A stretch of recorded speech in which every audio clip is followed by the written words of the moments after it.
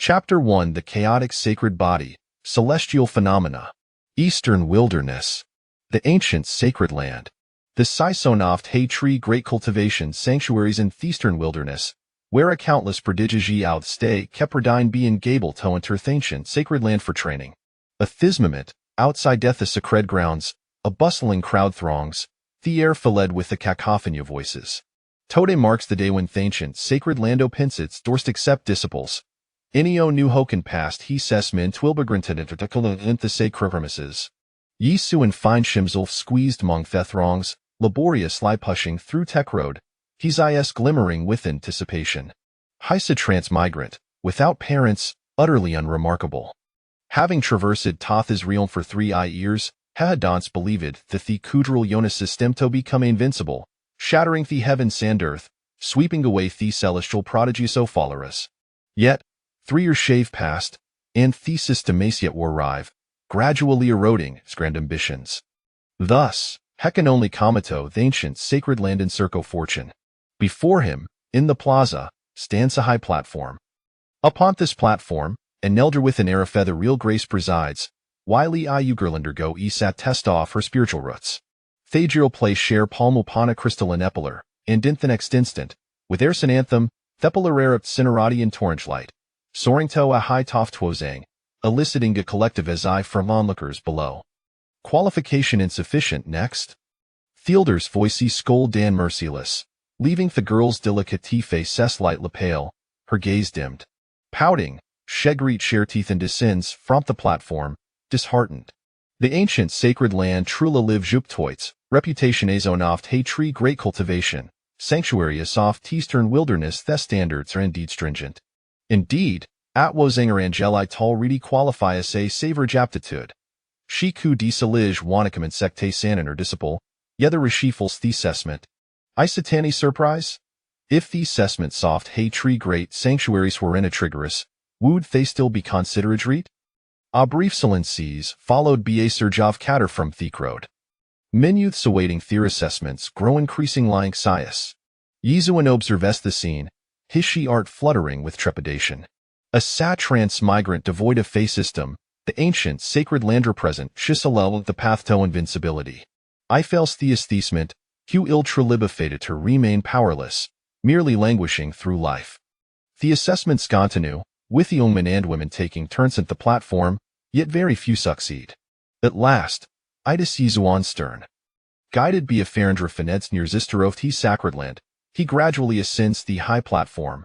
Fielder's gaze full supinetian, his deep, weathered eye seeming like capable of perceiving golfing synth-world, penetrating thesis of existence. Soon, his subtly shakes his head, sighing inwardly. Alas, devoid of spiritual roots, abysmal aptitude, and simulated advanced on Niji couldn't bethought the fortu Nessoft eastern wilderness or truly winning, destined for to clean? While Atilder contemplate test these thoughts, Yisu and Hassel reedy approached the crystalline epiler. This pillar stands san impressive any nitin an emitter stall, and from beneath it, on a canic limp seats apex. Yisu and feel saw Niquier azure gain to his body, bringing in unexpected sins of comfort. Ida's rumor read that the size a chaotic artifact, once we did be the founding master of to Sacredland. However, with the passage of Countelsians, this artifact fast long since Lestites former spiritandus Noah said solo for testing spiritual roots every 3 years during the discipline recruitment. May the Buddhabalism, may the heavens protect him, my all deities grant me their favor and must pass this destan joint ancient sacred land. After all, I am a transmigrant to Ficonot summit the wind sandrin in this realm, shatter thester san thesan, and sweep away the celestial prodigy esophagus bost, would hat not be disgracious transmigrants? Yisu and clasp Shishin stoge there, murmuring fervently in his shiart, then take saw deep breathe in slow lie extend spalm. Fielder on the high platform ferocious brow ate the spectacle, unable to contain his light frown. Theek road below stirs with confusion. What is that philodoing? Do I sense was just reciting Buddhist scripture? Ariosirius? Isher for the ancient sacred land assess mintra Buddhistrial? A chorus off discussion sarises, swiftly followed bitter resevel after. Yet, Yi Swan atop the platform remained sutterlidist, oblivious to the commotion around him. Beep, chaotic core detected, system activation initiated. Beep, System activation successful. Binding with the host. Beep. System binding complete. Congratulations, host. You have equaled chaotic invincibility sign-in system. May inquire if I wish to sign in? A sweet, melodious voice resonates in his mind, and ye swan is nearly overwhelmed with emotion, on the verge of tears. Goodness, has the system finally awakened after 3 long years? Have I waited so long that the flowers are withering? Such thoughts swirl in his mind. Yizuan remains resolute sign-in. Feeling it lacks weight, Hecklenches his fist and adds emphatically, sign immediately. Beep. Initiating sign-in fourth chaotic invincibility system. Beep. Sign-in successful. Congratulations, host. You have obtained chaotic sacred body. Woldiolicate to Seatno? Use. Yizuan tightened his fist, nearly bursting with excitement. Having Navir experience said Thethralo victory, he, as a fervent fan of fantasy in his past life, is well aware of what chaotic sacred body signifies. Undoubtedly, it is the ultimate techi the talos to protagonist Tories Buvial, effortlessly sweeping away adversary synth world, an epitome of grandeur. Beep. Integrating chaotic sacred body. Beep. Integration of chaotic sacred body commencing. Progress 10. The system sweet voice echoes Marie, and Yisuan's sudden leprosy of a strange power swift like coursing through his body, initiating transformation in him. Simultaneously, mystic lights begin to dance around him. Buzz. Almost instantaneously, a vibrant purple lue surges forth from the chaotic crystal pillar before Yishian. Initially dim, the purple lue grows increasing radiant as the integration of the chaotic sacred body progresses. Before long, with awe hush, the brilliant purple light ascends skyward, soaring direct lighteth pinnacle of the chaotic crystal pillar. Ah, purple. Amazing things? Goodness, how can't this be? Purple, that signifies the highest grade of divine spiritual roots, transcending the categories of upper, middle, and lower. High strul ye prodigy beyond belief? As they witnessed this spectacle, the crowd below us left in utter astonishment. Chaos syruped among the spectators, with many trembling uncontrollably, whether from excitement or envy. On the platform, the elder, Hohadrivius lies Syadan shaken his head, is Norinder rigid with shock, his face scoffed disbelief. How can this be possible? He groped his beard with on a hand and did geof te platform with theather. His long beard is stugged into severe clumps, and theriling creaks under his grip, yet the remains unaware. Spiritual root aptitudious graded into souvenirs divine, sacred, heavenly, exceptional, superior, average, and inferior. The corresponding color seriously identifiable, arranged in reverse ordered: orange, yellow, green, cyan, blue, and purple. Hurry calls during the last assessment, themist prodigious apta to do as merely heavenly. Even so, the thad caused a sensation throughout eastern wilderness. Yet this time, Adavina prodigas emerged. Thieldercan's car slifadamtha porthus of twill stirifit spreads beyond these grounds. However, is this themed? No, it is evidently farum over. As the integration of the chaotic sacred body deepens, Thepperpole within the chaotic crystal pillar continues to surge and swell.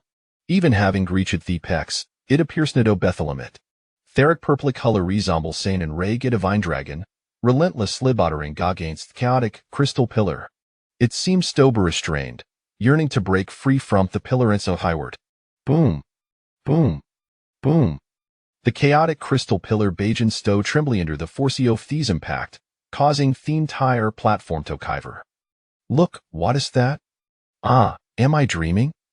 Ah. Such an astonishing celestial phenomenon. I cannot bear it. I feel faint. At that moment, Akarusov screams erupts, and in the next second, countless individuals gaze skyward. Chapter 2 Worship of gods and demons, tremors across 3,000 realms. As the behold Thevans, a myriad of friction dao spicious perpleris converge from all directions, exuding divine might. Thesa perpleris swiftly intertwining and coalesce, soon forming numerous perpletragons. Amidst the clouds, thunder rumbles, resonating like the sound of evening drum sand morning bells. The divine dragons roar heavenward, soaring through the void as thoth welcoming the return of their holosoviren, creating Ganoi inspiring spectacle. Farther in the distance, the real figures of gods and demons appear, converging upon this place. The sedivini and demonic apparitions traverse the void with deliberate steps, exuding an atmosphere of solemnity and tranquility, reminiscent of a myriad of demons paying homage. Purple true dragons, gods and demons manifest? My heavens, what is happening? What kind of unparalleled prodigy could provoke such a phenomenon? I said truly who has caused these? The crowd below watches in disbelief, their hearts quaking. Their rhythmic pounding off their hearts echoes, as if their vera souls on the verge of bursting forth. Each person fixity sent the void, their body is trembling, uncontrollably, and gradually, under tate overwhelming pressure, they find themselves as kneeling involuntarily. In theorem of deities and demons, there exists an unparalleled existence that transcends theages. Legends is peak of Fatima long past, when gods and demons descended upon the world, sweeping through the heavens with unmatched prowess, leaving no need capable of contending with them. Now, however, these sedivine to bummer myths, fading into theanal soft time, there presents a lost for countless epochs. Yet, a this firmament, ethereal apparition soft gods and demons appear in the firmament, and astonishingly, there is not just stone. What an amalgamation of the supreme beings Frompix Longini has gathered here? On the high platform, the elderly overseer of the assessment gazes in the void, his face a canvas of profound astonishment. Within him, tumultuous waves of emotion surge, akin to a tempestuous storm, his shock matching that of the gathered crowd below. Is this the ancient good Sandemans? Cold at Betheth chaos saint body has manifested? Hemmer mercifully, tears is streaming down his saged face. How many years has it been since that ancient sacred land witnessed extraordinary prodigy? No ton lionth is realm butak crossed hevist expands oft 9 provinces and 3,000 domains? As the divine figure is drawn are, the pressure upon Theodor intensifies. At last, unable to bear it any longer, Hekalapsis to his knees with a thud. The Sirathi formidable beings of antiquity, the supreme existence s before you hum the netter stand without bowing. In an instant, the entire assembly, from the powerful overseers to the ordinary youths participating in the assessment, all kneel in reverence. Only Yesuanu pont the high platform remains upright, his tightly shut, as if immersed in profound contemplation, a radiantor of thegriat deo envelops him, reminiscent of an ancient sage. His garments billow in an unseen wind, the fabric fluttering majestically. Beneath his attire, his flesh glows with a resplendent golden light, radiating brilliance. Particles soft grime seep from his pores, as if he were a purging the dross and casting aside the dust off him mundane. Within the recesses of his mind, the system's sweet voice gone in a sonate. Beep, Chaos Saint Body Fusion Progress at 95. Beep, Chaos Saint Body Fusion Progress at 100. Beep, congratulations, host. The fusion of Chaos Saint Body is successful. Almost instantaneously after the system's final proclamation, a thunderous roar reverberates through the heavens, engulfing the surroundings in resplendent radiance. Simultaneously, Thegatherid apparition soft god Sandem and Southern Ther gazes towards the direction of Yishian. Theni Neelan Onekni, bowing Ther heads in fervent worship, akin to devoted subject spaying home agit a Ther sovereign. The Chaos Saint Body, a manifestation of Saint Lion imperial grandeur, transcends seventh the god Sandemons. It possesses the power to crush the most extraordinary talent soft hedges, to obliterate tetherum nant soft hiencients, and to suppressant eras, capable of vanquishing Galman Strauss entities, Befereth Chaos Saint Body, Evangod Sandemons Mostretri Tan Nilan Reverence. Meanwhile, within the ancient sacred land, beneath the earth, amidst the mountains, and deep within swamps, explosive sounds resonate T-Sheslas Lias powerful auras replete the cosmos. Countless ancient beings, who have slumbered for untold epochs, awaken in this They brain eye through their confines, soaring towards Thevens. Could it be fate after countless years, our ancient sacred land is destined to rise Marie? Ha ha ha, the Chaos Saint Body, a manifestation of supreme prowess how joyous. Heaven bless her eastern wilderness, heaven bless her ancient sacred land. Ha ha ha, Thizzy Alman Shalbamin. Hodorus contend with him? Ishal Phyto Thedith for him. Bah, on what grounds? Ido am an ancestor. Wishal dialed him to you? Thizzy Youngmanis mean. Fools, Bothafia, stand aside. Ehave at a speak kitus noti outwardern. Thieris fled with the fervent exclamation so excitement from the sentient beings, their formidable era sweeping gay crossed the heavens. Each of team sin syntethier, striving townlich thyron parallel technicas stoken cielicas mechanomali. Yet, despair soon envelops them, for the uter lion capable of suppressingit. Deep within the ancient sacred land, in a grand and enciente defice, our sits cross-legged, immersed in meditation and cultivation. Hervis aegis sonopereth taking beauty, embodying an ethereal grace. A killing gower permeatus the hall, asaphyseat self hasco lessiderounder. She pierces though she has remained in this stillness for millennia, unchanged throughout hedges. At a certain moment, with a swift motion, harangue conting starry eyes snopapin, releasing gapiers a glimmer. In the next instant, a thunderous crash echo eases thul before your tofragments. Shalifshergaze, revealing astonishing libuta full countenance, Harius fixed upon the void. In that instant, beneath her exquisite features, it seems as if the entire world pales in comparison.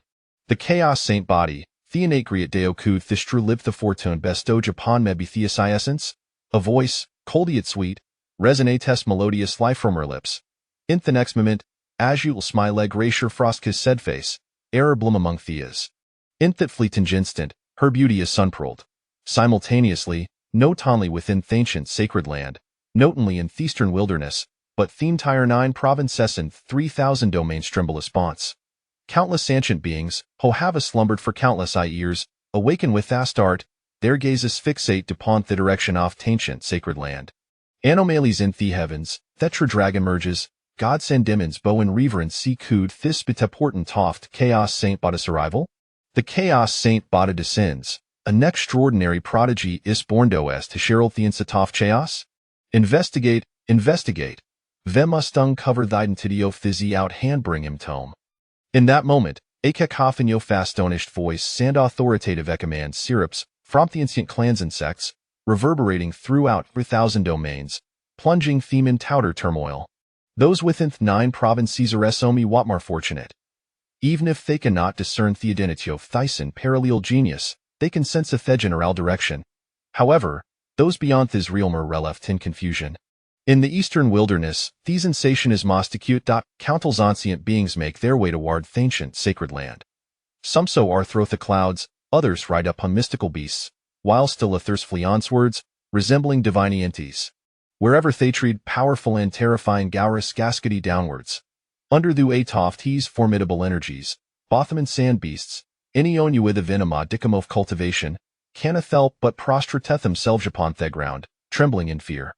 Chapter 3, The Master and the Disciples, the Dawn of Talent. Hurry, hurry, hurry. Numerous ancient monsters are approaching. Conceal his aura at once. What the hell? Conceal for what? The chaotic sacred body is supreme. Does it require concealment? Is it even possible to conceal it? Fight them back. A group of old, immortal wretches dares to trespass upon my ancient sacred land at this moment. Do they truly believe my ancient sacred land is an easy target? Sensing the powerful auras converging from all directions, the ancient ancestors of the sacred land erupted in furious exclamations. Simultaneously, an imposing killing intent surged forth from their bodies, reverberating across the realm. Deep within the ancient sacred land, a stunning woman, reminiscent of an ethereal being, stepped forth. Wherever she passed, the air crackled ominously before freezing solid. She is none other than the current sovereign of the ancient sacred land, Han Bingning. Suddenly, she lifted her gaze to the heavens. A terrifying aura of frost emanating from her, and her cold voice echoed across tens of thousands of miles. Within the ancient sacred land, none shall tread within 10,000 miles. Otherwise, there will be no mercy. To the death, unyielding. The frigid tones, imbued with a chilling killing intent, resonated through the vast expanse, lingering in the air, refusing to dissipate in that instant. All the ancient monsters making their way here came to a halt. Their expressions grave. As for those who sought to take advantage of the chaos to assess the situation, their faces turned pale, their bodies stiffened, and they no longer dared to step even half a step into the ancient sacred land. On the high platform, Yi Xian leisurely opened his eyes. At that moment, he felt nothing but sheer exhilaration. It was simply delightful. He casually moved his body, and the sound of cracking akin to frying beans filled the air. Elevating his pleasure to an apex, Yi Xian gazed skyward. observing the purple true dragons and ancient deities. In an instant, his pupils seemed to undergo a peculiar transformation. An enigmatic radiance shot forth, piercing the void. Bang, bang, bang. A series of thunderous sounds erupted as the illusory forms of deities shattered, and the true dragons dissipated into purple mist. Sacred body, divine eye? Has the heavenly eye been opened? Goodness, am I seeing things? What on earth has blinded my titanium alloy eyes? Witnessing this scene, the dozen or so ancestors were utterly stunned, their composure lost once more. The heavenly eye is a skill that can only be unlocked upon reaching the semi-holy level of cultivation. Yet Yi Xian, who had only just awakened the chaotic sacred body and had not even begun to practice, exhibited such terrifying talent. With the shattering of the true dragons and deities, tranquility swiftly returned to the world, as if nothing had ever transpired. The surroundings fell into an eerie silence, with a pin drop audible. Yi Xian glanced around and found that those below were all kneeling, including the elder overseeing the assessment on the high platform. Feeling slightly embarrassed, he cleared his throat and cautiously inquired, "Senior, may I ask?" Before Yi Xian could finish his sentence, swish, swish, swish, a series of sounds of something piercing the air suddenly rang out.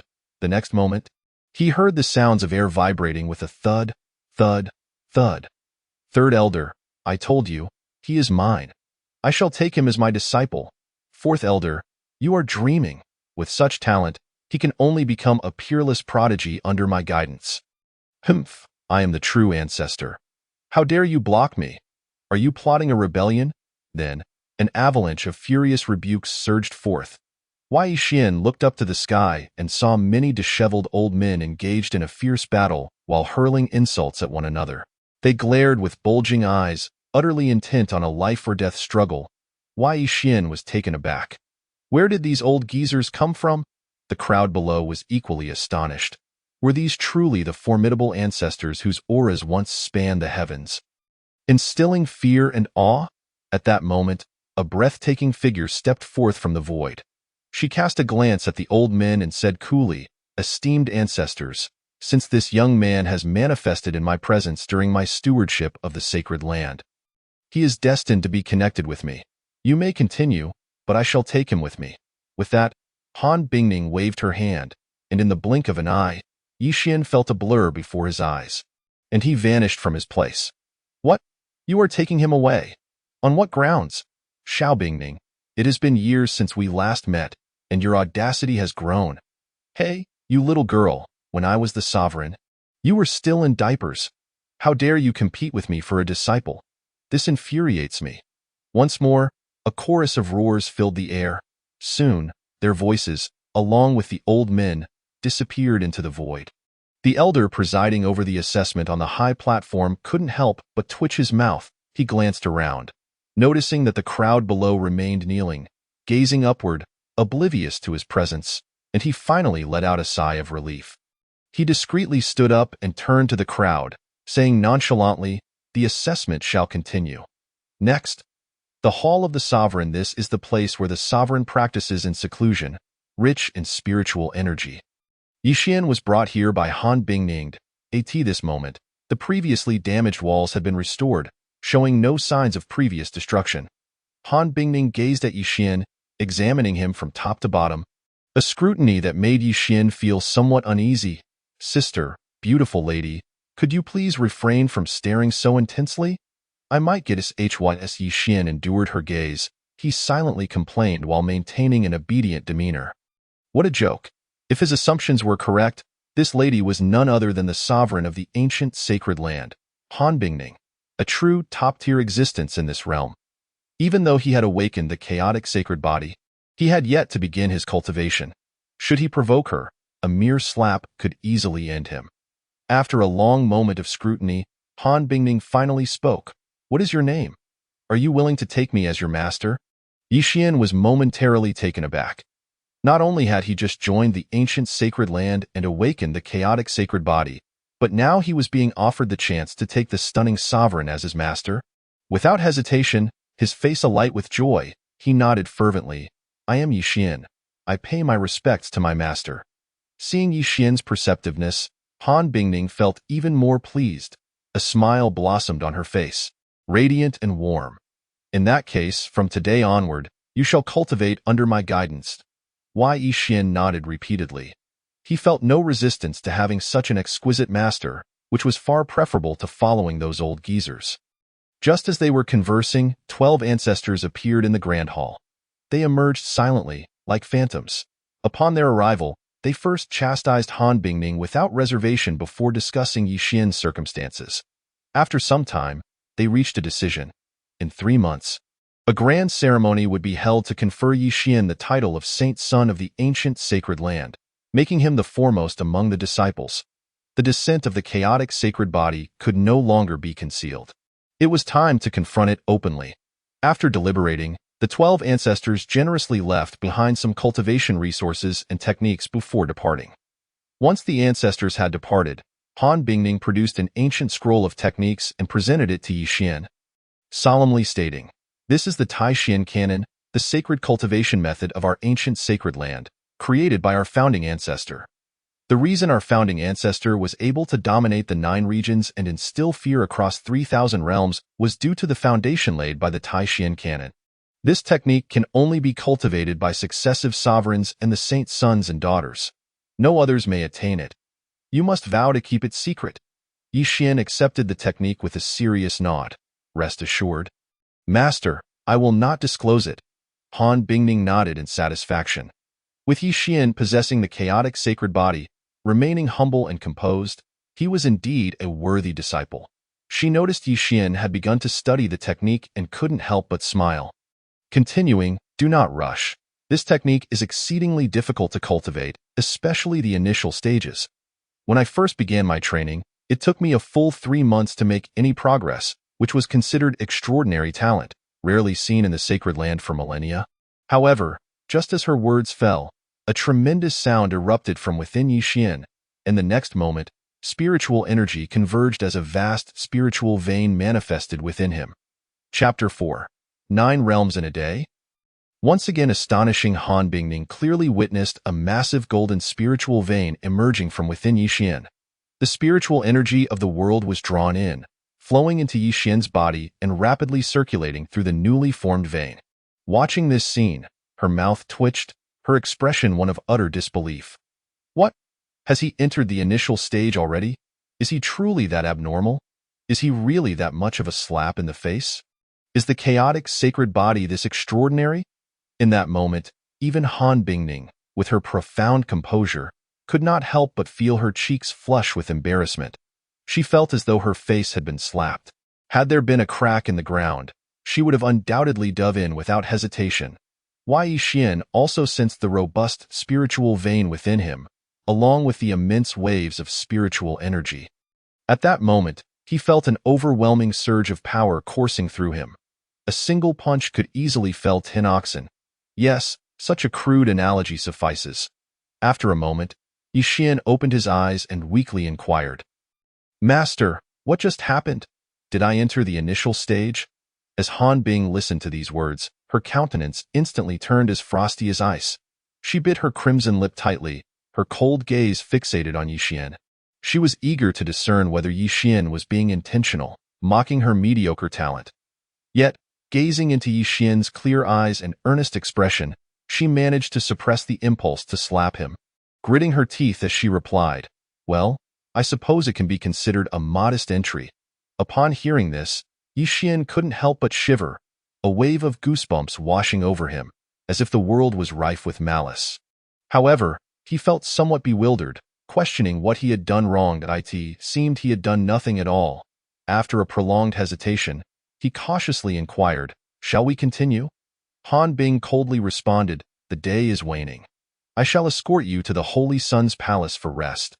During this time, you may cultivate there, and when I have the opportunity, I will come to guide you." As she spoke, she seemed to recollect something, adding, "While you are cultivating, you may roam within the sacred grounds. But be warned not to venture to the back mountain. The presence of numerous demonic beasts renders it unsuitable for you." Yi Xian obediently nodded, "Yes, master." No sooner had he spoken than he felt a sudden dizziness. And in an instant, he found himself in a strange palace.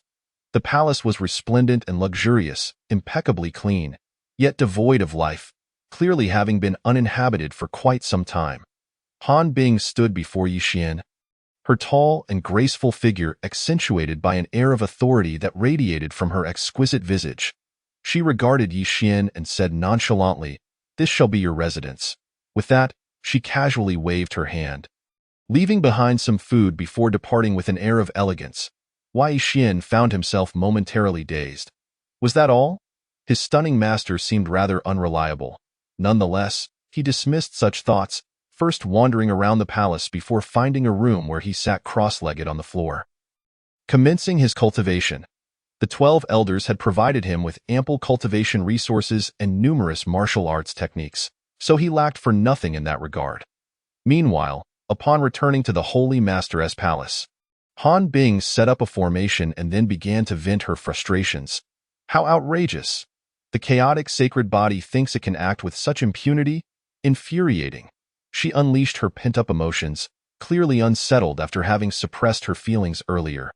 Han Bing, as the holy master of the sacred grounds, was undoubtedly gifted. After all, she had cultivated the Tai Xian Sutra to its preliminary stage in merely 3 months, a feat that had reverberated throughout the entire ancient sacred land. To put it into perspective, throughout the history of the ancient sacred land, all prodigies had taken at least 6 months to reach the preliminary stage, while she had halved that time. Now, however, she felt as if she had been soundly slapped in the face by her newly acquired disciple. Especially after uttering such humiliating words, unbeknownst to Han Bing, she was experiencing what could be termed as social death. Otherwise, she would have accurately grasped the appropriate adjectives to express her feelings. At the Holy Sun's palace, Yi Xian remained oblivious to Han Bing's turmoil. He continued cultivating the Tai Xian Sutra, surrounded by an abundance of spirit stones, a luxurious sight indeed. As he cultivated, a torrent of spiritual energy surged forth, swiftly coalescing into a massive vortex that relentlessly drew into his being. The dense spiritual energy even began to exhibit signs of liquefaction. In no time, with a resounding boom, a second spiritual vein was opened, significantly accelerating Yi Xian's absorption of spiritual energy. The initial stage of cultivation involved opening spiritual veins. Only upon successful opening could one be officially recognized as a cultivator. The opening of one vein constituted the first level. 2 veins represented the second level, and so forth, up to 9 levels in total. Thus, achieving 9 open veins granted one the qualification to challenge the next realm. However, reaching 9 open veins was not the limit. Exceptionally gifted individuals with robust physiques could continue to open more veins. The more veins one opened, the deeper the foundation, and the greater the storage of spiritual energy within. As the saying goes, a tall building rises from the ground up. The foundation must not be taken lightly. Hence, anyone with a modicum of talent would refrain from advancing immediately after reaching the 9th level, choosing instead to continue opening veins until they reached their limit. Within Yi Xian's body, thunderous sounds reverberated as spiritual veins were opened one after another. The 3rd, 4th, 5th, within a mere span of time. He had opened 5 spiritual veins, 5 levels of spiritual opening. An endless stream of spiritual energy converged upon him, and the aura above his head grew increasingly dense. Not only that, but many of the spirit stones surrounding him had also been depleted, crumbling into powder amidst crackling sounds. Spiritual energy seemed to flow like water, ceaselessly pouring into him, as if his body were an insatiable abyss. Moreover, the spiritual veins within him continued to expand, birthing new veins. The 6th, 7th, 8th, and 9th. 2 hours passed, and Yi Xian had opened all 9 spiritual veins. He had ascended to the 9th level of spiritual opening. In a mere span of time, he had transformed from a novice without cultivation into someone who had opened 9 spiritual veins. This was nothing short of miraculous. Should word of this spread, it would undoubtedly cause another uproar. Others might achieve 3 realms or even 4 realms in a day and be considered prodigies. But what then could be said of Yi Xian? It was worth noting that even the exceptionally talented Han Bing required 2 to 3 days to open a single spiritual vein at the initial stage of cultivation. Yet Yi Xian, with the chaotic sacred body, a being of unparalleled potential, was achieving the impossible.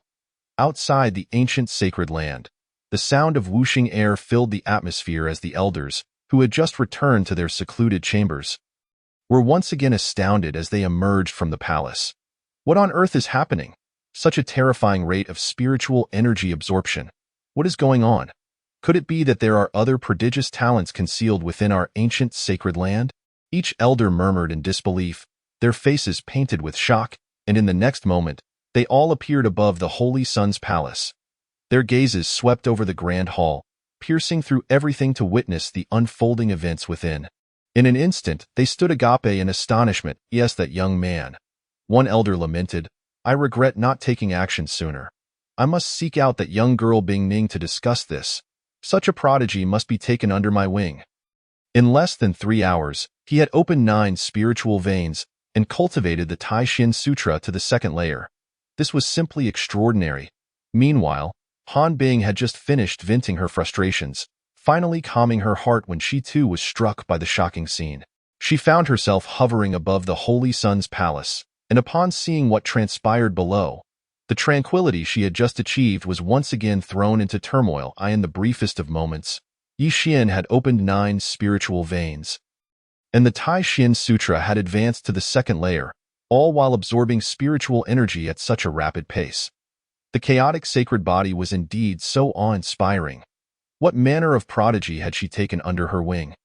Initially, they had only heard tales of the chaotic sacred body and its legendary prowess, but they had never witnessed it firsthand, for such things had always been mere legends. Now, however, they were witnessing it in reality. For reasons unknown, a sense of impending danger surged within Han Bing. With such a terrifying rate of cultivation, it wouldn't be long before he caught up to her. If one day Yi Xian were to surpass his master in strength, Han Bing dared not continue that line of thought.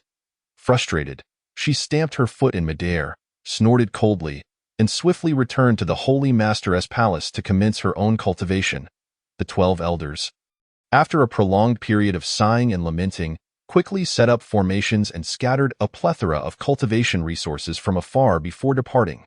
Yi Xian's domineering and indiscriminate absorption of spiritual energy would undoubtedly affect the cultivation of other disciples. How could they cultivate when he had siphoned off so much of the spiritual energy? As expected, many disciples had already opened their eyes in frustration, bewildered by the sudden depletion of spiritual energy. What is happening? Why does the spiritual energy in the world feel so thin? It's as if it has been stolen away. How infuriating! I was on the verge of a breakthrough, only to have it thwarted. The disciples lamented, unaware of the cause of their plight. Fortunately, this phenomenon quickly dissipated, and the spiritual energy in the world returned to normal. Yi Xian remained oblivious to the external happenings, wholly absorbed in his cultivation. One by one, spiritual veins continued to open, and within just one night, he had successfully opened 38 veins. Such an achievement would be considered prodigious even within the entirety of the sacred grounds. If one were to consider the speed of cultivation, opening 38 veins in a single night had no precedent in the history of the ancient sacred land. An unparalleled feat. The most crucial aspect was that this was merely the result of one night's efforts. It did not represent Yi Xian's limits. With a sigh of fatigue, he decided, I'll take a bath and get some rest before continuing. Yi Xian could no longer endure. He ceased his cultivation and decided to take a refreshing bath, followed by a delightful meal, after which he peacefully drifted into slumber. In the ensuing period, Yi Xian commenced a rigorous, ascetic-like training. Neither Han Bingning nor the 12 ancestors made their appearances again, which left Yi Xian feeling deeply wounded. He pondered whether he had been forgotten.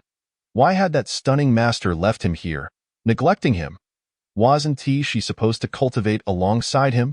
Little did Yi Xian know, both the 12 ancestors and Han Bingning were watching him from the shadows. In the blink of an eye, a month had swiftly passed. Yi Xian's pace of cultivation was astonishing, and within him, his spiritual veins had expanded to an impressive total of 103. This remarkable achievement shattered the record of the ancient sacred land. Even the 12 ancestors, not to mention Han Bingning, and even the venerable patriarch, had never developed so many. The strongest patriarch, it was said, had only opened 101 spiritual veins. Yet, despite this extraordinary feat, Yixian still felt he had not reached his limits. Meanwhile, in the outside world, a piece of news rapidly spread throughout the eastern wilderness, stirring a great uproar. In 2 months, one of the 3 sacred sites of cultivation in the eastern wilderness, the ancient sacred land, would hold a grand ceremony to confer a saint, inviting various factions to witness. This announcement sent shockwaves through the region. The eastern wilderness boasted 3 sacred sites: the ancient sacred land, the Yaoqi sacred land, and the Xiaoyao sacred land. Among these, since Yaoqi's sacred land only accepted female disciples, the ancient sacred land and Xiaoyao sacred land became the most sought after for young men. It was said that 10,000 years ago, the ancient sacred land's strength far surpassed the other 2.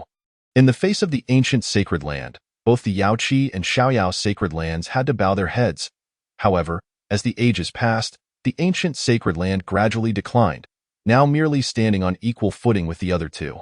Nevertheless, even so, the ancient sacred land remained a dominant force in the entire eastern wilderness, with no one daring to challenge its supremacy, aside from the other 2 sacred lands. Ignoring the Yaoqi sacred land, which only accepted females, the ancient sacred land and Xiaoyao sacred land had not seen a saint son appear for nearly a millennium, even though they had saint daughters in these 2 sacred lands.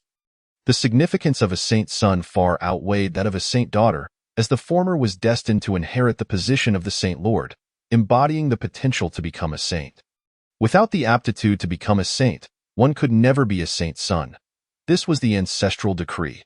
Now, as the ancient sacred land prepared to confer a saint's son, coupled with the recent celestial phenomena and the descent of the chaotic saint body, how could it not cause a tempest? Those with discerning eyes understood the implications of the ancient sacred land's actions. They were showcasing Yixian, bringing him into the limelight and warning all of his significance, cautioning against any underhanded dealings. Instantly, the eastern wilderness erupted in fervor, with the impending conferment of the saint's son becoming the talk of the town. Hey, did you hear? The ancient sacred land is about to confer a saint's son. Biffed, who doesn't know that? It seems no one in the eastern wilderness is unaware. The conferral of the saint's son is a monumental event. Surely that saint's son will make a name for himself across the world. Of course, he is the chaotic saint body, a prodigy that has caused a celestial phenomenon, worshipped by deities and demons alike. Do you think that's a joke? Humph. The chaotic saint body is merely a favorable innate condition. If he does not strive after birth, he will still fail to grow. Exactly. Besides, who knows if this is merely a fade orchestrated by the ancient sacred land to create momentum? Humph. I want to see just how extraordinary that chaotic saint body truly is. If given the chance, I would certainly seek his guidance in no time. The discussions flourished, becoming the fodder for countless conversations filled with envy, admiration, and disdain. Regardless, numerous powerful families and their outstanding disciples mobilized towards the ancient sacred land. Eager to witness the event, the winds of fortune converged. Chapter 6. The Supreme Realm, summoning the heavenly calamity regarding the happenings in the outside world. Yixian remained entirely oblivious. He was diligently cultivating within the Saint's Sun Palace, never stepping outside in the blink of an eye. Another half-month had passed. Yixian's spiritual veins had expanded to 107 at this moment. He was striving to cultivate the 108th spiritual vein. Above the Saint's Sun Palace, ominous clouds gathered, oppressive and foreboding. Behind those clouds, flashes of lightning flickered ominously, as if brewing a terrifying storm. The 12 ancestors and Han Bingning reappeared in the skies above the Saint's Sun Palace, their expressions grave as they gazed at the ominous clouds above. Is this the heavenly calamity? One of the ancestors murmured, his face taut with concern. The 12th ancestor nodded solemnly. Indeed, it seems to be the heavenly calamity. The 8th ancestor sighed deeply. It is said that only upon breaking through to the supreme realm will one attract the heavenly calamity. Could it be that the Saint's Sun is on the verge of breaking through to the supreme realm of spiritual veins? The other ancestors could not suppress the twitching of their faces, at a loss for words. In the early stages of cultivation, there were the phases of spiritual vein opening, essence condensation, will see, and golden core.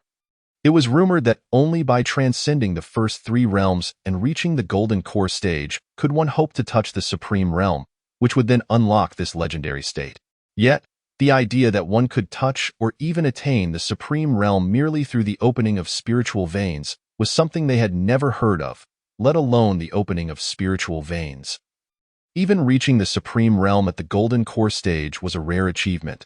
Even Han Bingning, who was unparalleled in talent in the Eastern Wilderness, had fallen short of this mark.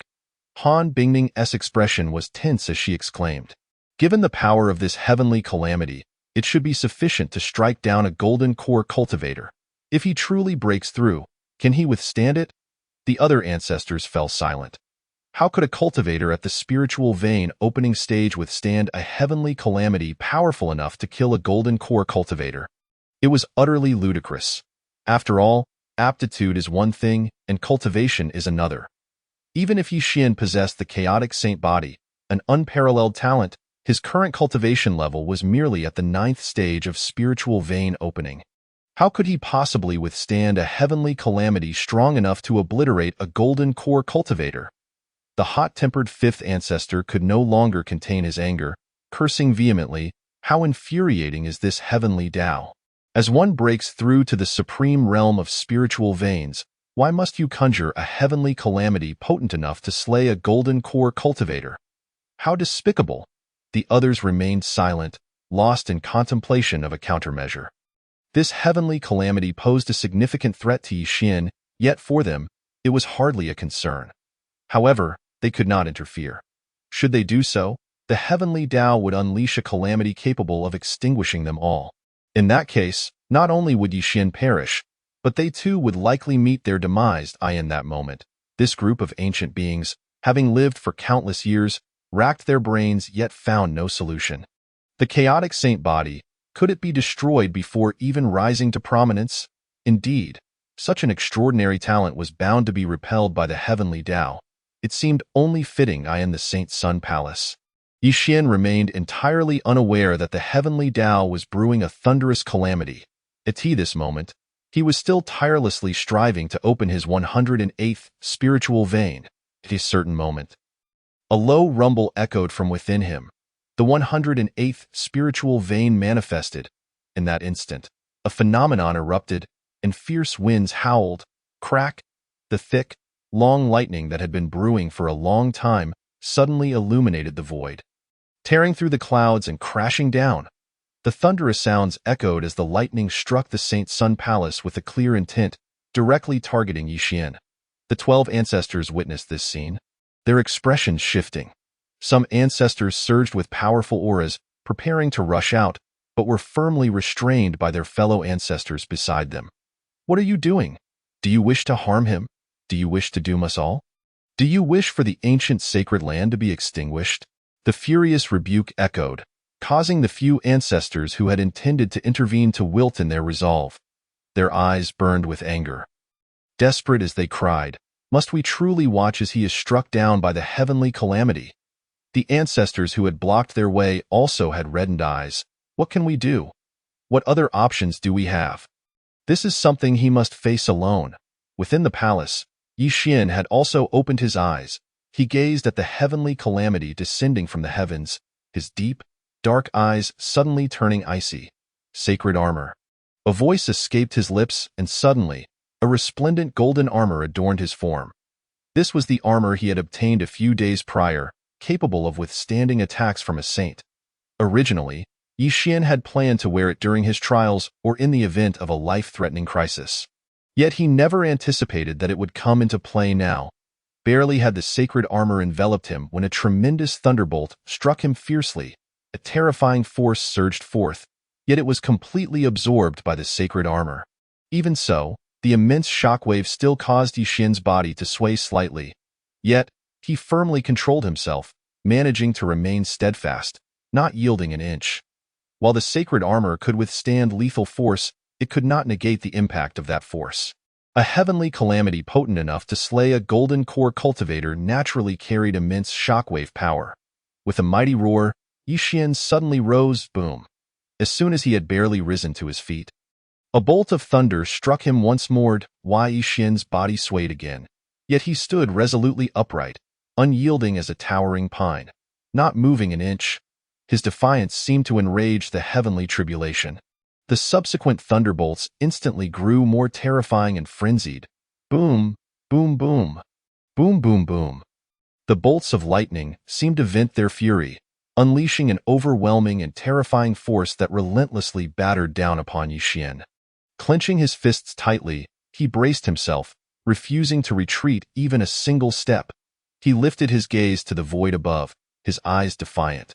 A mere heavenly tribulation dares to extinguish me, he laughed maniacally, proclaiming, if the divine seeks to annihilate me, I shall slay the divine.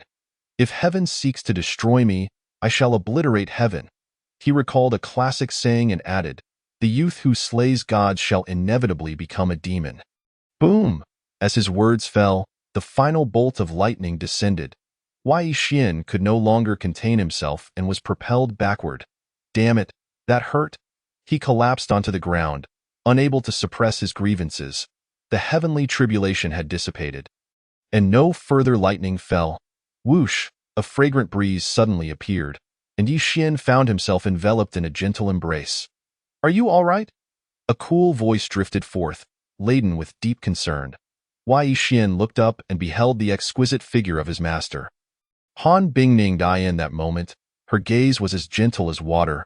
Her eternally icy visage seemed to melt, revealing a softness that accentuated her beauty. Her enchanting eyes gazed at him, and for an instant, he felt as though his very soul was being captivated.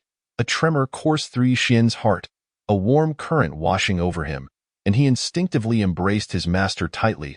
He rolled his head and said, Master, I'm fine. Han Bingning sensed the unusualness, her lovely face flushing slightly, just as she was about to speak. Whoosh, whoosh, whoosh. 12 elders, however, barged in at the most inopportune moment. Chapter 7. The Beast, Gale Leopard. Xiao Su, how are you? Are you hurt? Quickly take off your clothes so I can have a look. Oh, what is this armor on you? It seems rather impressive. How many spirit veins have you opened? Why can't I see through it? The chattering voices of the 12 elders filled the air, and Yixian couldn't help but twitch at the corners of his mouth, his face dark with annoyance. Particularly, the moniker Xiao Su made thunderclouds gather on his forehead.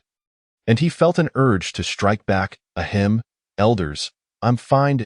Wei Yixian reluctantly released the beautiful master, speaking weakly, fine. The 12 elders looked at him with skeptical expressions, scrutinizing him closely before finally feeling somewhat reassured. However, 2 of the elders insisted he remove his clothing. Wei Yixian was horrified, repeatedly retreating behind the stunning master. He had no such inclinations and certainly did not wish to lose his purity. After much persuasion, he finally managed to evade the fate of a clothing inspection. Once the 12 elders departed, Yixian sat down in a chair, drenched in cold sweat, exhaling a long sigh. Thank goodness. Thank goodness, he had preserved his purity. How many spirit veins have you opened? Why can't I see through it? Han Bingning gazed at Yixian, her beautiful eyes fixed upon him as she inquired. Yixian answered honestly, Disciple has opened 108 spirit veins. As for why Master cannot see through it, I do not know. Han Bingning nodded at his words. She feigned calmness, yet her heart was in turmoil. What? 108? Back in my day, I was unparalleled in talent, extraordinary in beauty, and unrivaled in the East Wilderness. Yet, even so, I only opened 99 spirit veins, and Yixian, he has opened 108? In less than 2 months? At this moment, Han Bingning only wished for silence. Quite impressive. You continue your training. I recall I have something to attend to, so I shall take my leave. She forcibly maintained her composure as she uttered these words, then vanished from the sacred Sun Palace. Wei Yixian stared blankly at the suddenly absent Han Bingning. She just left? Again? Wasn't she supposed to take me along to play, train? His beautiful master was truly unreliable. Yixian mused, contemplating whether to venture to the back mountain for some exploration. He sensed that having opened 108 spirit veins was already his limit, and he could no longer continue. This meant that at this moment, he had reached the pinnacle of the spirit vein opening realm. However, Possessing only the pinnacle of spirit vein opening without commensurate strength would not suffice. Thus, he resolved to hone his skills and entered the back mountain for trials. The next morning, Yi Xian donned a white robe and exited the sacred Sun Palace. It was, in fact, his first time moving about the sacred grounds since joining the ancient sacred land. Wow, what a handsome junior brother. Junior brother, which peak are you from? Why have I never seen you before? Junior brother, where are you headed? Do you need someone to guide you? Young and beautiful senior sisters in the sacred land were instantly captivated upon seeing Yi Xian.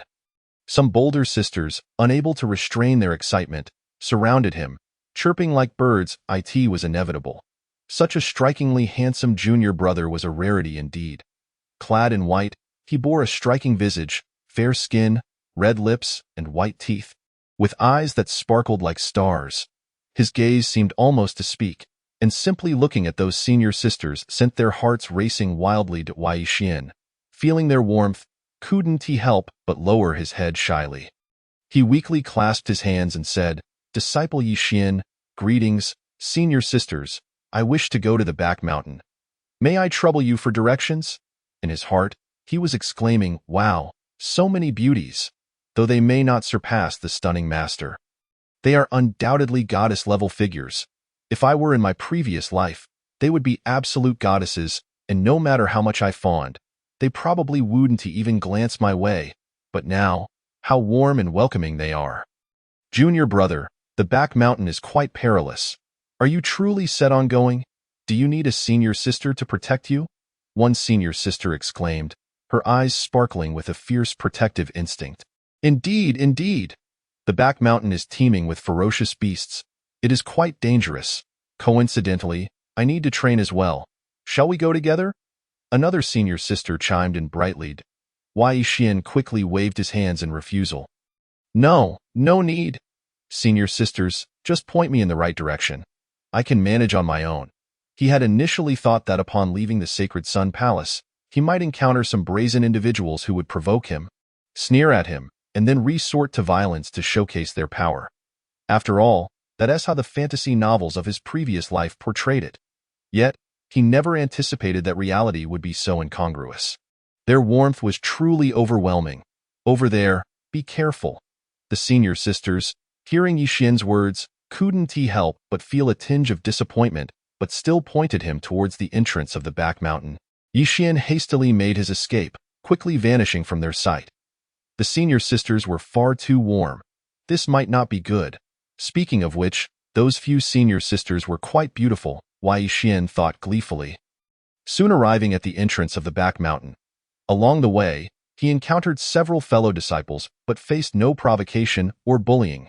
At the entrance of the back mountain stood a thatched cottage, inside which sat a drowsy old man. This elder was clearly the guardian of the mountain. Yi Xian glanced at the old man, wondering if he might be a hidden powerhouse of the sacred land, akin to the sweeping monk from the dramas of his previous life. However, he did not foolishly approach to inquire, but instead swiftly entered the back mountain. Roar. As soon as he stepped into the back mountain, Yi Xian was greeted by the roars of ferocious beasts. The sounds reverberated, echoing through the mountains. Upon hearing those sounds, an overwhelming sense of ambition surged within Yi Xian, reminiscent of the chivalrous swordsman of his previous life who roamed the world. In that moment, he regretted not having a sword in hand. Yi Xian moved swiftly, quickly distancing himself from the back mountain entrance, ascending to a peak. Meanwhile, the roars of beasts echoed ever more densely and clearly in his ears. They came in waves. Whoosh! Suddenly, a rustling sound pierced the air. It was the sound of a beast brushing through the underbrush. Yi Xian halted in his tracks, his gaze sharp as he peered into the thicket ahead. He sensed a faint danger. Soon, the grass parted, revealing a massive head, followed by the large limbs and body of a beast. A ferocious beast, the Gale leopard. This leopard stood 2 meters tall, stretched 5 to 6 meters long, its claws sharp as blades, glinting ominously. Its cold, piercing eyes were fixed intently on Yi Xian, as if he were its prey. Yet, instead of feeling fear before the Gale leopard, Yi Xian felt a surge of hot blood rising within him. A stirring that made him restless. The Gale leopard, comparable to the 7th level of spirit vein opening, was neither particularly strong nor weak for Yi Xian, who lacked practical experience. It was the perfect candidate for his trials. Chapter 8. Slaying Beasts for Pills, Saving Lives, Roar. The roar of the gale leopard reverberated through the mountains. Just as Yi Xian felt his entire body tense and swiftly adjusted his state, a thunderous sound erupted as the gale leopard charged forward. Its massive frame hurtling towards him like a cannonball, with a swift motion, its sharp claws slashed towards Yi Xian's head. Witnessing this scene, Yi Xian's pupils constricted suddenly. He leaped into the air, the ground beneath him shattering as he evaded to the side. Bang! With a resounding crash, the gale leopard's claws struck the ground, leaving behind a deep and shocking claw mark. Truly, the gale leopard was deserving of its name, exhibiting astonishing speed. It was said that in terms of speed alone, the gale leopard rivaled those at the pinnacle of the meridian opening stage, though the truth of the matter remained uncertain. Steadying himself, Yi Xian glanced back at the empty space where the gale leopard had missed. Murmuring to himself, a surge of excitement coursed through him, his blood boiling as every cell in his body thrummed with exhilaration. He relished this sensation, this confrontation with danger. Roar! The gale leopard, frustrated by its missed attack, seemed to grow even more enraged. He let out a furious roar and lunged at Yi Xian once more. Yi Xian refrained from counterattacking, focusing instead on evasion. He aimed to hone his reflexes before retaliating, for only in doing so could he perfectly achieve the purpose of this trial. One is born a fighter, and neither was Yi Xian. Despite possessing the chaotic sacred body, he had lived in an era of peace in his previous life. Lacking any combat experience, the gale leopard, unable to kill Yi Xian for an extended period, had its eyes turned crimson with rage, clearly on the verge of a complete frenzy. Roar! Once again, it lunged at Yi Xian, its vicious maw wide open, aiming to sink its teeth into Yi Xian's head. Now was the moment. This time, however, Yi Xian did not evade. The instant the gale leopard's claws struck towards him, he suddenly retaliated, seizing the gale leopard's claw with precision. In the next moment, with a powerful motion of one arm, he flung the creature away before it could bite him. Boom! Deafening sound echoed as the gale leopard crashed to the ground, its massive body scattering dirt and stones, leaving behind numerous bloody marks. Yi Xian dashed forward, his inner energy surging towards his right leg's meridian. He felt an overwhelming force surge through his right leg, and in the next instant, he lifted it high and stomped down fiercely. Puff! The gale leopard's head exploded like a watermelon, reducing it to a mushy pulp. A gleaming demon core rolled out. A demon core? Yi Xian gazed at the shining core, his eyes gleaming with excitement. Having traversed to this realm for over 3 years, he was well aware of the value of a demon core. It was indeed a precious item. Lower-tier cultivators relied on hunting demon beasts to obtain demon cores, trading them for resources to cultivate. Naturally, for Yi Xian in his current state, such a demon core was hardly significant. Yet, it was his first hunt of a demon beast, and thus he felt a flicker of joy. Yi Xian stored the demon core directly into the system space. The system's built-in space was incredibly convenient for storage. Although he possessed a spatial ring gifted by Han Bing, he had chosen not to carry it on him. That item held significant value. Carrying it would draw unnecessary attention and trouble. Yi Xian continued onward, embarking on further hunts of demon beasts. With each beast he felled, his demeanor transformed, becoming more composed and restrained.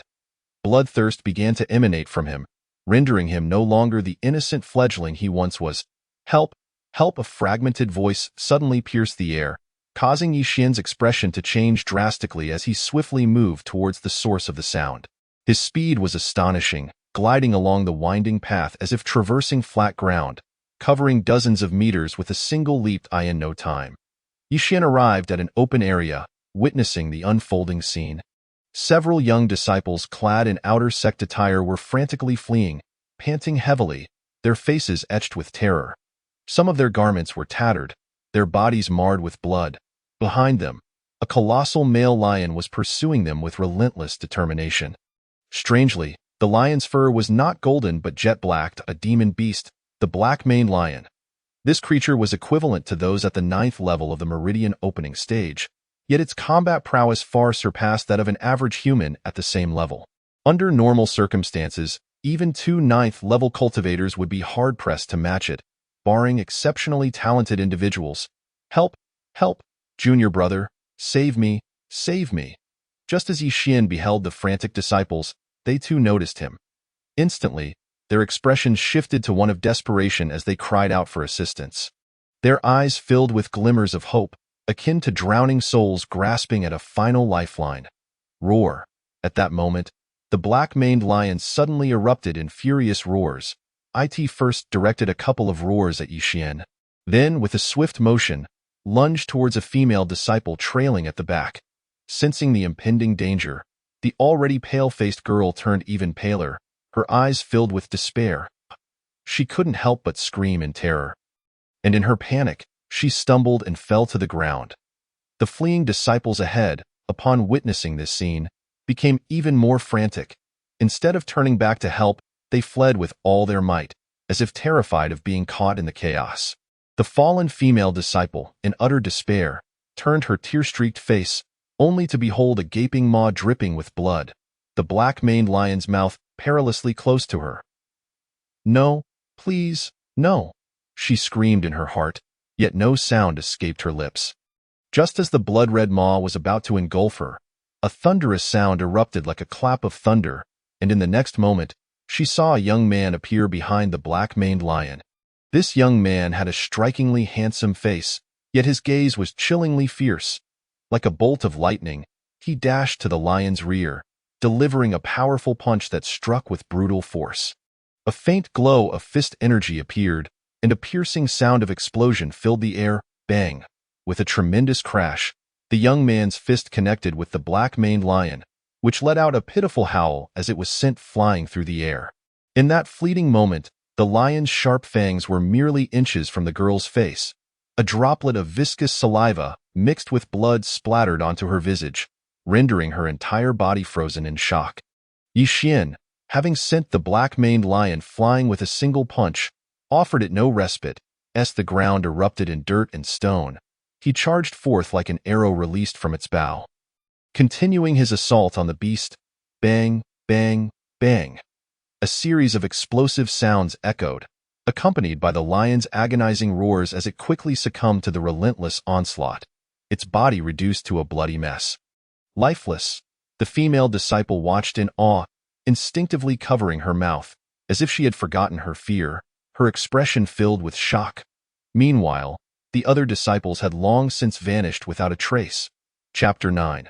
Sister Lin Shui. Who is he? So powerful, he actually killed the black-maned lion. Lin Shui was oblivious to her companion's escape, still staring blankly at Yi Xian, her rosy lips forming a na shape. Yi Xian skillfully retrieved the black-maned lion's demon core before approaching Lin Shui. He glanced at his sister, who appeared dirty yet possessed a pleasing countenance, and flashed a radiant smile. "Sister, are you all right?" Seeing the smile on Yi Xian's face, Lin Shui's cheeks flushed, and she quickly regained her composure. I'm fine." After a moment's hesitation, she timidly inquired, "Are you also an Outer Sect disciple?" Yi Xian shook his head. "No, I am not." Lin Shui's heart raced. If he wasn't an Outer Sect disciple, could he be an Inner Sect disciple? She realized, no wonder. If there was such a formidable brother in the Outer Sect, how could I not have known? However, the next words from Yi Xian struck her like a thunderclap, leaving her utterly bewildered. "I am the Holy Son, the one soon to be conferred in a month." Yi Xian stated earnestly. Lin Shui's eyes widened, staring incredulously at Yi Xian's serious expression. After a long moment, she couldn't help but burst into laughter. "Junior brother, you're quite the joker." Yi Xian. After this exchange, Lin Shui's initial tension eased considerably. She looked at Yi Xian and said, "My name is Lin Shui. What is yours?" Yi Xian replied, "I am Yi Xian." "Yi junior brother, you are truly impressive," Lin Shui said, her cheeks slightly flushed, her voice sweet and cleared. Yi Xian remained silent, pondering, do I truly not resemble a holy son? Why does she find it hard to believe my words? Subsequently, Yi Xian transitioned from solitary cultivation to bearing the burden of a companion.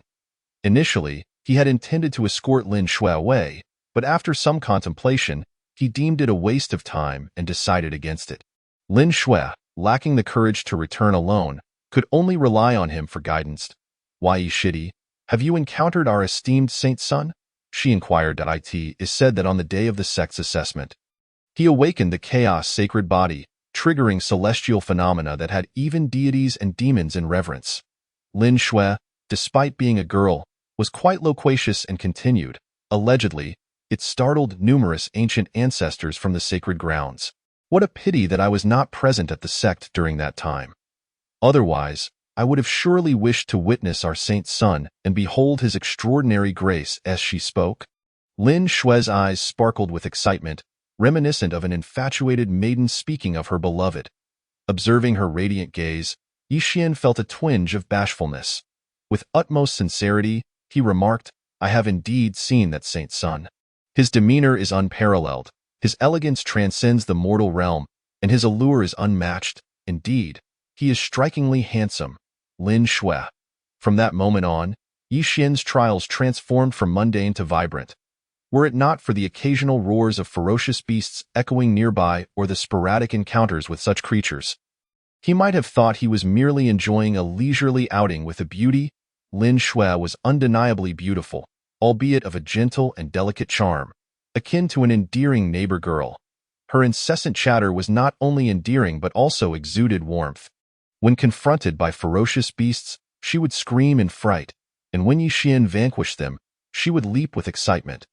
Particularly notable was the blush that adorned her cheeks whenever she stole glances at Yixian.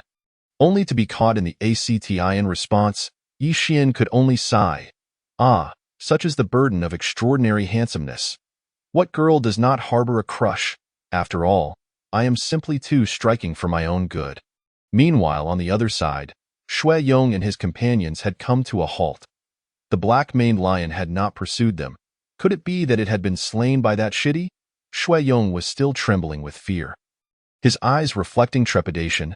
Zhang Tao gasped for breath, panic etched on his face. How is that possible? The black-maned lion is a formidable beast, equivalent to the 9th level of the opening veins realm. How could that Shidi possess such strength? It was undeniable that Yixian's countenance was exceedingly deceptive. Despite the blood aura emanating from him, he did not appear to be someone capable of slaying a black-maned lion. The most crucial point was that those who could defeat such a beast were well known to them, whereas Yixian was not among their acquaintances. Contemplating Yixian and Lin Shui, the expressions of Shui Yong and his companions grew increasingly grim.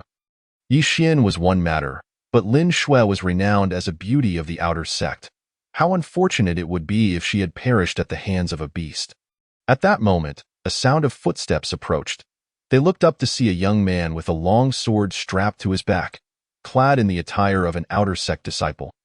He exuded a delicate aura, his countenance stern. Upon sighting him, Zhang Tao and the others instantly changed their expressions, lowering their heads in fear. Shui Yong, however, smiled broadly and hurried to greet him. "Brother Im," the young man nodded, his gaze sweeping over Zhang Tao and the others, furrowing his brow. "Where is Lin Shui? I do not see her." This young man was named Shui Yao, a figure of prominence among the outer sect disciples. Possessing the strength of the 9th level of the opening veins realm. It was rumored that he had once torn apart a dual-horned tiger with his bare hands, showcasing terrifying prowess. Shui Yong's expression stiffened upon hearing his brother's question. Stammering, She is dead." "What?"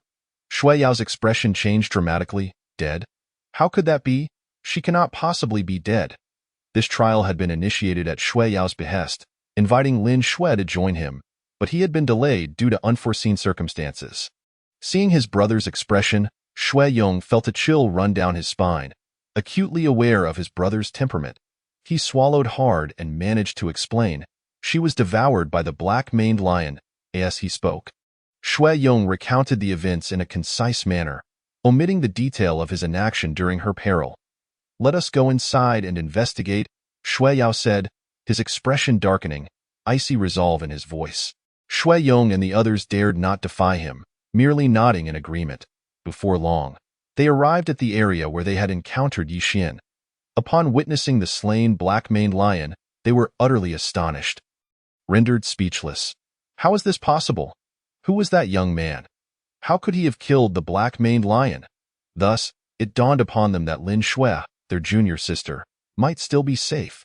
Shui Yong and the others murmured to themselves, their hearts racing, clearly taken aback by Yi Xian's unexpected strength. Shui Yao, however, coldly smirked and declared, "Let us go find them." In a secluded forested area, Yi Xian moved with the swiftness of the wind, executing a deft maneuver before delivering a powerful punch to the skull of a dual-horned tiger. The beast let out a howl, offering no resistance before collapsing, its head reduced to a pulp.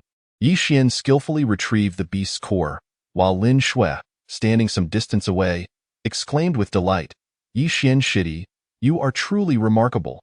This dual-horned tiger, equivalent to the 9th level of the opening veins realm, was no match for you in a single strike. She was genuinely astonished. Throughout their journey, she had witnessed Yi Xian's transformation and burgeoning strength. Whether facing beasts of the 8th or 9th level of the opening veins realm, they were no longer his match. Initially, he had required several moves to defeat a 9th level beast, but now, a single strike sufficed. Indeed, a mere punch was all it took. Those 9th level beasts appeared as fragile as mere chickens before him, utterly incapable of withstanding his might. Impressive indeed. Yi Xian chuckled, casually tossing the beast's core toward Lin Shui. It's a trivial matter. By the way, Lin Shui Shiji, do you know where I might find beasts of the condensation realm? Would you be able to guide me? Having hunted for a considerable time, he felt that beasts of the opening veins realm posed no threat to him anymore, rendering them ineffective for his trials. He sought to hunt beasts of the condensation realm for a change. Lin Shui was taken aback by his request. Why Yi Xian Shidi? Perhaps it would be best to refrain. Beasts of the condensation realm are formidable and far beyond the capabilities of those in the opening veins realm. Having spent some time together, she had come to understand Yi Xian better. He was quite a decent person, always sharing the cores he obtained from slain beasts with her. Though she had initially hesitated to accept, his insistence had compelled her to relent. Moreover, given his striking appearance, eloquence, and formidable strength, she genuinely wished to protect him from unnecessary risks. After all, it would be a great loss if such an exceptional Shidi were to perish. Yi Xian smiled reassuringly. No need for concern. If I sense danger, I shall retreat. Trust me, even if I cannot prevail, I possess the ability to ensure your escape. Chapter 10. Second-tier beast, violent ape. Very well then. Lin Shui ultimately acquiesced to Yi Xian's request, nodding in agreement. Yi Xian smiled and said nothing further. The two then continued deeper into the mountains, engaging in cheerful conversation along the way. Occasionally, they encountered beasts that attempted to attack them. But those of the opening veins realm were no match for Yi Xian, often falling victim to him in mere moments. After approximately half an hour, Lin Shui's demeanor shifted. She became noticeably anxious. Her pace slowed, her delicate face tightened in seriousness as she warned, "Shidi, we are now entering the territory inhabited by beasts of the condensation realm. We must exercise utmost caution. If we find ourselves outmatched, please do not push your luck." Yi Xian nodded, understood. The beasts within the mountains had been captured by the elders of the sacred grounds specifically for the purpose of trials for the disciples. Through various means, they had confined the beasts of different realms to designated areas, preventing any from crossing into others. Thus, although Yi Xian had previously slain numerous 9th-level beasts, he had never encountered a single beast of the condensation realm. As the area he had traversed was solely designated for opening veins beasts, they traversed the rugged mountain path. Their garments rustled against the underbrush, creating a soft whispering sound. Lin Shui was clearly on edge. She clutched Yi Xian's sleeve tightly, her beautiful eyes darting back and forth in vigilance.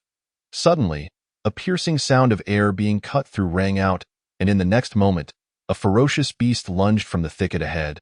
Barreling straight toward them, the atmosphere crackled with spiritual energy, the ground trembled beneath them, and dust swirled violently as the beast charged.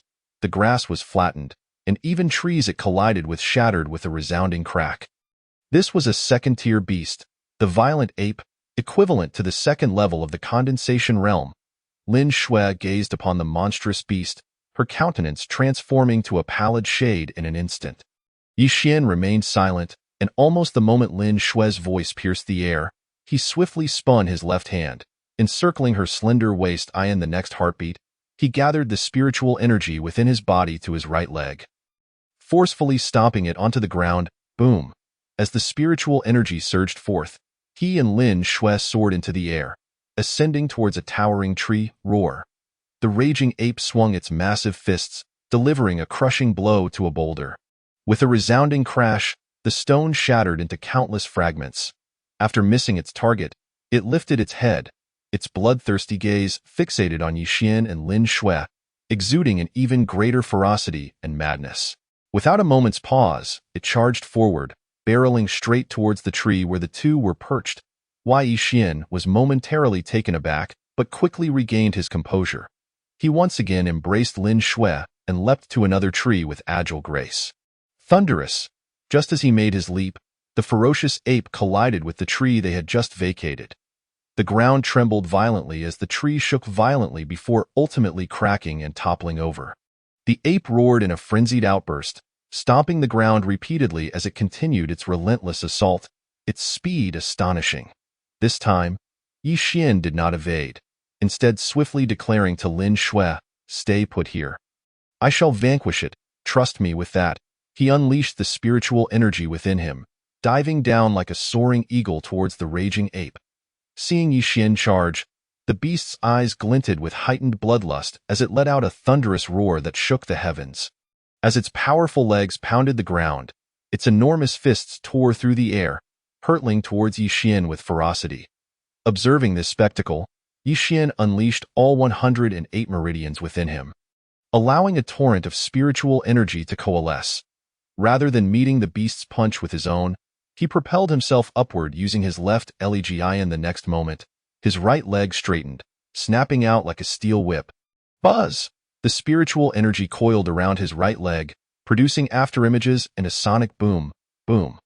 The force of Yixian's kick collided with the ape's fist, releasing a shockwave. He felt a tingling sensation in his right leg as a tremendous force surged against him, forcing him to involuntarily stagger backward. The ape, however, fared far worse. Under the impact of Yixian's strike, its fist, seemingly armored by a layer of hardened skin, ruptured, oozing blood. Its colossal body was sent careening through the air. With a thunderous crash, it slammed into a giant tree, splintering it to pieces before collapsing onto the ground in a defeated heap. How is this possible? Isn't Junior Brother Yi merely at the meridian opening stage? How could he possibly repel the raging ape with a single blow? Lin Shui, perched in the tree, was utterly astounded. She instinctively covered her mouth with her delicate hand, her beautiful eyes wide with disbelief. Her heart racing as if struck by a heavy hammer. It was well known that the raging ape possessed combat prowess on par with a typical practitioner at the third level of the Qi consolidation stage. It was no exaggeration to say that an ordinary practitioner at this level, lacking formidable martial skills, would struggle to contend with such a beast, whose skin was tough and strength immense. Yet now, Yixian had merely delivered a single strike to send this formidable creature reeling. Lin Shui found herself at a loss for words. Was he some sort of prodigy? After taking 3 steps back, Yixian quickly steadied himself. His expression had lost much of its gravity. While the raging ape was indeed powerful, it paled in comparison to him. He sensed that he had yet to fully master the control of his spiritual energy. Otherwise, a mere flick of his wrist would suffice to obliterate the beast. Indeed, the foundation he possessed was extraordinary. The chaos sacred body, unparalleled through the ages, combined with the opening of 108 meridians, provided him with immense advantages. What he lacked was practice, a mastery over his strength and spiritual energy. If he could master his own power and energy, defeating the raging ape without the need for martial skills would be trivial. As he pondered, the raging ape charged once more, even more frenzied than before. Yixian felt no fear. He resembled the beast itself, akin to a more bloodthirsty creature, and lunged forward with ferocity. Bang, bang, bang. The sound of explosive collisions echoed as the two engaged in a wild clash, each a relentless machine of violence. While battling the raging ape, Yixian also sought to refine his control over his inner strength and energy, continuously attempting to evade and hone his reflexes. A minute later, Yi Xian sidestepped the ape's incoming punch and retaliated with a powerful strike to its head. Spiraling energy enveloped his fist, sharp as a blade, and with a resounding pop, he effortlessly crushed its skull. As blood erupted from the gaping wound, the raging ape collapsed to the ground, lifeless. Lin Shui, who had witnessed the entire confrontation from her vantage point, felt her heart racing uncontrollably, unable to calm her nerves.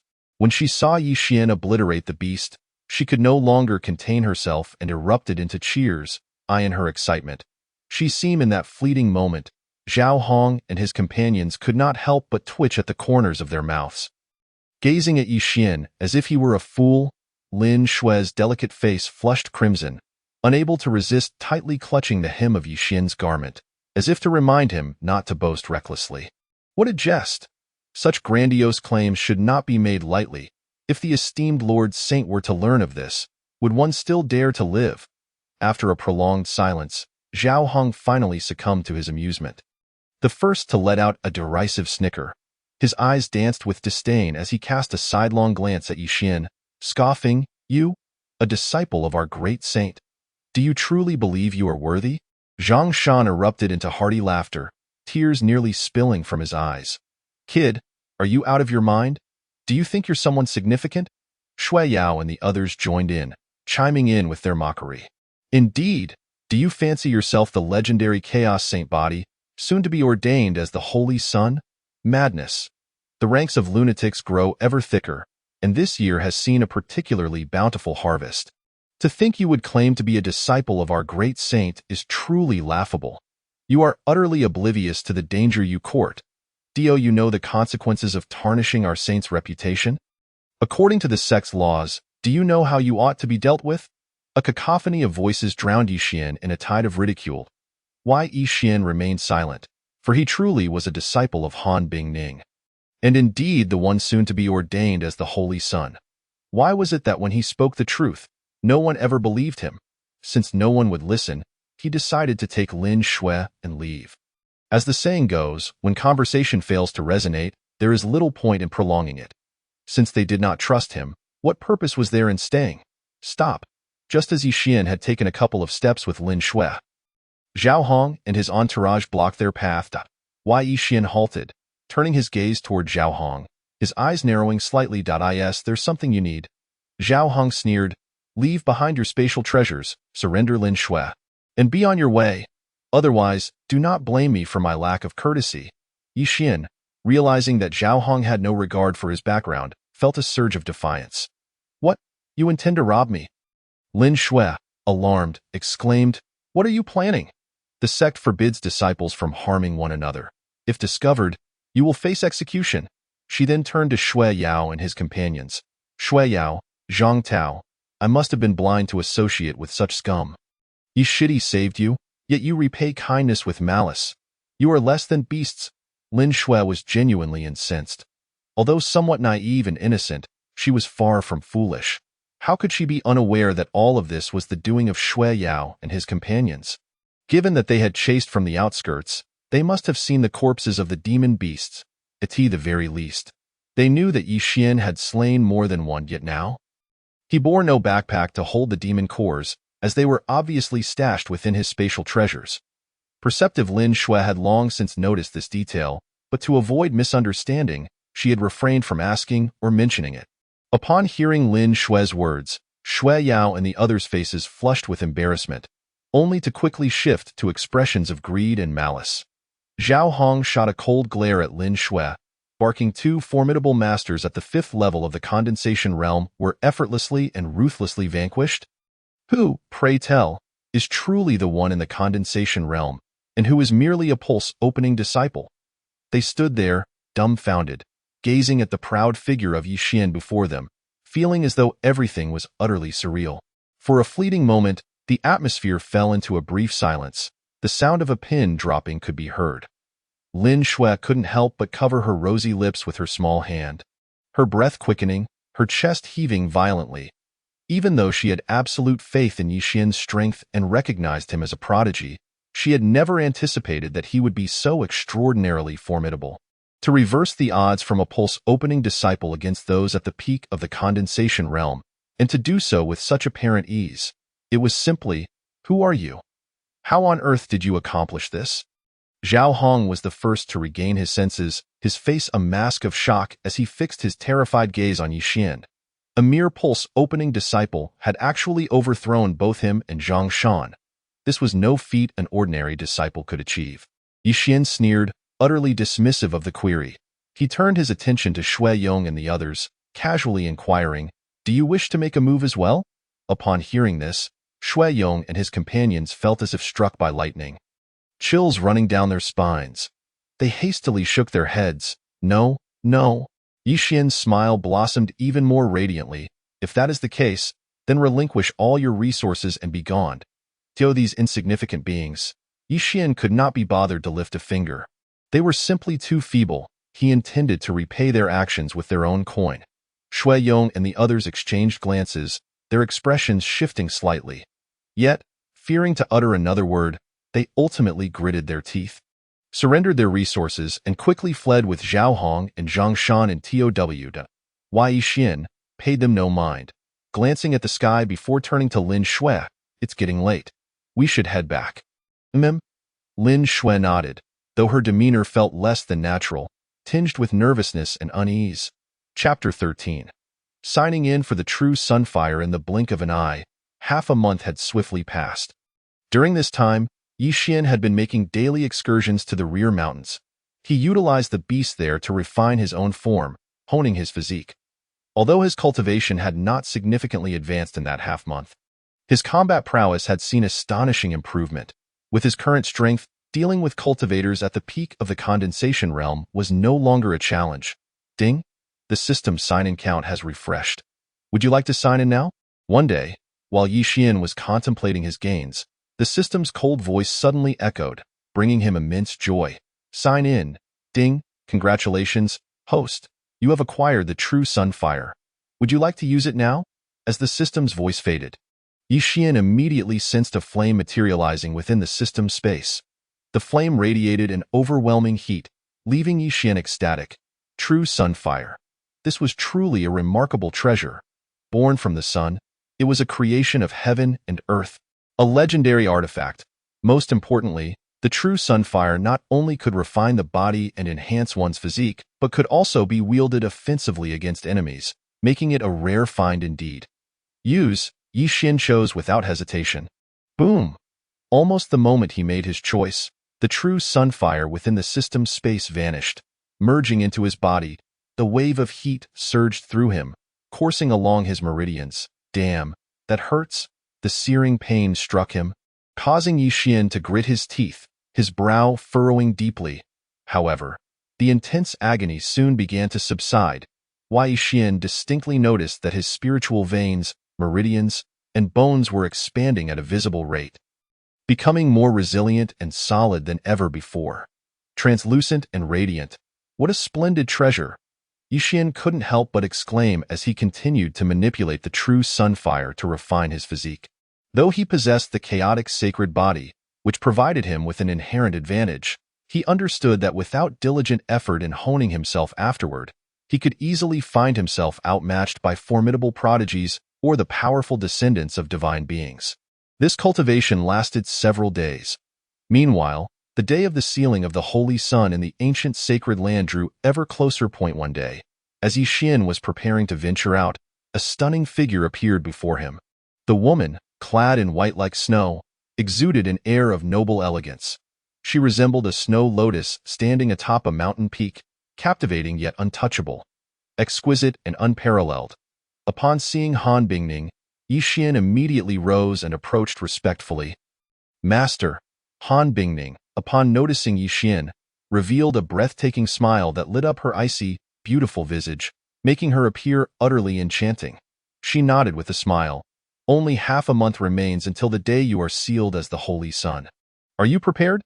Yixian was about to nod when Han Bingning continued, "Do not rush to answer till you understand what it means to be the Holy Sun."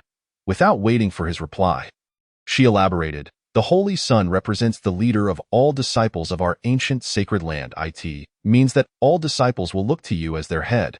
and you will bear the responsibility of revitalizing our ancient sacred land.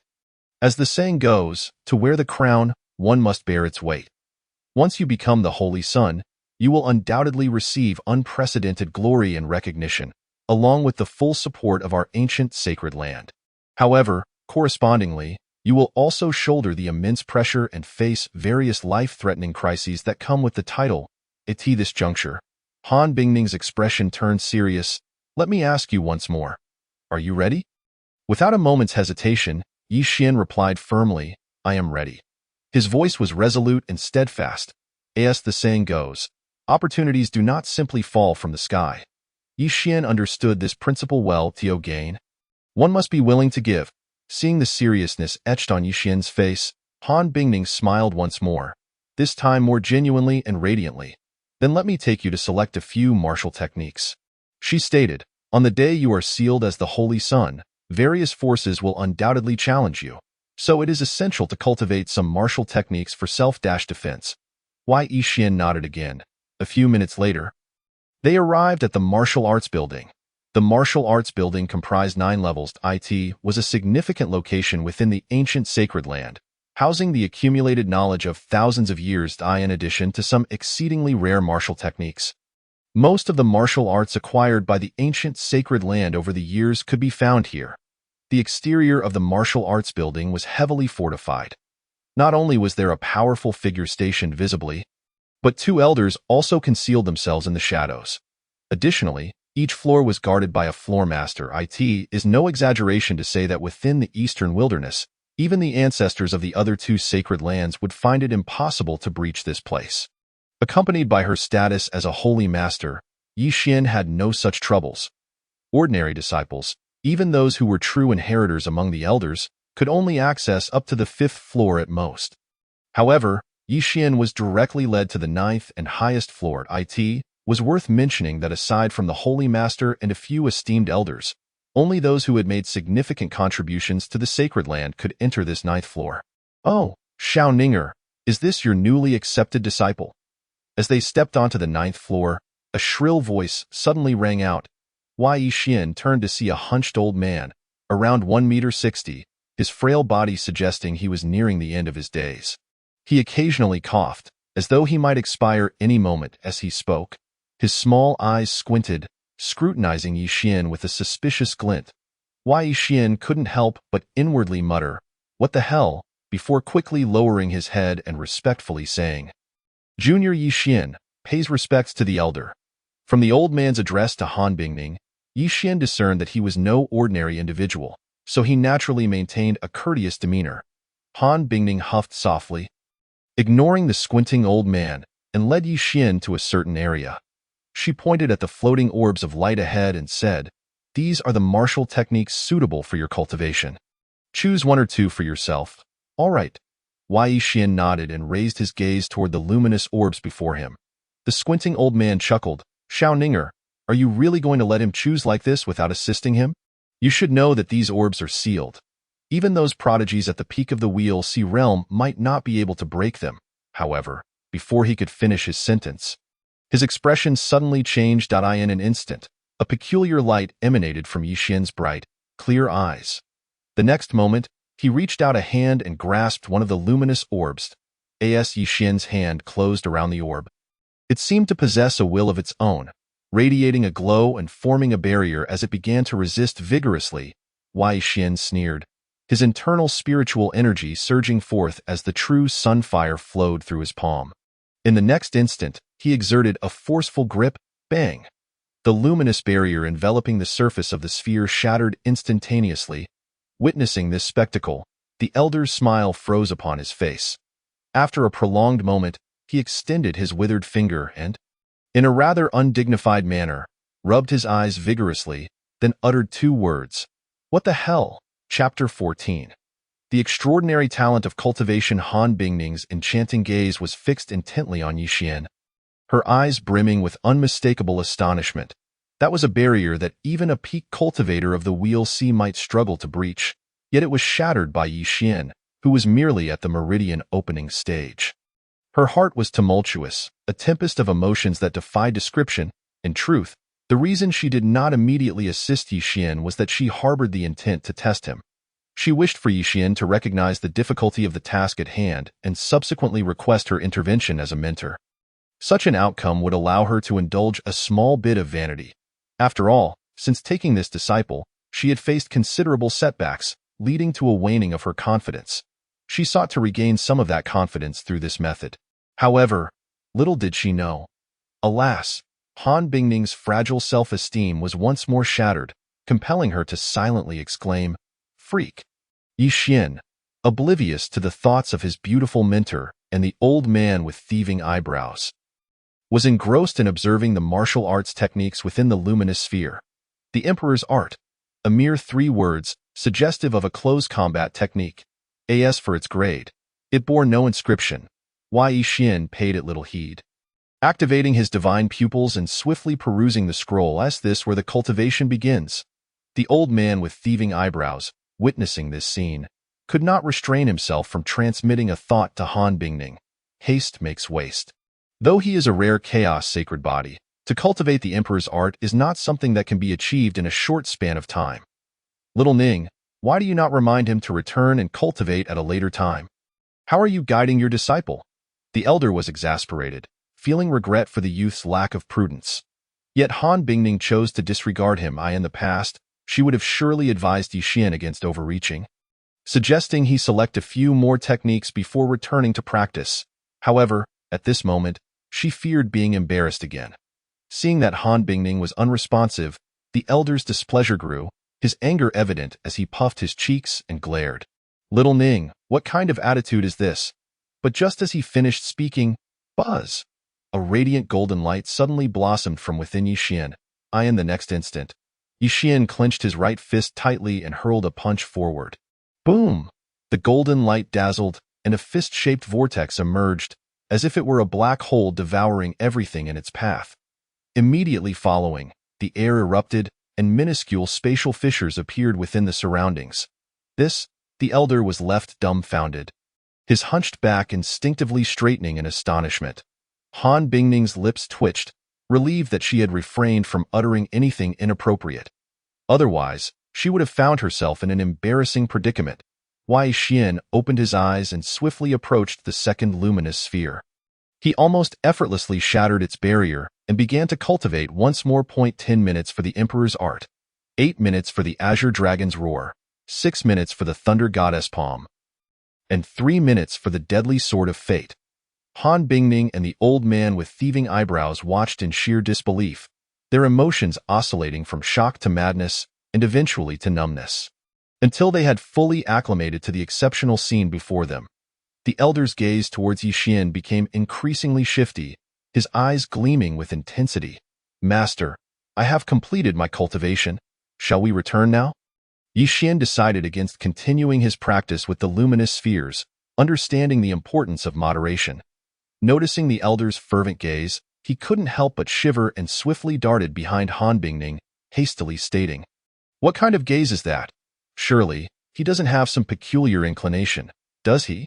Just thinking about it gives me the creeps. Xuanzi, what expression is that? Come here, let this old man take a good look at you." The elder exclaimed, visibly displeased by Yixin's reaction. Given his esteemed status, he had never been regarded with such disdain. Not even those disciples, nor the elders of the sacred lands, had treated him with such lack of respect. Countless individuals had sought to join his tutelage, often pleading for his guidance. Yixin shuddered and quickly replied, "No, no, no. My mother taught me to protect myself when outside." What? The elder was momentarily bewildered. Han Bingning couldn't help but twitch her lips. And in the next second, she seized Yixin and vanished from the 9th level.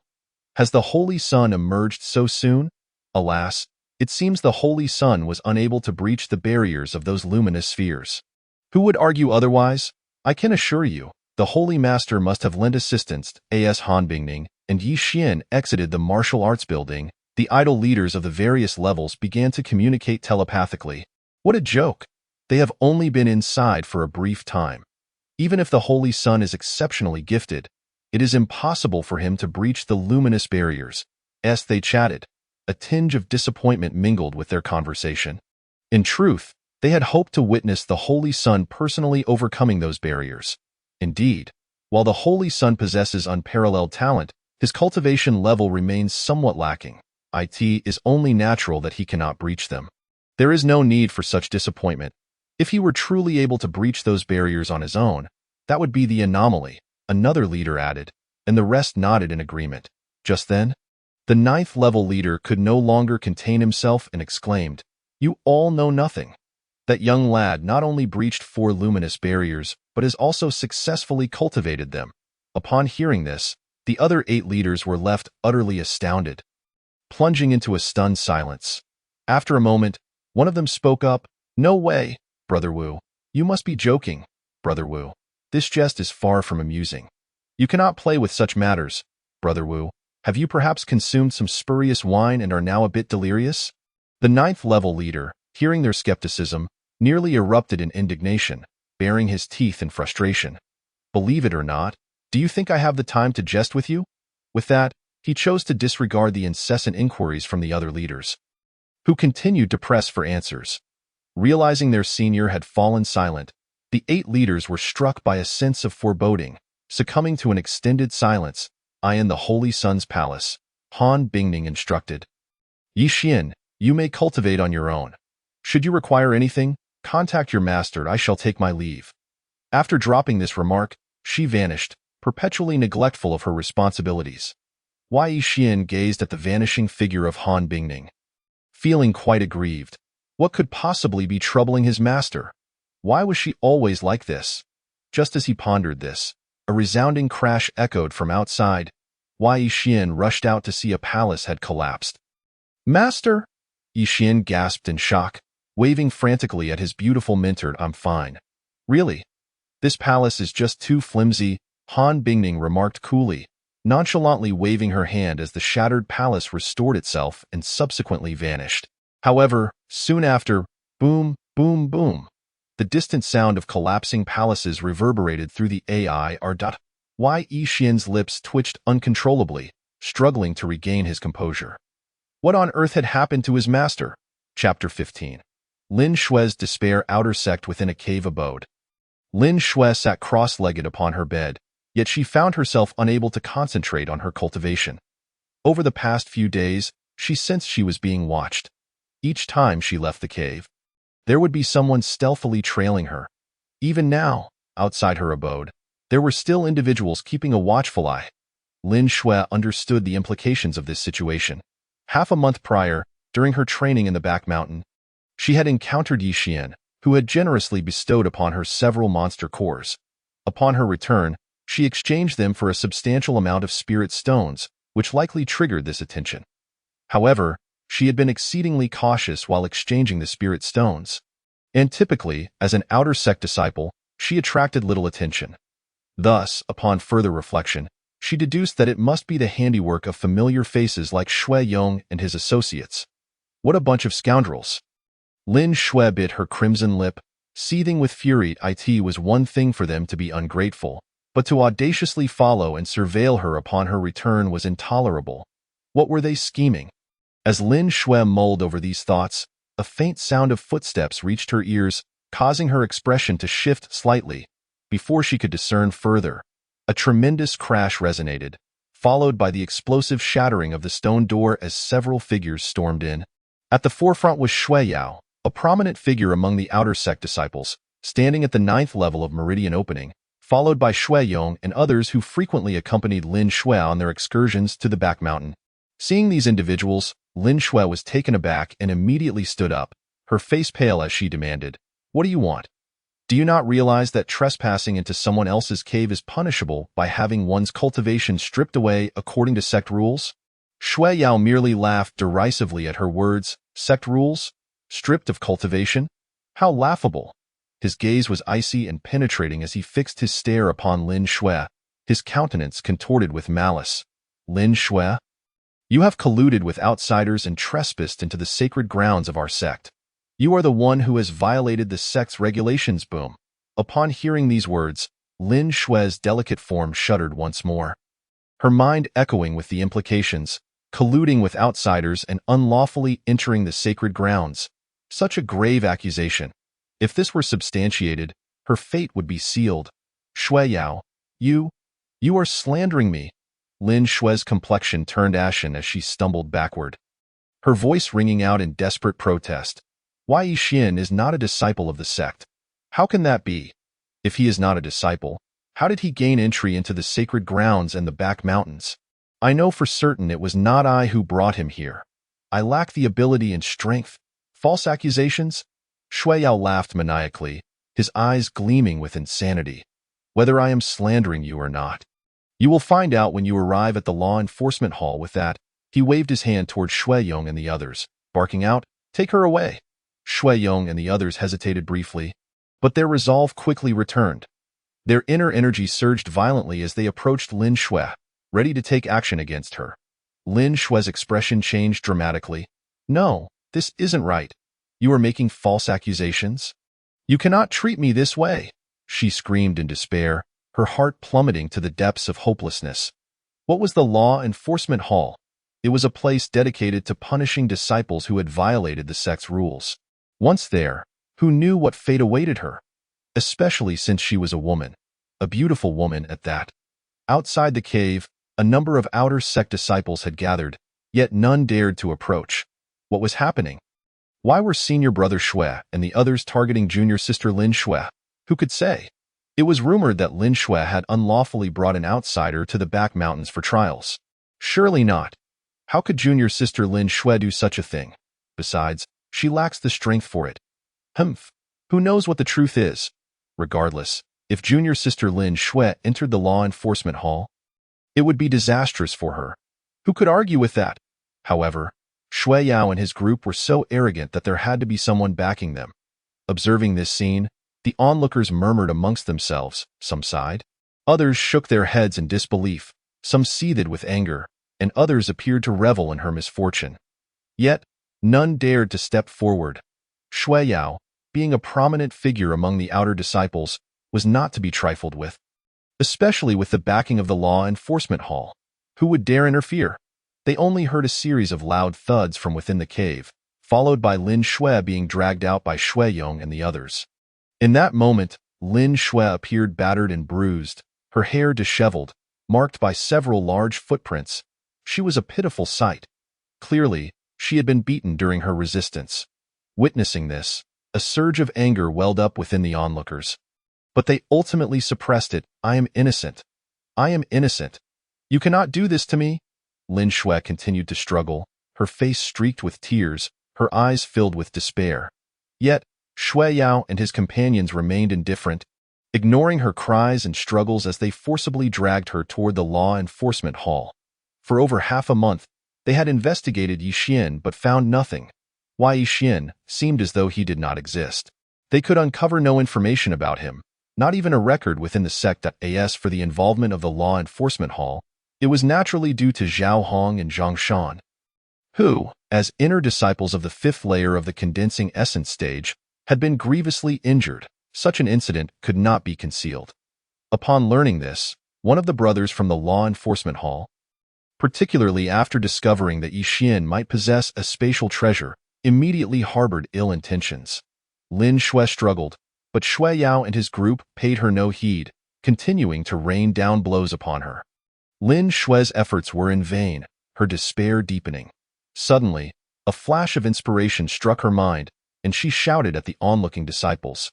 "Seniors, quickly, go to the Holy Sun's hall and find the Holy Sun. He will help me." Her voice was piercing, reverberating in all directions. In that instant, not only did the onlooking disciples react, but even Shui Yao and his group were momentarily taken aback. Find the Holy Sun? He will help. Even though no one has seen that Holy Sun, and despite not knowing his name or that he has not yet been officially conferred, tales of him have already spread throughout the sect and beyond. The chaotic holy body, celestial phenomena, the purple chi of the true dragon encircling him, deities and demons kneeling in reverence, all heralding his imminent conferral as the holy son of the ancient, sacred land. One must ask, in this eastern wasteland, who does not know of such a staggering figure? It is impossible for an outer disciple like her to be acquainted with the Holy Sun. Desperate times call for desperate measures. She must be trying to intimidate us with such claims. Pa, that Yixin. How could he possibly be the Holy Son? Ha ha ha, Lin Shui, only a fool like you would believe that. After a brief moment of shock, Shui Yao and his companions regained their composure, sneering derisively as they forcibly continued to drag Lin Shui away. The onlooking disciples, witnessing this scene, felt a tumultuous storm of emotions within them, unable to find peace. Once they regained their senses, they too found it hard to believe that Lin Shui could possibly know such an extraordinary figure. Nevertheless, some disciples who sympathized with Lin Shui or had a close relationship with her dashed toward the Holy Sun's hall. Regardless of the truth, it was worth a shot. What if Lin Shui truly did know the Holy Sun? Chapter 16. Seeking an audience with the Holy Sun. Hurry, hurry. If we delay, junior sister Lin Shui will surely suffer. Indeed, junior sister Lin Shui is merely an outer disciple, lacking any backing. Now that she has fallen into the hands of those scoundrels, she is doomed. But can we really enter the Holy Sun's hall and meet him? The Holy Sun's hall is located in the core area of the sect, and we are but outer disciples. Zhang Xian and several other outer disciples rushed anxiously toward the depths of the sacred land. Engaging in a nervous conversation as outer disciples of the ancient sacred land, they were admired by countless individuals outside, regarded as prodigies among prodigies. Yet within the ancient sacred land, their status was the lowest. Only slightly above that of the servant disciples in the ancient sacred land, rank distinctions were strictly enforced. Generally, outer disciples were not permitted to enter the Holy Sun's hall, let alone the inner sanctum. As expected, just as Zhang Xian and her companions anxiously stepped into the inner disciples area, a young man clad in purple blocked their path. The young man regarded Zhang Xian and her group with a cold gaze. His expression haughty.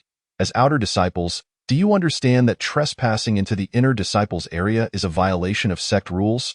Do you wish to die? However, before he could finish his sentence, his expression suddenly changed, and his voice trailed off. Upon hearing the young man's words, Zhang Xian and the others felt their hearts leap into their throats, their faces turning pale, their legs trembling. Sect rules? According to the rules, outer disciples who trespass into the inner area could be demoted to servant status at best, or expelled from the sect at worst. I am Zhang Xian, she stammered, her voice quivering. Just as she was about to explain that they sought the Holy Sun's assistance to save Lin Shui, the young man spoke again. You may enter, but remember not to wander aimlessly or provoke trouble. With that, he turned and departed.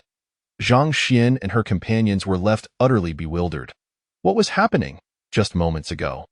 He had been so arrogant and cold, threatening them with sect rules. Why had his demeanor suddenly shifted?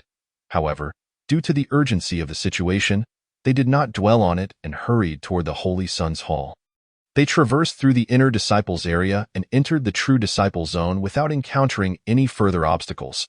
Even if some individuals noticed them, they simply turned a blind eye as they proceeded deeper. Zhang Xian and her companions felt the atmosphere thickening with spiritual energy. Their eyes filled with longing. They yearned to sit cross-legged and cultivate right there, forgetting everything else. Alas, their talent and aptitude were insufficient. They were far from qualified to cultivate in such a place. Before long, Zhang Xian and her companions beheld the magnificent and imposing Holy Sun's hall atop the mountain peak. I asked that the Holy Sun's hall? How extravagant! Indeed, the Holy Sun has such treatment upon entering the sect. I envy him. I wish I could cultivate here. In such a place, my progress would be swift. Sigh. We should stop dreaming. He is a chaotic holy body, a once-in-a-millennium talent. How could we possibly compare? Right, let's hurry and find the Holy Sun to ask for his help in saving junior sister Lin Shui. Just to catch a glimpse of such a prodigious figure would be enough for us. Zhang Xian and her companions suppressed the shock coursing through their hearts as they hurriedly approached the Holy Sun Palace. Along the way, their hearts raced with a mix of tension, excitement, and a hint of trepidation. They were about to meet the legendary Holy Sun. If the Holy Sun truly recognized Lin Shui and was a person of loyalty and affection, then all would be well. However, if the Holy Sun did not know Lin Shui or was of a heartless disposition, then they would face dire consequences. It was only at this moment that Zhang Xian and her companions realized the impulsiveness of their actions. Yet, With no path of retreat, they could only steel themselves and move forward. After the beautiful master Hanin Ling had departed from the Holy Sun Palace, Yi Xian began to diligently practice the Thunder God Palm. The Emperor's decision and the other martial arts techniques in the spacious training chamber. The sound of fists striking echoed continuously, sending ripples through the air with each punch, each infused with unparalleled strength. While practicing the Thunder God Palm, faint thunder resonated in the air, and a soft glow of lightning enveloped his palm, exuding a formidable power. Occasionally, a roar reminiscent of a dragon's lament would escape Yi Xian's lips, reverberating throughout the training room with a buzzing sound. At one moment, Yi Xian thrust out a finger, and with a swift motion, a sword-like energy tore through the air, creating a deep cavity in the bronze figure before him. The four martial arts techniques were seamlessly integrated. Executed with remarkable skill and understanding, on a mountain peak, 5 ancestors sat in quiet contemplation, their ethereal presence evident as they engaged in light conversation. The third ancestor remarked, "Do you think this young man will interfere in the affairs of the outer disciples?" The 8th ancestor furrowed his brow slightly, replying, "That is difficult to ascertain. After all, he has only recently joined our holy land, and his character remains to be tested." The 11th ancestor sighed softly. "This young man possesses the chaotic holy body. A child of destiny with immense fortune. Given time, he will surely soar to great heights. However, should he merely possess talent but lack virtue, with a cold heart, we must consider whether to invest in his cultivation." The 7th ancestor nodded in agreement, saying, "Indeed, if he is cold-hearted, selfish, and disloyal, even if he grows strong, what significance would that hold for our holy land? If one day calamity befalls us, can we rely on him? He would likely flee faster than anyone." As the ancestors conversed, they suddenly sprang to their feet, expressions of shock adorning their faces. "What? The Emperor's decision has reached perfection. Not only that, but the Thunder God Palm, the deadly sword, and the Tsanglong roar have all been cultivated to perfection. In such a short span of time, mastering all 4 techniques and executing them with such finesse, even with the chaotic holy body. His comprehension cannot be this extraordinary." The 5 ancestors were left dumbfounded, their previous composure shattered, their expressions betraying their astonishment. Their hearts raced uncontrollably, even their seasoned minds unable to maintain their usual tranquility. Such terrifying talent, such monstrous aptitude. If such a person were loyal and virtuous, it would undoubtedly be a blessing for them. However, should his character prove unsatisfactory, it could spell disaster. Within the Holy Sun Palace, Yi Xian remained oblivious to the fact that 5 elderly men were secretly observing him. After completing his training and taking a refreshing bath, he donned a clean outfit and sensed the presence of visitors at the entrance of the Holy Sun Palace. Yi Xian felt a twinge of suspicion. Was someone here to see him? After all, since he had taken residence in the Holy Sun Palace, aside from the beautiful master and the 12 ancestors, no one had come to visit him. Just as Yi Xian pondered this, a respectful voice echoed from outside. "Outer disciple Zhang Xian, outer disciple Wang He, outer disciple Zhao Shan, we seek an audience with the Holy Sun." Chapter 17. Fury. Zhang Xian and her companions' voices were not loud, yet they resonated clearly in Yi Xian's ears and reached the ears of the onlooking disciples below. How could these outer disciples ascend the holy mountain? Wasn't the holy mountain a forbidden zone? Why were they allowed to approach? A mere group of outer disciples seeking an audience with the Holy Sun. Do you think the Holy Sun would pay them any mind? Whether the Holy Sun will acknowledge them, I cannot say, but I am eager to behold his grace. The surrounding disciples murmured, their faces painted with astonishment and disbelief, since Yi Xian had taken up residence in the Holy Sun Palace. The holy mountain had become a forbidden ground. Not only could they not approach the holy mountain, but they were also barred from simply viewing the holy sun. Yet today, an exception had arisen. With a creak, the doors of the Holy Sun Palace slowly opened. Under the watchful gaze of the anxious and expectant crowd, Yi Xian emerged, clad in white dais. That the Holy Sun is so handsome. With a countenance like jade and an extraordinary demeanor, truly unparalleled. Indeed, he was worthy of being called the Holy Sun. One look was enough to reveal he was no ordinary individual, inspiring genuine admiration. A chorus of astonished exclamations filled the air as the onlooking disciples stood entranced, particularly the female disciples whose eyes sparkled with admiration. Zhang Xian and her companions appeared somewhat anxious and apprehensive. Stealing a glance at Yixin, their hearts raced, and they quickly lowered their heads, too intimidated to look again. With sword-like brows and starry eyes, his lips red and teeth white, he was strikingly handsome. Truly, he embodied the saying, "On the road, a face like jade." A gentleman unmatched in the world. Wai Yixin turned his gaze towards Zhang Xian and the others, his voice gentle. "What brings you here, my friends?"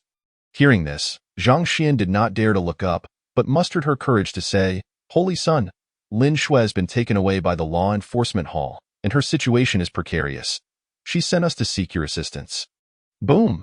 As Zhang Xian's words fell, the smile on Yixin's face vanished, replaced by a chilling glint in his eyes. Although he was unaware of the details, the fact that Lin Shui had been taken by the law enforcement hall indicated a connection to him. Without further ado, Yixin declared, "Let us go. Take me to the law enforcement hall, and speak as we walk." Understood. Zhang Xian and the others nodded eagerly, relief washing over them, their hearts brimming with joy. They were swept by a tumultuous wave of emotions. Lin Shui had indeed spoken the truth. She truly knew the Holy Sun. Most importantly, the Holy Sun was not a cold-hearted individual who would look down upon them for their status as outer disciples, but rather chose to offer his aid. Moved, Yixin, however, was unaware of Zhang Xian's thoughts. His expression darkened, his gaze sharp and filled with murderous intent. The group made their way down towards the law enforcement hall, and the disciples below, witnessing this scene, could not help but part ways, astonished. What had transpired to evoke such fury from the Holy Sun? Did you not hear? An outer disciple named Lin Shui has been captured by the law enforcement hall. The law enforcement hall? If she has been taken by them, it means she has surely violated the sect's rules. Even with the Holy Sun's esteemed status, he cannot disregard the sect's laws. These are trivial matters. Did you not notice? The Holy Sun is completely devoid of cultivation. If he recklessly charges in alone, will he not be overpowered by those unruly members of the law enforcement hall? Quickly, inform the other brothers and sisters. Let us follow and observe. As the onlookers expressed their shock, they began to call their friends, eager to witness the unfolding drama. Thus, word spread quickly, and soon Yixin and his entourage found themselves followed by a throng of curious disciples, true disciples, inner disciples and outer disciples alike. Almost everyone who could come had gathered, save for those in seclusion or away on tasks. Not only that, but even some elders discreetly trailed behind, eager to witness the spectacle. Meanwhile, Yixin had learned the details of what had transpired with Lin Shui. Upon hearing the full story, his anger intensified. Beasts! Yixin could not help but curse, his heart ablaze with fury. He realized that they coveted the resources Lin Shui possessed, and perhaps even his spatial treasures. Yet, the involvement of the law enforcement hall only fueled his rage further. Simply outrageous. Yixin and his companions marched forward with great determination, soon arriving at the law enforcement hall's domain. Stop! This is the law enforcement hall. Intruders shall be executed.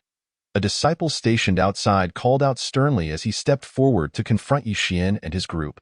However, when he recognized Yixin and the throng of disciples behind him, his expression changed instantly. Why Yixin? He truly came. Moreover, he was followed by such a multitude of disciples. Yixin regarded the disciple with a cold smile, uttering not a word. With a resounding slap, he struck the disciple without hesitation. Ah! A cry of agony escaped the disciple's lips as he was sent flying, spitting out teeth from his mouth. He collapsed to the ground, trembling, one hand clutching his face in terror as he gazed at Yixin. Too frightened to utter another word, that moment, the surrounding onlookers were left in shock. The Holy Sun is truly ferocious. Yixin, however, paid no heed to the disciple, instead striding directly towards the law enforcement hall. Were it any other disciple, he might have refrained from taking action, but this particular individual was a different matter altogether. Although Yixin was unaware of the fellow's name, he distinctly remembered that he was associated with Shui Yong and others. This was the very person Yi Xian had rescued during the incident at the back mountain. After sending the man flying with a single slap, Yi Xian pressed onward, headed straight for the Grand Hall of the Law Enforcement Hall. Meanwhile, within the Grand Hall of the Law Enforcement Hall, Lin Shui was being forced to kneel on the ground by Shui Yong and his companions. Her garments were tattered, her cheeks swollen, and her body was smeared with blood. Presenting a pitiful sight, at a high seat before Lin Shui sat a young man in his 20s, clad in the robes of the Law Enforcement Hall, his hair styled high, with a prominent nose and snake-like eyes. He squinted when observing others, exuding a dangerously menacing aura. This man was named Yang Xiong, possessing a cultivation level of the 7th stage of the condensation realm, and his father was an elder of the Law Enforcement Hall. It was precisely due to this connection that he dared to act with such impunity, aiming to extract Yi Xian's identity and seize the spatial treasures he possessed. At this moment, Yang Xiong narrowed his eyes, his serpent-like gaze sweeping over Lin Shui, causing her to feel an unsettling chill. After staring at her for a considerable time, he coldly remarked, "Lin Shui, are you still unwilling to reveal Yi Xian's identity? Spare me your talk of the Holy Sun. Let us not forget, the Holy Sun has been in the sect for less than 3 months and cannot possibly possess such formidable power. Even if the Holy Sun were truly gifted, what do you amount to? A mere outer disciple, and you believe the Holy Sun would concern himself with you? I warn you, you would do well to cooperate. Do not force my hand.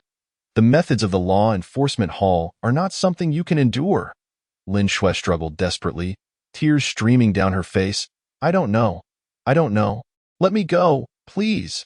You beasts, you're all a bunch of beasts." Her voice was hysterical, filled with despair.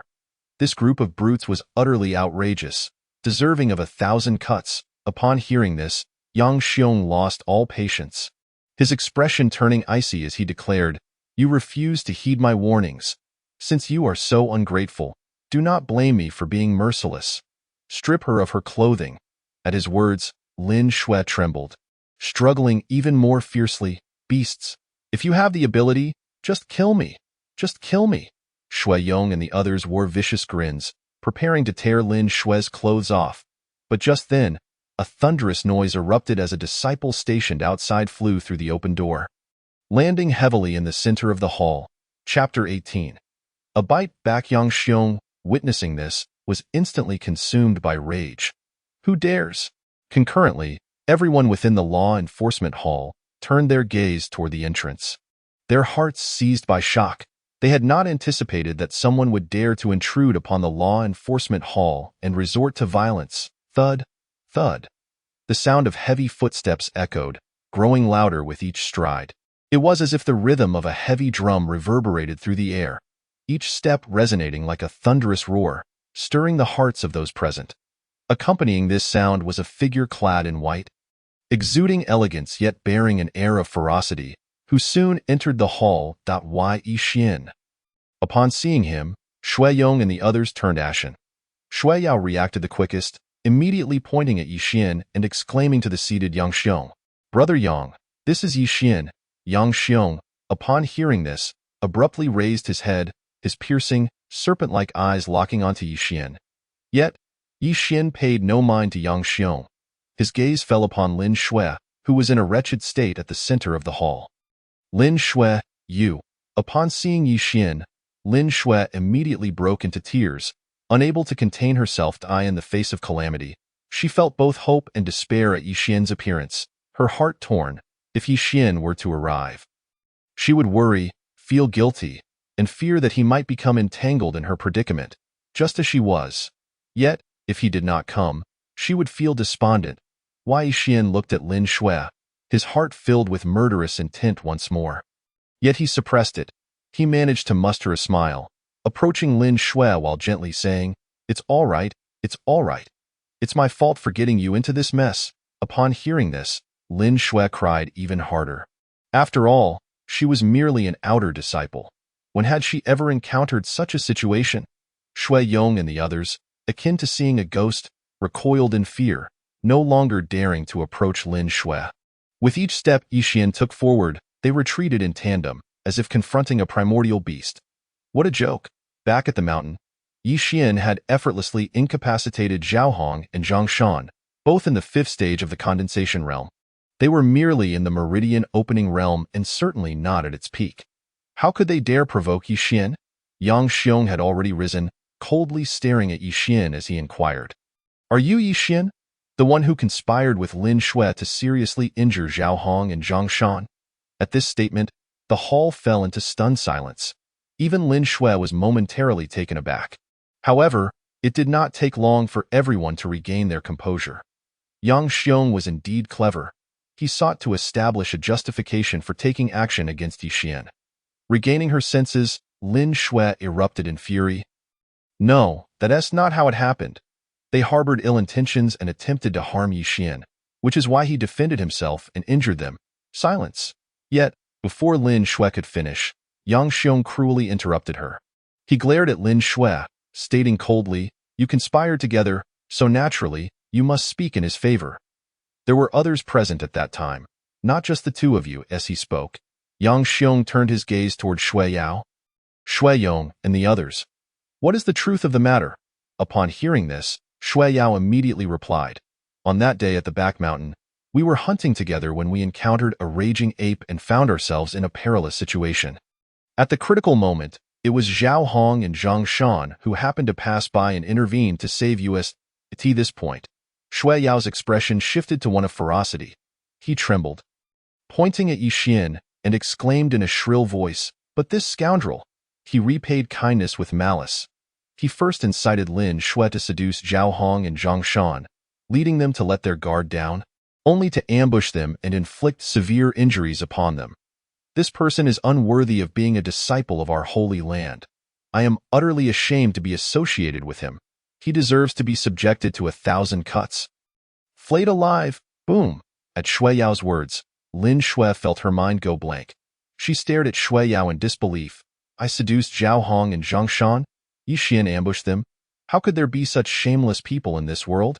Little did Lin Shui know that Shui Yao's mind had twisted, especially upon witnessing her reliance on Yi Xian, further distorting his perception. Yang Xiong, upon hearing this, let out a chilling laugh, though it was devoid of warmth. He fixed his cold gaze upon Yi Xian, saying, "Did you hear that? What do you have to say in your defense now?" Lin Shui was on the verge of exploding with rage, her body trembling, her chest heaving as she nearly succumbed to internal turmoil, almost spitting out blood. Yet Yi Xian remained remarkably calm. He continued to gently pat Lin Shui to comfort her while turning his attention to Yang Xiong, saying coolly, "Defense? Do I even need to defend myself? I disdain the very thought. With Zhao Hong and Zhang Shan, those two worthless fools, why would I need to resort to ambush? Have them come out now. Let us see if I can't defeat them." At this proclamation, the crowd was left in shock. What audacity! He showed not the slightest regard for Zhao Hong and Zhang Shan, who were both in the fifth stage of the condensation realm. Those disciples who had come to spectate were equally shaken. It was said that during the sect's assessment, Yi Xian had been a mere mortal without any cultivation. How long had it been? He had already reached the point of being able to contend with cultivators in the fifth stage of the condensation realm. Truly a terrifying talent, a monstrous strength. Yang Xiong's expression fluctuated between dark and light, his heart ablaze with fury. He had not anticipated that Yi Xian would be so arrogant as to respond in such a manner. Since Yi Xian entered the hall, he had maintained the upper hand, continually suppressing Yang Xiong. First, he dismissed Yang Xiong's status as a disciple of the law enforcement hall, and now he made such a brazen provocation. This was simply intolerable. Yet, Yi Xian did not wait for Yang Xiong to speak and continued. As a member of the law enforcement hall, is this how you handle matters? Have you even conducted an investigation? Have you gathered evidence? If you do not trust my words, then why do you choose to believe theirs? Is this how the law enforcement hall operates? Truly a chaotic mess, utterly disappointing. Boom. His words left everyone stunned once more. Yi Xian's challenge was not merely directed at Yang Xiong, but he had implicated the entire law enforcement hall. Those who were aware of Yi Xian's status as the Holy Sun were somewhat unfazed, but those who were unaware found it difficult to remain calm. They stared at Yi Xian in horror, as though gazing upon a madman. A mere disciple dared to provoke and belittle the law enforcement hall in such a manner. Was this not courting death? However, this was far from the end. What Yi Xian did next left them utterly astounded. Your story is quite well crafted. Even I, the person involved, nearly believed it. Since you delight in weaving tales, you might as well immerse yourself in storytelling from now on, without the need for further cultivation. This statement was naturally directed at Shui Yaod. As soon as the words left his lips, Yi Xian had already moved. With a resounding roar, the entire grand hall seemed to tremble slightly. In the next instant, as the blue stone floor cracked and splintered, Yi Xian lunged towards Shui Yao like a ferocious tiger. The crowd's expressions changed dramatically. Chapter 19. A sword cuts down Yang Xiong. Even Yang Xiong's countenance shifted. Stop! He bellowed, his aura of spiritual energy suddenly swirling around him, the intensity of his seventh layer of the condensing Yuan realm surging forth. In the blink of an eye, he dashed towards Yi Xian like a bolt of lightning. Clearly intent on rescuing Shui Yao, upon witnessing this, Yi Xian let out a cold chuckle. He paid no heed to the oncoming Yang Xiong. Instead, he unleashed all 108 of his spiritual veins. As the rolling energy surged, with a thunderous crash, his speed abruptly increased as he continued his assault on Shui Yao. Buzz. With a resonant hum, Yang Xiong's attack fell short. At that moment, Yi Xian had already appeared before Shui Yao. Feeling the overwhelming aura emanating from Yi Xian, and the tempestuous killing intent radiating from him, Shui Yao's face paled. No, please don't kill me. It was all Yang Xiong. It was Yang Xiong who compelled me to do this.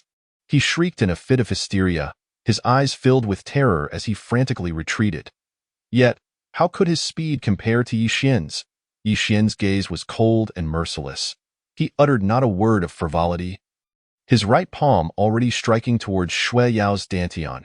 A faint lightning glow flickered as Yi Xian's hand, seemingly imbued with the power of thunder, swept through the air with a fierce wind.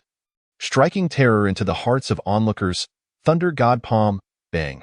With a low, resounding explosion, Shui Yao had no means of evasion and was immediately struck by Yi Xian's palm.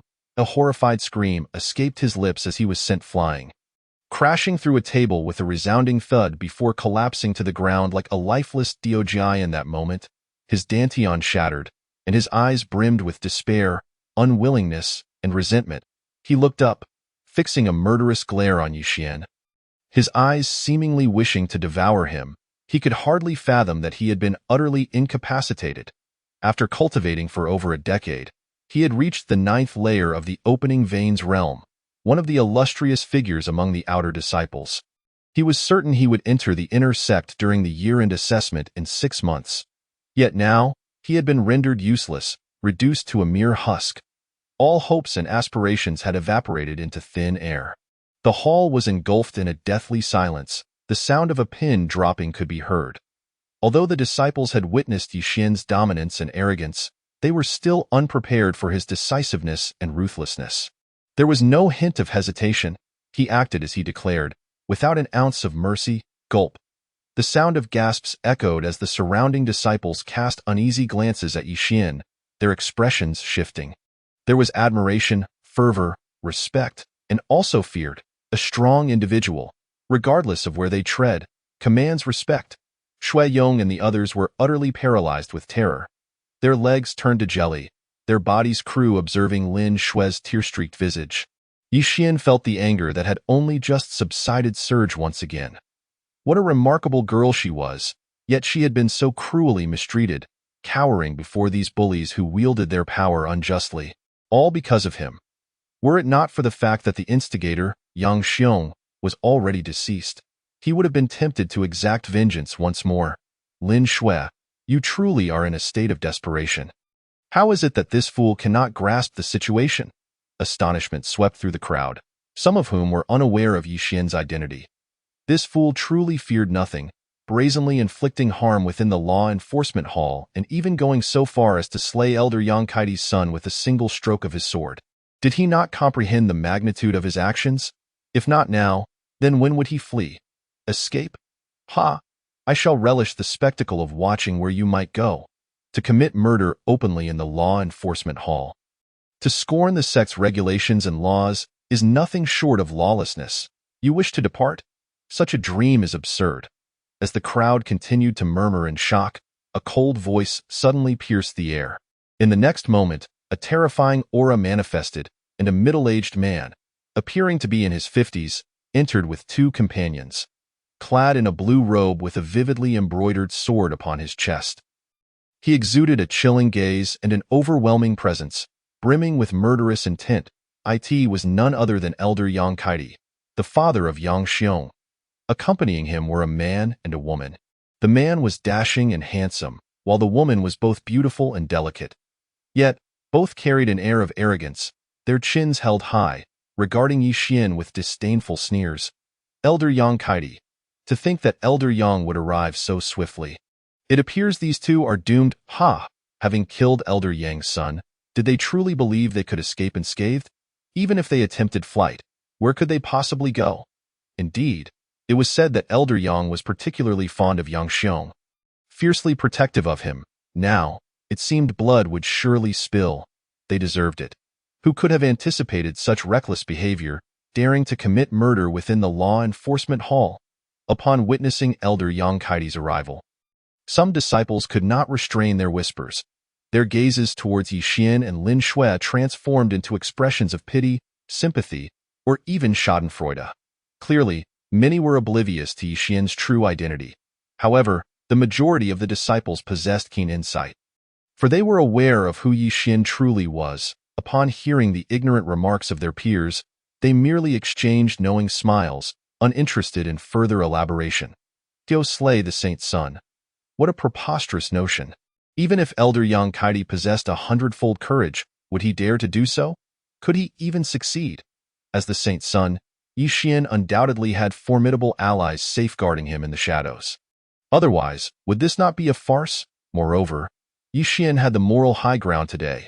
As it was Yang Xiong who had orchestrated this trap to ensnare him in this situation, it remained to be seen how Elder Yang Kaidi would address the matter. Should he dare to shield Yang Xiong, it would surely lead to dire consequences. Yang, Elder Yang, Lin Shui felt a jolt of shock upon seeing Yang Kaidi, her countenance paling in an instant. She recognized him. Having seen him from a distance before, her, as a mere Outer Sect disciple, he was a figure of immense stature, unattainable and formidable. Yi Xian turned to face Yang Kaidi, maintaining an air of composure. Neither servile nor defiant, neither joyful nor enraged, and spoke in a calm voice. Are you the elder of the law enforcement hall? Indeed. Yang Kaidi sneered. I am the elder of the law enforcement hall. Which peak do you hail from, and who is your master? You brazenly committed murder within the law enforcement hall, disregarding sect rules and laws, trampling upon the dignity of the hall. Do you understand the consequences of your actions? Though Yang Kaidi longed to strike Yi Xian down in a fit of rage, he restrained himself, determined to ascertain Yi Xian's identity and background before deciding on a course of action. The ancient sacred land was rife with factions, and there were countless individuals he could not afford to offend. He had no desire for a confrontation with a powerful figure simply to deal with Yi Xian. If Yi Xian had backing, it would be prudent to let him go and later seek revenge for his son. If, however, he were unprotected, then he could act without hesitation. Why Yi Xian, upon hearing Yang Kaidi's inquiry, discerned the elder's intentions. With a chuckle, he replied, Who is my master, you ask? That is an excellent question. I am a disciple of Han Bingning, the soon-to-be proclaimed saint son of the sacred land. I trust you heard that clearly. Boom. The moment those words left his lips, it was as if thunder had struck Yang Kaidi's mind. Even the man and woman accompanying him couldn't help but stiffen, hastily averting their gazes. A bolt from the blue. Yi Xian. He was the one destined to be the saint's son, the one rumored to possess the chaotic sacred body, capable of manifesting phenomena of heaven and earth. Before Yang Kaidi could fully process this revelation, those who had previously mocked Yi Xian for courting death began to murmur in astonishment. Once more, I recall now. When he incapacitated Shui Yao, he employed the legendary Thunder God Palm from the 9th floor of the martial arts tower. I also remember. When he struck down Yang Xiong, he utilized the deadly sword. It was said that when the saint's son entered the sacred land, he had not yet begun his training. How could it be that in such a brief time, he had grown so formidable? Indeed, in less than 3 months, He had not only perfected the Thunder God Palm and the deadly sword but had also slain Yang Xiong, who was at the 7th level of the condensation realm. Truly, he was the Saint's son, the possessor of the chaotic sacred body, a prodigy of unparalleled talent. The gazes of all turned towards Yixian. Brimming with admiration, Lin Shui, too, was momentarily taken aback, staring at Yixian in disbelief. At this moment, her mind was consumed by a singular thought. Could it truly be? He was not deceiving me? Unbelievable, such incredulity. Due to Yixian's abrupt arrival and the rapid unfolding of events, those who had invited him, such as Zhang Xian, had not had the opportunity to inform her of his identity. Moreover, she subconsciously did not associate Yixian with being the Saint's son, and thus had not considered that possibility. As for her earlier desperate cries for the Saint's son's assistance, the tumult of events had caused her to forget amidst the chaos. Yang Kaidi regained his composure. His gaze fixed intently upon Yixian, filled with a seething rage he could not express, or rather, he dared not express it. The legendary Saint's son was not someone he had ever encountered, nor did he possess the qualification to visit Yixian. Now, this soon-to-be proclaimed figure had appeared before him in such a manner. He realized that avenging his son was a task beyond his reach. It was akin to scaling the heavens. Yixian, observing Yang Kaidi's expression of utter disbelief, chuckled and said, "What's the matter? Surprised? Taken aback? By the way, Elder Yang, what was it you said earlier? That this Saint's son has disrespected something? Scorned something? I must apologize, my hearing is rather poor, and I didn't quite catch it. Please, do repeat yourself. I'm all ears." Slap. The surrounding disciples could not help but twitch at the corners of their mouths, silently acknowledging the Saint's son's mercilessness. Yang Kaidi, on the other hand, clenched his fists, his teeth grinding together audibly, the veins on his forehead bulging in fury. This was an affront too great to bear. Chapter 21. Saint's son, please remain. Yang Kaidi was beside himself with rage. Yixian had slain his son, and now he was being publicly humiliated. This was nothing short of trampling his dignity, mercilessly grinding his face into the dirt. Yet, could he dare to utter those earlier words again?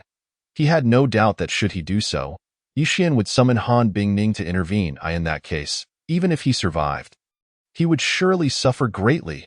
In that moment, Yang Kaidi found himself in a predicament. Why Yixian, witnessing this scene, let out a disdainful laugh and remarked, "May I inquire, Elder Yang, does this Saint's son bear any guilt?" Yang Kaidi's fists tightened, his face turning a deep shade of crimson, yet he remained silent. Guilty? Certainly not. Yixian stood on the side of justice, on the side of reason. Were the instigator not his son? Were he not part of the law enforcement hall, Yixian's actions would indeed be deemed criminal. However, given that the law enforcement hall had already acted with bias, Yixian bore no culpability. How could he be guilty when the law enforcement hall had forfeited its impartiality? Yixian had merely taken it upon himself to act in accordance with righteousness. Moreover, in this world where strength reigns supreme, power, status, and authority often overshadow all else. Even if Yixian were at fault, given his identity as the Saint's son, what could Yang Kaidi possibly do? At least for now, he would not dare to act against him. Yixian scoffed, "Since you choose to remain silent, then this Saint's son is innocent. In that case, I shall take my leave." With that, his gaze turned frosty. The law enforcement hall belongs to the sacred land, not to your family. Your son, in pursuit of personal desires, has abused the authority of the law enforcement hall, oppressing others without scruples. His demise is of no consequence. If your heart is unsettled, filled with indignation and resentment, feel free to direct your ire towards this holy son. I shall receive it all the same. But should you dare to retaliate against the outer disciples, Lin Shui and others, you shall bear the consequences yourself. His voice was cold, resonant, and commanding. As he finished speaking, he declared, "Let us depart." He seized Lin Shui and strode away. Observing Yixian's departing figure, Yang Kaidi seethed with uncontrollable fury. The anger within him surged like oil in boiling water, beginning to explode with madness. Yet, he dared not confront Yixian, forced to watch as the murderer of his son walked away brazenly. Yi Xian, however, felt no pity for Yang Kaitai. Today's events would have ended differently for an ordinary disciple. They would have likely been eliminated long ago. If circumstances permitted, he would not hesitate to eliminate Yang Kaitai himself, but for now, his strength was insufficient to achieve that. As for invoking his beautiful master, that was best left aside. She was too lovely, her delicate hands too enchanting to be stained with blood. Such trifles he could handle on his own. Please, Holy Son, wait. Just as Yi Xian was about to exit the law enforcement hall, a voice suddenly rang out. It belonged to a young man behind Yang Kaitai. The youth, named Song Yu, was one of Yang Kaitai's two foremost disciples, having attained the first level of the Wheel C realm, a formidable opponent. The other disciple, naturally, was the woman beside him, Wu Qing, who was equally strong, also at the first level of the Wheel C realm. Both were notably arrogant, having previously entered with Yang Kaitai while looking down on others. Song Yu's eyes burned with intensity as he fixed his gaze on Yi Xian, his fists clenched tightly. His master had been humiliated, and he yearned to do something in retaliation. However, Yi Xian paid him no heed. Seemingly oblivious to his presence, continuing onward with Lin Shui without a pause. Upon witnessing this, Song Yu's expression faltered slightly. Was he being ignored? In that moment, he felt an overwhelming wave of humiliation, finally grasping his master's current sentiment. Here he was, a proud first-level Wheel C disciple, publicly disregarded. Could there be a more profound embarrassment than this?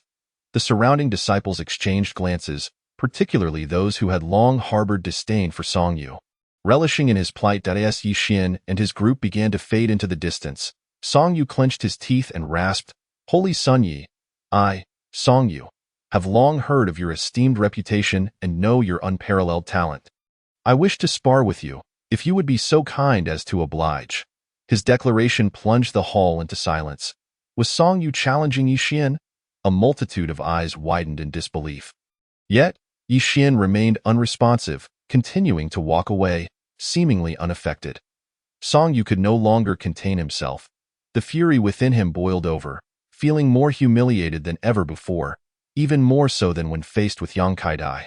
However, he lacked his master's composure. In an instant, he moved swiftly to block Yi Xian's path, gritting his teeth as he exclaimed, "Holy Sun Yi, are you afraid to accept my challenge?" Yi Xian finally lifted his head, casting his gaze skyward, and regarded Song Yu with disdain. "Who are you to challenge this holy sun?" He enunciated each word with deliberate precision. "Do you even measure up?" At that moment, the crowd erupted in excitement. What a bold statement! The holy sun is indeed impressive. The majority of disciples had grown weary of Song Yu's arrogance. In the ensuing silence, a chorus of disdain erupted. "What are you, Song Yu, to challenge the holy sun? You may be in the first level of the Wheel C, but you dare to challenge someone in the opening meridian's realm? Do you have no shame? You think you can challenge the holy sun? You are two entire realms beneath him. Have you no self-awareness? How shameless! How could our ancient holy land harbor someone as disgraceful as you? Being associated with you is a humiliation." In a swift turn of events, the onlookers unleashed their scorn upon Song Yu, who felt his face flush red with embarrassment. He glared at one individual, who retorted defiantly, "What are you looking at? Do you want to challenge me?" With a sudden surge of power, this person revealed their own second level of the Wheel C cultivation, an inner disciple. Song Yu's anger simmered, but he turned his gaze to another. This one smirked, exuding a powerful aura as well. "What? You want to challenge me? Come on." This was yet another inner disciple, this time at the fifth level of the Wheel C. Song Yu felt on the brink of collapse. Why were all the inner disciples joining in on this? His pent-up frustration reached a boiling point. Then, another disciple spoke up, scoffing, "Song Yu, do you only dare to challenge those beneath you or two entire realms lower?" Pathetic. With a dismissive spitting sound, he added, "You are nothing but trashed. I am at the third level of the Wheel C. Come and challenge me if you dare. We are of the same realm. You should consider how long you have trained. The holy sun has only just begun. Someone like you deserves to be expelled from the sect." As these words pierced his ears, Song Yu could no longer suppress himself and spat out a mouthful of blood. Chapter 22. A Fury Unleashed. Master Jealous? Yi Xian watched this scene unfold, unable to suppress his admiration for his fellow disciples. Truly, the bond of brotherhood is commendable. Indeed, Holy Son, please pay no heed to this fool. He is unworthy. Holy Son, where shall you go? Allow me to guide you. A throng of disciples, having thoroughly enjoyed the spectacle of Song Yu's humiliation, turned their eager eyes upon Yi Xian, especially the female disciples, whose gazes sparkled with admiration. With unparalleled talent, striking charisma, and most importantly, he was quite handsome. Several bold senior sisters felt their hearts flutter uncontrollably. Cough, cough, thank you. Seniors, I must escort Lin Shui home, Yi Xian remarked, feeling overwhelmed by the attention, particularly from the one in red who kept winking at him. What are you doing? Is there sand in your eyes? And you, the one in blue, please refrain from touching me, he inwardly lamented. I must leave this place quickly. With that thought, he hastened away with Lin Xue Yi Shidi. Oh no, Yi Shixiang, are you truly the Holy Son? Once distanced from the enthusiastic disciples, Lin Shui stared wide-eyed at Yi Xian, her innocent gaze ablaze with disbelief. Even now, it felt as though she were in a dream, struggling to accept this reality. Why, Yi Xian chuckled. Of course, I have already told you so. It was you who did not believe me. As he spoke, he produced a vial of healing elixir. Here, take this. It will aid in your recovery. Lin Shui, however, did not accept it. Upon confirming Yi Xian's identity, she suddenly turned crimson, feeling a wave of embarrassment wash over her. As if she were being pricked by 1,000 needles, she vividly recalled how, on the back mountain, she had expressed her desire to see the Holy Son's grandeur and admire his exceptional demeanor. Now, realizing that Yi Xian was indeed the Holy Son, she felt utterly mortified at having uttered such embarrassing words in his presence. Oh no, I can't live with this, Lin Shui thought, her face aflame with shame. Seeing her reaction, Yi Xian casually tossed the healing elixir into her hands and, mischievously, remarked, Lin Shui, weren't you eager to admire the Holy Son's grace? How do you feel now that you have seen it? That rascal, Lin Shui fumed. Unable to contain herself any longer, she raised her delicate fist and began to pummel Yi Xian. Yi Xian laughed heartily, relishing the moment as Lin Shui, a stunning beauty, met her social demise. One word, exhilarating. After a flurry of playful punches, Lin Shui suddenly halted, fixing her gaze on Yi Xian. I remember someone once saying that the Holy Son had an exceptional demeanor, unmatched grace, and was incredibly handsome. Let us all perish together, Lin Shui gritted her teeth. Yi Xian's laughter faded, replaced by a wave of embarrassment. The specter of social demise loomed ominously. Yet, he quickly steeled himself, employing his unyielding demeanor to withstand this onslaught of social embarrassment. Did I say anything incorrect? Am I not handsome? Well, it is getting late. I shall take my leave. With that, he turned elegantly and strode away. Lin Shui could only watch in disbelief. How shameless! Lin Shui silently gritted her teeth. Having just taken a shower and changed her clothes, a throng of inner and outer gate disciples surged towards her. Junior Sister Lin Shui, is your injury serious? I have healing elixirs here. Junior Sister Lin Shui. Do you lack cultivation resources? If you do, please feel free to ask. There is no need for hesitation. Junior Sister Lin Shui, would you like to venture to the back mountain for training? We can go together. Junior Sister Lin Shui, if anyone dares to trouble you in the future, just come to me. I will help you resolve it. Those once aloof inner gate disciples, who had previously regarded her with disdain, now wore smiles of obsequiousness, uttering a stream of insipid remarks. Lin Shui stood there, dazed, taking a while to regain her senses. She understood that these disciples were not genuinely concerned about her well-being. Their intentions lay elsewhere. All of this was a consequence of Yi Xian's intervention. Simultaneously, the news of the enraged Saint's son Yi Xian storming into the law enforcement hall to confront Yang Xiong, a seventh-layer condensing Yuan realm disciple, on behalf of the outer gate disciple Lin Shui, spread like wildfire throughout the sacred grounds. It was said that Yi Xian and Lin Shui had known each other since childhood, with a bond akin to that of childhood sweethearts. Even after awakening the chaotic sacred body, he remained true to his original intentions. Upon learning that his childhood companion Lin Shui had faced oppression, He had stormed into the law enforcement hall in a fit of rage. The Saint Sun first incapacitated the outer gate disciple Shui Yao, before slaying Elder Yang Kaitai's son, Yang Xiong. Even when confronted by Elder Yang Kaitai, he stood his ground, demonstrating an unwavering resolve to protect the girl he cherished, embodying the sentiment of a furious man acting for the sake of his beloved, which was indeed moving. There were whispers that the Saint's son had ventured to the back mountain for training and encountered Lin Shui, falling deeply in love at first sight. Coincidentally, the son of the law enforcement hall elder had also taken a fancy to Lin Shui and resorted to unscrupulous means, forcibly bringing her into the law enforcement hall with ulterior motives, thus inciting the wrath of the Saint's son, leading to the subsequent events. Others speculated that the Saint's son had merely passed by and, unable to tolerate the bullying by the law enforcement hall, had acted justly. In any case, within a short span of time, countless versions of the tale surrounding Yi Xian and Lin Shui had rapidly ascended to the top of the trending charts in the ancient sacred lands, creating a sensational uproar. Oh, how could such a momentous event transpire without my presence? It was truly a touching story.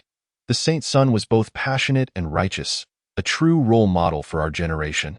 Having risen from poverty, he remains true to his roots. How wonderful it would be if such a man loved me dearly. Yang Xiong, that scoundrel, deserves death. And that Song Yu, how brazen to challenge the Saint's son based on his cultivation level. Such shamelessness. Bah! What is he even worth to compare with the Saint's son? Indeed, the Saint's son possesses unparalleled talent, unmatched in an era. Having only entered the sacred lands for 2 months, he has already perfected the Thunder God Palm and the deadly sword. And with the opening of his meridians, he effortlessly dispatched Yang Xiong, who was at the 7th layer of condensing Yuan realm. What could Song Yu possibly achieve? In no time, various voices echoed, as nearly all disciples were engrossed in discussions surrounding Yi Xian. As for the truth, although it had surfaced, it was drowned out by the fanciful versions, leaving no one inclined to believe it. Many disciples regretted not being present to witness the legendary Saint's son's extraordinary demeanor. Unbeknownst to Yi Xian, upon returning to the Saint's son's hall, he beheld his beautiful master, clad in white like snow. She stood with her back to him, poised and graceful, her silhouette enchanting. She resembled a celestial being from the heavens, unattainable and ethereal, akin to a snow lotus atop a mountain, to be admired from afar but never approached. Each time Yi Xian laid eyes on his master, his heart would inexplicably race, and a brilliant smile broke across his handsome face as he dashed over, exclaiming, "Master, what brings you here?" Han Bingning turned her head, yet her exquisite countenance bore no trace of a smile. Her beautiful eyes lacked the warmth they once held, now only reflecting indifference. She regarded Yi Xian coolly, stating, "The Saint's son's coronation ceremony is imminent. Go prevent you from bringing shame upon our sacred land and upon me. I have come to assess your progress in cultivation." What? Yi Xian's mouth fell agape. An involuntary shiver coursing through him as he sensed an overwhelming malice in the atmosphere. As he prepared to speak, he suddenly found himself transported to the martial stage. Chapter 23. Master and Disciple Duel Well. We can begin now. Young man, I have high hopes for you. Xiao Bingning, you must not hold back. Make sure this boy understands the might of his master. Still in a state of bewilderment, Yi Xian heard a chorus of familiar voices. He glanced down at the stage and felt his mouth twitch involuntarily. 8 venerable elders sat before him, their eyes fixed intently on him and Han Bingning, their expressions laden with ulterior motives. What an unsettling atmosphere, Yi Xian thought, feeling an eerie sense of familiarity with the scene. Suddenly, a loud bang resonated as the 8th ancestor abruptly stood, pointing at the two. "Please commence your performance." Yi Xian was on the brink of despair. However, before he could voice his complaint, a chilling aura surged toward him, causing him to regard Han Bingning with grave seriousness. Han Bingning stood there, emanating an icy aura, as if the very essence of spiritual energy in the world coalesced into a frigid gale, converging upon her form. Cold. So cold. Yi Xian's first thought was one of shock, yet he remained silent, quietly channeling the Sun True Fire to counteract the biting cold. Your master will suppress her realm to match yours and will not hold back. Are you prepared? Han Bingning, like an imposing ice goddess, spoke in a frigid tone, gazing down at Yi Xian. Hearing this, Yi Xian exhaled in relief and nodded. I am ready. Barely had he finished speaking when a bone-chilling wave of cold suddenly struck him. Han Bingning had vanished from sight. When Yi Xian regained his bearings, he saw a long, graceful leg slicing through the air like lightning, accompanied by a thunderous crack as it came crashing toward him. Surrounded by a faint icy aura, the leg bore tremendous power. Yi Xian's heart raced as he planted his foot firmly on the ground, immediately retreating. Simultaneously, all 108 of his spiritual meridians opened, channeling a surge of robust spiritual energy toward his right arm. His right hand formed a palm and, with remarkable speed, he struck forward. With a resounding boom, Yi Xian felt a powerful force surge through his palm into his right arm, leaving it feeling numb and partially frozen. The sun-true fire coursed through once more, dissipating the numbing sensation and the chill entirely. In that moment, Yi Xian felt that his beautiful master was no longer charming at all. The once alluring long leg now appeared as a lethal weapon. As Yi Xian pondered this, Han Bingning executed an incredible twisting motion mid-air, propelling herself into the air, her legs resembling whirlwind wheels as they came crashing down upon Yi Xian. Yi Xian was taken aback, hastily redirecting his internal energy while raising his arms to block. With a series of thuds, despite his efforts, he was still sent flying after enduring several of Han Bingning's strikes. In this flurry of attacks, he failed to block 3 blows. One to his chest, one to his left side, and the last, a near miss to his right ear. The latter was the most perilous. Had Yi Xian not reacted swiftly or had Han Bingning not shown restraint, his temple would likely have been shattered. Yi Xian collapsed to the ground, one hand clutching his right ear and the other pressing against his left side, glaring at Han Bingning with a look of grievance. His beautiful master was utterly unappealing now. At this moment, she seemed no longer like a celestial being but transformed into a demon. Whether it was those enticing legs, her alluring figure, or her delicate waist, they all radiated an explosive lethal force. Trash, utterly useless. Get up, quickly, as my saint's son. As someone with the chaotic sacred body, is this your level of strength? Yi Xian, you cannot even best your master. How pathetic! How could my ancient sacred land produce someone as inept as you? Shao Ning, continue your assault. Defeat him. Yi Xian remained fixated on his beautiful master, fearing she might strike again. Meanwhile, from below, a chorus of angry voices erupted. The 8 grand elders puffed their cheeks, glaring at Yi Xian, berating him vocally. 2 of the elders even leapt onto the table, exuding disappointment. Yi Xian shot them a dangerous glance, feeling cornered. But just then, a piercing sound sliced through the air. Han Bingning was charging at him once more. With no choice left, Yi Xian gritted his teeth and focused entirely on his duel with Han Bingning. He truly wished to ask, Master, are you certain you have suppressed your cultivation to match mine? He sensed that after being suppressed, Han Bingning's cultivation had reached at least the 4th or 5th level of the condensation realm, and it seemed to be slowly rising below. The 8 qualified judges were thoroughly engrossed in the battle, exchanging whispers and even indulging in fruits and drinks, seemingly oblivious to the shameless one among them who had brought snacks. Hey, aren't we being a bit excessive? Little Bingning is somewhat ungracious to employ the cultivation of the 5th level of the condensation realm. Cough, indeed. This lad has only reached the opening vein realm. Even if he were at the peak of the opening vein realm, how could he possibly dominate Little Bingning at the 5th level of the condensation realm? Old 8, your audacity is remarkable. How can you label her as waste?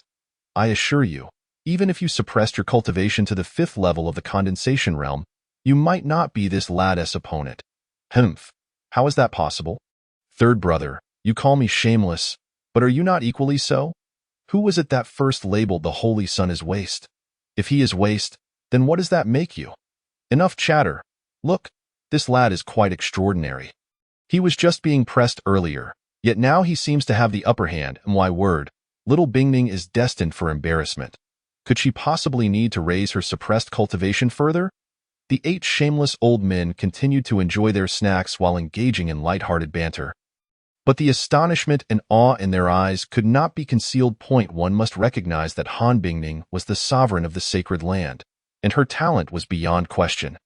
Remembering the past, she was once a figure of unparalleled grace, dominating the various prodigies of her realm, renowned throughout the eastern wilderness. At this moment, even if Han Bingning had suppressed her cultivation to the 5th level of the condensation realm, could she truly be at that level? This was absolutely impossible. In terms of insight, experience, and comprehension of martial arts, she was in no way comparable to her past self at the 5th level of the condensation realm. This meant that the currently suppressed Han Bingning could easily overpower her former self at this realm. Yet, despite this, she could not suppress Yixin, who was at the opening vein realm. How extraordinary could Yixin be? The Chaos Holy Body was indeed formidable. The 8 old men were shaken, and Han Bingning was equally stunned, feeling not only astonished but also somewhat aggrieved. How could she be unable to defeat a disciple of a lower realm? Must she secretly elevate her cultivation further? She had already progressed from the 3rd level of the condensation realm to the 5th level quietly. If she were to raise it further, would she not be losing face? With this thought, Han Bingning felt a surge of anger. Just then, Yixin seized the opportunity during her momentary distraction to launch a surprise attack from behind her. The scene abruptly fell into an eerie silence. Chapter 24. I shall slay you, my rebellious disciple. By heavens, this is going to be a big deal. What big deal? The Holy Sun was merely executing a legitimate attack. What wrong has he done? Shameless, truly shameless. Old Nine, you are as shameless as Yixin, rebellious disciple. If it were me, I would surely beat this ungrateful disciple to death. Bah! What rebellious disciple? On the battle stage, there is no distinction between genders. Do you not understand? After a brief silence, one of the old men resumed the heated exchange of sound transmissions, their words sharp as swords. Han Bingning's expression transformed in an instant to one of fury and embarrassment. Her teeth clenched in indignation. Especially feeling that fiery sensation, she was filled with overwhelming shame and rage. How dare this rebellious disciple attack her in such a manner? Han Bingning's cold gaze locked onto Yixin. A tempest brewing within her. Today, I shall act on behalf of heaven and slay you, my ungrateful disciple. At a certain moment, a chilling voice suddenly erupted from her lips. In the next second, boom, her aura surged dramatically, and she charged toward Yixin. She had directly raised her previously suppressed cultivation from the 5th level of the condensation realm to the 9th level. Yixin, feeling his scalp tingle, hurriedly called out, Master, it's a misunderstanding, truly a misunderstanding. I did not mean it. Crack, with a tremendous sound. Yixin's voice was abruptly cut off. He was sent hurtling away like a shooting star, crashing toward the 8 shameless old men. The 9th ancestor, quick-eyed and nimble-fingered, waved his hand, and with a swoosh, Yixin's still-moving form was redirected, flying back toward the martial arts stage. Dazed, Yixin nearly erupted in a curse. Did this old immortal have it in for him? Witnessing this scene, Han Bingning's lips curled into a cold smile, her graceful figure akin to a dancing fairy as she soared into the in the next moment. A long leg swiftly swept toward Yixin. Suspended in midair, Yixin found himself without leverage. Thus, bang! He felt a sharp pain in his rear and was sent flying once more. The 9th ancestor, observing this, couldn't help but grin, just as the 3rd ancestor quickly stepped forward, reaching out to press down on Yixin from a distance. Yixin felt a wave of dizziness wash over him, and he was once again propelled back to the martial arts stage. He was on the verge of collapse. Were these old geezers really playing dirty? Not only were they sending him back to the martial arts stage for his beautiful master to punish him, but they were also employing despicable tactics to leave him dazed. Despicable, shameful, hatred, bang, bang, bang. Following that, a series of sounds echoed as Han Bingning vented her frustrations, feeling exhilarated and regaining her confidence. The 8 old ancestors watched with keen interest, commenting as they did. Little Bingning's kick was quite impressive. She has truly inherited her master's teachings.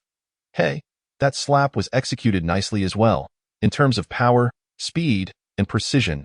Oh dear, little Bingning, venting is fine. But don't strike there. Is that place even movable? What if it gets damaged? Yixin felt as though he were on the brink of death, his head spinning, If only he had the strength. He would have surely retaliated against his beautiful master first before dealing with those 8 old men.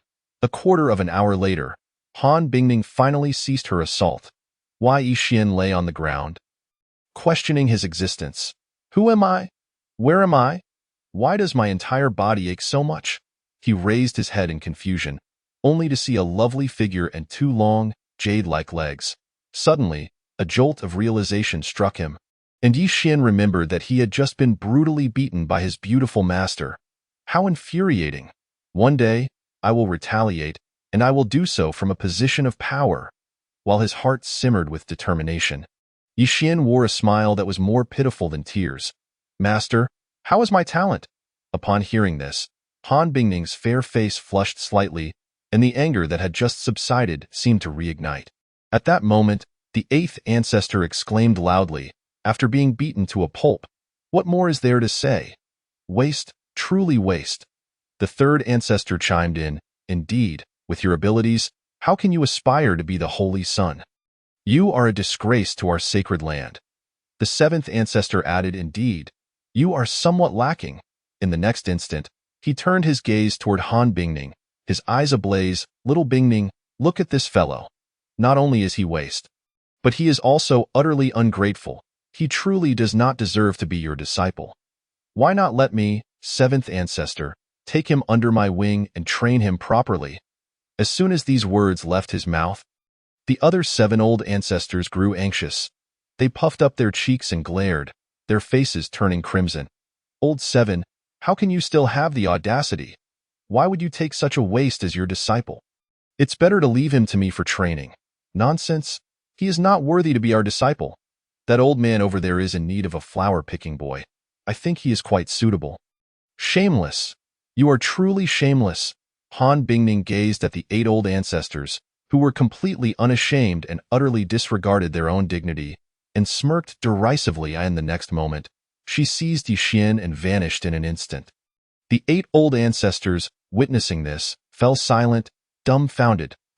Taking on a disciple is truly difficult. Little Bingning had grown up. She was no longer the naive little girl of the past, and it was hard to deceive her now. Holy Sun, you truly live up to the reputation of the Chaos Holy Body. You are indeed a prodigy, nearly matching my own prowess. In the Holy Sun Palace, Yixian lay on the bed, his expression one of despair. Upon seeing him in such a state, Han Bingning inexplicably felt a twinge of sympathy and guilt. She asked, "How are you feeling? Are you all right?" Yixian replied, aggrieved, "It hurts. How can I not be in pain?" Hearing this, Han Bingning felt even more awkward. She extended her delicate hand and placed it directly on Yixian's chest. In the next moment, a surge of gentle spiritual energy poured in, instantly healing his injuries. Han Bingning's delicate hand began to move, continuously infusing spiritual energy into Yixian, mending his wounds. Wai Yixian felt an inexplicable wave of gratitude swell within him. He could sense that his injuries were merely superficial and not severe, indicating that his master had held back. Even so, she was willing to expend her spiritual energy to heal him, truly treating him as her disciple. However, soon enough, Yixian's heart began to race uncontrollably. His master was simply too close, and her method of healing was too intimate. He could hardly bear it. Watching Han Bingning's delicate hand still moving, still healing him, Yixian quickly shifted and sat upright. "Master, I'm fine. There's no need for this." He was on the verge of tears. Han Bingning nodded slightly. Despite her expression appearing quite calm, Yixian perceptibly noticed that her delicate face bore a faint blush, indicating her own embarrassment, as this was her first experience in such matters. After a brief pause, Han Bingning said, "Well, you should rest for now. In 3 days, I will take you to a place for training. After we return, you can patiently await your consecration as the Holy Sun." "Training?" Yixian furrowed his brows. "Where will we be training? I believe I am already quite exceptional and do not require further training." Upon hearing this, Han Bingning's gaze suddenly sharpened, and with a scoff, she replied, "Though you possess extraordinary talent and formidable combat abilities, your techniques lack the essence of killing intent. You need to engage in life-and-death struggles, true life-and-death battles." At this, Han Bing paused momentarily before continuing. Do not presume that killing a few beasts or taking down a Yang Xiong makes you remarkable. I assure you, on the day of your consecration, there will undoubtedly be those with malicious intent who will challenge you. If they have the chance to kill you, they will show no mercy, and no one wishes to see my ancient sacred land rise. And certainly, no one desires to witness your growth. Yi Xian fell into a brief silence upon hearing this. Meanwhile, Han Bingning had already turned and was walking towards the palace exit, observing the graceful figure of his beautiful master. With her ethereal silhouette, Yi Xian could not help but blurt out, "Master, does it still hurt?" As soon as these words left his lips, the previously quiet Holy Sun Hall fell into an immediate silence. Chapter 25. The task. The ensuing scene was unbearable to watch. Yi Xian once again endured Han Bingning's relentless barrage of attacks, akin to a tempestuous storm. What was even more frustrating was that he was still at the receiving end. A tragedy unfolded. 3 days swiftly passed. During this time, Yi Xian remained in the Holy Sun Hall, diligently training without venturing outside. As he practiced, the strength of his physical body finally reached its limit, and the spiritual energy within him also reached its peak. At a certain moment, with a resounding crash, a deep sound reverberated. Yi Xian felt a sharp, fiery pain in his dantian, followed by a clear sensation of the vast ocean-like flow of spiritual energy within him wildly converging towards his dantian. Experiencing this, Yi Xian felt an immense joy. In less than 3 months. His cultivation had remarkably advanced into the condensation realm, and it was a solid foundation at that. Such a terrifying speed of cultivation, if leaked, would undoubtedly cause a stir throughout the eastern wasteland. Opening meridians was merely the most fundamental level for cultivators, a stage for laying the groundwork. At this stage, although cultivators possess a dantian, it remains unopened, rendering them incapable of storing spiritual energy. Only by opening 9 spiritual veins can one successfully establish a dantian and enter the condensation realm. Thus, opening 9 meridians is regarded as the 9th level of meridian opening. Albeit the weakest in the realm of meridian opening, the more spiritual veins one opens, the larger the dantian that can be established, thus allowing for greater storage of spiritual energy. When it comes time for battle, under full activation of the spiritual veins, the more one has, the greater the advantage.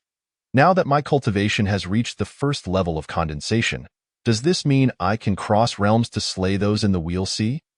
Yi Xian mused with delight as he began to introspect his dantian. What he saw was a dantian as vast as the ocean, resembling a boundless sea. Within that ocean, a golden flame danced like a playful little fish. Frolicking joyfully as this playfulness continued, the already rich spiritual energy within him began to condense and compress, cycling endlessly. The Sun True Fire was incessantly refining and compressing that spiritual energy, and it was entirely autonomous, requiring no input from Yi Xian. Upon witnessing this, Yi Xian could not help but twitch his mouth. The Sun True Fire was truly astonishing.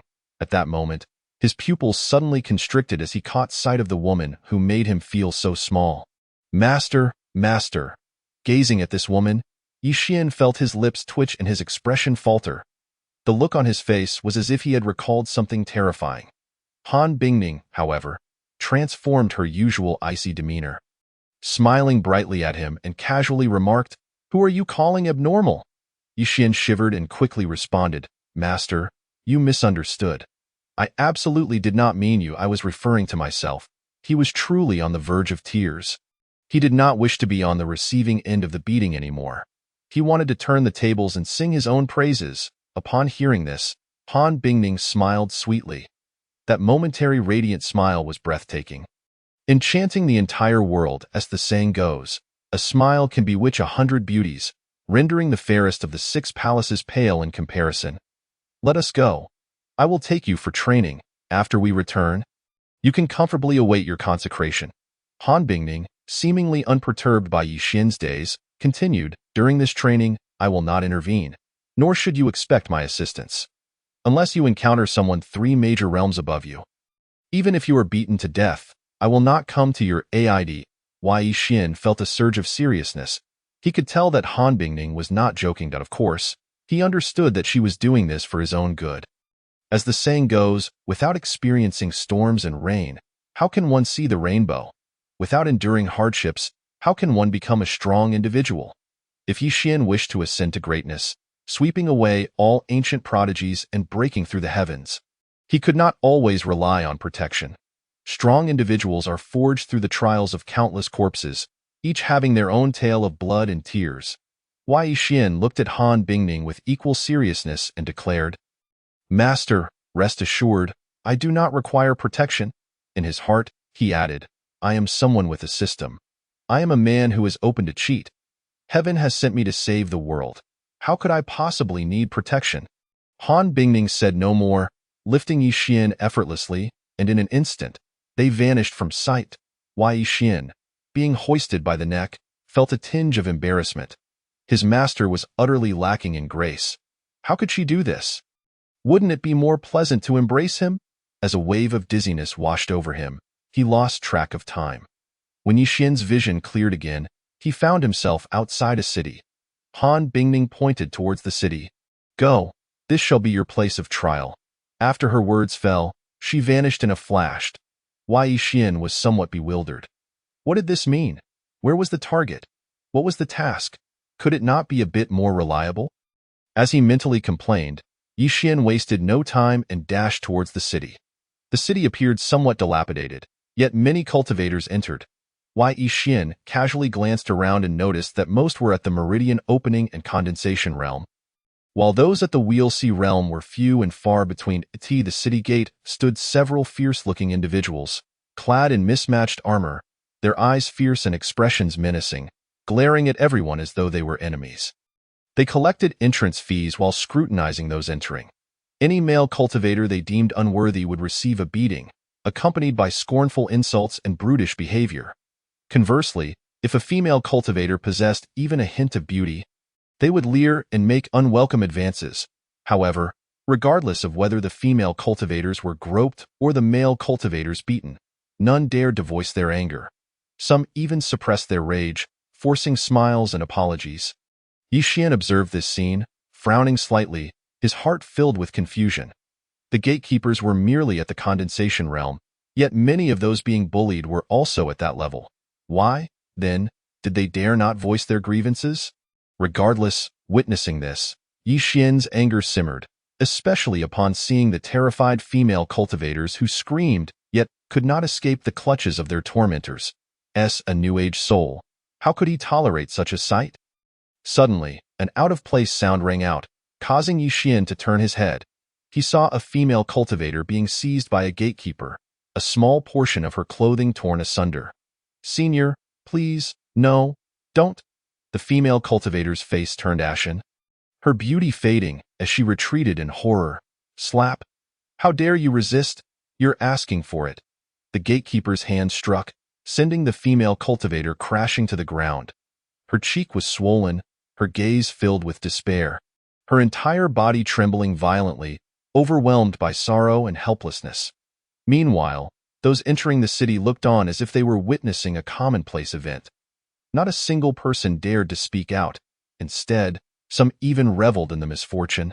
Watching with glee, the gatekeeper, grinning wickedly, stepped towards the fallen female cultivator, angrily declaring, "You wretched girl, still daring to struggle?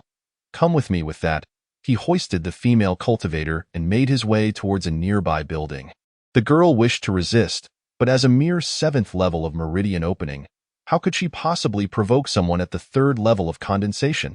She struggled desperately, her voice filled with despair as she shrieked for mercy and assistance. Yet her pleas fell on deaf ears. Not a single soul dared to step forward to aid her. Those with a flicker of conscience kept their heads bowed, avoiding her gaze, hastily paying the entrance fee before scurrying away. Meanwhile, those devoid of any moral scruples merely stood nearby, passively watching the spectacle unfold. Just as the female cultivator was being dragged toward the building, Yi Xian could no longer bear to watch.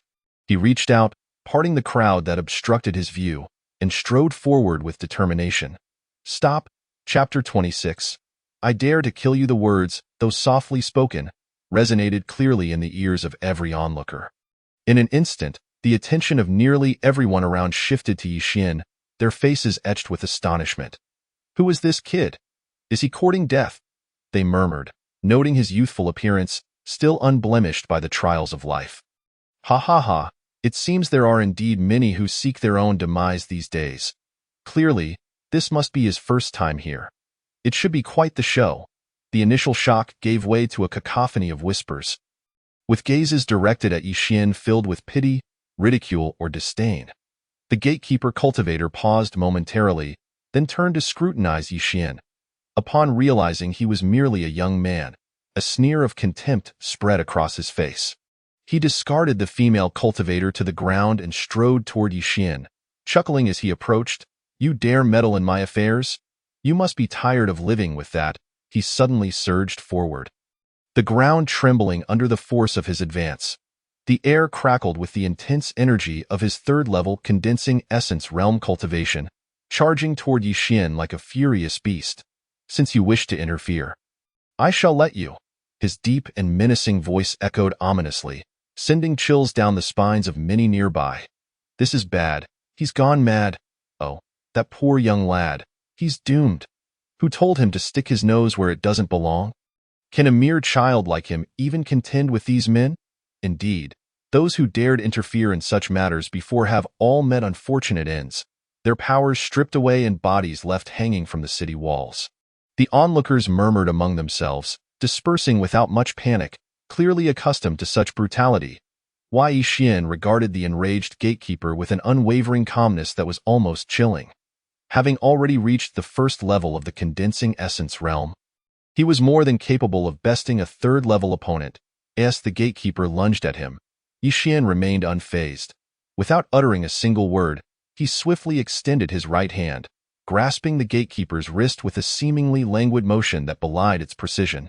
Before the gatekeeper could react, Yixin yanked him forward and delivered a swift kick. A resounding crash echoed as the gatekeeper was hurled backward, his dantian shattered, his complexion ashen, eyes dimmed. His cultivation had been utterly obliterated. Witnessing this scene, the crowd gaped in disbelief, struggling to comprehend what they had just witnessed. One move, just one move, and he has incapacitated a third-level cultivator? You dare to ruin me? The gatekeeper, regaining his composure, glared at Yixin with venomous hatred, unable to fathom his own downfall. I am a member of the Lord's estate, under the protection of a golden core cultivator. How dare you? Ruin you? Yixin scoffed. That's nothing. I might just kill you. With that, he closed the distance, swinging his fist with lethal intent. Bang! The sound of bone shattering filled the air as he obliterated the gatekeeper's skull, blood splattering in all directions, eliciting horrified gasps from the crowd. This, the female cultivator who had been saved stood frozen in shock. Initially elated by Yixin's intervention, she now felt a wave of dread wash over her. The Lord was a golden core cultivator, and the estate housed numerous powerful cultivators. Could Yixin, despite his prowess, truly contend with such formidable forces? Overwhelmed by a mix of emotions, she lowered her head in shame. Yixin had rescued her, yet she felt too afraid to even express her gratitude, fearful of the potential repercussions. You have audacity beyond measure, the remaining gatekeepers shouted, their fury ignited by the loss of their comrade. You dare slay one of our own? You seek death. With that, the remaining 7 or 8 gatekeepers, no longer concerned with their posts, brandished their weapons, charging at Yixin with murderous intent. The air crackled with the energy of the condensing essence realm. A palpable aura of hostility surrounding them. Yixin, however, did not back down. He attempted to tarnish the reputation of a virtuous family. Does he not deserve death? Yet, the gatekeepers were unyielding, dismissing his words with scoffs. Deserve death? You are the one who deserves to die. You will pay for killing our comrade. With a chorus of maniacal laughter, they unleashed their combined power, rushing toward Yixin, intent on overwhelming him. The onlookers, terrified, instinctively moved back, wary of being caught in the crossfire. Fury coursing through him, Yixin had initially contemplated reasoning with them, but their refusal to engage in rational discourse left him no choice but to retaliate. As he gathered his strength, the energy within him surged with the force of a tidal wave, With a thunderous crash, he propelled himself into the fray, his feet shattering the ground beneath him as he launched forward like a cannonball. Two fifth-level cultivators led the charge, grinning maliciously as they advanced on Yixin. Weapons at the ready point, one wielded a sword, striking down toward Yixin's head, while the other swung a staff low, attempting to catch him off guard. Yixin, however, merely tilted his head slightly, evading the sword strike effortlessly. In the next moment, his right hand shot out, delivering a crushing blow to the sword-wielding cultivator's head. Boom! The sound reverberated like a thunderclap, stunning all who witnessed it. The cultivator's skull shattered, his body crumpling lifelessly to the ground. Without pausing, Yixin raised his left leg, precision guiding his foot as it struck the descending staff. With a deft maneuver, he used the momentum to propel himself upward, swiftly repositioning his right leg for a powerful kick. Bang! Another low rumble echoed as the staff-wielding cultivator's temple exploded, leaving the spectators in shock. Chapter 27. Instant kill of the condensing essence. How powerful! He is but a first-level condensing essence cultivator, yet he can instantly slay a fifth-level opponent. The crowd was left in awe, their expressions a mixture of trepidation and disbelief. They struggled to process the scene unfolding before them. A first-level cultivator, effortlessly dispatching two fifth-level foes. Such youth, such skill, such combat prowess. He was truly a prodigy. As the astonishment washed over the onlookers, many began to feel a sense of vindication. These scoundrels deserved to die. Well done. Yet Yixin paid no heed to the spectators' thoughts. Almost immediately after obliterating the second cultivator's temple, he descended, seizing the fallen staff. At the same time, the remaining gatekeepers charged at him, their eyes filled with terror as they realized the extent of his strength. However, they were too slow to react, too late to withdraw, as they found themselves face to face with Yixin. Yixin regarded the approaching gatekeepers with no hint of sympathy in his gaze. In this world, the law of the jungle prevailed, a notion he understood well. Yet, there were lines that should not be crossed. Once those lines were blurred, what separated them from beasts? Yixin exuded a chilling aura of murderous intent, showing no semblance of courtesy as he swung his iron staff point. One of the cultivators, witnessing this scene, was about to plead for mercy when the dark, ominous rod came crashing down. With a resounding thud, it struck him squarely in the chest.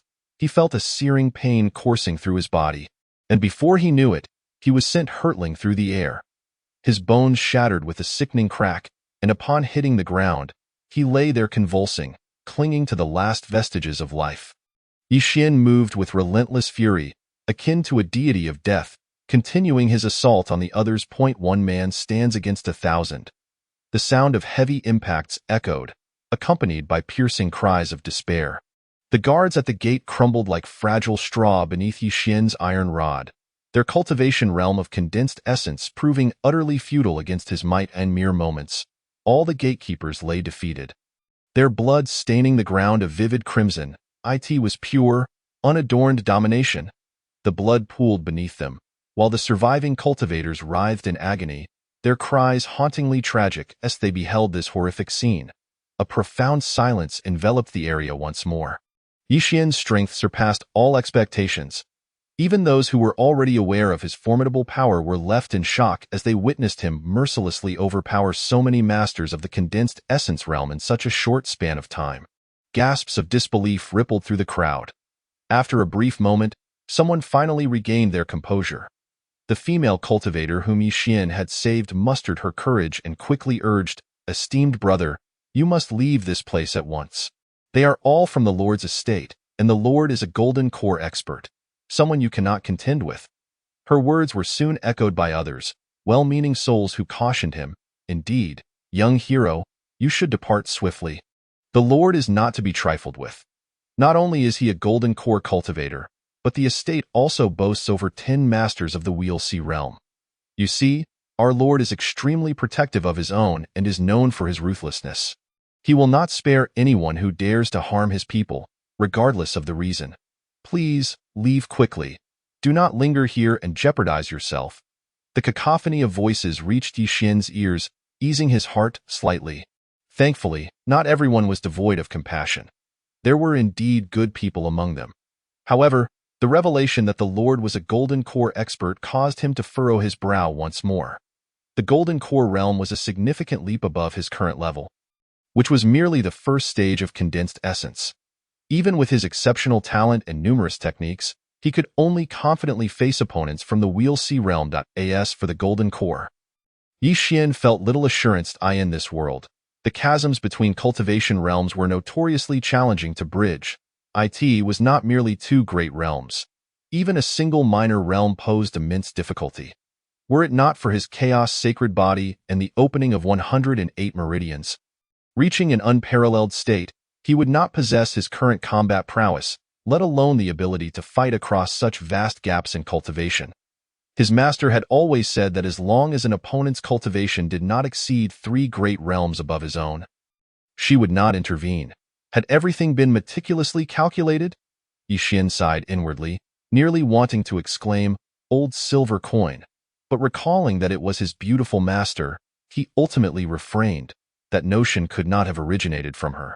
It must have been those unscrupulous old men. They were the true old silver coins. Feeling vexed, Yi Xian turned to the kind-hearted individuals around him. Just as he intended to inquire further, they dared not speak any longer, instead gesturing for him to leave quickly before hastily retreating. Even the female cultivator he had rescued was no exception. Yi Xian observed their actions and felt no resentment. He understood that they feared the Lord would discover their warning and seek retribution. The fact that they had the courage to speak up was already commendable. This further illustrated just how fearsome and tyrannical the Lord truly was. Otherwise, why would these individuals be so apprehensive? Yi Xian refrained from further dialogue, approaching the fallen guards without hesitation, expertly beginning to search their bodies for valuables. As the saying goes, gold belts for those who kill and burn, though Yi Xian disapproved of such actions. Having already taken lives, he saw no reason not to claim his spoils.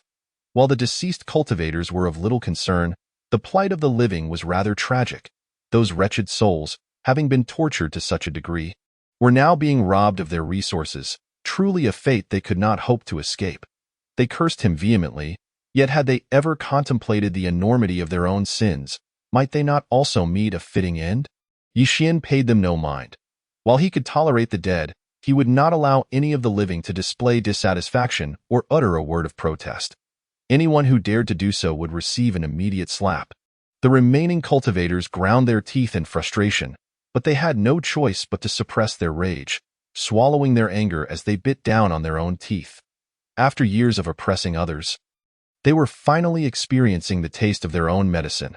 Perhaps this was the principle of karma. After a lengthy search, Yi Xian was disappointed with his meager haul. As he prepared to leave, he could not help but mutter a classic insult.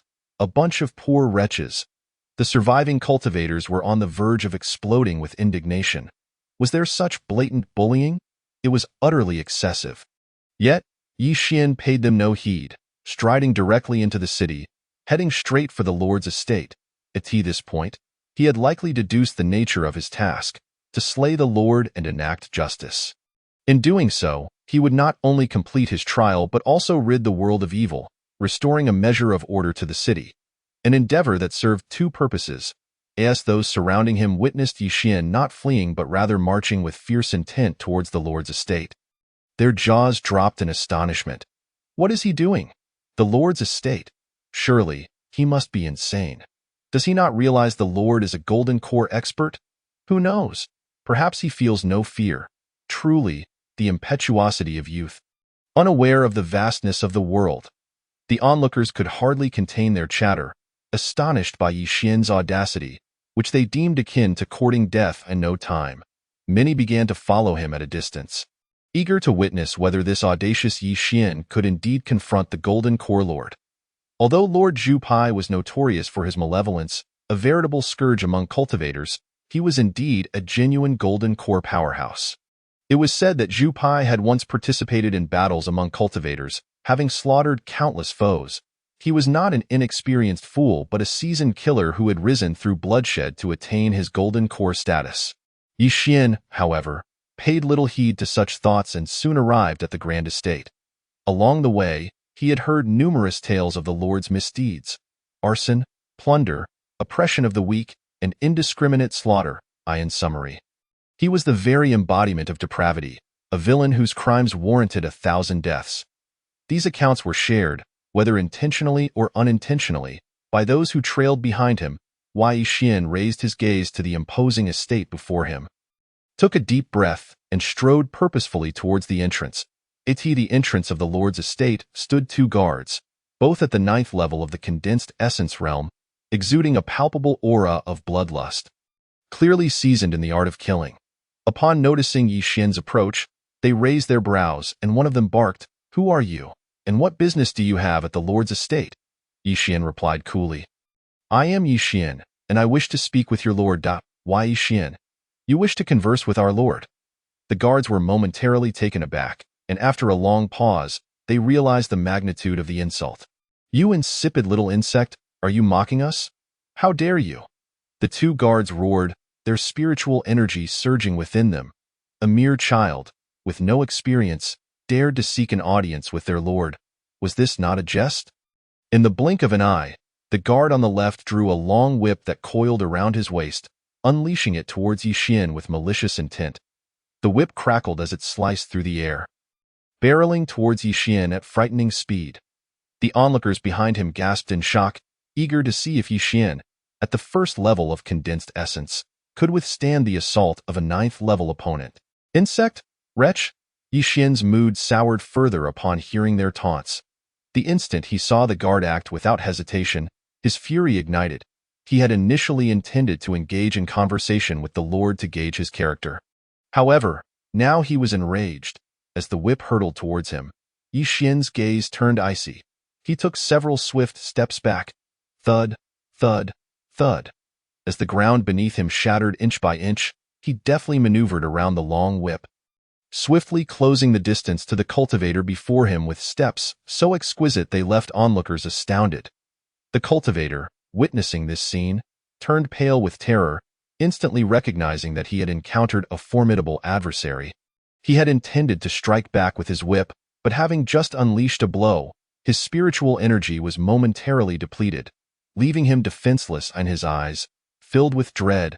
A faint glimmer of lightning surged in Yi Xian's right hand. In the next instant, spiritual energy surged forth from his palm, crashing down upon him with ferocity. Thunder Goddess palm. With a resounding boom, the cultivator at the 9th level of the condensing essence realm felt an overwhelming force invade his body. As the frenzied spiritual energy violently tore through his meridians, he was sent flying backward. The gates of the city lord's mansion were obliterated upon impact, and he collapsed to the ground like a dead dog. The other cultivator, witnessing this spectacle, was utterly dumbfounded. This young man, could he truly be this powerful? The arrogance that had once adorned his face vanished in an instant, replaced by profound fear and trepidation. His body drenched in cold sweat. How could someone at the 1st level of the condensing essence realm utterly crush a 9th level opponent with a single strike? What kind of prodigy could achieve such an astonishing leap? He no longer dared to make a move. Instead, he cast a glance at Yi Xian before hastily retreating into the city lord's mansion, clearly to send word. Yi Xian paid him no mind. Similarly, stepping into the city lord's mansion, Tio think that a 9th level condensing essence cultivator was defeated in a single blow. My heavens, who is he? How powerful can he possibly be? Such combat prowess is truly unprecedented and unheard of. The cultivators who followed behind gasped in astonishment at this scene. No one had anticipated that Yi Xian could accomplish such a remarkable feat with such ease. Thus far, it appeared that all the opponents he faced had fallen in a single strike. Whether they were at the 1st or 9th level of the condensing essence realm. It was simply inconceivable, beyond imagination. Within the most opulent palace of the city lord's mansion, City Lord Zhu Pai sat in a grand chair, his eyes coldly fixed on the cultivator before him, his tone chillingly severe. What did you say? A young man at the 1st level of the condensing essence realm has slaughtered all my gatekeepers at the city gate? He roared in fury. Who is he? What is his background? Why did he kill my men? Zhu Pai was genuinely enraged. How dare someone challenge his authority by killing his men on his territory? This was a blatant provocation to his status as city lord, a trampling of his dignity. The cultivator before him trembled at Zhu Pai's wrath, but dared not remain silent. He spoke in a hushed tone. Why, yes. As for his background, I do not know. With a surge of fury, Zhu Pai unleashed a palm strike infused with spiritual energy, and the cultivator was reduced to a bloody pulp without so much as a scream. Zhu Pai gazed at the remains, almost frenzied as he bellowed. You don't know? You know nothing. Then why did you come back? Worthless waste. You deserve to die. After a bout of furious shouting, Zhu Pai quickly regained his composure. His city was a small one in the eastern wasteland, a place scarcely frequented by powerful cultivators. It was precisely this lack of threat that had emboldened him. Yet today, a young man, one at the first level of the condensing essence realm, had managed to slay all gatekeepers from the 3rd to the 7th level. This forced him to reconsider the identity of this young man. Could he be a prodigy from one of the great sects? If so, should he endure this humiliation or eliminate him? Zhu Pai hesitated. Though he appeared reckless and domineering, a mere brute devoid of intellect, he was, in fact, quite astute. Otherwise, he would not have survived to this day. He knew well whom to provoke and whom to avoid.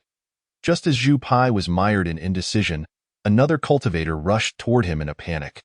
Before he even entered the grand hall, his urgent voice echoed, City Lord, it's bad. Someone has broken in. What? Upon hearing this, Zhu Pai sprang to his feet, as if struck by a thunderbolt. In an instant, his previously wavering heart became resolute, his expression contorting into a snarl. Whoever you are, I, Zhu Pai, shall flay you alive, tear you asunder, and scatter your remains.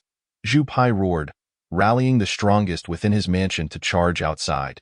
He was determined to see just who this audacious young man was, daring enough to invade his city lord's mansion. In fact, there was no need for Zhu Pai to summon them. Many powerful cultivators within the mansion had already sensed the commotion outside and rushed forth. It had been years since anyone had dared to invade the city lord's mansion. They were incensed. Meanwhile, Yi Xian was steadily advancing into the city lord's mansion, followed by a throng of cultivators from the city. However, those cultivators dared not enter the mansion, merely watching from a distance, their eyes wide and breaths quickening. Appearing even more anxious than Yi Xian himself, if Yi Xian could slay the city lord, it would be akin to delivering them from suffering. Yet, was such an outcome feasible? It seemed insurmountably difficult. A first-level condensing essence cultivator facing a golden core master, no matter how prodigious Yi Xian's talent or strength, it would be a daunting task. As the onlookers fretted for Yi Xian, a figure emerged from within the city lord's mansion. This man appeared middle-aged, wielding a long spear, exuding an aura of menace. Guahai. It was Guahai.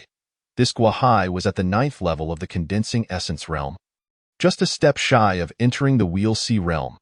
It was said that he had once clashed with a first-level Wheel C cultivator and had emerged unscathed after 3 exchanges. This Guahai was certainly not to be compared to the previous 9th-level cultivator. It was uncertain whether this young hero could withstand him. Upon seeing this middle-aged man, the cultivators outside could not restrain their astonishment. Clearly recognizing Guahai to have survived an encounter with a Wheel C cultivator was indeed impressive. One must understand that the chasm between realms is nearly insurmountable, especially when it comes to major realms. It is akin to a vast chasm. For Guahai to have engaged a Wheel C cultivator for 3 exchanges and still remain alive was no small feat, as the crowd murmured.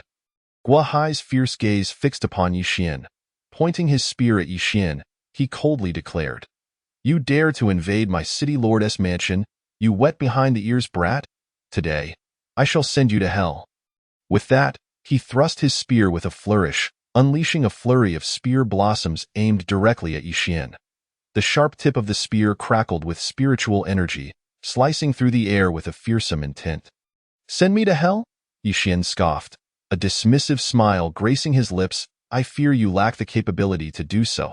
As his words fell, Yi Xian's own spiritual energy surged, propelling him forward with audacity and fearlessness. With a swift whoosh, his speed cleaved through the air, navigating the myriad openings in Guahai's spear technique, and in an instant, He was upon him. Guo Hai's expression shifted dramatically. Almost instantly, he pivoted mid-air, retracting his spear while delivering a powerful kick toward Yixian. Yet, before his leg could complete its arc, Yixian's fist, imbued with terrifying spiritual might, crashed into him. Bang! With a deafening impact, Guo Hai was sent hurtling backward, crashing through a wall before collapsing to the ground, unable to rise again. How could this be? One strike, yet another. He could accurately discern the flaws in Guo Hai's spear technique. Such perception was nothing short of terrifying. Observing this scene, gasps of disbelief echoed from the onlookers, all stunned into silence. Just then, a cacophony of footsteps erupted as a group of cultivators emerged. These cultivators were all at the 9th level of the condensing essence realm. Moreover, they were clad in identical black armor, brandishing the same black long spears, resembling a battalion of cultivators in terms of individual prowess and might. They might not surpass the earlier Guo Hai, but in unison, they could certainly slay him. Upon their arrival, they wasted no words and immediately unleashed their aura, charging toward Yixian. Yixian's gaze turned icy. With a swift motion, he seized Guo Hai's spear and hurled it forward with tremendous force. Whoosh! The spear shot through the air like a bolt, hurtling toward the advancing cultivators at breakneck speed. The leading cultivators, witnessing this, momentarily faltered in their steps, attempting to brace themselves with their spears. However, their response was a fraction too slow. Swoosh, swoosh, swoosh. A series of piercing sounds erupted as the spear pierced through the chests of 6 cultivators, sending them flying away. Such terrifying force! The remaining cultivators, witnessing this, were filled with trepidation. Yet, they had no time to regroup as Yixian charged at them anew. He surged forward like a tiger among sheep, unleashing a flurry of punches and kicks. Bang, bang, bang. Accompanied by a cacophony of sounds and anguished cries, the practitioners ascended one after another, and in less than a few fleeting seconds, they all lay sprawled upon the ground, utterly devoid of any combat capability, rendered utterly powerless. The scene fell into an eerie silence. With the strength of a single individual, against 20 adversaries, he achieved the miraculous feat of instantaneous annihilation. Yet, this was not the crux of the matter. The most astonishing aspect was that, with merely the cultivation of the 1st level of the condensation realm, he fiercely overpowered 20 opponents at the 9th level of the same realm, annihilating them with overwhelming force. This was nothing short of incredible. After vanquishing his foes, Yixian stood proudly in place, his gaze fixed on the few individuals who re-emerged before him, coldly commanding, "Summon your city lord to face me." Though his voice was not loud, it resonated clearly in every ear, reverberating with a thunderous clarity. Such audacity! A thunderous shout erupted, accompanied by an overwhelming aura, as Zhu Pai emerged with a dozen followers. Upon witnessing the grim aftermath of the battle, Zhu Pai's expression turned frigid, his eyes icy, and a palpable killing intent surged from him. He was furious, furiously enraged. How could a mere 1st-level condensation practitioner have inflicted such losses upon his subordinates? It was utterly unforgivable. Zhu Pai glared at Yixian, his face contorted in rage, his features wrinkled with fury as he gritted his teeth and commanded, "Eliminate him." At his command, one stepped forward, eyes defiant and proud, a 1st-level practitioner of the Wheel C realm. Huashou, a true powerhouse of the Wheel C. The onlookers outside were filled with trepidation, their breaths hitching in fear, no longer daring to utter a word. A Wheel C expert, even one at the 1st level, was not to be compared with a 9th-level condensation practitioner. Could Yixian truly defeat Huashou? As Yixian observed the advancing Huashou, he could not help but frown slightly. "You are far too weak. Retreat." He then turned to Zhu Pai, saying, "You should all come at me together." His words stirred a tempest of astonishment. The crowd felt as if countless thunderbolts had struck their minds, leaving them stunned. How could this audacious individual, merely at the 1st level of the condensation realm, so brazenly belittle a 1st-level Wheel C practitioner? Who was truly the 1st-level condensation practitioner here, and who was the one of the Wheel C? Most astonishingly, how dare he provoke Zhu Pai, a practitioner of the Golden Core realm? As Zhu Pai regained his composure, The corners of his mouth twitched uncontrollably, overwhelmed by rage. Meanwhile, Huaxiao seethed with indignation. He had been humiliated. Humiliated by an insignificant insect at the first level of the condensation realm. In an instant, Huaxiao's killing intent surged, pointing at Yixian and coldly declaring, "You, mere condensation, boom." Before he could finish his sentence, Yixian had already surged forth. He activated all 108 of his spiritual meridians, the energy within his dantian roiling, converging towards his body in the blink of an eye. He had closed the distance to Huaxiao at an astonishing speed. With a clenched fist, he unleashed a blow. The Emperor's Decision, Chapter 30. Sweeping through the wheel, Huaxiao had not anticipated Yixian would strike so suddenly. Upon seeing him charge forward, his expression shifted dramatically. In that instant, his internal energy erupted, and as he thrust his right hand forward, he began to retreat hastily. Huaxiao, being a first-level practitioner of the Wheel C realm, was no fool. He possessed battle experience, and his reaction was not without merit. However, he had grossly underestimated Yixian's strength, or rather, the sheer might of the Emperor's decision. With a resounding crash, Yixian's fist unleashed a terrifying force. Colliding with Huaxiao's palm, bang! A thunderous noise echoed as Huaxiao's expression changed. The violent energy surged into his body, instantly tearing apart all his meridians with relentless ferocity. A scream escaped Huaxiao's lips. But Yixian offered him no respite. He launched a kick, striking Huaxiao's dantian, bang! Another deafening roar. The crowd witnessed a plume of blood mist erupt from Huaxiao's dantian, and he was sent sprawling across the ground.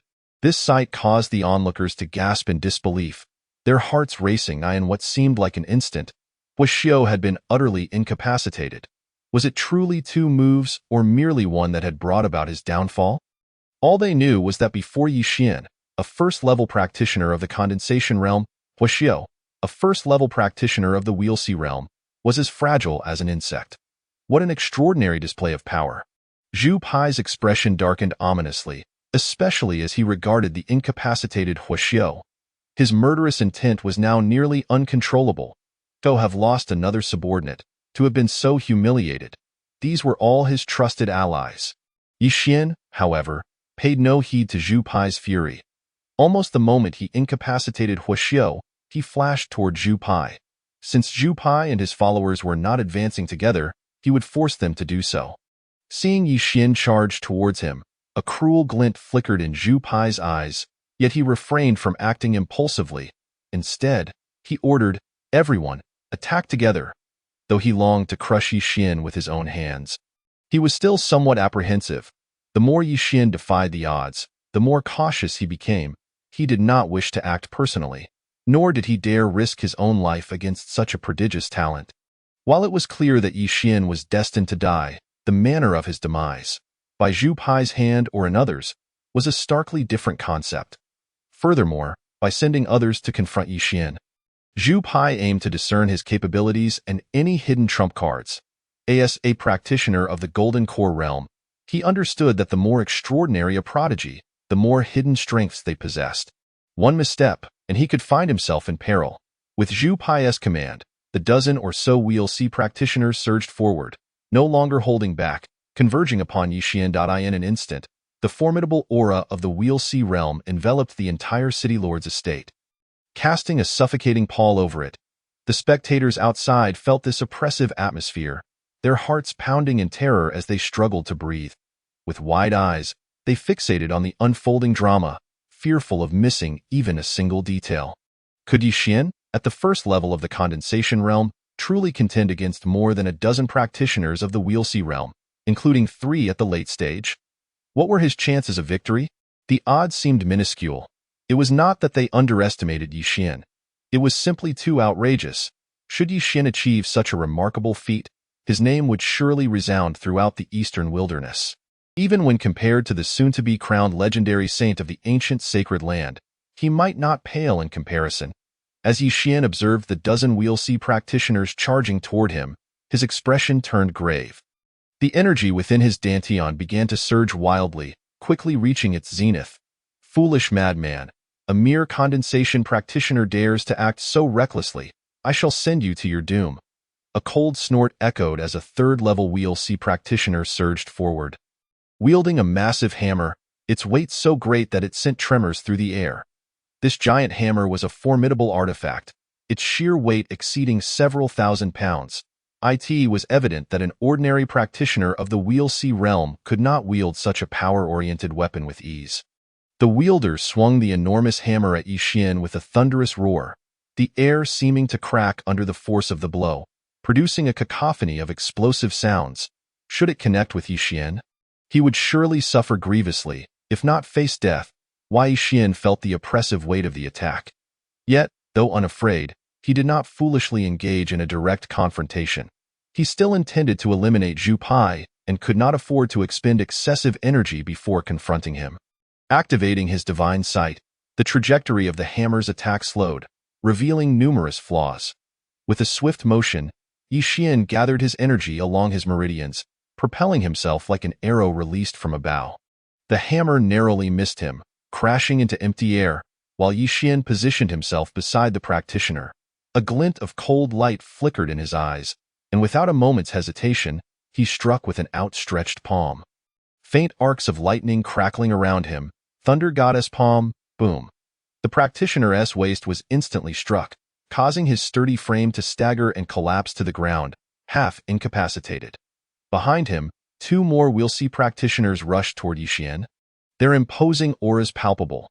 One was at the 4th level, the other at the 5th level of the Wheel C realm. Their eyes glinted with chilling determination, their energy surging with lethal intent. As Yi Xian sensed their approach, his expression hardened. He lunged forward to create distance, then spun in midair, his legs flying up, creating a flurry of afterimages. Bang, bang, bang. A series of rapid kicks erupted, infusing his legs with a torrent of energy, unleashing explosive force. The two Wheel C practitioners were sent staggering backward, blood spewing from their mouths, their expressions filled with horror. How could a mere first-level condensation practitioner possess such terrifying explosive power? Seizing the moment, Yi Xian pressed his advantage, unleashing several more kicks without granting them a moment's respite. With two final resounding impacts, the two practitioners could no longer withstand the assault, collapsing to the ground. Barely clinging to consciousness, Point 3 had fallen. He had decisively vanquished 3 Wheel C practitioners, a truly monstrous display of might. With the strength of a first-level condensation practitioner facing a multitude of Wheel C opponents, he had forcefully overwhelmed them. Who exactly was this prodigious individual?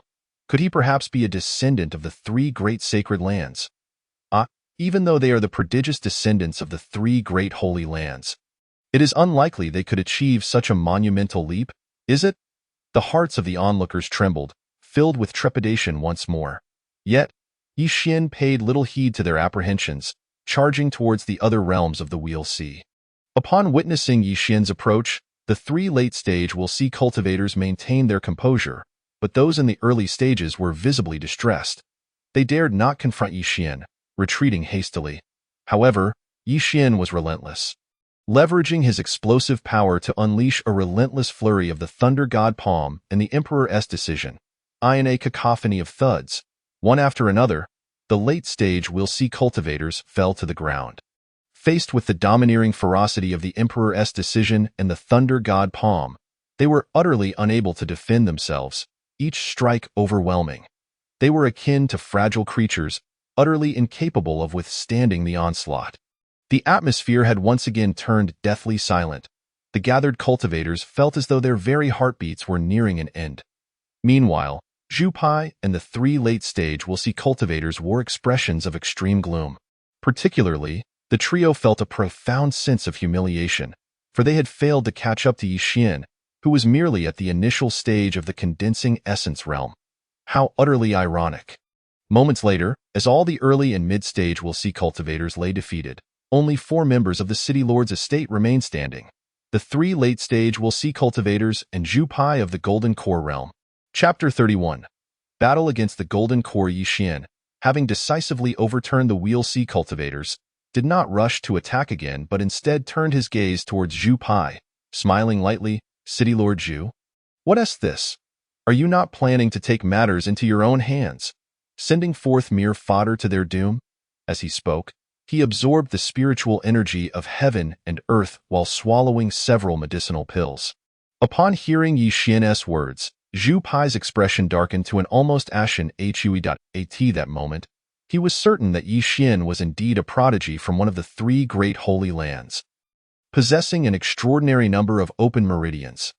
Otherwise, even with the formidable techniques of the Thunder God Palm and the Emperor's decision, it would be impossible for him to achieve such a significant leap. Good, splendid, Zhu Pai gritted his teeth, preparing to take action himself. With a thunderous roar, Yi Xian had already surged towards one of the late-stage Will See cultivators, a seventh-layer practitioner wielding a folding fan, whose demeanor appeared refined. However, as Yi Xian advanced, the cultivator suddenly swung his fan with great force. Swish, swish, swish. Countless fine needles shot forth like arrows, piercing the air at an astonishing speed towards Yi Xian. In that instant, Yi Xian felt an unprecedented sense of danger. Danger, danger, danger. These needles were laced with poison, despicable. A seventh-layer Will See cultivator employing toxic projectiles against someone in the condensing essence realm? What a cowardly act. A group of Will See cultivators ganging up on a single condensing essence cultivator, and yet resorting to poison? How utterly contemptible.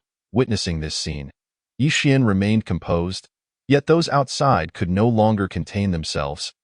Erupting in furious curses, they could hardly bear such blatant bullying. Yi Xian, however, paid no mind to their outrage.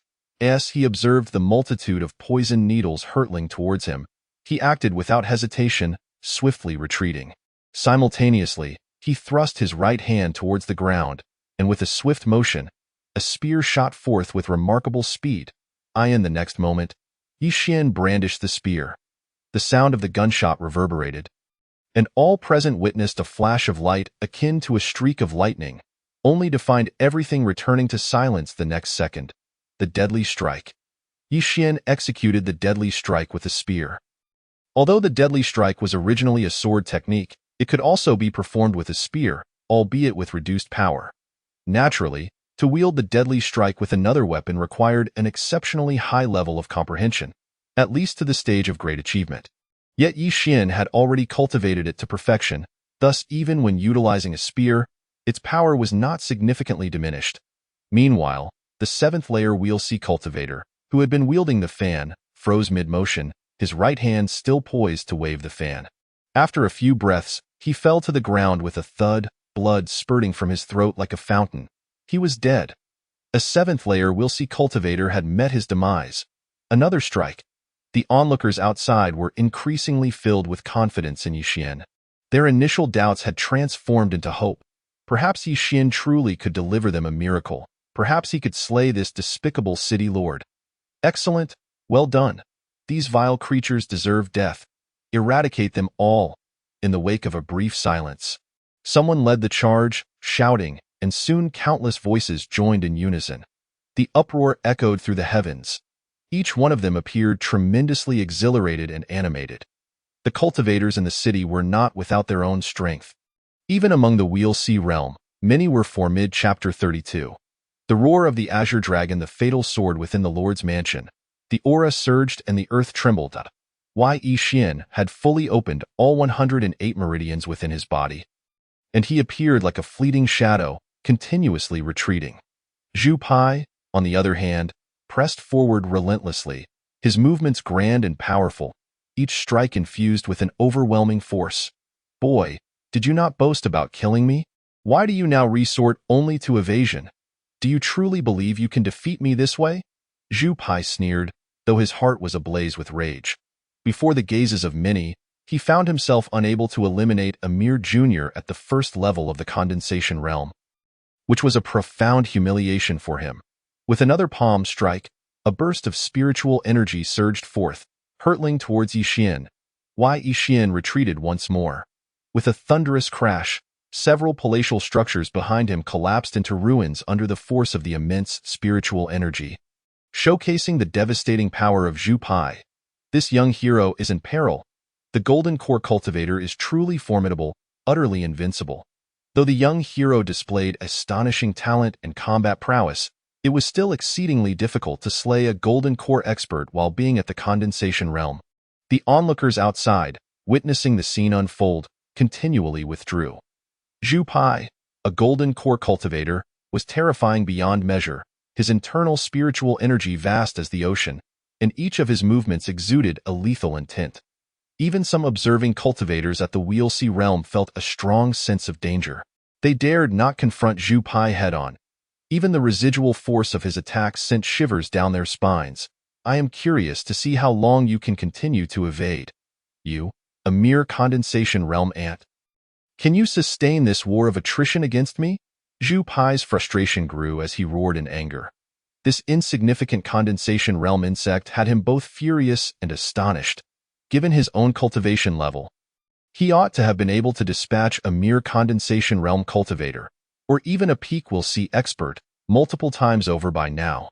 Yet, he was still unable to subdue Yi Xian.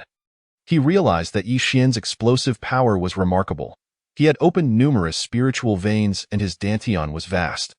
This was the reason for Yi Xian's strength and endurance.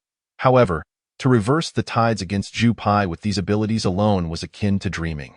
Yi Xian remained silent, evading continuously while seeking an opportunity to strike. He refrained from making a move until the moment was ripe, for when he did strike, it must be decisive. His intention was to slay Zhu Pai, or at the very least, inflict severe damage. Only then could he eliminate this latent threat. Of course, while this was easy to articulate, it was far more challenging in practice.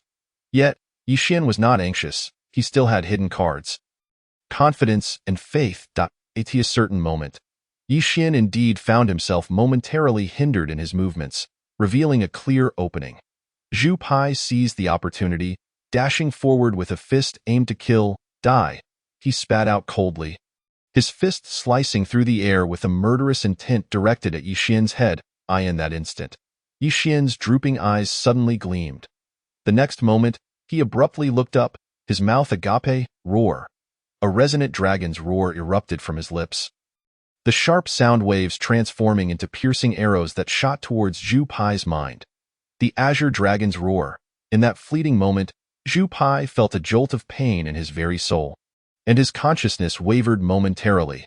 Simultaneously, the ferocity of his fist diminished significantly. It was in this brief moment, this ephemeral instant, that Yi Xian raised his right hand, extending his index and middle fingers forward, and with a sudden flourish, he unleashed a sword-like sound, buzz. The sound of a sword echoed resoundingly. With his fingers serving as the blade, he executed the fatal sword. Zhu Pai, already affected by the azure dragon's roar and experiencing a momentary daze, found himself unable to evade Yi Xian's swift strike. Though his moment of confusion lasted less than a second, it was more than sufficient for Yi Xian. After battling for so long, Yi Xian had refrained from using the azure dragon's roar until this critical moment to deal with Zhu Pai. As Zhu Pai regained his senses, he immediately felt an overwhelming danger. Without hesitation, he chose to retreat, frantically backpedaling. But it was already too late. The sword light pierced forth like lightning, flashing in an instant. Sizzle! A faint sound resonated as Zhu Pai's retreating form abruptly halted, becoming utterly rigid, and with a thud, he collapsed to the ground. The golden core cultivator, Zhu Pai, had fallen. He perished at the hands of Yi Xian, who was merely at the first level of the condensation realm.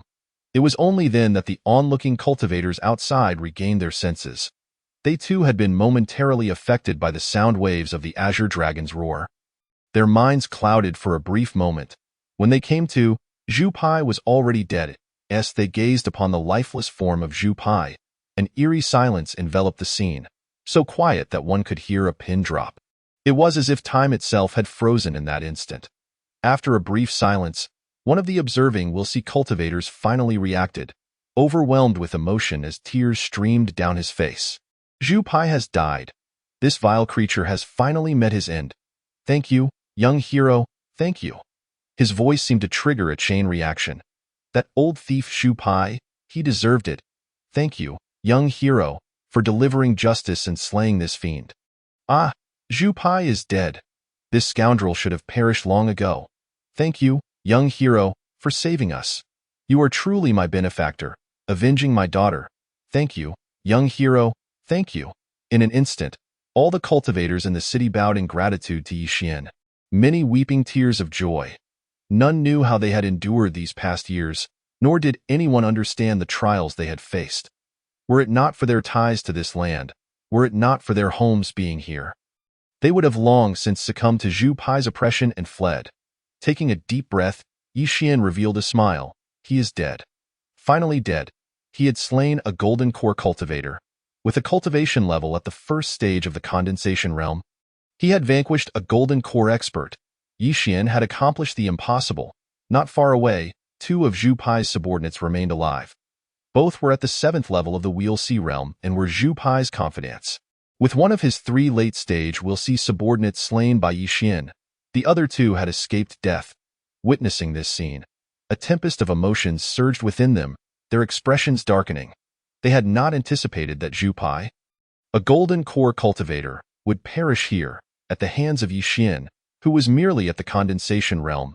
As they observed the jubilant crowd and Yi Xian, who had let his guard down, the two exchanged glances. Suddenly, a sharp glint flickered in their eyes, brimming with murderous intent. The next instant, with a whoosh, they lunged at Yi Xian with reckless abandon. Their speed was akin to lightning, creating a terrifying gust of wind that stirred up sand and debris beneath their feet. Quickly, they approached. This scene exceeded everyone's expectations. Chapter 33.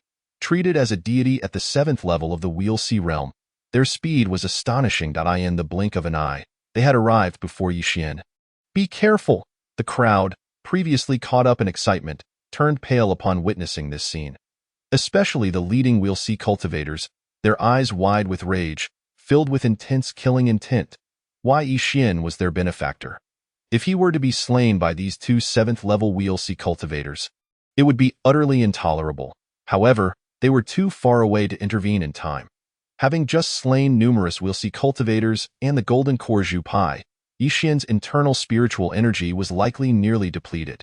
In such a state, how could he withstand the ambush of 2 powerful Wheel C cultivators? It seemed he was left with no escape. You foolish scoundrels, you seek death. You vile wretches, if anything befalls the young hero, you shall pay with your lives. Despicable, infuriating. A wave of regret surged through the hearts of the onlooking cultivators, their voices filled with anger, guilt, and remorse. They lamented their earlier complacency, regretting their excessive pride in the moment of triumph. If only they had united earlier, would they have found themselves in this predicament?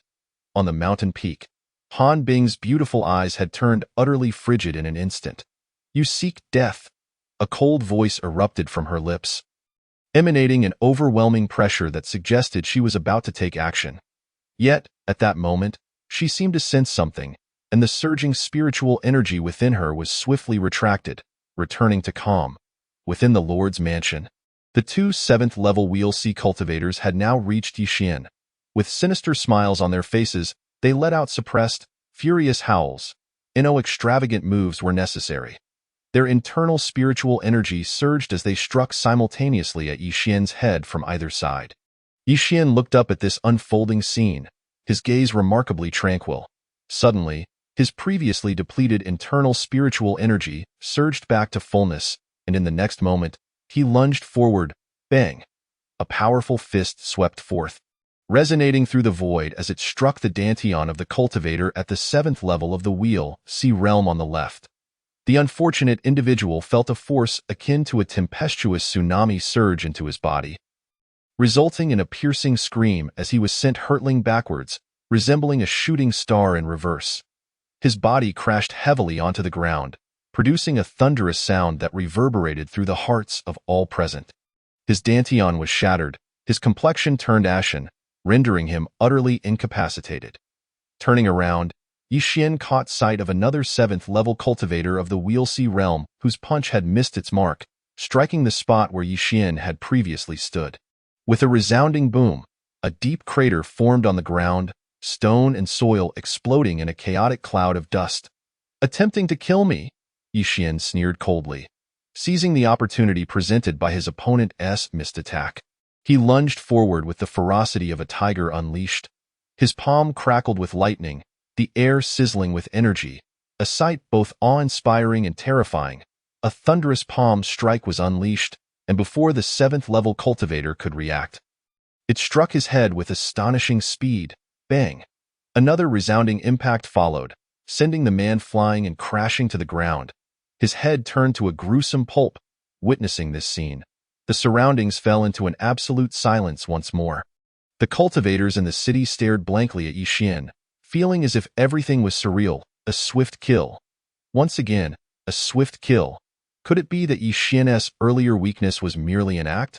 With his unparalleled talent and formidable combat prowess, if he possessed such cunning intellect, the terror he could evoke would be beyond imagination. Yet, Yi Xian did not dwell on such thoughts. From the outset, he had remained vigilant against the two seventh-level cultivators of the Wheel Sea realm, reserving ample strength to deal with them. Previously, he had intentionally feigned extreme weakness to bait them into overconfidence. Only in this manner could he ensure their carelessness and slay them with minimal cost. Fortunately, everything remained under his control. Thank you, young hero. May I inquire your esteemed name? After a brief silence, one individual regained composure and respectfully clasped his fists in greeting. Though Yi Xian was merely at the first level of the Gathering Essence realm, who would dare to regard him as such now? A true powerhouse commands respect wherever they go. Moreover, Yi Xian had just rescued them. The young hero is our benefactor. Please, do share your name. If ever the opportunity arises, we shall surely repay this kindness. Young hero, benefactor, please reveal your esteemed name. The other cultivators also clasped their fists, their eyes filled with anticipation. In their eyes, Yi Xian's slaying of Zhu Pai was akin to liberating them from suffering, a true act of great benevolence. As Yi Xian prepared to respond, he suddenly felt a tightening around his neck, and in the next instant, he was lifted into the air. A familiar, alluring fragrance wafted towards him, and from the corner of his lowered gaze, he caught sight of a distant, majestic peaked eye. In that moment, Yi Xian was engulfed in an overwhelming sense of humiliation. What on earth was his beautiful master doing? How could she behave in such a manner? He had just recently slain a golden elixir cultivator. Did she not see the fervent admiration in those people's eyes? In such a moment of public attention, he had not even had the chance to display his prowess before being hoisted by the neck. This would ruin his reputation forever. How infuriating, however. Han Bingning was utterly unconcerned with Yi Xian's thoughts. She gleefully held him by the neck, racing back towards the ancient, sacred land with lightning speed. Where is the young hero? Why can I not see him? I believe I saw him fly away. Fly away? Ha ha ha. The young hero is indeed remarkable, truly a master. Indeed, doing good without seeking recognition is commendable. Yet he did not even grant us the opportunity to express our gratitude. What a noble person! The cultivators in the city buzzed with conversation, sighing and lamenting. They revered Yi Xian, the enigmatic hero who performed good deeds without claiming credit. As if he were a deity. As for Yi Xian being whisked away by the neck, none were aware of this. Han Bingning's speed was too astonishing. At their cultivation levels, they could hardly comprehend it. Meanwhile, Han Bingning continued to carry Yi Xian forward at an unbelievable pace. Why Yi Xian struggled incessantly, causing Han Bingning to frown. At one moment, Yi Xian managed to flip himself around, wrapping his arms around the beautiful master. Being carried like this was exceedingly uncomfortable. It was far better to hold her. What are you doing? Han Bingning felt the sudden shift, her cheeks flushing as her brows furrowed. Why Yi Xian, however, protested pitifully, I'm not doing anything. It's just so fast, I feel a bit scared. As he spoke, he tightened his grip and unconsciously nuzzled closer. Han Bingning nearly stumbled midair, her body swaying dangerously. This audacious disciple, so brazen and shameless, she gritted her teeth, wishing she could toss this rascal aside. At the sacred Sun Hall, Yi Xian's life returned to tranquility once more. His battle with Zhu Pai and others had yielded significant gains, allowing him to recognize many of his shortcomings. During this period, he needed to correct these deficiencies, focus on his cultivation, and await the approaching ceremony of his conferral as sacred son. Seated cross-legged, the spiritual energy of heaven and earth converged upon him like a tangible force. Surging into his body, All 108 meridians within him opened, voraciously devouring the spiritual energy, circulating it through his body before it settled in his dantian. Within the dantian, the spiritual energy roared like a tempest.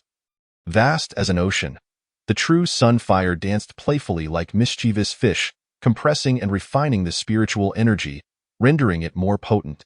Time flew by, and in the blink of an eye, only 3 days remained until the sacred sun's conferral ceremony. Yi Xian's cultivation had ascended from the 1st to the 5th level of the gathering essence realm. In just over 10 days, his cultivation had surged from the 1st level to the 5th level, truly a miraculous feat. Meanwhile, at the ancient sacred land, a convergence of powerful figures, prodigious talents, and extraordinary beings gathered, eagerly awaiting the conferral ceremony. Some sought to witness the legendary sacred sun's splendor, while others harbored more sinister intentions. Chapter 34. Shao Tian, Shun Yao He. The conferral of the sacred sun at the ancient sacred land must be the grandest event in the eastern wilderness in thousands of years, right? Naturally. Not to mention that the conferral of the sacred sun is already a significant event. The key point is that this sacred sun is a chaos body, a rarity for countless epochs. Wouldn't that cause quite the stir? I hear that this sacred sun was once an ordinary person with no cultivation. And an orphan at that. Now, he truly has leaped like a carp over the dragon gate. Such occurrences are not something to envy. He merely awakened his sacred body a little later. Eventually, he would have been discovered and would rise to fame in the eastern wilderness. I truly wish to witness the splendor of that legendary sacred sun. I wonder just how monstrous this chaos body truly is. In the ancient sacred land, countless conversations echoed in every corner where people gathered. Most gazes brimmed with admiration and envy, leaving one to wonder what emotions lay within their hearts. The ancient sacred land, the carefree sacred land, and the Yaoqi sacred land were already the 3 major cultivation sanctuaries of the eastern wilderness.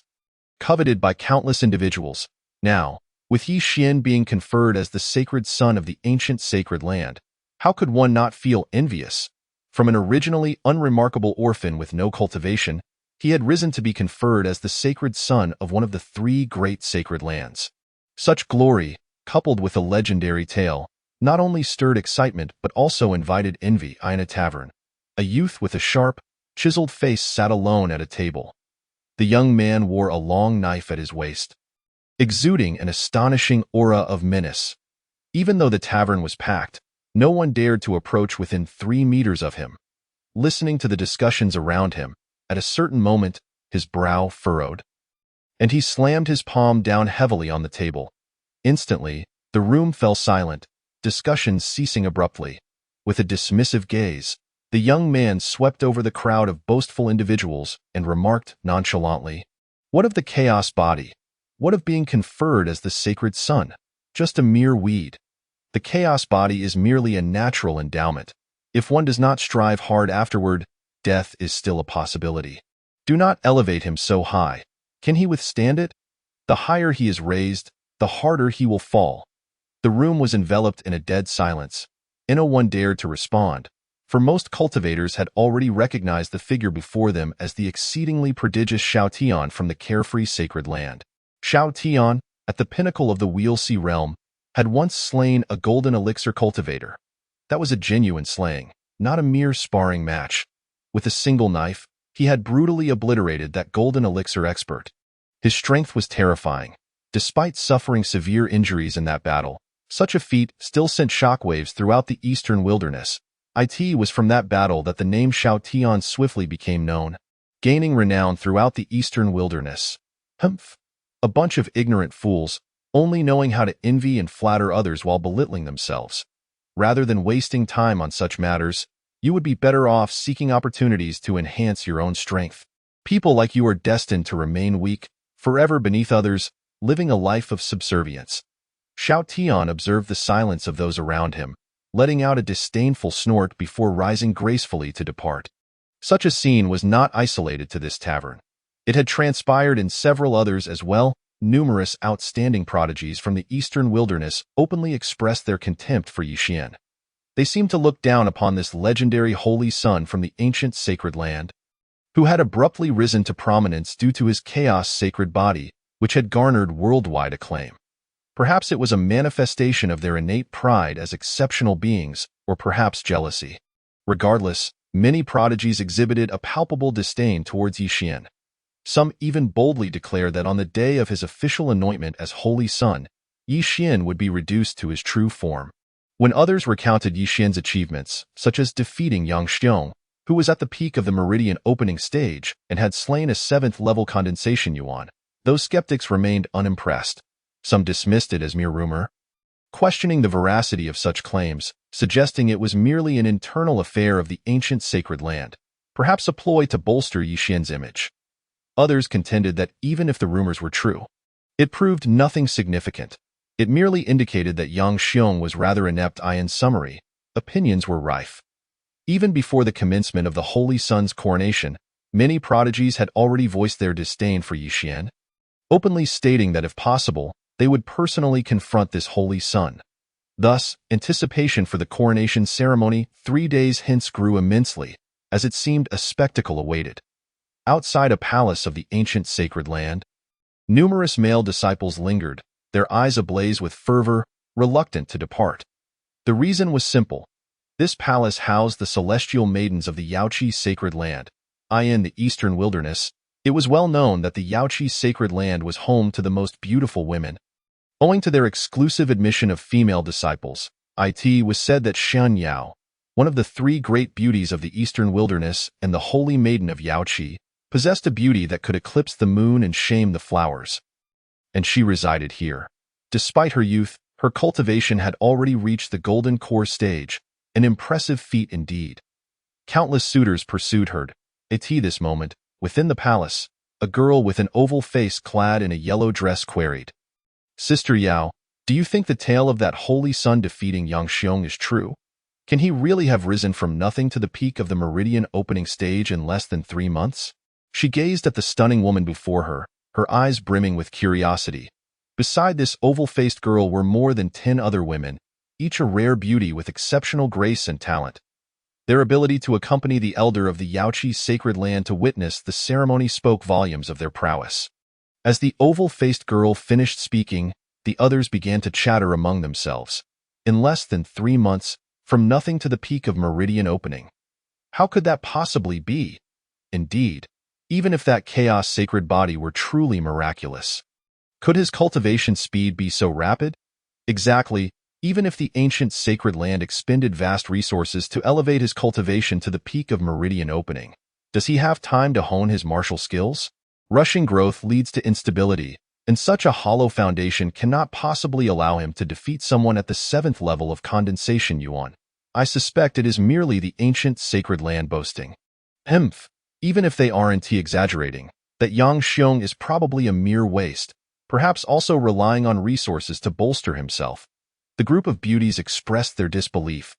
The enchanting woman at the forefront, the holy maiden Shun Lian, slightly furrowed her brows and remarked coolly, "Whether it is true or false will be revealed in 3 days. Why inquire further now?" She possessed a visage that could incite envy even among women. Her figure both alluring and graceful, exuding an air of ethereal nobility. Not only men but even women who beheld her would likely feel a pang of jealousy, acutely aware of their own shortcomings. Yet, despite her calm demeanor, her heart was far from tranquil. The legendary Holy Son, soon to be crowned, was shrouded in too much intrigue. She found herself quite curious, on a peak of the ancient sacred land.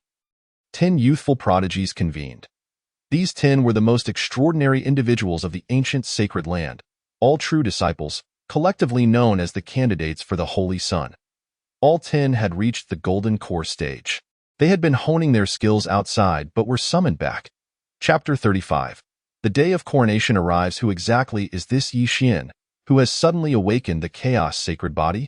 Once inconspicuous, he has now gained renown in the world following an abrupt awakening during the sect's assessment. It seems almost farcical. We were the candidates for Holy Son, the ones most likely to ascend to that position. And yet he has suddenly emerged to disrupt everything. Just the other day, I attempted to pay my respects to the Holy Son but was turned away without even a glimpse. It is truly infuriating. The 10 youths, once rivals, exchanged words, their expressions grim. Among them, a young man clad in green, known as Huaqingyi, bore an even darker countenance. His hands, clasped behind his back, dug into his flesh, though none noticed. Huaqingyi was a true disciple of the Grand Elder, who had once received personal guidance from the revered Lord of Ice, Han Bingning. He was the only one among the 10 fortunate enough to have been directly instructed by her, marking him as the most likely to become the Holy Son. Han Bingning was a goddess in the hearts of all disciples of the ancient sacred land, a figure revered as divine. Huaqingyi's receipt of her guidance attested to his extraordinary talent. Yet now, everything had changed. He felt as though something profoundly significant had been taken from him. As he listened to the others murmur, Huaqingyi snorted coldly and declared, "Let us cease this chatter. We will each reach out to our contacts. If we are dissatisfied, we can challenge him during the coronation ceremony." The day of the coronation would inevitably invite challenges. Should the Holy Son be defeated by someone of the same realm, his chances of being anointed would vanish. The higher he was exalted now, the harder he would fall later. What rightfully belongs to us, we shall reclaim. The other 9 nodded in agreement. They had fought tirelessly for the position of Holy Son, prepared for so long, and had competed against one another for ages. Now, with Yi Xian, the chaos sacred body, unexpectedly emerging to snatch it away, they felt robbed without warning, without any chance to compete. How could they accept this? At the residence of the carefree sacred land, a group gathered in a grand hall, led by an elder of the carefree sacred land, flanked by more than 20 individuals.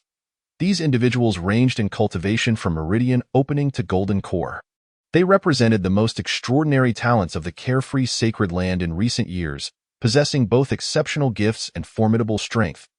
One moment, the elder turned to the gathered prodigies and stated, "At the coronation ceremony in 3 days, should the opportunity arise, do not hold back, spare no effort, and strive to eliminate that holy Son. Do you all understand?" The 20-plus prodigies responded in unison, "Understood." Their eyes shone with determination and fervor.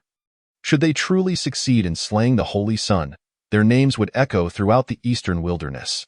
They envisioned themselves stepping on Yi Xian's head to establish their own renown. The greater Yi Xian's current fame and exaltation, the louder their names would resonate after his demise. Once he fell from grace, he would become a mere stepping stone in the Holy Son's palace. 3 days passed in the blink of an eye. During this time, Yi Xian had also made a significant advancement, reaching the 6th level of condensation yuan. As dawn broke, Yi Xian opened his eyes and exhaled a breath of turbid air. I've reached the 6th level of condensation yuan. With my current strength, I am confident I could defeat that Zhu Pai within 20 moves. Yi Xian murmured to himself. On the day he reached the peak of meridian opening, he had to feign weakness and relied on the Canglong roar and the ultimate sword to catch Zhu Pai off guard. But now, having attained the 6th level of condensation yuan, he was far stronger than he had been at the peak of meridian opening. Yi Xian felt absolute confidence. Should he face Zhu Pai again? He was certain he could defeat him within 20 moves without utilizing the Canglong roar or the ultimate sword. The transition from meridian opening to condensation yuan was a significant leap. Yi Xian had not only crossed this threshold but had also reached the 6th level of condensation yuan. Such an enhancement was monumental. The outside world must be in turmoil by now. Surely, many are scheming to crush me at the coronation ceremony, even to kill me. Very well, if that is the case, then let them not blame Yi Xian when I publicly display the might of the Holy Son. Yi Xian's eyes glinted with determination, and a surge of battle spirit coursed through him. Though he had turned a blind eye to external affairs, he could still surmise the general situation outside. It was likely that countless individuals sought his demise, aiming to ascend by stepping on his head. But was that truly possible? They aspire to ascend by treading upon their own heads, while simultaneously yearning to trample upon others, seeking to prove who among them will ultimately succeed. Thus, let us await the outcome with bated breath. Just as Yi Xian pondered these thoughts, a delightful fragrance wafted past his nose, heralding the silent and graceful arrival of his enchanting master. Han Bingning. Today, she had evidently put great effort into her appearance, her already unparalleled beauty and poise now exuding an even more regal allure. Gazing upon her exquisite figure, Yi Xian could not help but quip. Master, could you refrain from appearing so silently? Must you always materialize without a sound? Do you not knock? What if I were engaged in something inappropriate? Would that not be rather shocking? Upon hearing this, Han Bingning's expression shifted abruptly. She spun around, her beautiful eyes glinting with frost as they fixed upon Yi Xian, an aura of chill emanating from her. Engaged in what sort of activity? She inquired icily, her gaze perilously sharp. This rebellious disciple was becoming increasingly audacious. How utterly absurd! Sensing the precariousness of the situation, Yi Xian hastily chuckled. Ahem, nothing at all. I merely feared that should I become too engrossed in my cultivation, I might neglect my esteemed master. Please, do take a seat. He quickly rose to offer Han Bingning a place to sit. Han Bingning regarded Yi Xian, a hint of exasperation flickering within her. How had she ended up with such a brazen and shameless disciple? How could one so lacking in decorum have been granted the chaos sacred body? Had the sacred body lost its discernment? The ceremony to enshrine the Holy Sun is approaching, she instructed. Come with me. Remember, do not bring shame upon me, or else. Her eyes glinted dangerously as she cast a scrutinizing glance at Yi Xian. Yi Xian nodded vigorously, like a chick pecking at grain.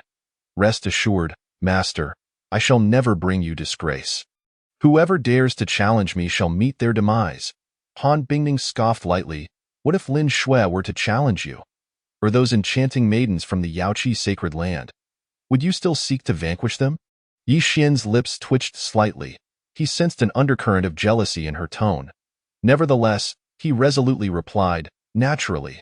So long as they dare to challenge me, they shall be deemed enemies, as you have taught me. Master, there are no distinctions of gender upon the battlefield. Thus, even if they are women, even if they are beauties, I shall show no mercy. At these words, Han Bingning nodded in satisfaction, the dangerous aura in her gaze diminishing somewhat.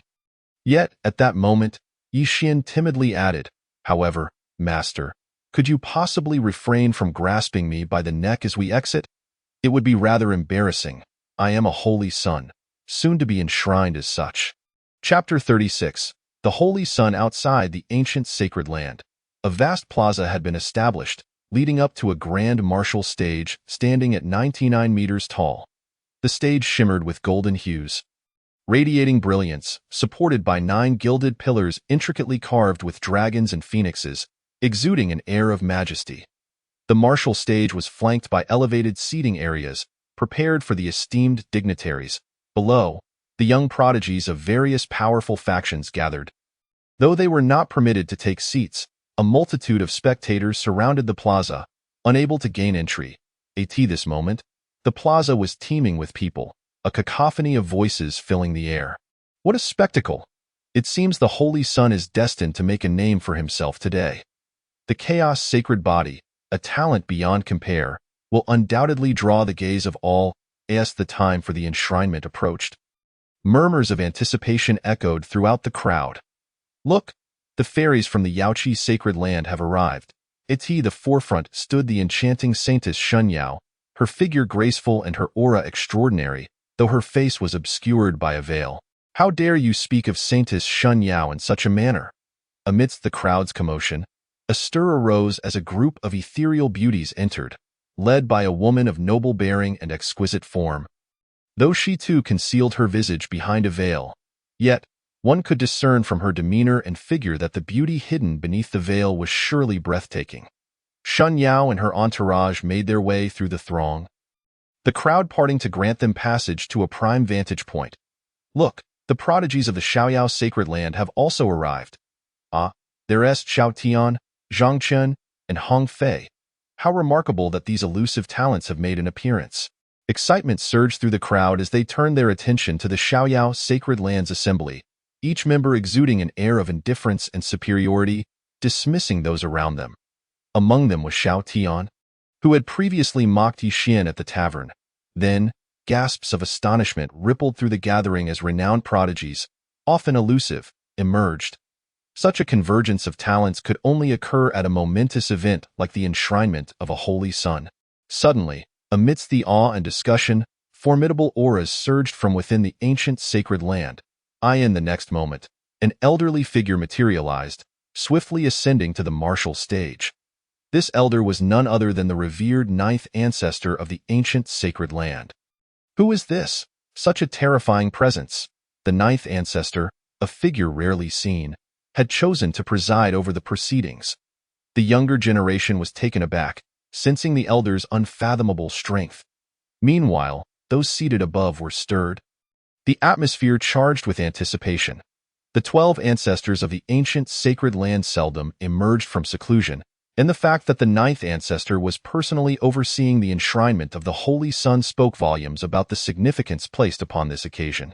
Dressed in pristine white robes, the ninth ancestor, with his snow-white hair impeccably arranged, exuded an ethereal elegance. He raised his hand, and the bustling crowd fell silent. After surveying the esteemed dignitaries, he addressed the gathered throng. Today, we gather to enshrine the Holy Sun of the ancient sacred land. I extend my gratitude for your attendance. Without further ado, he proclaimed, "Now, I invite the Holy Sun to step forth." The call echoed through the air, reverberating like a tidal wave, resonating far and wide. As his voice faded, powerful auras surged forth from within the ancient sacred land, and soon, an awe-inspiring sight unfolded before the crowd. A golden palanquin, adorned with carvings of divine dragons, ascended gracefully, approaching with deliberate majesty. Surrounding the palanquin were 8 formidable elders, serving as guardians. Are those the elders of the ancient sacred land? The reverence with which they protected the palanquin was astounding. Truly, this holy sun was destined for greatness. Witnessing this spectacle, the crowd was left in a state of astonishment, the magnitude of the occasion settling upon them. The holy sun had yet to be officially enshrined. Yet he was already exalted to the heavens. The dignitaries could not help but rise in shock, for among the 8 elders were the head of the martial arts pavilion and the formidable elder of the divine armament pavilion, along with several others whose prowess was only surpassed by the 12 ancestors. How extraordinary it was that such figures would willingly assume the role of guardians for the Holy Sun, deigning to play such humble roles. As the crowd marveled, the 8 powerful figures soon escorted the golden palanquin to the martial stage.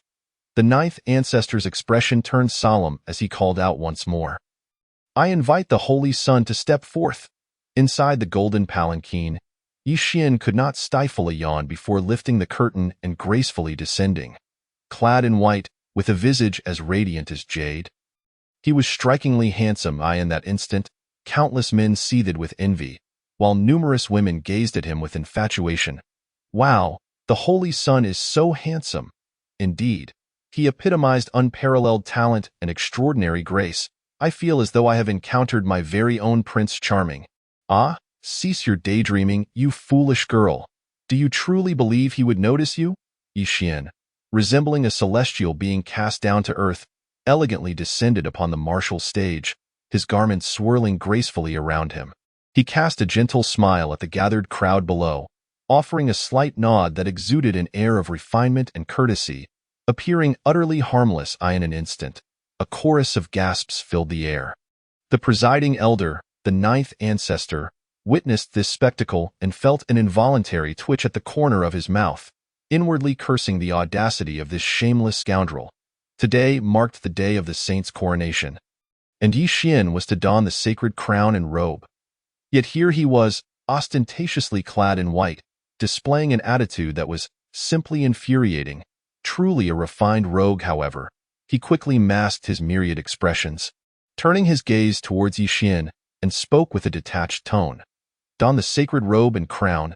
As his words fell, countless breaths quickened, and all eyes fixated intently on Yi Xian upon the stage. At this moment, Yi Xian was indeed the center of attention. Above, 9 exquisite women of unparalleled beauty gracefully descended from the heavens, each carrying a golden tray adorned with the sacred robe and crown, creating a stunning tableau. Were those not the legendary fairies of the ancient sacred land, led by the enchanting Jishuang? How could it be that the illustrious fairy, Chu Lian, also graced the scene? The renowned saintess of the ancient sacred land, Qiu Yu, how could she be among them? As the crowd beheld the 9 captivating beauties, chaos erupted once more, their gasps blending into a cacophony of excitement. It was essential to note that these fairies were legendary figures from the ancient sacred land, renowned throughout the eastern wilderness. Especially Qiu Yu, the saintess, whose talents rivaled those of Shun Yao from the Yaoqi sacred land. A figure of immense prowess with suitors aplenty, and now, such a person was serving as a maid to assist Yi Xian in donning his garments? Ah, the humiliation!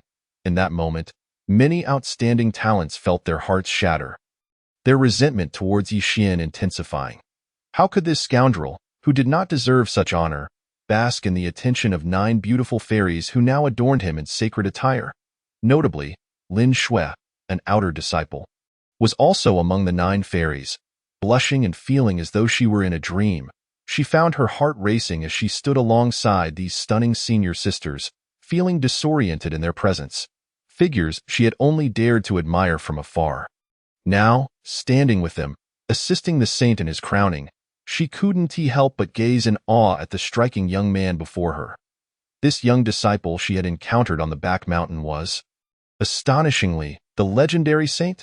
It all felt surreal. Yi Xian, initially feeling somewhat out of place amidst the radiant beauties, soon found himself overwhelmed, standing like a wooden puppet at their mercy. Could he resent this situation? Especially as he sensed the murderous glares directed at him from below. He couldn't help but wonder if this was a scheme orchestrated by the beautiful master and those 12 unscrupulous elders. Once the formalities concluded, Lin Shui and the 9 fairies departed, and the 9th ancestor surveyed the crowd, speaking with a calm demeanor. The ceremony is complete. I now declare this event at an end. With that declaration, a wave of commotion erupted among the spectators, all aware that the conclusion of the ceremony signaled the commencement of something far more thrilling. Indeed, scarcely had the 9th ancestor's voice faded when an elder with a hawkish nose from the Xiaoyao sacred land spoke up. The coronation of the saint is a grand occasion. With such glory and prestige, does the ancient sacred land not wish to showcase the saint's prowess? His intent was transparent. As his words resonated, a chain reaction ensued, with others joining in. I refuse to be outdone. As the saint, he must demonstrate his might. I challenge him. The saint represents the pinnacle of the ancient sacred land. I too wish to challenge him. It is said that the Chaos Saint body is unparalleled throughout the ages. I seek an opportunity to test the saint's strength. I hope the elders will grant this. In an instant, a tumultuous uproar arose, numerous exceptional talents stepping forth to express their defiance and desire to challenge the saint. Among them were many disciples from the ancient sacred land. In this moment of collective attention, where the most distinguished talents gathered, merely participating could elevate their status. Go defeat the saint would indeed be a path to everlasting fame. Lin Shui, who had just departed, felt a surge of anxiety upon hearing these declarations. With so many formidable talents rising to challenge Yi Xian, could he truly hold his own? She recognized several of the challengers, their strengths far surpassing that of Yang Xiong from before. Meanwhile, the onlookers were filled with anticipation. The tedious formalities of the coronation paled in comparison to the thrilling prospect of combat, which was truly their passion. The 9th ancestor remained unfazed, turning to Yi Xian. Saint, what is your stance? Yi Xian smiled slightly, gazing down at the crowd, and spoke calmly. Since so many have extended their invitations, as the saint, I cannot shy away from battle. However, I have only been within the ancient sacred land for 3 months and my cultivation is still shallow. I hope all will show mercy. The crowd could not help but twitch at the corners of their mouths upon hearing Yi Xian's words. It was a clear warning against exploiting their superior levels against him. After all, even the least experienced among the gathered talents had likely trained for several years. Challenging someone who had merely practiced for 3 months was one thing. But to think of leveraging their cultivation levels was utterly shameless. A brief silence was followed by the challengers beginning to respond. The saint jests, as the Chaos Saint body, he is beyond our mortal capabilities. Indeed, though the saint has only trained for 3 months, I have heard that he has already slain a 7th-level condensation realm expert. The saint should not be so modest. Excessive humility borders on hypocrisy. Moreover, in the realm of cultivation, strength prevails. One cannot judge based solely on the duration of training. Wei Yixian's smile grew brighter in response to their remarks. He was disinclined to engage in further discussion and nodded. Very well. Let us begin. He addressed the crowd with a fist salute. I am Yixian, a disciple of the ancient sacred land. At the 6th level of the condensation realm, I welcome your guidance. Boom! As his voice echoed, the scene erupted in astonishment. What? 6th level of the condensation realm? After just 3 months? Wasn't he merely at the pinnacle of the meridian opening just half a month ago? How could he have reached the 6th level of condensation so swiftly? What an astonishing rate of advancement. Countless spectators were left in shock, truly astonished by his meteoric rise. Within less than 3 months, Yixian had transcended the meridian opening stage to achieve the 6th level of the condensation realm. Such an extraordinary pace of cultivation was unparalleled even across the entire eastern wilderness. After a brief moment of silence, a young man stepped forward, making his way towards the martial stage. As he walked, he announced his cultivation. Yuan Chong, disciple of the Shaoyao sacred land, at the 6th level of the condensation realm. I welcome your guidance. Simultaneously, the crowd erupted in exclamations once more, clearly recognizing this individual as a distinguished talent within the Shaoyao sacred land. Well known for his prowess, Wei Yixian remained silent, merely observing Yuan Chong as he ascended the stage. P.S. Today is New Year's Eve. I wish everyone a happy new year. Please support with a 5-star rating and share free videos and gifts. Thank you for your support, and may your endeavors abound with prosperity in the new year. With a resounding crash, a piercing scream followed, echoing through the air. The crowd beheld in astonishment as Yuan Chong, once so lofty and imperious, was sent flying like a beaten dog. He plummeted straight from the martial stage, landing with a thunderous thud that rendered the scene utterly silent. Was this truly defeat? This paragon of the carefree sacred land, Yuan Chong, had fallen so easily. He had scarcely had the chance to unleash his true prowess. No. One could argue he hadn't even been afforded the opportunity to demonstrate his capabilities. The disciples of the carefree sacred land looked on with faces twisted in disbelief. How despicable! A dignified son of the sacred land resorting to underhanded tactics. What kind of skill was that? Such shamelessness! To win through treachery was a disgrace to martial ethics. Their voices erupted in outrage, fists clenched, eyes blazing with fury, on the verge of exploding. The carefree sacred land could indeed suffer defeat. After all, even a figure possessing the chaos sacred body like Yixian could be vanquished without shame. However, the manner of their downfall in this instance was utterly unacceptable. What sort of farce was this? Yixian remained unperturbed, speaking in a calm and measured tone. A challenge is a challenge. Why all the unnecessary words? If you are dissatisfied, feel free to continue. Yet, the once boisterous disciples of the carefree sacred land fell silent. They were all too aware of Yuan Chong's formidable strength. Even so, witnessing his effortless defeat, most of the other disciples in the same realm would undoubtedly find themselves outmatched by Yixian. Humph! Arrogant. Despite this, a young man stepped forward. He was strikingly handsome, with delicate features, yet his eyes bore an unsettling softness that made one uncomfortable. Zhang Hao, a disciple of the carefree sacred land, at the 9th level of the condensation realm. I trust the sacred sun won't mind. His voice resonated clearly, cutting through the AI in an instant. The crowd erupted in boos. You, at the 9th level of the condensation realm, a prodigy of the carefree sacred land, dare to challenge Yixian, who is merely at the 6th level. Do you have no shame? The most disgraceful part is that you even ask if the sacred sun is willing. Yixian paid little heed to the taunts. Replying indifferently, do as you wish, Zhang Hao, observing Yixian's unflinching demeanor, felt an overwhelming anger surge within him. He couldn't fathom why Yixian appeared so unfazed. It made him want to smash that calm face to pieces. After stepping onto the stage, he bellowed, wasting no breath on superfluous words, and unsheathed his long sword, charging towards Yixian. Swoosh! The sword radiated light. Waves of energy surged forth, and dazzling blossoms of swordplay erupted in the air. Breathtaking to behold. The thousand shadow sword of the carefree sacred land?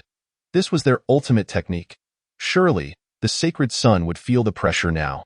Indeed, Zhang Hao was no ordinary ninth-level condensation realm cultivator, but a prodigy of the carefree sacred land. And with the Thousand Shadows sword, he was more than capable of defeating even those newly entered into the Wheel Sea. Alas, it seems the sacred son is destined to lose. He could never hope to contend with Zhang Hao. Witnessing this scene, murmurs of concern swept through the crowd, sweat beating for Yixian. Nearby, disciples of the carefree, sacred land wore sinister smiles, as if they could already envision Yixian's demise at the edge of a sword.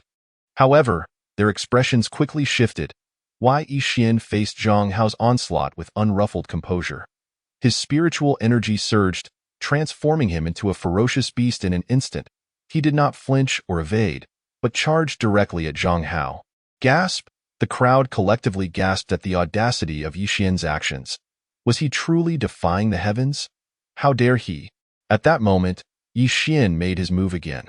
Without employing any martial techniques, he unleashed a swift and fierce whip kick. Bang! In the next heartbeat, the myriad sword flowers and waves dissipated under the force of Yixian's formidable leg strike. Then, with a resounding thud, Yixian's foot came crashing down on Zhang Hao's chest. Zhang Hao let out a wretched scream, plummeting from the martial stage just as Yuan Chong had before him. This scene left the audience stunned, mouths agape, utterly at a loss for words. The expressions of the carefree Sacred Land's disciples darkened further. Even the powerful figures seated upon the high platform appeared somewhat unnerved. What a disgrace! How utterly humiliating! A prodigy like Zhang Hao at the 9th level of the condensation realm fell so easily. Was there truly no one left in the condensation realm capable of suppressing Yixian? Yet Yixian remained unfazed. He leisurely brushed off non-existent dust from his attire and turned to the disciples of the carefree sacred land. Smiling as he inquired, "Well, my friends, this time I did not resort to a sneak attack, nor did I win through unfair means, did I?" Silence. The arena fell into a stunned hush. Goodness, how ruthless! This sacred son truly was a formidable character. Countless spectators were left in a daze, astonished. On the high platform, an elder of the carefree sacred land couldn't help but twitch at the corners of his mouth, forcing a smile as he gestured dismissively. The sacred son is jesting. Truly, you embody the chaos sacred body, a talent beyond compare, a genius of unmatched brilliance. In my view, there is no need for those of the condensation realm to challenge you. Let us elevate this contest to the Wheel Sea. Wouldn't you agree, sacred son? The elder's outward demeanor was jovial, but inwardly, he wished fervently to crush Yixian underfoot. How absurd!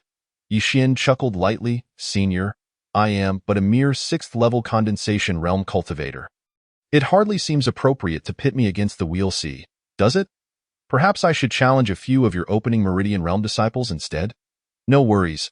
All of you from the carefree sacred land can join forces. The crowd erupted in shock. The elder's expression twitched even more violently. The representatives from other factions could no longer contain their laughter. How audacious! You propose a cross-realm battle against the Wheel Sea? And now Yixian turns around to challenge your opening Meridian Realm, even allowing you to join forces. Could they accept such a challenge? Utterly speechless. Seeing the elder's silence, Yixian scoffed inwardly, then spoke calmly. It matters not if the disciples of the carefree sacred land are too timid to face me across realms. I shall boldly challenge them instead. Since you suggested a contest in the Wheel Sea, let it be so. With those words, the crowd erupted once more in uproar. Yixian was truly accepting the challenge. He intended to fight against the Wheel Sea with his 6th-level condensation realm cultivation. Had he lost his mind? The carefree sacred land was no ordinary faction. Its prodigies were far from common.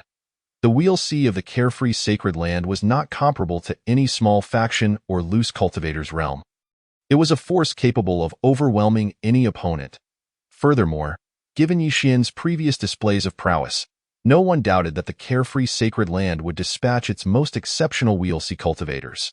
In such circumstances, Yixian found himself in genuine peril.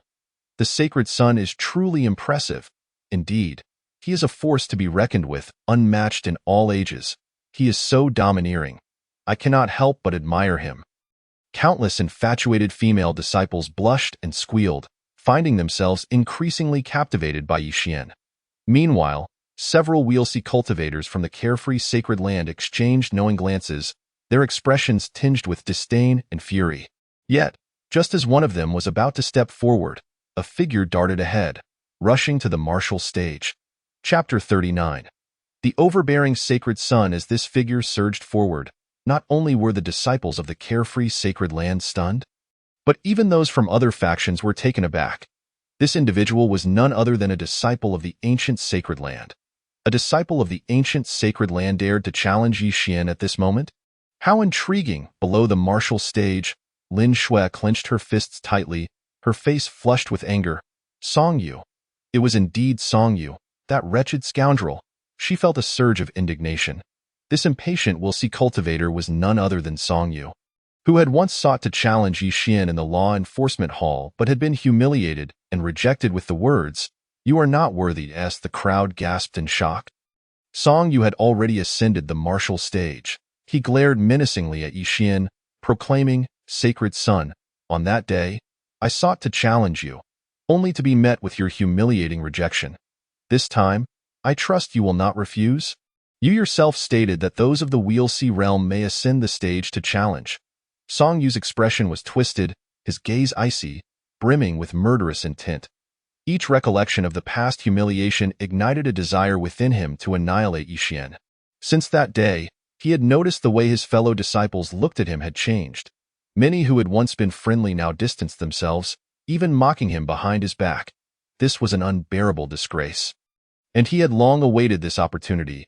Yi Xian regarded Song Yu with no hint of surprise. He replied calmly, "Refuse? Why would I refuse? Since you have come seeking humiliation, I shall happily oblige." His tone was flat, yet it radiated an air of unabashed arrogance. "As we are fellow disciples, I offer you a piece of advice. Do yourself a favor and withdraw. Otherwise, when I defeat you, you will struggle to hold your head high." A wave of astonishment rippled through the crowd at his words. This legendary sacred son of the ancient sacred land truly was audacious. How could a mere condensation realm cultivator hold such disdain for those of the Weelsea? This is utterly audacious, to the point of being excessive. Who, pray tell, is truly the condensation realm master, and who is the Weelsea? Song Yu's countenance was equally grotesque. He had not anticipated that Yi Xian would dare to humiliate him so brazenly before the public eye. He fixed Yi Xian with a cold smile and said, "Very well. I shall see how you defeat me and how you contrive to make me lose face. I, Song Yu, am not the mere Zhang Hao you encountered earlier." With that, a thunderous sound erupted as Song Yu's aura suddenly surged forth. He was not merely at the first level of the Weelsea. He was at the second level. This fellow had actually broken through. The spectators below were astounded, utterly incredulous. Simultaneously, their anticipation for the ensuing battle intensified. Could Yi Xian truly prevail against Song Yu, now at the second level of the Weelsea? As the crowd held its breath in expectation, Song Yu let out a furious roar and ascended into the air. His aura exploded with vigor, and he charged towards Yi Xian like a ferocious beast. The arena reverberated with a thunderous sound under the weight of his formidable presence. In mere moments, Song Yu stood before Yi Xian, crushing fist. A voice filled with suppressed rage erupted from his lips. In the next instant, his right hand formed a fist, unleashing a gale that surged forth, aimed directly at Yi Xian with tremendous force. The air crackled with a piercing sound as the fierce wind of his fist seemed to rend the very fabric of space, a sight both awe-inspiring and terrifying. Witnessing this scene, the onlookers could not help but gasp in shock for Yi Xian. They recognized that Song Yu's strike was anything but ordinary. Not only was his martial skill of high caliber, but his mastery of the crushing fist had also reached an impressive level. Imposing as it was, Yi Xian remained unflinching, scanning the approaching fist with an icy gaze. He retained his composure, fearlessly unyielding. His expression was eerily calm until the moment Song Yu's fist was about to descend. Why resort to such measures? A sigh escaped Yi Xian's lips, resonating clearly in the ears of all present. In the next heartbeat, the previously tranquil Yi Xian erupted with an overwhelming power. As his spiritual energy detonated, he extended his right hand, channeling the vast ocean of spiritual force within him into his fist. He too struck out, his punch tearing through the air, creating a flurry of fist shadows. This blow seemed to rip through the void, shattering the air itself. Yi Xian's fist disregarded the momentum of Song Yu's crushing fist, obliterating all, and crashed directly into Song Yu's fist. The moment of impact. The force at the tip of Yi Xian's fist erupted with a thunderous roar. The crowd faintly heard the sound of bones fracturing. In the next instant, a piercing scream escaped Song Yu's lips, and he was sent hurtling backward like a meteor, plummeting from the stage mid-air. His body became completely rigid, his eyes dimming, and his complexion pale as ash. He had been defeated. Song Yu had, astonishingly, been defeated. A loss so decisive, so thorough, so utterly humiliating. The second level of the Wheel C, against Yi Xian, at the sixth level of the condensation realm, was simply no contest. In his ears, Yi Xian's voice echoed, and in that moment, Song Yu's pride and arrogance were utterly extinguished. The scene fell into a profound silence. Even the eminent figures atop the platform could not help but rise in astonishment. They stared at Yi Xian as if witnessing something utterly inconceivable, their faces etched with shock. The imperial decision. Yi Xian has actually executed the imperial decision.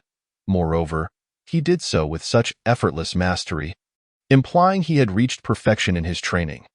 The younger generation may have been unaware, but the elders understood all too well. The imperial decision was one of the rare martial techniques from the ancient sacred grounds, notoriously difficult to master and devoid of rank. Even the sacred lord, Han Bingning, had not necessarily achieved perfection in it. Yet now, a mere 3 months after joining the ancient sacred grounds, Yi Xian had accomplished it. He must be eliminated. The elder from the carefree sacred grounds harbored an even greater murderous intent, though it was well concealed. Such a talent, if a disciple of the carefree sacred grounds, would surely be a boon. But since he was a disciple of the ancient sacred grounds, especially a sacred son, he had to die. Otherwise, they would be unable to find peace. With this thought, he quickly relayed a message to several prodigies of the Wheel C realm within the carefree sacred grounds. Upon hearing his words, some of these exceptional individuals immediately stepped forth, racing towards the arena. Lin Hai, at the 6th level of the Wheel C, having previously vanquished those at the 7th level, he was also a well-known prodigy of the carefree sacred grounds. It was evident that after Song Yu's defeat at the 2nd level of the Wheel C, even the carefree sacred grounds would no longer dare to send their 2nd or 3rd level cultivators to challenge Yi Xian, for a loss would only deepen their humiliation. Lin Hai, at the 6th level of the Wheel C, he has killed those at the 7th level, and he is hastening to the stage. Indeed, facing off against Yi Xian, who is at the 6th level of the condensation realm, he holds a considerable advantage of an entire realm and 9 minor levels. This is nothing short of bullying. Hey, did you not notice? Lin Hai comes with murderous intent. The atmosphere is already charged with tension, I assure you. If Lin Hai were to lose, the next challenger from the carefree sacred grounds would be at the pinnacle of the Wheel C. The audience buzzed with murmurs, acutely aware that the atmosphere had shifted. If the earlier exchanges had merely been challenges, this moment signaled a battle for survival, for Lin Hai radiated an aura of terrifying malice. Wholly Unmasked, Chapter 40. The Elder strikes Yi Xian. Song Yu is your fellow disciple, and yet you wield such cruel and malicious intent. This is utterly insane. What do you intend? Before Lin Hai could even ascend the stage, a furious roar rang out from below. The crowd turned to see Yang Kaidai, elder of the Law Enforcement Hall of the ancient sacred grounds, father of Yang Xiong, and master of Song Yu. At that moment, Yang Kaidai cradled Song Yu, his eyes fixed intently on Yi Xian, desperately suppressing his fury and murderous intent. Yi Xian turned to face Yang Kaidai, raising an eyebrow, and calmly replied, "Cruel? Insane. What do you mean by that?" Yang Kaidai gritted his teeth and retorted, "As the sacred son, you are the foremost among disciples, representing the dignity of our ancient sacred grounds. But what have you done? You treat your fellow disciples with such cruelty. How can someone like you be worthy of being our sacred son?" With gritted teeth, Yang Kaidai turned abruptly to Han Bingning, the other esteemed elders, and the several long-standing ancestors, bowing deeply as he declared, "Sacred Lord, ancestors, this individual is ruthless and sinister, devoid of humanity, of despicable character. I believe he is unworthy of the title of Sacred Son. Boom. As Yang Kaitai's words fell, a tempest of uproar erupted among the audience. No one had anticipated such an intriguing twist to unfold at this critical juncture. At this moment, an elder of the ancient sacred grounds had audaciously emerged to challenge Yixian's right to be called Sacred Son, and the rationale was almost laughable in its righteousness. Han Bingning and the others glared at Yang Kaitai, silent yet seething. They understood well that Yang Kaitai's boldness was likely backed by some unseen hand. He had supporters among the esteemed figures present. It was evident that some powerful individuals had communicated with him, for otherwise, even with 100-fold courage, he would not dare to confront Yixian at such a precarious moment. On the arena, Yixian, upon hearing Yang Kaitai's accusations, could not help but chuckle. As the Sacred Son, I am indeed the foremost among disciples. If I am the foremost, then Song Yu, as an inner sect disciple, challenging me at a higher realm, does that not constitute an affront? Is it not a provocation? I wish to inquire of you, Elder Zhang of the Law Enforcement Hall, what punishment is due for such an affront within our ancient sacred grounds? Yixian's tone was even, yet his words were sharp, and no one had expected Yixian to respond in such a manner, displaying no hint of panic in the face of Yang Kaitai's accusations. And even countering with a retort. It was Yixian who had proposed the Battle of the Wheel Sea, targeting disciples of the carefree sacred grounds, though he had not explicitly stated it. However, now that Yang Kaitai had abandoned all pretense, why should Yixian care? Yang Kaitai faltered slightly at Yixian's words, then sneered, "Humph. You have only just been conferred this title. Until you prove your strength, you hardly qualify as the Sacred Son. Song Yu's challenge was within the rules. Furthermore, it was you who permitted it. What is amiss?" This old fool, who had just claimed Yixian was the Sacred Son and foremost among disciples, now argued that Yixian was not yet the Sacred Son and needed to prove himself through challenge. Truly shameless. Yixian remained unfazed. So according to your reasoning, I am still not the Sacred Son? If I am not the Sacred Son, then what wrong is there in him challenging me? As for being cruel, what a joke. Are your eyes blind? Or do you think everyone present is blind? Song Yu sought to kill me with a lethal strike. Are you truly so blind as to overlook that? I merely wounded him, rather than incapacitating him, which is already an act of great mercy. Yixian scoffed. Moreover, regardless of whether I hold the title of Sacred Son, he, at the 2nd level of the Wheel Sea, has been defeated by me, at the 6th level of the Condensation Realm. How can you accuse me of cruelty? What of your own dignity? Yang Kaitai was consumed by uncontrollable fury, nearly driven to the brink of death by rage, yet found himself at a loss for words. For Yixian's assertions were unassailable. Previously, Song Yu had indeed harbored intentions of killing Yixian. That singular, devastating punch was ample proof of his malice. In the gaze of the multitude, he found himself utterly unable to refute the claims laid against him. He had not anticipated that a mere child, barely out of his infancy in the realm of cultivation, would maintain such composure and indifference when confronted with the hostility of an elder like himself. Especially amidst such a public spectacle, this was not the demeanor one would expect from a junior disciple. Even more astonishing to him was Yixian's unexpectedly sharp rhetoric, which surpassed all his expectations.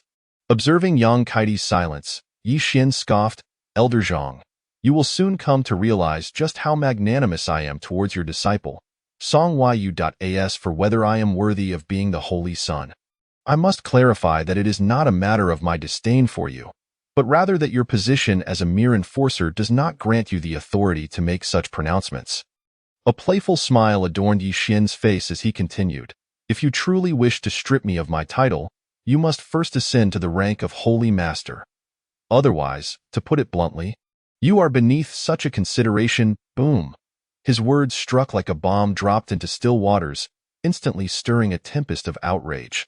Such arrogance was beyond the pale, defying all decorum and propriety. After all, the Holy Son, regardless of his prodigious talent, was still in the nascent stages of his growth. Yet, here he stood, unflinching before an elder, showing no semblance of deference. Yang Kaitai gritted his teeth, his chest heaving with rage. The fire within him bubbling like oil in boiling water, threatening to erupt. before the eyes of all. He had been thoroughly humiliated by Yi Xian. Subjected to such blatant ridicule, it was utterly outrageous. Yet, would he dare to kill Yi Xian? No, he would not. He harbored no doubt that should he attempt to lay a hand on Yi Xian, he would be met with the swift intervention of the ancient sect's elders, or even the ancestors themselves, who would not hesitate to execute him. Yi Xian, however, had already turned his attention away from Yang Kaidi and toward Lin Hai, who had taken to the stage to go him. Since Yang Kaidi had the audacity to publicly insult him and seek to put him in a difficult position, he would not hesitate to retaliate tenfold. One respects me a foot, and I shall respect them a mile. Since Yang Kaidi dared to provoke him, Lin Hai was nothing more than an insignificant figure in his eyes. As Lin Hai caught Yi Xian's gaze, he cupped his fists slightly and said, "Holy Sun Yi, ordinary challenges lack excitement. How about we engage in a life-and-death battle?" A playful smile graced his lips, yet his demeanor exuded a palpable killing intent. "We are both cultivators. Our craft is meant for slaying and strengthening ourselves. Without the stakes of life and death, it is rather constraining and hinders the full expression of our abilities. Wouldn't you agree?" This fellow was exceedingly audacious, boldly declaring his desire for a life-and-death confrontation. In truth, his words bore merit in a typical challenge. Without the resolve and courage to kill, one would struggle to unleash their full potential. Powerful techniques often carry the risk of injuring oneself or others, making their use rare unless one was truly cornered. Lin Hai's candor did not spring from a belief that he could not strike lethally during a regular challenge. After all, even in ordinary contests, fatalities could occur. However, Yi Xian's status as the Holy Sun set him apart. Should he kill Yi Xian without declaring a life-and-death struggle, he would undoubtedly face a multitude of complications afterward. Most crucially, he knew he could not kill Yi Xian, for at the moment of Yi Xian's demise, the ancient sect's strongmen would undoubtedly intervene. Though those in the sixth layer of the Wheelsea realm, he might seem formidable, but compared to the true powerhouses, he was insignificant. By proposing a life-and-death battle, Lin Hai aimed to ensure that if Yi Xian accepted, even if he were to kill him, the ancient sect would remain uninvolved. This was his true intention. Chapter 41. Life-and-death battle, a life-and-death battle? Was it truly so direct? Did Lin Hai possess such confidence in defeating the Holy Sun? It appeared that the Xiaoyao sect had genuinely ignited their resolve. A thrilling spectacle was surely imminent. The crowd erupted in a cacophony of discussion, astonished at Lin Hai's forthright challenge for a life-and-death clash. While many had anticipated that the upcoming confrontation would be blood-soaked, as the Xiaoyao sect sought to reclaim their honor, none had expected Lin Hai to be so brazen as to openly declare his intent. Now, the question remained. Would Yi Xian dare to accept? Upon hearing Lin Hai's words, Yi Xian could not help but furrow his brow slightly, responding coolly, "A life-and-death battle? Is that truly necessary?" Lin Hai arched an eyebrow. "What, is the Holy Sun afraid to accept?" Yi Xian replied, "It is not that I fear acceptance. Rather, I find it unnecessary." His tone remained composed. "It is merely a challenge. We bear no enmity toward one another. Why must it escalate to life and death? If lives are lost, would it not be a source of embarrassment for all?" Lin Hai laughed heartily. "Ah, so you still hesitate to accept? Holy Sun Yi, I initially thought you a person of substance, yet now I see you are merely a waste of space." His scornful gaze bore down on Yi Xian, his tone dripping with arrogance and derision. "A dignified Holy Sun who cannot even face me in a life-and-death battle. You are unworthy of holding such a title." With this proclamation, the crowd erupted once more in astonishment. What had begun as mere provocation had now escalated to open humiliation. A personal attack. Today was the day Yi Xian was officially bestowed the title of Holy Son. In this moment of public adulation, he found himself subjected to such disgrace. Could Yi Xian tolerate such an affront? As expected, upon hearing Lin Hai's words, the calmness on Yi Xian's face gradually transformed into an icy demeanor. He turned his gaze toward Lin Hai, stating coldly, "Since you are so insistent on a life-and-death battle with this Holy Sun, then so be it, I shall grant you your wish." As he spoke, Yi Xian harbored a mocking smile within. All his previous actions had merely served as a prelude to the potential troubles that lay ahead. A mere sixth-layer Wheel-C cultivator dared to challenge him to a life-and-death battle? Did he truly believe that Yi Xian had never slain one of his kind? Very well. Upon hearing Yi Xian's acceptance, Lin Hai's eyes lit up with excitement. He uttered a resounding good, and in the next instant, the powerful aura of a sixth-layer cultivator erupted from him, accompanied by a thunderous roar as he charged at Yi Xian. His internal energy surged, coursing through his body like a tempest, infused with explosive power. Lin Hai acted with remarkable decisiveness, attacking the moment Yi Xian acquiesced, without a hint of hesitation or delay. Why Yi Xian, witnessing this, allowed a cold smile to grace his lips.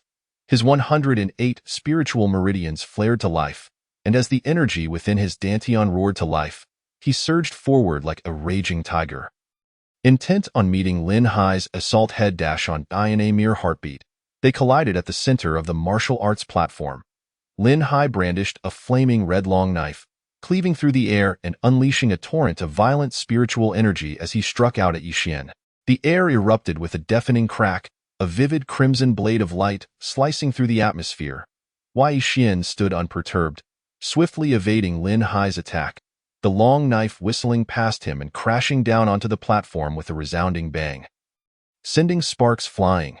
Realizing the gravity of his miscalculation as his strike missed its mark, Lin Hai attempted to withdraw his blade, only to feel a chilling, killing intent bearing down on him. His expression shifted drastically as he turned in horror, discovering Yi Xian's right hand transformed into a fist, descending toward his temple with devastating force. Lin Hai's face paled, and without a moment's thought, he discarded his long knife, raising his arms to defend himself. With a thunderous crash, Yi Xian's iron fist, infused with boundless spiritual energy, struck mercilessly against Lin Hai's arms with a resounding crack. In an instant, Lin Hai's arms shattered. It all transpired in the blink of an eye, too swift for the eyes to follow. The spectators watched in shock as Lin Hai, having endured a mere exchange, suffered a crushing defeat. Their expressions turned to disbelief. On the platform, the elder from the Xiaoyao sect felt a surge of alarm, rising to his feet to call for Lin Hai's surrender. He realized that Lin Hai was no match for Yi Xian, and the gap between them was insurmountable. However, before he could utter a word, another thunderous boom resounded, and Yi Xian's fist descended once more. In the depths of Lin Hai's despairing gaze, Yi Xian struck down upon his head without hesitation. With a resounding crash, Lin Hai's skull was obliterated, a gruesome spray of red and white matter erupting forth as his headless body crumpled to the ground. The arena descended into an eerie silence, a palpable stillness enveloping the crowd as they could only hear the thunderous beating of their own hearts. This battle, though brief, perhaps lasting only a few breaths, yielded an overwhelming impact in but a fleeting moment. The once arrogant and domineering prodigy of the Xiaoyao sect, Lin Hai, had met his demise. Reflecting on Lin Hai's earlier bravado and the scorn he had heaped upon Yi Xian, it now seemed utterly ludicrous. Yi Xian, however, remained composed, his voice steady as he declared, "Waste? Trash? You dare to insult me in such a manner?" He expressed his disdain with a dismissive tone. "I truly had no intention of taking your life. Yet it appears you are determined to bring about your own demise. Thus, you cannot blame me. Rest in peace." Though his voice was not loud, it resonated with remarkable clarity. Everyone present understood that Yi Xian's words were not directed at Lin Hai, who was already deceased and could no longer hear. Rather, he spoke for the elders and disciples of the free and easy Holy Land. His implication was unmistakable. He had no desire for a life-and-death struggle, but their people insisted on pressing him, even going so far as to humiliate him. Therefore, this was a consequence of their own making. They had brought this upon themselves. Upon hearing these words, the faces of the disciples from the free and easy Holy Land turned grim. Yet they could not voice their objections, for as Yi Xian had stated, Lin Hai had indeed been the aggressor. After finishing his statement, Yi Xian casually lifted a foot and, with a resounding thud, sent Lin Hai's lifeless body tumbling off the arena. He then turned his gaze towards the onlookers and coolly asked, "Does anyone else wish to challenge me?" To avoid a repeat of previous events, I kindly request that you clarify whether this will be a life-and-death battle before proceeding. A wave of shock swept through the crowd, as they all sensed the palpable killing intent in Yi Xian's voice. His meaning was crystal clear. If it was merely a standard challenge, he would show restraint. However, if it were a fight to the death, he would not hold back. Following the prior humiliation from Lin Hai, Yi Xian had no intention of engaging in further trivialities with his next opponent. If it was a fight to the death, then it would be a matter of survival. Either one would perish, or the other would. Such an audacious holy son. Came a voice from the crowd as a young man stepped forward, radiating an overwhelming aura of murderous intent.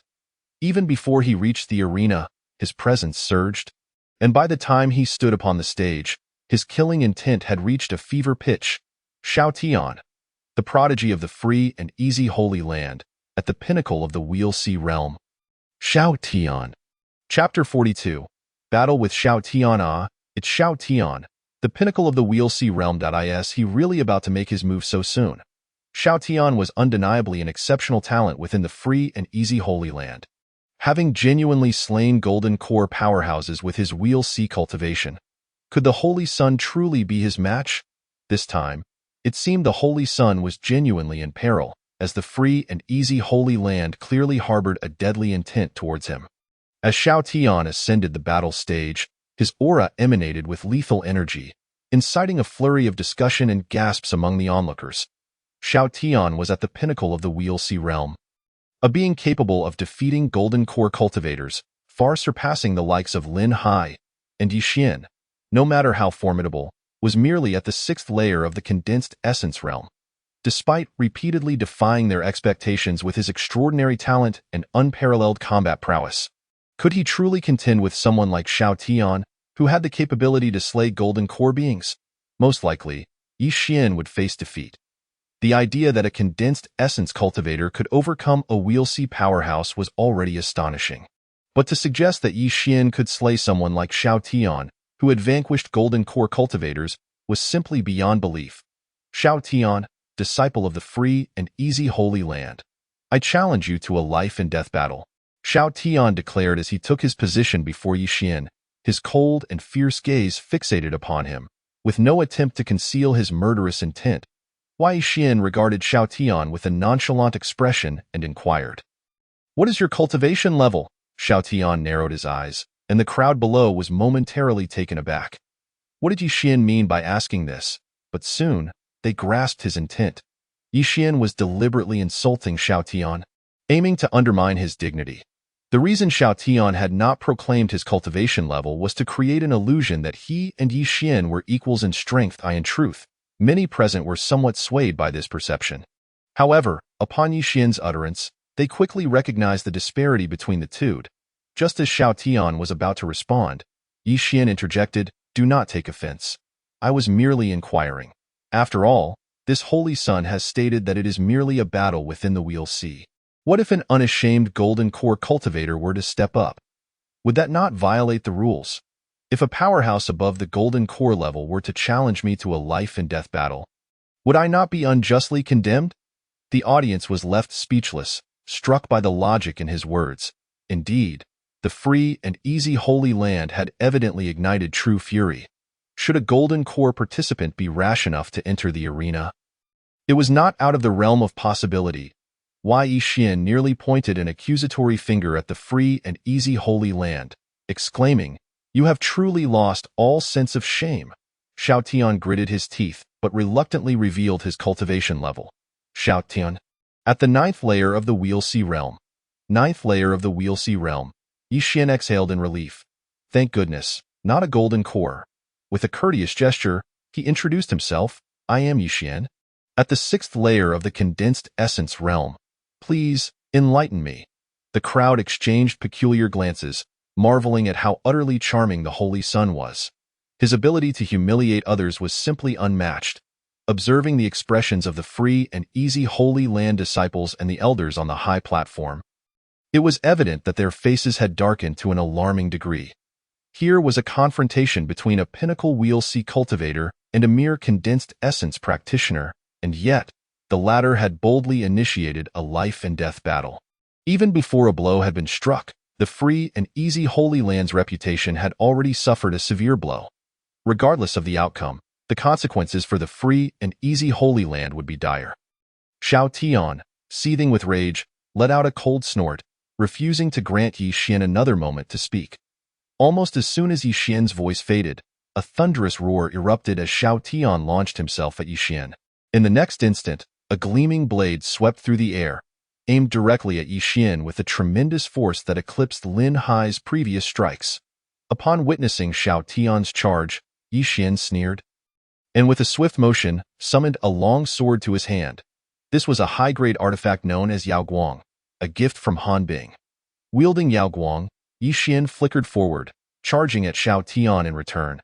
With a single swing, he unleashed a torrent of sword energy, boom, boom, boom. A series of rapid clashes erupted as blade and sword collided mid-air, resonating with a cacophony of ringing sounds and showering sparks. Under the impact, Yi Xian found himself momentarily suppressed, beginning to retreat. He felt a tingling numbness in his arms, and his internal energy became constricted. Xiao Tian, too, experienced the repercussions of their clash, stumbling backward with each step, creating a thunderous sound upon the arena floor. After staggering back 7 or 8 paces, he finally regained his footing, his expression one of astonishment. To be candid, sword cultivators typically favored agility and speed, adhering to the principle that swiftness was invincible. While blade cultivators relied on brute strength to dominate all, thus, it was generally unwise for sword cultivators to engage in direct confrontation with blade wielders, as it would be akin to attacking their strengths with their weaknesses, a rather foolish endeavor. Xiao Tian was fully confident in the might of his earlier strike. Even some golden core cultivators would find themselves doomed against it, except, of course, for the exceptional prodigies of powerful sections. However, Yi Xian not only met him head-on with a sword but did not yield an inch. This was nothing short of extraordinary. What? The Holy Sun dares to clash with Xiao Tian and appears to hold the upper hand.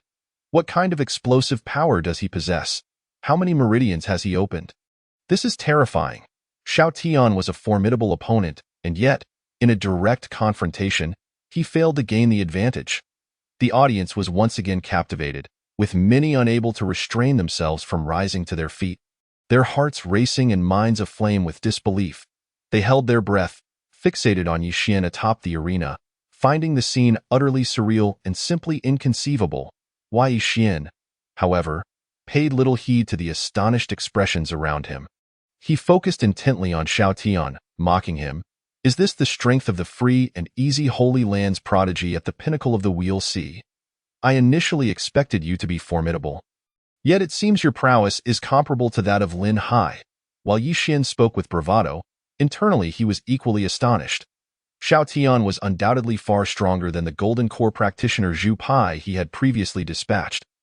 And indeed, much stronger. Had he not advanced beyond his former cultivation level, remaining at the first layer of condensed essence, he would likely not have stood a chance against Xiao Tian. Fortunately, Yi Xian was a man blessed with fortuitous circumstances, possessing the aura of a protagonist, and had made significant progress during this time. Hemph, sharp-tongued. Xiao Tian scoffed, his aura erupting once more, his spiritual energy boiling, as he brandished his long blade and launched himself at Yi Xian once again. Yi Xian's taunts had infuriated him.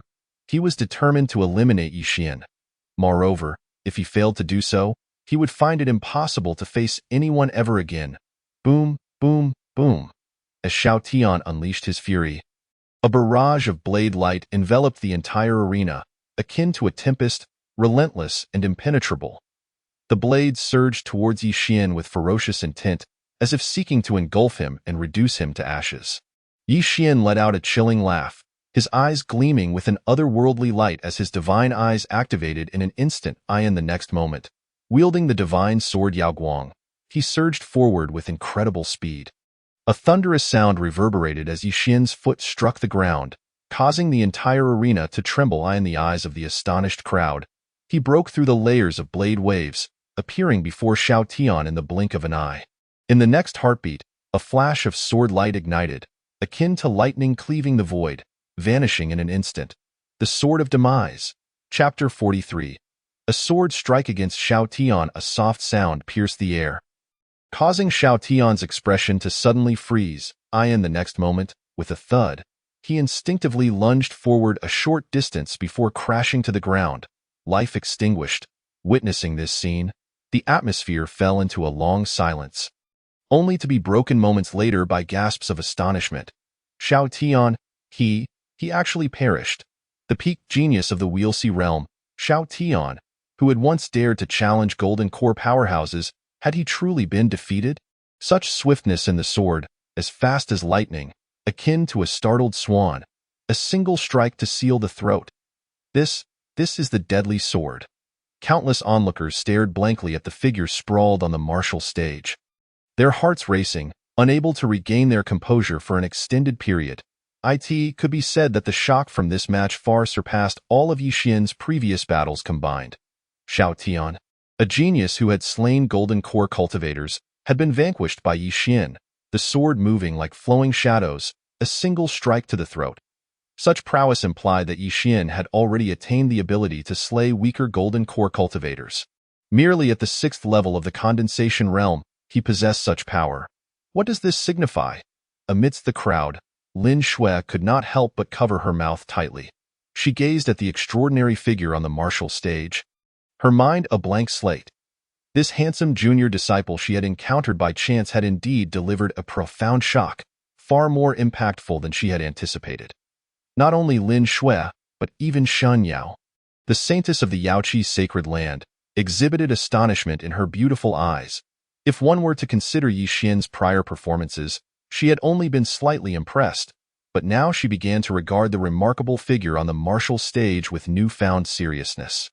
To slay a Golden Core, this indicated that Yi Xian's strength was now not far from her own. Even if he was not her equal at present, he would soon catch up. She could not forget that Yi Xian had only been cultivating for 3 months.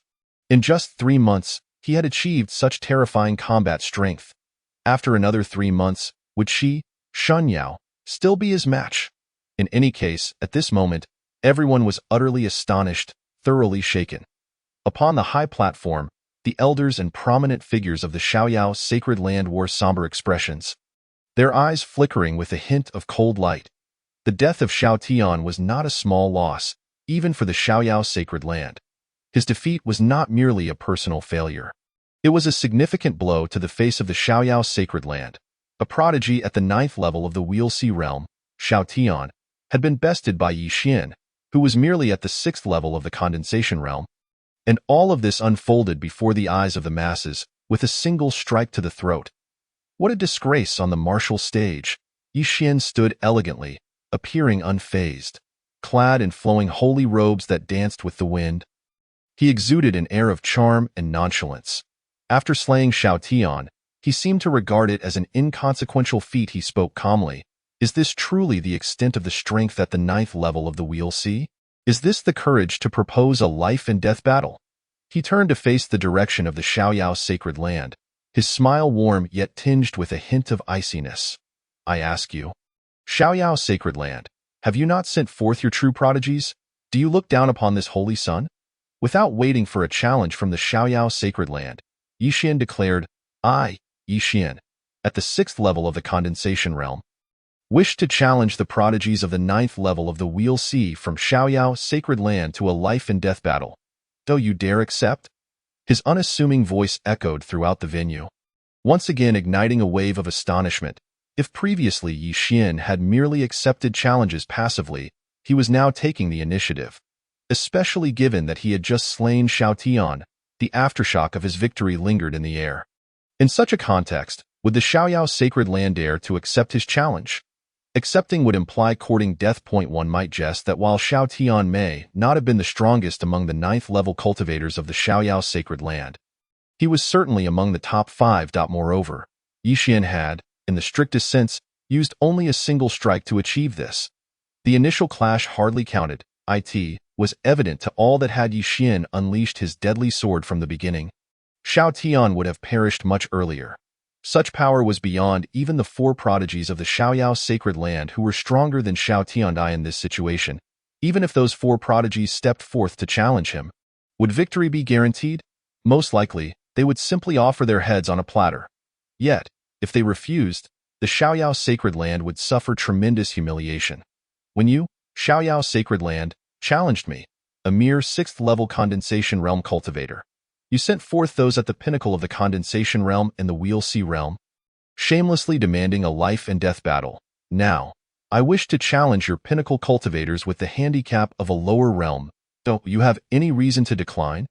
If you refuse, how will the Xiaoyao Sacred Land maintain its reputation in the East Desolation? How will it recruit disciples? Can its younger generation still walk the world? Would they be able to bear such disgrace? Good heavens, this lad is somewhat wicked.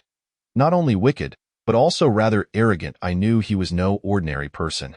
Now it's confirmed, however, it's also fitting for those scions of the Xiaoyao Sacred Land to suffer this fate.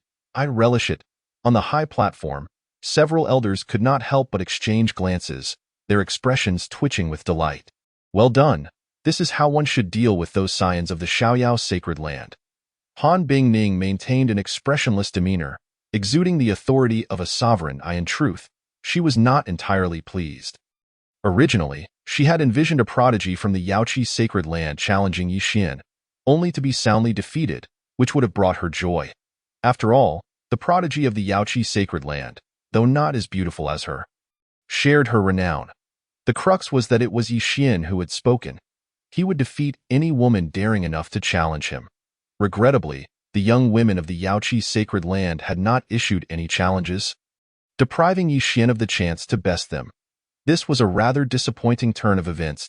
Why Yi Xian, oblivious to the thoughts of his stunning master, stood upon the martial stage, reveling in the attention of the multitude while awaiting a response from the Xiaoyao Sacred Land. He basked in the envious, resentful, and adoring gazes directed at him, feeling an unparalleled satisfaction. The sensation of showcasing his prowess before the crowd was immensely gratifying. Why Yi Xian, do not be overly arrogant. You are the holy son of the ancient sacred land. Yet you challenge the cultivators of the Xiaoyao Sacred Land's Will Sea realm, though you have no sense of shame. If you have the courage, try challenging me. To challenge the weak is no real achievement. Only by confronting the strong can one truly be considered peerless. As the saying goes, the strong remain strong. Do you not understand this principle? However, just as Yi Xian was reveling in his triumph, an ill-timed voice rang out, abruptly quelling his exuberance. Yi Xian looked down to see a burly young man clad in black, his expression frigid as he fixed his gaze upon Yi Xian, his eyes brimming with an icy intensity. Chapter 44. The prodigy Huang Sha. Simultaneously, the crowd below turned their heads, quickly spotting the imposing figure. Upon seeing him, countless individuals could not suppress a shudder and began to murmur in hushed tones. It's Huang Sha, the notorious killer of the Xiaoyao Sacred Land. Huang Sha, what? How did this fellow arrive? I didn't notice him before. This is simply terrifying. What? Huang Sha, the one who began cultivating at 6, reached condensation at 10, advanced to Wheel Sea at 15, attained Golden Core at 18, and then slaughtered 100 Golden Core cultivators in the Shura battlefield? Indeed, it is he. Wasn't he in the Shura battlefield? When did he return? Who knows? This could get interesting. I hope Holy Sun Yi does not act impulsively and challenge this killer. The crowd buzzed with speculation, and even the prominent figures on the high platform displayed subtle changes in their expressions. Huang Sha, he was an anomaly of the Xiaoyao Sacred Land, incredibly formidable. The Shura battlefield was a realm of chaos, inhabited not only by humans but also by various monstrous races. Ordinary individuals lacked the courage to enter the Shura battlefield. For doing so meant a high likelihood of not returning alive. That, of course, even if one wished to enter, it was exceedingly difficult. One required a quota and had to meet specific conditions, in the East Desolation. The Shura battlefield was synonymous with hell, reserved for those who had committed heinous crimes. Discarded by their section's normal prodigies were absolutely forbidden from entering. Most of them also dared not venture in. A year ago, Huang Sha had been sent to the Shura battlefield due to his violent tendencies, having indiscriminately slaughtered numerous cultivators and offended countless factions. The Xiaoyao Sacred Land, under immense pressure, had no choice but to incur great costs to send him into the Shura battlefield, thereby pacifying the wrath of various forces. After all, they had paid the price. and a life was thrown into the deadly Shura battlefield. What more could those factions say? Could they possibly eradicate the Xiaoyao sacred land?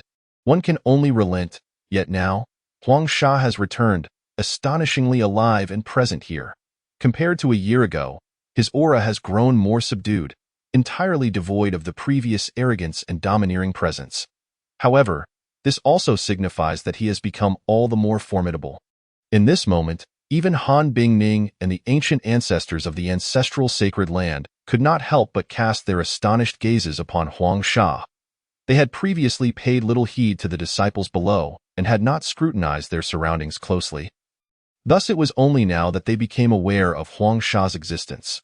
Observing Huang Sha, a sense of concern for Yixin began to creep into their minds. One might wonder, would this fellow rashly challenge Huang Sha?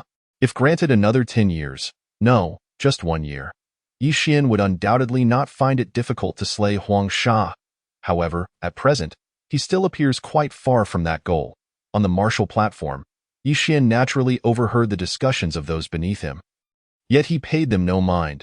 From his elevated position, he gazed down upon Huang Sha and inquired coolly, "Who are you? What is your cultivation level?" Huang Sha, with a proud smile, stepped forward and disdainfully declared, "I am Huang Sha, at the first level of the Golden Core. What, do you wish to challenge me?" Indeed, a year prior, he had been at the first level of the Golden Core, and today he remained at the same level. However, after a year in the Shura battlefield, while his cultivation level had not changed, his combat prowess had multiplied several times over at Yixin. "I am merely at the first level of the Golden Core, just slightly above the peak of the Wheel Sea. You have already slain someone at the 9th level of the Wheel Sea. Why not challenge me instead? Rest assured, I will not kill you, nor will I force you into a life-and-death battle. What do you say?" Despite his words, Huang Sha's gaze grew increasingly frigid, for he detested the disdainful look in Yixin's eyes, an expression that regarded him as nothing more than an insignificant insect. This gaze was utterly infuriating. He yearned to obliterate Yixin, as a gentle breeze rustled. Yixin's holy robe fluttered gracefully, radiating charm.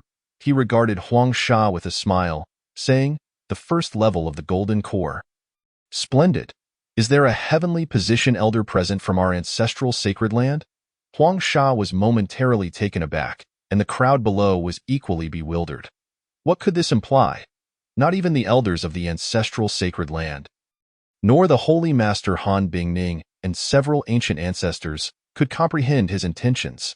Yet, amidst the confusion, a middle-aged man rose, offering Yixin a slight smile. "Holy Son, I am at the 3rd level of the heavenly position. What guidance might you provide?" Yixin replied with a smile, "Elder, you jest. It is not I who wishes to instruct you, but rather that disciple from the carefree sacred land at the Golden Core who seeks to offer you guidance. How about you engage him in a match?" At these words, all present were momentarily stunned, their expressions frozen. Huang Sha's lips twitched, and he coldly retorted, "Yixin, what do you mean? If you are too cowardly to accept the challenge, then what is this insinuation? Are you attempting to humiliate me?" Yixin chuckled. "Humiliate you? Do you think you are worthy of that?" Pointing directly at Huang Sha, he continued bluntly, "What is your cultivation level? What is mine? You stand 2 realms above me and yet wish to challenge me. Therefore, why not have an elder from your sacred land, who is also 2 realms above you, challenge you instead? Is that not reasonable? You yourself claim that the strong remain strong. Do you not dare confront someone 2 realms above you, yet only wish to challenge me, who is 2 realms below? Above the Wheel Sea lies the Golden Core. Above the Golden Core is the nascent soul, and above the nascent soul is the heavenly position. Thus, a heavenly position cultivator is indeed 2 realms superior to Huang Sha of the Golden Core." Huang Sha's fury surged upon hearing this, his eyes turning feral as he glared at Yixin with an unrestrained murderous intent. Yet, he found himself at a loss for a retort. Yixin, undeterred by Huang Sha's murderous gaze, continued, "If you fear battling a heavenly position cultivator, how about I find you a nascent soul opponent?" As he spoke, Yixin meticulously counted on his fingers. "I am at the 6th level of the condensing yuan. While you are at the 1st level of the Golden Cord, I will not count the 2 major realms. Let us consider the minor realms instead. You are a full 11 realms above me. Thus, I could find a nascent soul at the 5th level to contend with you. What do you think? Huang Sha's lips twitched in sheer frustration. He was on the verge of madness. How could he, at the 1st level of the Golden Core, possibly fight someone at the 5th level of the nascent soul? Even a 9th level Golden Core practitioner could easily obliterate him. With his current combat strength, he could barely contend with someone at the 4th or 5th level of the Golden Core, which was already an incredible feat. Moreover, was it truly reasonable to make such comparisons? The higher the cultivation realm, the more challenging it became to surpass it. Go battle from condensing yuan to wheel C is one matter, but to contend from Golden Core to nascent soul is entirely different. He felt an overwhelming sense of indignation at Yi Xian's utter shamelessness, yet was rendered speechless. It was indeed a lack of words, for logically, Yi Xian's argument held merit. Holy Son, I happen to be at the 5th level of the nascent soul. If that disciple from the carefree sacred land does not mind, I could certainly entertain him. Holy Son, you are the chaotic holy body, and I, the holy son of the ancestral sacred land, unparalleled through the ages. How could he possibly compare? There is no need for a 5th level nascent soul. I could defeat him with my 1st level nascent soul, ensuring his demise within 3 blows. What nonsense is this? You are truly bullying him.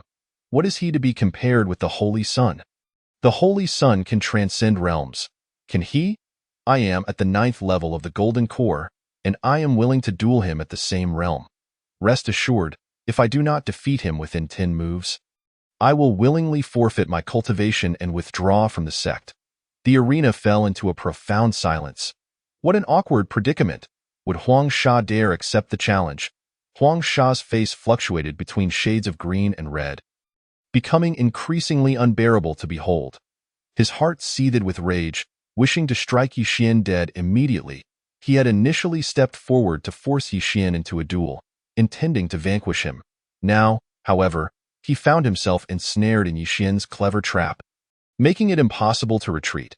To contend with a 9th level Golden Core was indeed less pressure than facing a 5th level nascent soul, yet the outcome would ultimately be the same. That 9th level Golden Core practitioner could genuinely kill him. There was no doubt about it. Despite his monstrous talent, his bloodthirstiness, and his experiences in the crucible of the Shura battlefield, the disparity in realms was insurmountable. If he dared to confront that 9th level Golden Core, the other party could indeed kill him without question. Seeing Huang Sha silent, Yi Xian scoffed. So, you claim you dare not fight, and yet you dare not fight again. What can you possibly do? You are truly pathetic, merely a waste of space. Initially, when you uttered those words, I thought you were a strong individual. I never imagined you would turn out to be such a disappointment. However, you did say something accurate. Those disciples from the carefree sacred land are indeed weak. Each one of them, so feeble yet so arrogant, demanding a life-and-death battle with this holy son. Yet, what was the result? This holy son had barely warmed up before they all perished. Countless eyes widened in astonishment, utterly flabbergasted. What a bold holy son! You dare to slap the face of the carefree sacred land like this? Without fear of them retaliating and slaying you. True, this is the ancestral sacred land, and perhaps they cannot slay you here, nor would they dare. But what of your future? The holy master of the carefree sacred land may not take matters into his own hands, but those elders would undoubtedly come for you. Yi Xian, however, remained unfazed, continuing, then how about this? I, at the 6th level of the condensing yuan, challenge all disciples of the carefree sacred land present, who are at the opening veins and condensing yuan realms. I will fight you all alone in a life-and-death battle. If you manage to kill me, then I shall accept my fate. My strength is insufficient, and I do not deserve to be the holy son. I assure you, the ancestral sacred land will not seek trouble. A new uproar erupted in the crowd. Though his words were arrogant, they held a certain feasibility. If the carefree sacred land dispatched sufficient condensing yuan practitioners to besiege Yi Xian, success was indeed within reach, and of course, the cost would be tremendous, and a significant number of them would surely perish. As for the opening veins practitioners, best to disregard them. They would not even be worthy as cannon fodder before Yi Xian. Utterly incapable of exhausting his energy, rendering it largely meaningless. But would the carefree sacred land accept? If they did, it would mean preparing to fill the battlefield with lives. If they declined, it would be even more humiliating. You, at the peak of the wheel C, challenge him, at the 6th level of the condensing yuan, one-on-one in a life-and-death battle. They would not flinch. Now, he, at the condensing yuan level, challenges all disciples at the opening veins and condensing yuan levels. Surely that should not be a problem. Right? Arrogant. Yi Xian is truly audacious. The Holy Sun is remarkably handsome. Have you noticed? The Holy Sun is becoming increasingly charismatic. I am utterly enamored. If I could marry such a gifted and domineering figure, even if it meant shortening my lifespan by 100 years, I would gladly accept. Countless women displayed infatuated expressions, gazing at Yi Xian with eyes that seemed to yearn to embrace him. Were Yi Xian devoid of strength, charisma, or talent, such declarations would be deemed shameless and arrogant. Yet, he is the chaotic sacred body, endowed with unparalleled gifts, the Holy Sun conferred by the ancient sacred land. Not only that, but Yi Xian has also demonstrated his prowess by decisively slaying his opponents before the public eye, affirming his formidable strength. Thus, his words are not mere arrogance, but rather an embodiment of confidence and masculine allure. At the very least, that is how the enamored women perceive it. As Yi Xian observed the entranced expressions of the women below, he couldn't help but twitch the corner of his mouth. Had he spoken amiss? What were those gazes? Alas, this cursed charm of mine. Meanwhile, the prominent figures of the carefree sacred land, their faces grim, began to communicate swiftly among themselves. They pondered the feasibility of this matter. A multitude of condensation realm warriors could potentially overwhelm Yi Xian, provided their numbers were sufficiently large. After all, Yi Xian is human, not divine. His spiritual energy and stamina are finite, incapable of being inexhaustible. However, the cost would undoubtedly be steep. Was it worth it? The dignitaries of the carefree sacred land soon reached a consensus. They would accept the challenge. Since Yi Xian had not accepted Huang Sha's challenge, they could only resort to other means to eliminate him. The chaotic sacred body is too monstrous, and Yi Xian has already proven his extraordinary capabilities. Should such an individual mature, the entire eastern wasteland might fall under the singular dominance of the ancient sacred land. This fallen imperial sect is one that no one wishes to see rise again. Now that an opportunity has arisen to slay Yi Xian openly, they are willing to pay the price. However, their own faction cannot act alone. They must ally with other powers. The resurgence of the ancient sacred land would not bode well for anyone, and it is unreasonable for only the carefree sacred land to bear the cost. The elders of the ice-cold condensation also sensed the delicate situation. Their hearts grew heavy with apprehension, silently cursing Yi Xian for being overly arrogant and reckless. Now, it seems, those people are truly intent on taking a life. How delightful. Yet, despite their concerns, they felt powerless to voice them. The Holy Sun holds a position of great esteem. Yi Xian has only just been conferred the title, and that too under the scrutiny of many. Now that he has initiated such a challenge, what can they do? Yi Xian also noticed the telepathic exchanges among the dignitaries below, feeling somewhat taken aback, yet he did not dwell on it. Could they truly accept this? He found himself at a loss for words. Originally, he had intended to face Huang Sha after delivering a resounding slap to the carefree sacred land, then slay Huang Sha. He believed that once he defeated Huang Sha, the grand ceremony of his conferment would come to a definitive close, allowing him to establish his name throughout the eastern wasteland. However, he had not anticipated that his casual remarks would provoke a lethal response. What kind of enmity must they harbor to go to such lengths? Yi Xian scoffed inwardly, yet he felt no fear. After all, he is the holy son of the ancient sacred land. Both ice-cold condensation and the 12 ancestors have provided him with ample resources. Additionally, he possesses a system which has granted him numerous advantageous items during this time. These individuals may attempt to overwhelm him with sheer numbers, but he simply thought they are overestimating their chances. Soon after, a decision was reached among the carefree sacred land's ranks.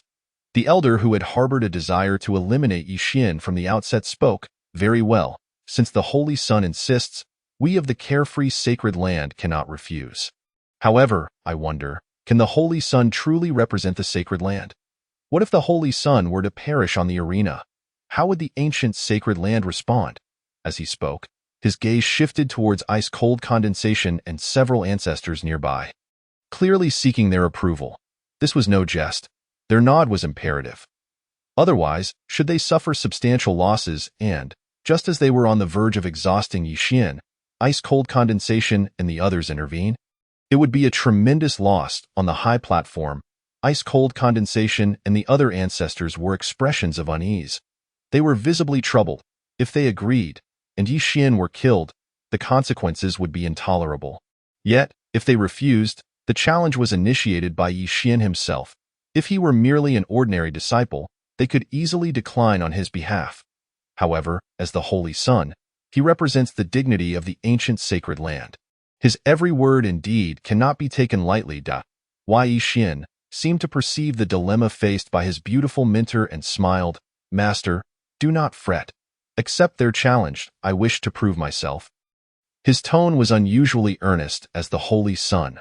I must suppress my contemporaries and sweep away the talents of my realm. It is only fitting that I test my capabilities. Upon hearing this, ice-cold condensation fixed her gaze upon Yixian for a moment.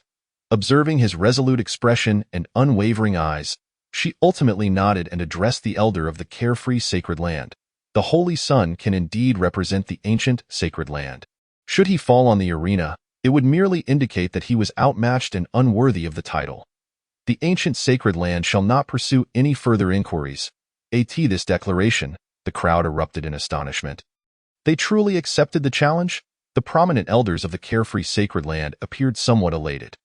With ice-cold condensation's agreement, they no longer had to fear repercussions. Should ice-cold condensation dare to intervene later, they could not only retaliate against her but also tarnish the ancient sacred land's reputation permanently. Just as this was settled, ice-cold condensation's tone took a sharp turn. If the Holy Sun were to perish, it would be his own inadequacy. The ancient sacred land shall not pursue accountability. But what of you? If your disciples fall, yet fail to kill the Holy Sun, will you also hold yourselves blameless? The elder of the carefree sacred land immediately stood, resolute.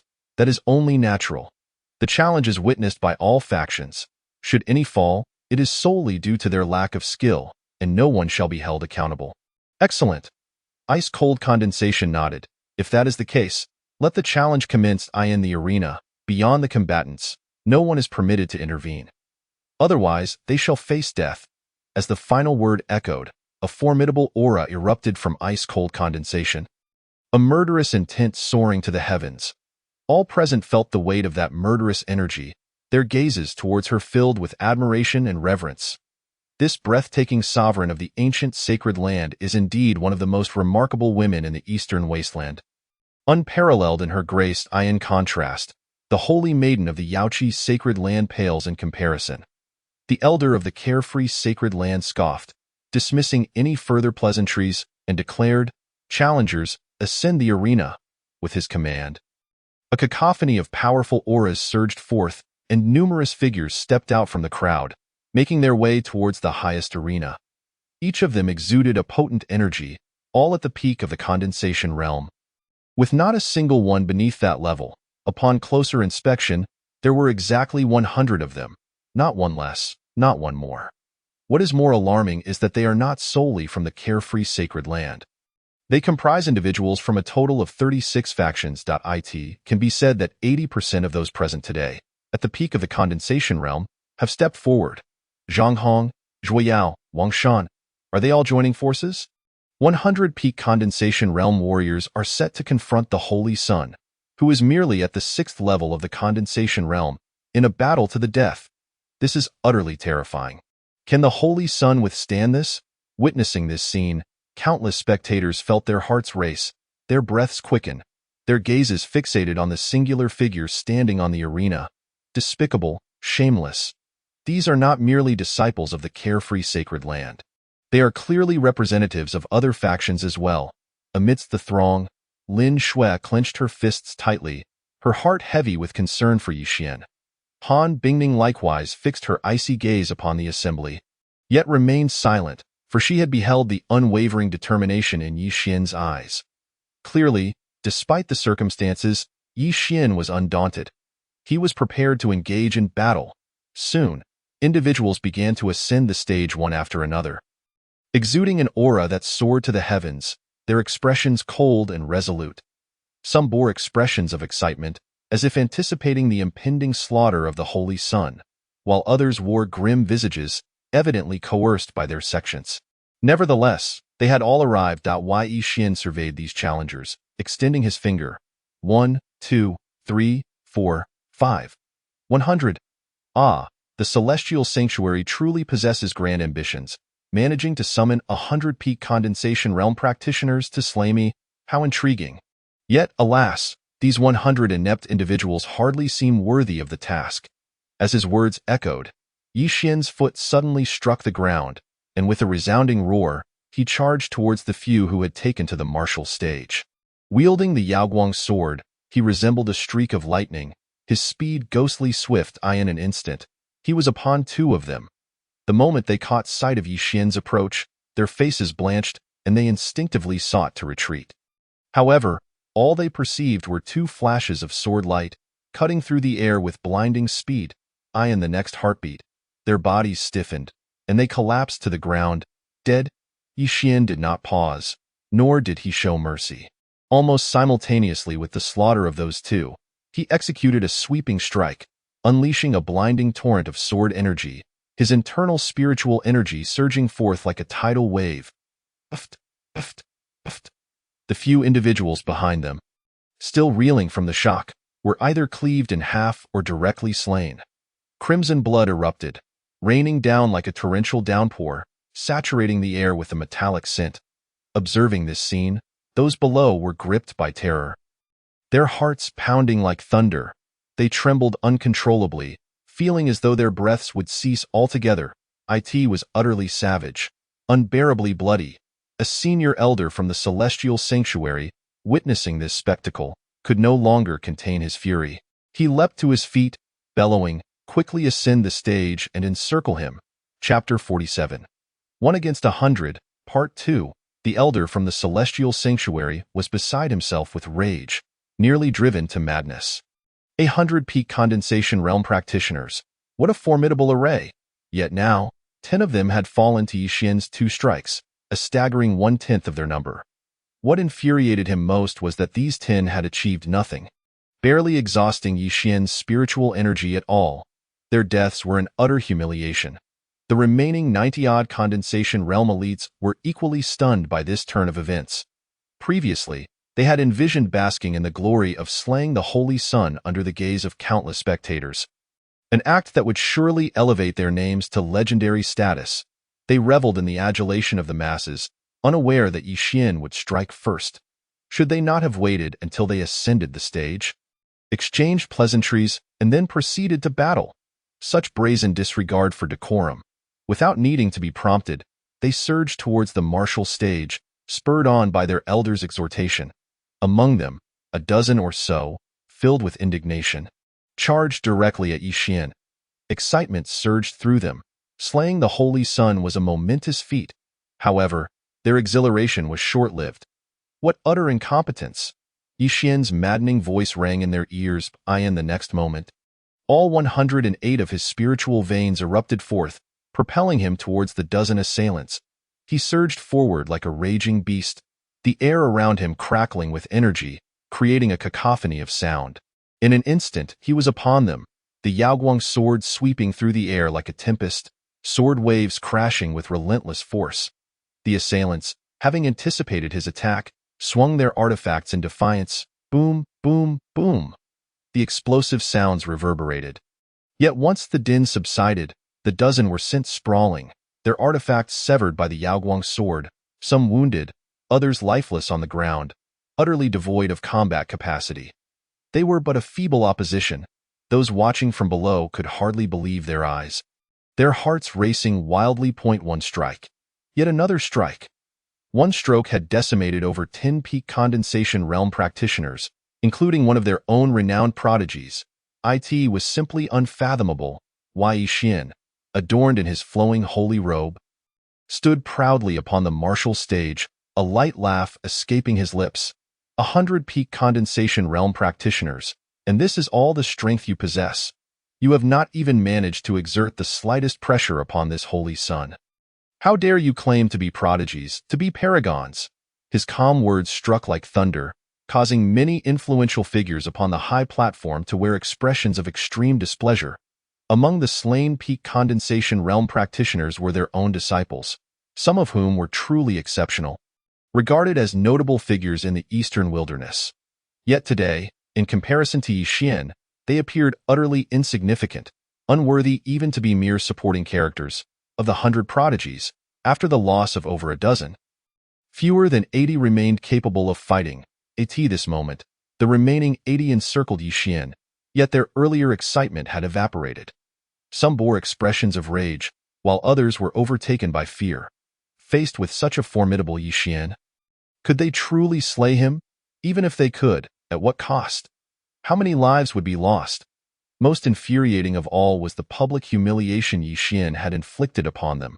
What a slap in the face! The elder from the celestial sanctuary, witnessing the standoff with no one daring to strike, was seething with rage. Useless fools, morons, get moving. Are you going to give him time to recover and let him slaughter you? His words jolted the prodigies from their stupor. The nearly 80 remaining elites exchanged glances, and in the next heartbeat, they charged towards Yi Xian in a circular formation. This sight, with almost 80 peak condensation realm practitioners converging upon the center, was undeniably visually striking. As they approached, the crowd held their breath in anticipation for Yi Xian. Han Bingning's delicate features were as frigid as ice. She cast a chilling glance at the elder of the celestial sanctuary. If you dare utter another word, if you dare interfere in the battle on stage, I shall slay you myself. Her icy voice conveyed not a shred of emotion. The elder's heart raced, drenched in cold sweat. At that moment, he truly felt the threat of death. Internally frustrated and constrained, he dared not reveal it outwardly, nor speak further. His actions had indeed constituted interference in the battle, a matter of significant consequence. If unchallenged, it could be brushed aside, but if pursued, it would escalate into a grave issue. Given Han Bingning's domineering nature, he had no doubt that should he dare to speak again, she would not hesitate to end his life, and no one would come to his aid. Upon the martial stage, Yi Xian regarded the encircling practitioners with a cold smile. The band of inept fools truly believed they could ensnare him in such a manner. He did not even need to unleash his divine sight. With a thunderous crash, he surged forward. As his spiritual energy surged, his speed reached its zenith. With a sweeping strike, sword energy illuminated the heavens. Pft! The sounds of bodies hitting the ground echoed as 3 peak condensation realm practitioners failed to react in time, plummeting to their demise, their eyes wide open in death. After slaying the 3, Yi Xian effortlessly breached the encirclement, emerging beyond the confines of their grasp. In the next moment, he sheathed the Yaoguang sword, his body coiling like a dragon, charging towards those who remained oblivious, their backs turned to him. Bang, bang, bang. With a single collision, 4 or 5 peak condensation realm practitioners were sent flying, their bones shattering upon impact. In that instant, Yi Xian's form was akin to that of a dragon, dominating all in his path. Kill, kill. From the side, a dozen practitioners wielding artifacts unleashed their spiritual energy in a frenzy, charging at Yi Xian. With a cold smile, Yi Xian met them head-on, delivering a flurry of punches. Bang, bang, bang. In an instant, they were felled to the ground, their skulls reduced to pulp. In this moment, Yi Xian resembled a deity of slaughter, an unparalleled force of dominance, invincible and supreme. You wish to slay me?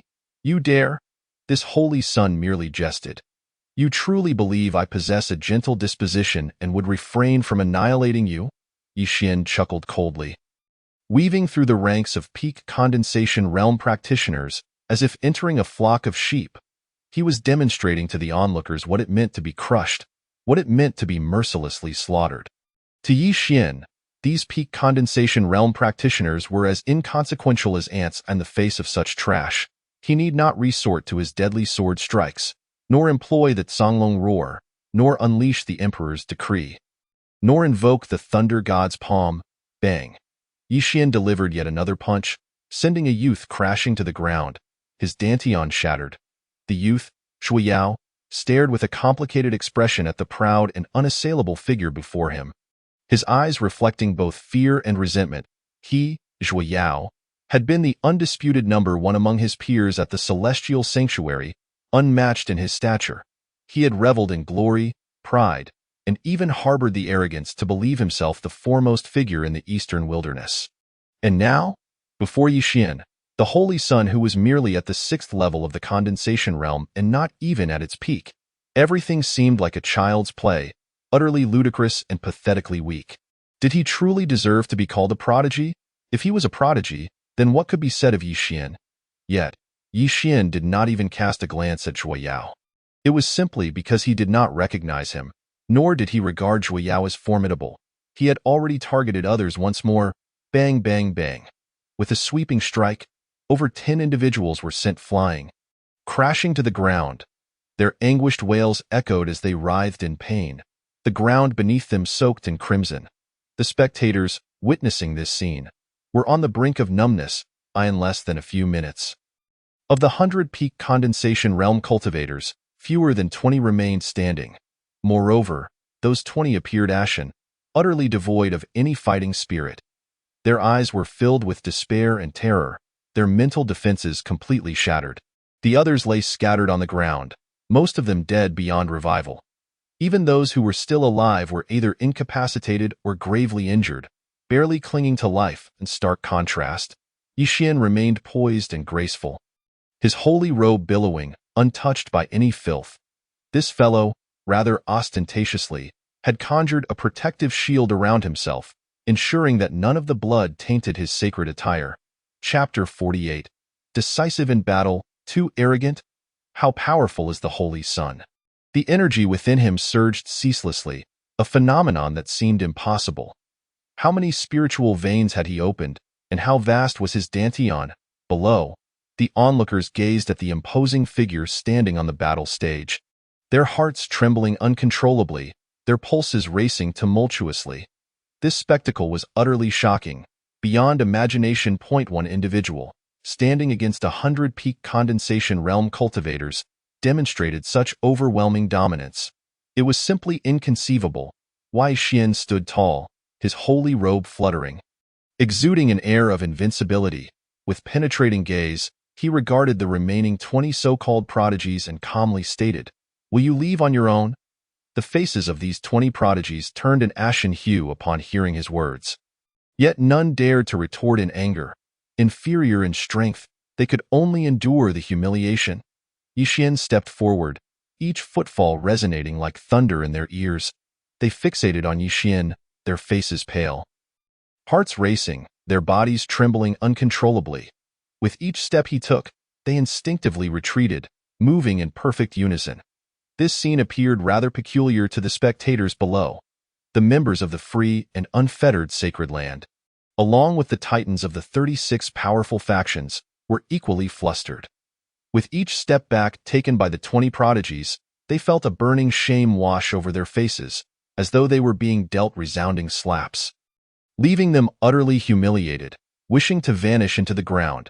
Wai Xian paid no further attention to the 20 prodigies, steadily advancing toward them while casting a glance at the elders of the free and unfettered sacred land below. His gaze was casual, a hint of playful mischief dancing at the corners of his mouth. 100 prodigies, and this is all you have for a life and death battle?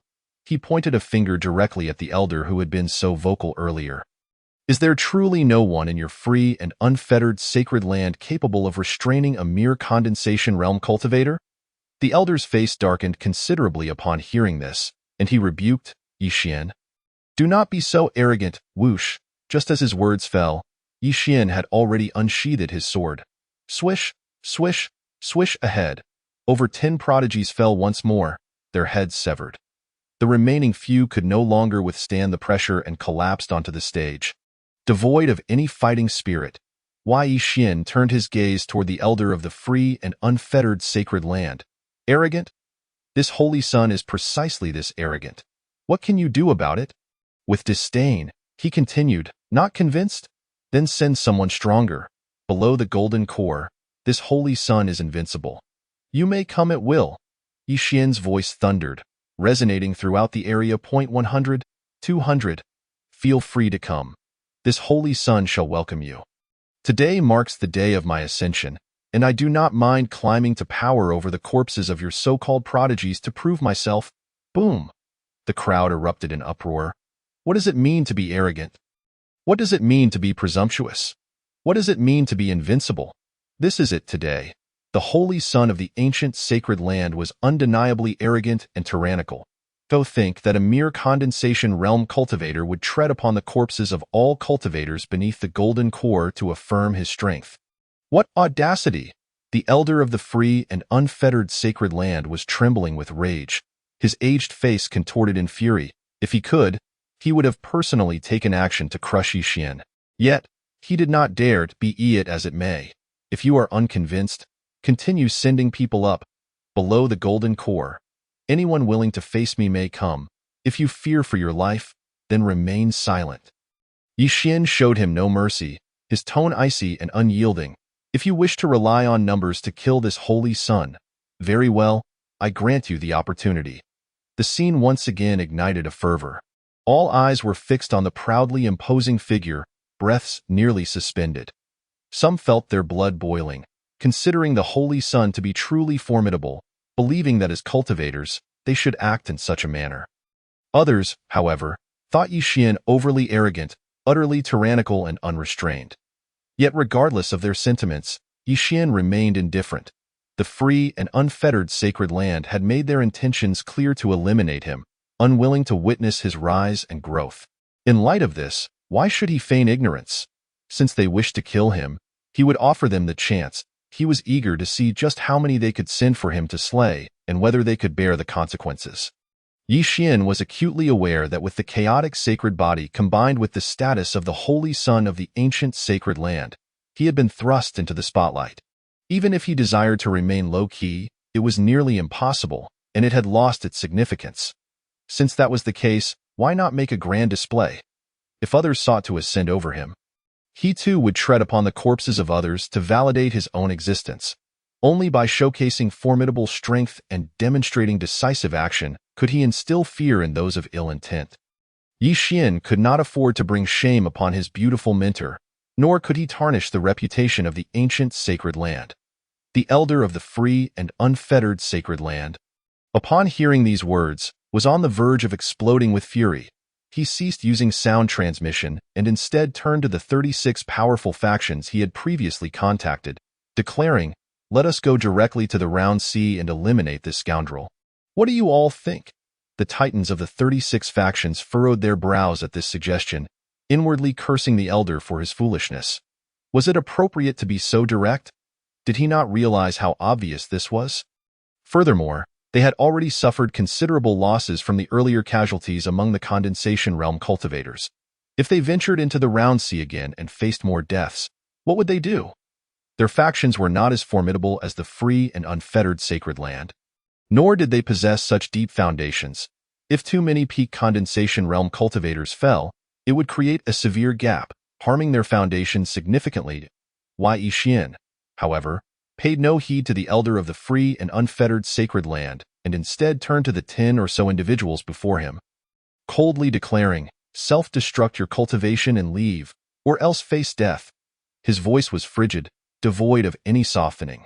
These individuals had come to slay him, albeit unsuccessfully. Thus, even if they now appeared powerless and despondent, Yi Xian would show no mercy. He was certain that had he been in a position of weakness, they would have shown no hesitation in killing him. Since they sought to ascend over him and harbored intentions to kill him, they must be prepared for death. The faces of the cultivators grew even paler upon hearing Yi Xian's words, their eyes filled with despair. Self-destruct our cultivation? Isn't that akin to killing us? They felt that Yi Xian was indeed overstepping his bounds. One individual suddenly raised his head and shouted at Yi Xian, "Yi Xian, we concede. Do not be so tyrannical."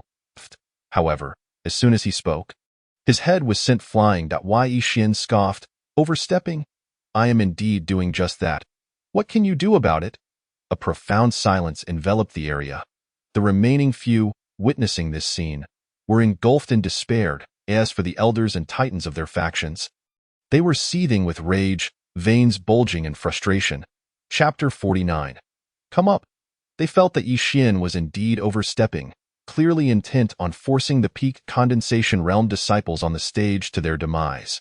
The holy son of the ancient sacred land was exceedingly overbearing, cruel, and merciless, utterly detestable.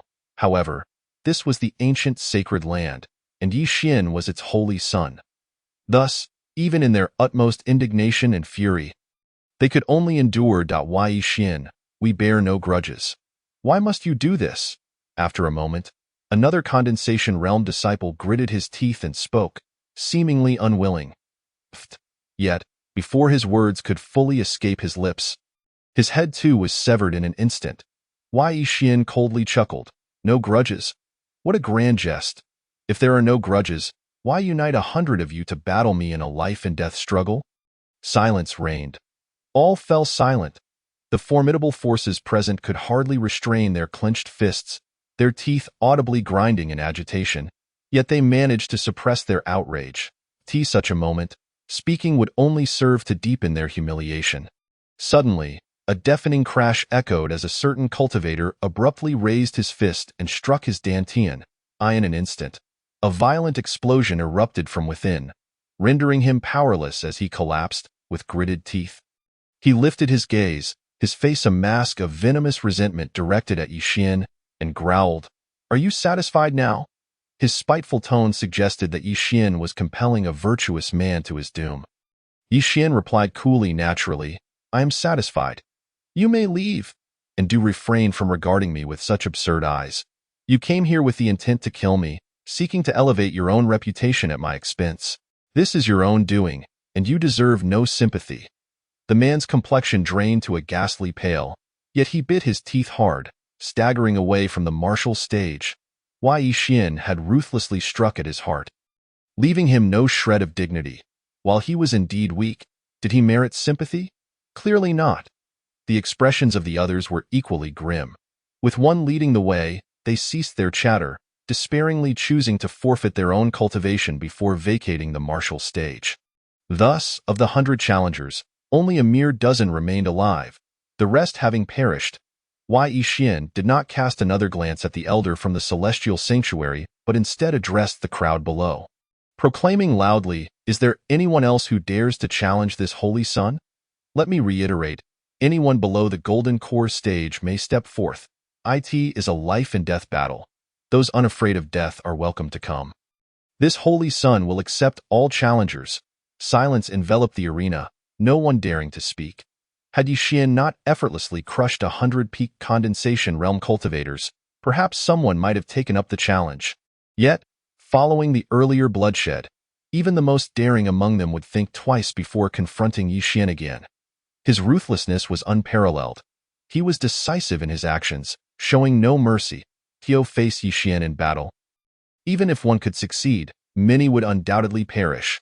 Who would willingly assume the role of the slain? Observing the silence, Yi Xian continued, "Today marks the day of my anointment.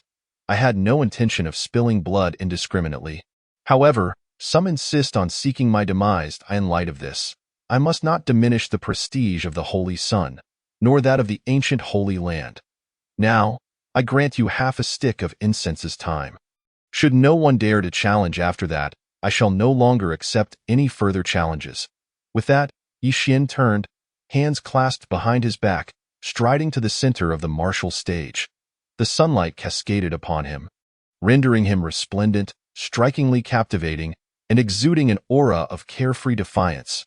Wow, the Holy Sun is so dashing. The Holy Sun is utterly magnificent. I adore him. How wonderful it would be to marry the Holy Sun. At this sight, a few infatuated maidens could not help but voice their excitement, their hearts racing fervently. Even the numerous fairies of the Yaoqi Holy Land, including the saintess Shunyao, felt their hearts flutter. A talent so extraordinary, so audaciously dominant, and a holy son of the ancient Holy Land. Such a figure was undeniably appealing. After all, since time immemorial, who among beautiful women has not been enamored with heroes? Who does not desire a partner who stands above the world, radiating unparalleled charm. This scene left many feeling sour, especially among those young prodigies with modest renown, though they dared not voice their disdain. Inwardly they were seething, "Bah, what a pretentious fool! Just look at that ostentatious demeanor. It is truly revolting." Yet Yi Xian paid no heed to their thoughts, maintaining his carefree persona while awaiting the next challenger. Half a stick of incense passed swiftly, yet no one dared to ascend the stage. Even the previously arrogant Huang Sha remained silent. It was not that he lacked the courage to confront Yi Xian. Rather, he feared further humiliation. His mind was in turmoil. When he was the one killing, he was met with universal ire, only pacified when the celestial sanctuary forced him into the Shura battlefield. Now, witnessing Yi Xian, who had claimed so many lives with but a single challenge, he wondered why no one sought to punish Yi Xian and send him to the Shura battlefield as well. It was infuriating. What was even more maddening were those foolish female cultivators, each one exclaiming over his mere robes, as if that were enough to warrant such fervor. Huang Sha was on the brink of madness. Indeed, the disparity between individuals could drive one to the brink of insanity. As the half-stick of incense elapsed, no one ascended to challenge. All gazed at the solitary, proud figure on the martial stage, their eyes brimming with fervor and admiration. What defines a prodigy? Only such a figure can truly embody the term. Yet Yi Xian did not leave the martial stage immediately. Instead, he surveyed the crowd. Those disciples who felt his gaze averted their eyes in trepidation, too fearful to meet his look. Yi Xian observed this scene with a cold smile. This was the respect that power commanded. Just moments ago, before he displayed his prowess, they clamored to challenge him. Now, having showcased his strength, they were all reduced to timidity. His gaze lingered, ultimately settling on one individual. His calm voice pierced the silence. "You, come forth."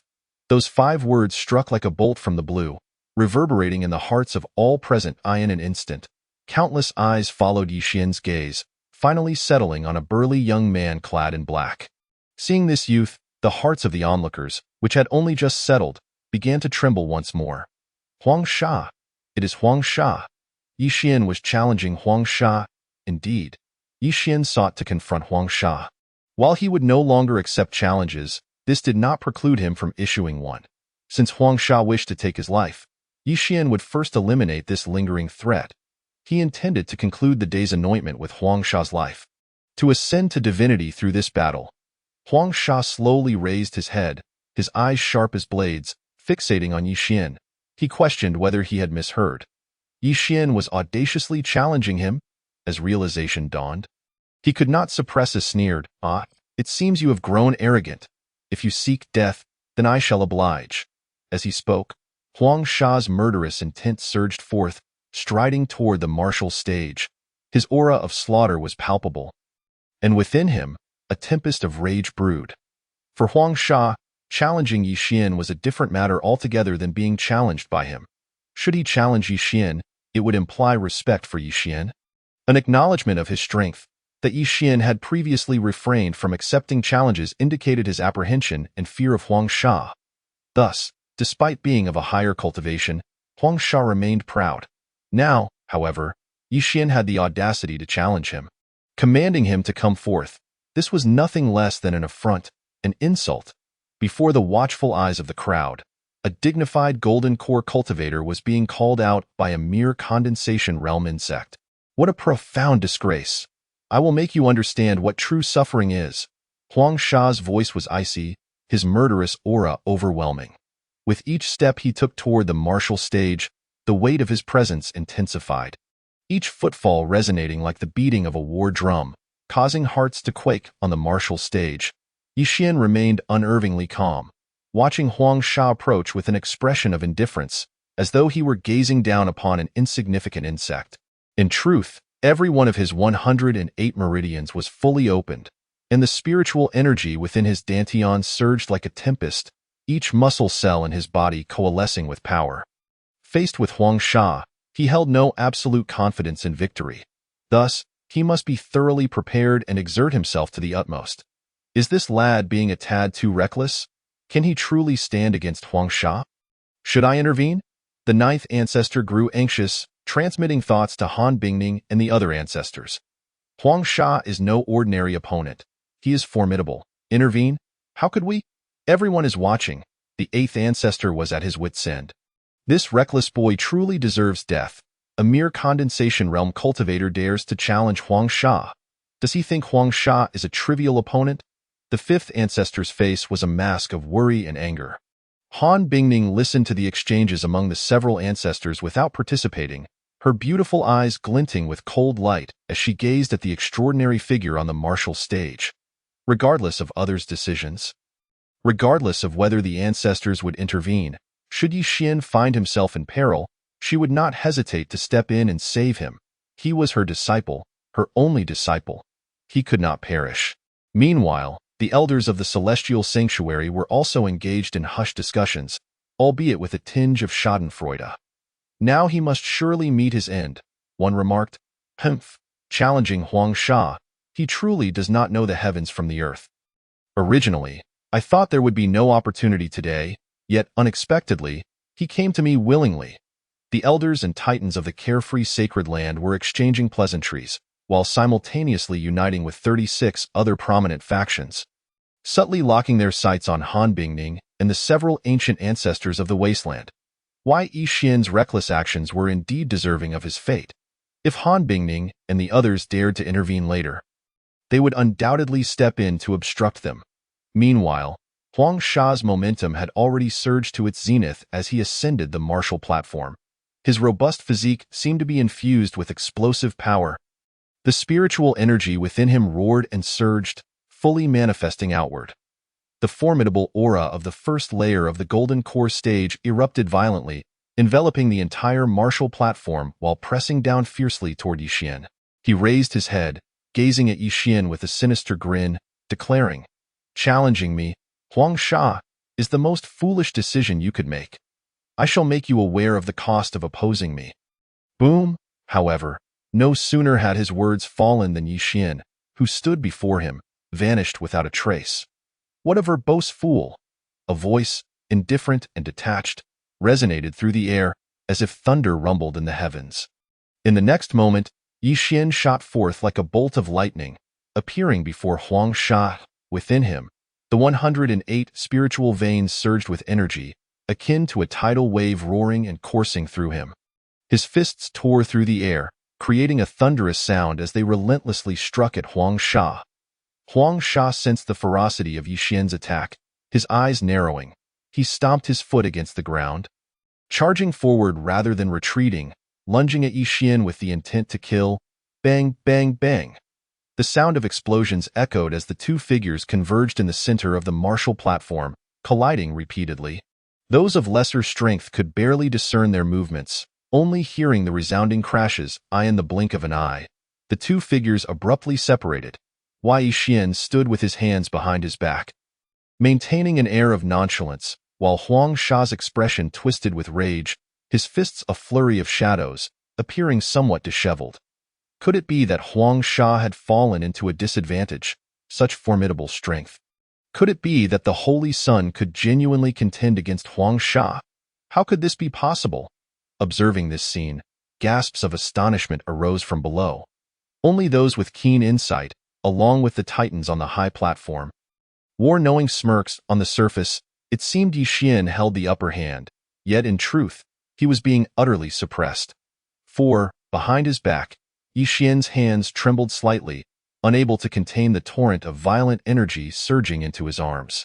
Truly worthy of the chaos sacred body. Indeed, there is some merit to him. However, if this is all the strength you possess, then today, you shall not escape death. Huang Sha's gaze was fixed on Yi Xian, and as he spoke, he charged once more towards him.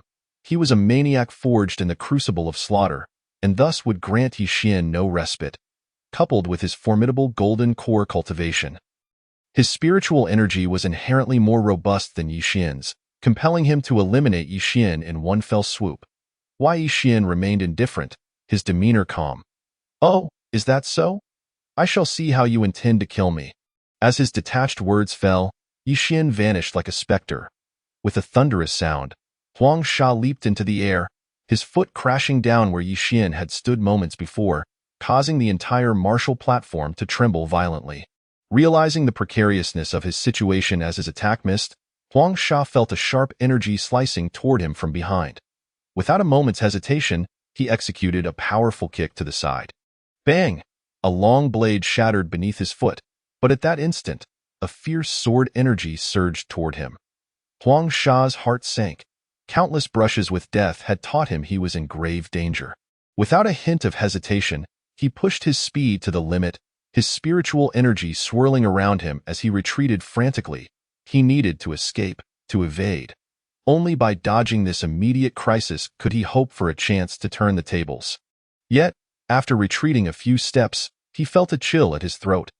Turning his head, he saw a sharp sword aimed directly at him, the cold blade poised at his jugular. The crowd erupted in astonishment, many rising to their feet, their hearts racing uncontrollably. However, Huang Sha did not display fear. Instead, a more pronounced sneer crept across his lips. Though the sword was aimed at his throat, it was not enough to claim his life. For Yi Xian's speed was insufficient to penetrate his jugular. "You cannot kill me," Huang Sha bellowed, retreating with all his might, his eyes filled with a vicious grin, as long as he could evade Yi Xian's strike. A tempest of attacks awaited Yi Xian thereafter. Huang Sha had not anticipated that a mere misstep would lead him into such dire straits. No, to be precise, it was not a misstep, but a failed strike. An opportunity seized by Yi Xian. Those observing the battle were utterly astounded. Although the confrontation was brief, it was exceptionally thrilling and perilous. Yi Xian's timing was nothing short of masterful. How long had Yi Xian been cultivating? Merely 3 months. That he could reach the 6th layer of condensing yuan was already remarkable. How could he possess such rich combat experience? "I cannot kill you," Yi Xian scoffed at Huang Sha's words. At this moment, all 108 of his meridians opened wide, his spiritual energy roiling like an enraged dragon. Concurrently, he activated and refined the pills obtained from the system sign-in. These system pills could be directly activated without the need for ingestion. At a certain moment, accompanied by a thunderous sound, his aura surged violently, increasing dramatically. This scene sent shockwaves through the audience, even causing some titans on the high platform to rise in astonishment. What? He's broken through, reaching the 7th layer of condensing yuan. This was inconceivable. To break through mid-battle, in an instant, everyone felt their hearts race, utterly unable to believe the sight before them. Simultaneously, with Yi Xian's breakthrough, his speed surged exponentially. In the midst of Huang Sha's horrified and incredulous gaze, the sword tip pierced precisely into his throat. The tidal wave-like aura that Huang Sha emanated instantly fell silent, his entire being becoming rigid and motionless. His eyes bulged wide, fixated on Yi Xian, his hands instinctively grasping the sharp blade. The keen edge sliced into his palms, blood dripping down, yet he felt no pain. Huang Sha had not anticipated that in this critical moment.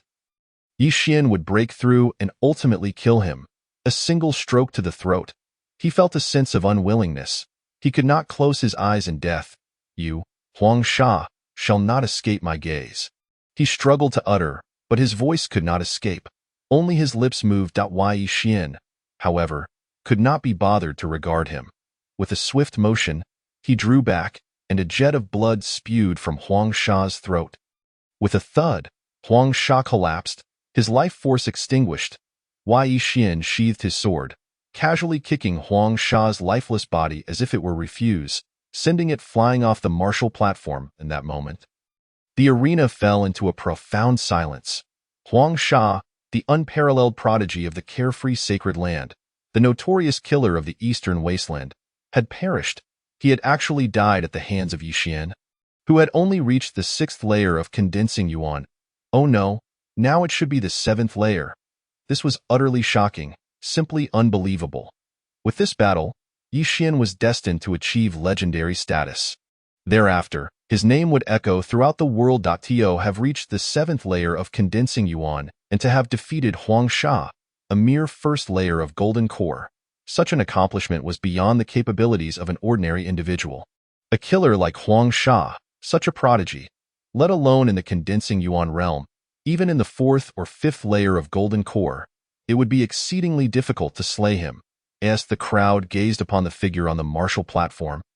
It was as though they beheld the rise of an extraordinary powerhouse. Should Yi Xian remain alive, he would undoubtedly rise to fame across the eastern wasteland, becoming renowned throughout the world. How infuriating! The elders of the Xianyao sacred land gazed upon the scene with eyes wide open, their hearts brimming with murderous intent. Huang Sha, a prodigy of the Xianyao sacred land, had received considerable resources for his cultivation. This was evident from the immense cost they expended to send Huang Sha into the Shura battlefield, rather than simply eliminating him to quell the fury of the influential factions. Yet today, Huang Sha lay dead, and no matter how talented or extraordinary he was, death rendered him inconsequential. In the future, even when others recalled Huang Sha, he would merely serve as a backdrop to Yi Xian. Huang Sha had sacrificed his life to elevate Yi Xian. Yi Xian cast a cold glance at the Xianyao sacred land, uttering no further words.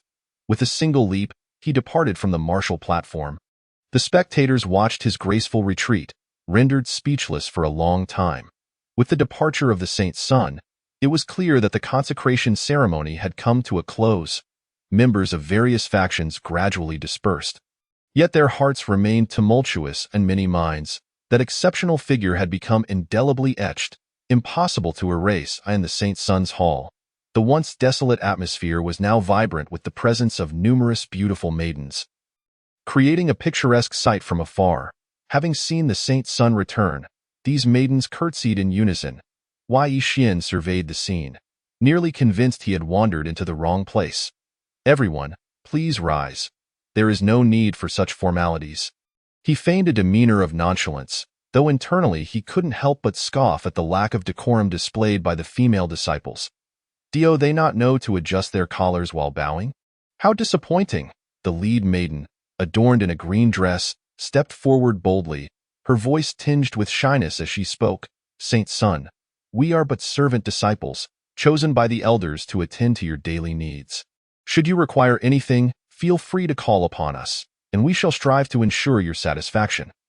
This green-dressed maiden, possessing the highest cultivation level among them at the third stage of meridian opening, appeared quite excited. Originally mere servant disciples, they were now granted the honor of serving the Saint's son, a privilege of the highest order. A slight favor from him could elevate their cultivation significantly. Yi Xian regarded the maiden in green, unable to resist blinking in surprise. Any request can be fulfilled? You can ensure my satisfaction? Instantly, the maiden's face flushed crimson at his words, while the other maidens also turned bashful. Lowering their heads, their hearts racing like startled fawns, too timid to speak. Although the Saint's son was handsome, he also carried a mischievous streak. The green-dressed maiden stammered, her head bowed as she fiddled with the hem of her garment, at a loss for how to respond. Observing this, Yi Xian chose not to tease her further. Instead, he casually produced a vial of elixirs and declared, "Enough jesting. Here, take these elixirs for your cultivation. I have no pressing matters at the moment." He then turned to the green-dressed maiden and inquired, "What is your name?" With a timid voice, she replied, "Saint's son. My name is Xiang'er." However, she dared not reach for the elixirs he offered, although she longed for them. Having come in search of opportunities and resources for advancement, she felt too intimidated to be so direct. Without further ado, Yi Xian gently took her small hand and placed the elixirs within it before returning to the Saint's son's hall. Xiang'er stood there, entranced by the departing figure of Yi Xian, her heart racing as she gazed at the elixirs in her hand. Elixirs? Had they really been given so easily? The other maidens quickly gathered around her. Chattering excitedly, Xiang'er, quickly, see what kind of elixirs these are. Saint's son is truly handsome. Standing beside him, I felt such immense pressure. It seems the Saint's son is not the unapproachable sort. He possesses a playful side. We need not fear for our lives. Being a servant disciple was indeed challenging. They were often bullied, especially those of notable beauty, who were frequently coveted. One misstep could lead to their objectification. Before arriving here, they had worried that the Saint's son might be domineering and unreasonable, but now their fears had dissipated. Without hesitation, Xiang'er uncorked the vial and gasped in astonishment. Opening meridian pills, 12 of them, the other maidens gasped, covering their mouths in disbelief. The Saint Sun is so generous. These opening meridian pills are exceedingly valuable. With 12 of us, he has just gifted us a fortune in spirit stones. They were genuinely astonished. Meanwhile, in the Saint Lord's Hall, Han Bingning commanded the highest position, exuding an aura of cold authority as her gaze swept over the assembly. Below her stood 10 elders of the sacred land and 10 disciples, the latter being the former candidates for the Saint Sun title. At that moment, Hua Qingyi stepped forward, bowing respectfully, and stated, "Saint Lord, Yixian is a chaos sacred body, one of a kind throughout the ages. The sacred land has conferred upon him the title of Saint Sun, and we have no objections. However, we hope the Saint Lord will grant us the opportunity to contest for the title of Saint Sun. We have prepared and trained for this moment for so long. If we are given no chance, we will feel deeply aggrieved. Moreover, the chaos sacred body is not invincible. If it cannot grow, it is as good as useless. We may not be inferior to him." Hua Qingyi's voice was strong and resolute, though he dared not raise his gaze to meet the stunning and formidable Saint Lord's eyes. A sense of discontent simmered within him, clearly indicating his resentment and hatred towards Yixian. Is it merely the chaos sacred body? Has he simply enjoyed fortuitous circumstances by becoming the Saint Lord's disciple? What is so remarkable about that? The chaos sacred body is not omnipotent, nor does it guarantee ascendance to unrivaled strength. As Hua Qingyi's words hung in the air, the other disciples and elders echoed their support. Indeed, Saint Lord, Qingyi and the others have prepared for the title of Saint Sun for so long. We cannot be denied even the slightest opportunity. Saint Lord, I too wish for them to retain the right to compete for the title of Saint Sun. If Yixian cannot maintain his position, it only reflects his inadequacy. Under the protection of a mighty eagle, a fledgling cannot soar high. To grow into a strong warrior, one must endure trials, tribulations, and tests. The voices of support rose in unison, affirming Hua Qingyi's stance. The 10 disciples and 10 elders shared a teacher-student bond. Previously rivals, they now united against a common enemy, Yixian. Han Bingning's gaze remained authoritative as she surveyed the assembly, her voice calm and measured. "Very well, as long as your cultivation does not exceed 3 realms beyond that of the Saint Sun, this Saint Lord shall not interfere. Should you exceed that, do not blame this Saint Lord for being merciless." Upon hearing her words, Hua Qingyi and the others exhaled in relief, their eyes gleaming with elation. They hurriedly expressed their gratitude before bowing and taking their leave. Their objective had been achieved. The next step was to plot against Yixian. As Han Bingning watched them depart, a faint smile crept upon her lips. She welcomed competition among disciples. Otherwise, how could strong warriors emerge from complacency? She believed it was time to apply some pressure on Yixian. Once inside the Saint Sun's hall, Yixian retrieved an abundance of elixirs, swallowing them with abandon as if they were mere candies. Should anyone witness this extravagant display, they would undoubtedly envy him, wishing to strike him down. These elixirs, which others would fight tooth and nail for, he consumed as if they were trivial treats. How infuriating!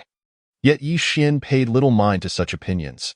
These elixirs were rewards from the system for signing in. He had an abundance of them, and with no toxic side effects, why not indulge in them like sweets? While savoring the elixirs, he silently chanted, "System, sign in, ding, sign in successful. Congratulations, host, you have obtained the Dragon Dance steps. Would you like to use it now?" Yixian paused for a moment before decisively responding, "Use it?" In an instant, a surge of information flooded his mind, and he acquired a new set of techniques, the Dragon Dance steps, a form of agile movement that could be enhanced with cultivation. As Yixian's cultivation grew, so too would the speed of the Dragon Dance steps, making it an exceptional skill. Why Yixian was overjoyed. This was a remarkable treasure. With this ability, he would no longer fear being unable to escape in the face of adversaries. No, he corrected himself. It would ensure he could chase down opponents without the worry of falling behind. With a heart full of excitement, Yixian swiftly entered the training chamber to begin his cultivation. In the cultivation chamber, the sound of breaking air echoed continuously as Yixian diligently practiced the Dragon S dance. Initially, his speed was quite slow, barely discernible. However, As his mastery of the technique deepened, his pace quickened significantly. Eventually, he began to exhibit a faint dragon-like form. From a distance, it appeared as though a true dragon was soaring and twisting in the air, with the grace of a swimming dragon. He seemed to soar through the 9 heavens. Yi Xian dedicated an entire day to this practice. Despite feeling that he had achieved perfection, the system informed him that he had merely reached minor success. Yi Xian was quite dissatisfied, feeling that the system was playing a cruel trick on him. Even the extraordinary skills from the ancient Holy Land, such as the deadly sword or the thunder goddess palm, he had mastered in a short time. Yet here he was, having practiced the dragoness dance for an entire day, and he was still just scratching the surface. Was this system truly so oppressive? Or were all its products simply of such high caliber? After patting his somewhat hungry stomach, Yi Xian chose not to continue his training. Instead, after freshening up, he departed from the Holy Sun's palace. He felt that his lack of complete mastery was not due to a lack of comprehension, but rather because his cultivation level was insufficient. His current stage in the condensing essence realm. Reaching minor success was likely his limit.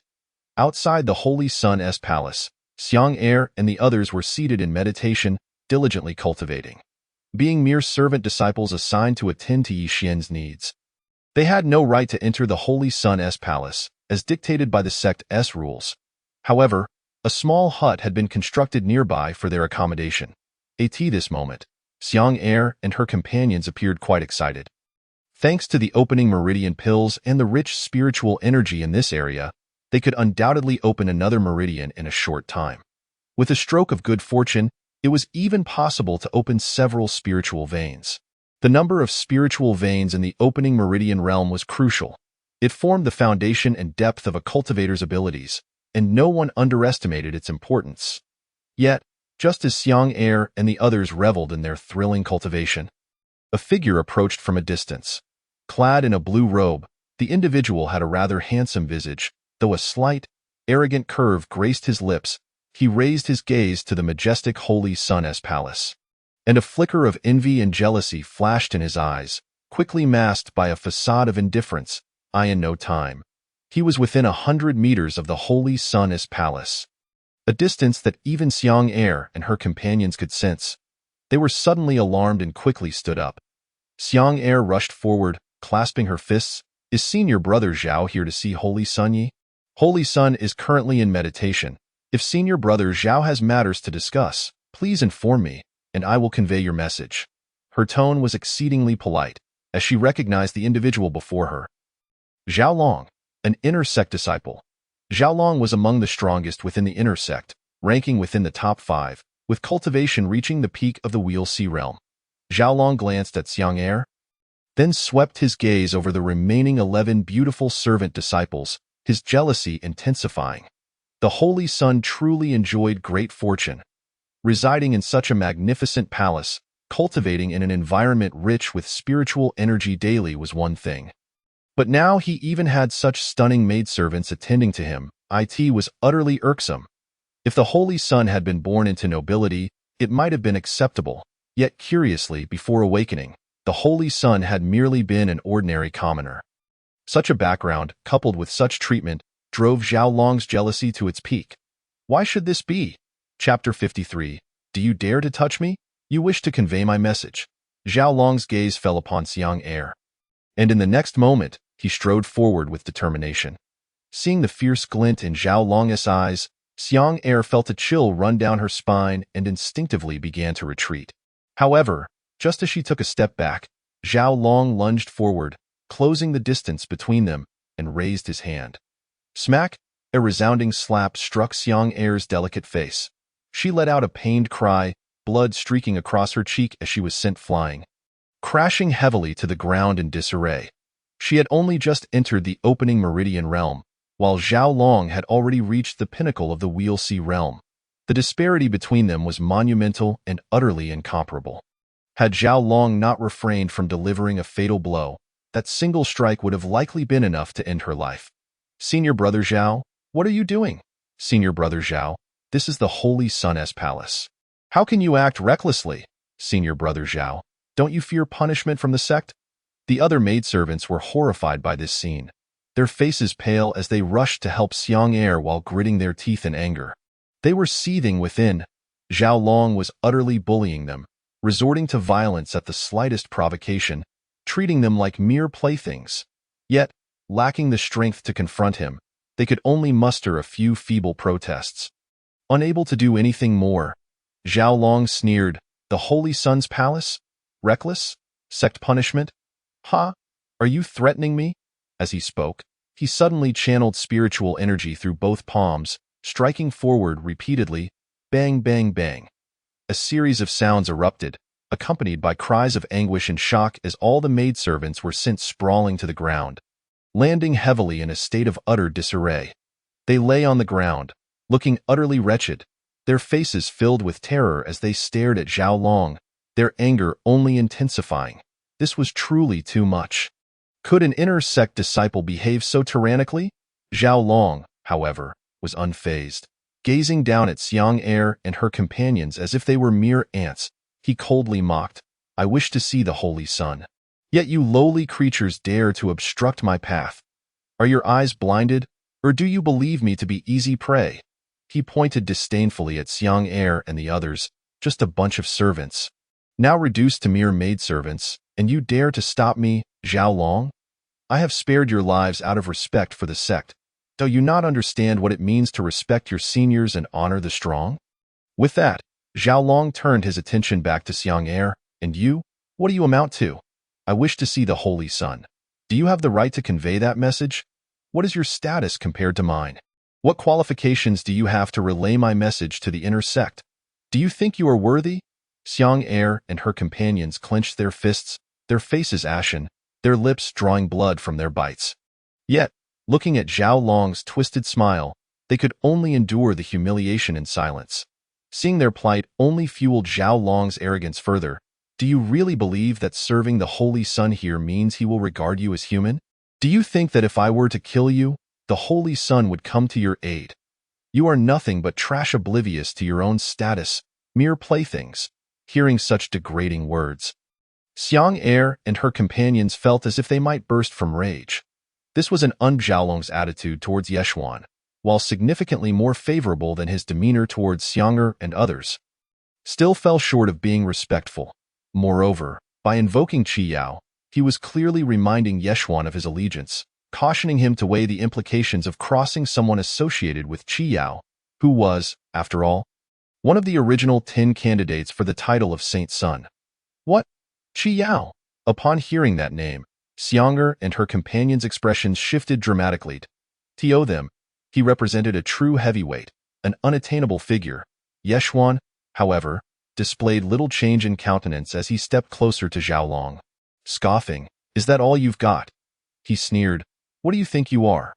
What gives you the right to lecture them? Do you truly believe you are worthy of such a role?"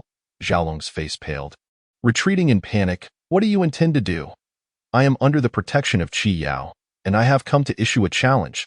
Do you dare to lay a finger on me?" Yeshuan continued to advance, disdainfully curling his lip. "Who is Qi Yao? Does this Saint Sun even know him? Don't delude yourself into thinking that just because you are his subordinate, you can act with impunity. I would not hesitate to retaliate against anyone who dares to provoke me." In that moment, Yeshuan's fury erupted. He executed the dragon step, instantly appearing before Zhao Long. Startled, Zhao Long attempted to retreat, but it was far too late. Slap! "How dare you bully this Saint Sun, thinking him inexperienced? Is it that my previous displays of carnage on the martial stage were not enough to deter your audacity? Slap! You, a mere inner disciple. Think you can see me whenever you wish? Do you believe you have the right to confront me? Was it a mistake for them to obstruct you? Slap! As the saying goes, one must consider the master before striking. How dare you lay a hand on those who belong to me? You are clearly disregarding my authority." Slap, slap, slap.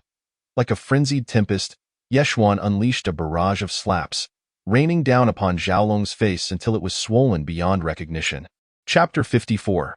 The terrifying fury of a woman. Zhao Long's cheeks were bruised, and golden stars danced before his eyes. The spiritual energy within him surged, urging him to retaliate. Yet each time he contemplated such an act, a chilling sense of lethal intent stifled him. The fiery sting on his face filled him with humiliation. Zhao Long, a prominent inner disciple and a peak expert of the Wheel-Sea realm, was being so thoroughly disrespected. What an incredible indignity! His rage was nearly explosive, yet he never paused to consider how Xiang'er and her companions felt when he had bullied them. Meanwhile, Xiang'er and the others were utterly stunned. They gaped at the unfolding scene. Doubting their own perceptions, Them, the handsome and refined Saint Sun, had suddenly revealed a brutal side. Shock, incredulity. Although they had heard of the events at the coronation ceremony, it was impossible for them to reconcile the tyrannical Saint Sun with the cultured figure they had once known. Now, however, they began to believe. After the initial shock, a warm current of gratitude surged within them, deeply moved by Yeshuan's actions, which were clearly motivated by a desire to defend them. Bang! Yeshuan continued to slap Zhaolong mercilessly until he resembled a pig's head, before finally delivering a powerful kick that sent him sprawling. Zhaolong crashed to the ground, dazed and disoriented. Struggling to rise, he glared at Yeshuan, coldly uttering, "Yeshuan, how dare you humiliate me so?" Upon hearing this, Yeshuan's wrath ignited anew, and he charged forward to deliver another kick. Crack! Zhaolong's leg shattered beneath the force, and a wretched scream escaped his lips. Yeshuan's icy voice pierced through. "Humiliate you? Did you consider the possibility of your own humiliation when you chose to torment others?" Yeshuan's anger surged again, and he lifted his foot for another blow. Crack! Zhaolong's other leg met the same fate. Yeshuan's voice was steady and cold. "As an inner disciple, do you not realize that I am the foremost among all disciples? It is bad enough that you do not call me senior brother, but to audaciously utter my name. Who granted you the audacity?" Zhaolong lay on the ground, convulsing, yet he dared not speak further. Yeshuan was utterly relentless. If he dared to utter another word, he risked losing his arms entirely. He was filled with rage, not only at Yeshuan's egregiousness, but also at his own inability to retaliate in that moment. He could not help but recall the extraordinary figure of Yeshuan on the martial stage, a vision of unmatched prowess and slaughter. Had he known this would be the outcome, he would never have come here. Nor would he have dared to insult Xiang'er and her companions. Yeshuan, however, paid Zhaolong no mind, turning instead to Xiang'er and the others, instructing, "Get up and strike him. Return the favor for how he has treated you. You belong to me. No one else has the right to bully you. Aside from me, no one is permitted to impose upon you." Domineering. Upon hearing this, Xiang'er and her companions were nearly moved to tears. Their gazes toward Yeshuan transformed entirely. Zhaolong grit his teeth in fury. "You?" Yeshuan glared fiercely. "What do you think you're saying? Dare to utter another word, and I will cripple your cultivation." Zhaolong instantly fell silent. The humiliation was unbearable. Being beaten by Yeshuan was one thing, but to be struck by those mere servant disciples, how could he ever hold his head high again? How could these insignificant ants dare to challenge him? Zhaolong refrained from speaking, but he turned his gaze, filled with malice, toward Xiang'er and her companions. Initially, they had hesitated, intimidated by his presence. However, upon witnessing Zhaolong's vicious glare, their own fury ignited. "You beast, I will beat you to death," they exclaimed, enraged by his bullying. "You think you can take advantage of others just because of your superior strength? I despise scum like you. You are nothing but a dog, and your entire family is nothing but dogs. Worse than pigs or dogs," they shouted, charging forward to unleash a flurry of punches and kicks upon Zhaolong. The sounds of his wretched screams echoed as Zhaolong teetered on the brink of unconsciousness. "Damn it, women are truly ruthless. Strike me all you want, but spare those areas." Yeshuan's lips twitched as he glanced at Xiang'er and her companions, a hint of trepidation creeping into his expression. Women could be terrifying, especially when driven to madness. At the foot of the Saint Sun Mountain, the echoes of screams raised questions among the onlookers. "What is happening up there?" "Who knows? I just saw Zhaolong go up." "Could he possibly be getting beaten?" "Impossible. Is Zhaolong really that foolish? He would dare provoke the Saint Sun?" Countless disciples, intrigued by the commotion above, whispered among themselves, though few dared to approach the Saint Sun Mountain, which had become a forbidden zone, home to the unparalleled Saint Soen. To provoke him would be disastrous, in truth, since the coronation ceremony, aside from the 10 candidates for Saint Sun and a handful of prodigious disciples, the rest of the disciples regarded Yeshuan with genuine reverence and trepidation. They truly did not dare to act recklessly. Go back and tell Qiyao to stay where it's cool. If he wishes to challenge me, let him first slay 100 at the peak of the gathering Yuan realm. Without such a feat, does he believe he can challenge me? I am not someone just anyone can provoke. Go. As the discussions continued, a chilling voice suddenly echoed from the summit of the Saint Sun Mountain. In the next instant, a figure soared down from above. Upon crashing to the ground with a loud thud, the crowd finally discerned that it was Zhao Long, whose legs had been shattered and who was now completely unclothed. Look at his face. It's been beaten to a pulp. Even his parents wouldn't recognize him. Not only did they beat him, but they also stripped him of his clothes. That is just too cruel. Is this truly the work of the Saint Sun? Why? Damn it, from now on, let us not provoke the Saint Sun. He is a divine being, someone we cannot afford to offend. Is this Zhao Long? Ha ha ha, this is simply too amusing. Countless onlookers surrounded Zhao Long, pointing and laughing. Zhao Long's face burned with shame and anger, wishing desperately to vanish into the earth. This was a monumental public humiliation, a spectacle beyond comprehension. What was even more infuriating was that he was unable to lose consciousness. Outside the Saint Sun Hall, Yeshuan tossed the spiritual stones he had taken from Zhao Long to Xiang'er and her companions, saying, "Here, these are for you. This is a vial of healing medicine. Take it and use it. If anyone dares to bully you again, come directly to me instead of foolishly enduring it outside. Understood?" Understood, Brother Yeshuan. Xiang'er and the others nodded fervently, like chicks pecking at grains.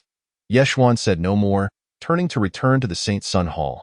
Meanwhile, upon Zhao Long's return to his dwelling, he had become a notorious figure throughout the ancient sacred land. Having provoked the Saint Sun, suffered the shattering of his legs, and returned in a state of utter humiliation. What an honor! It was impossible not to become famous under such circumstances. Yeshuan, you bastard, you scoundrel. One day, I will make you pay, and those wretched women. I will have my revenge on you all, in the depths of the cave. Zhao Long was relentlessly pounding the ground with his fists, emitting low growls filled with suppressed rage. What could possibly be the matter?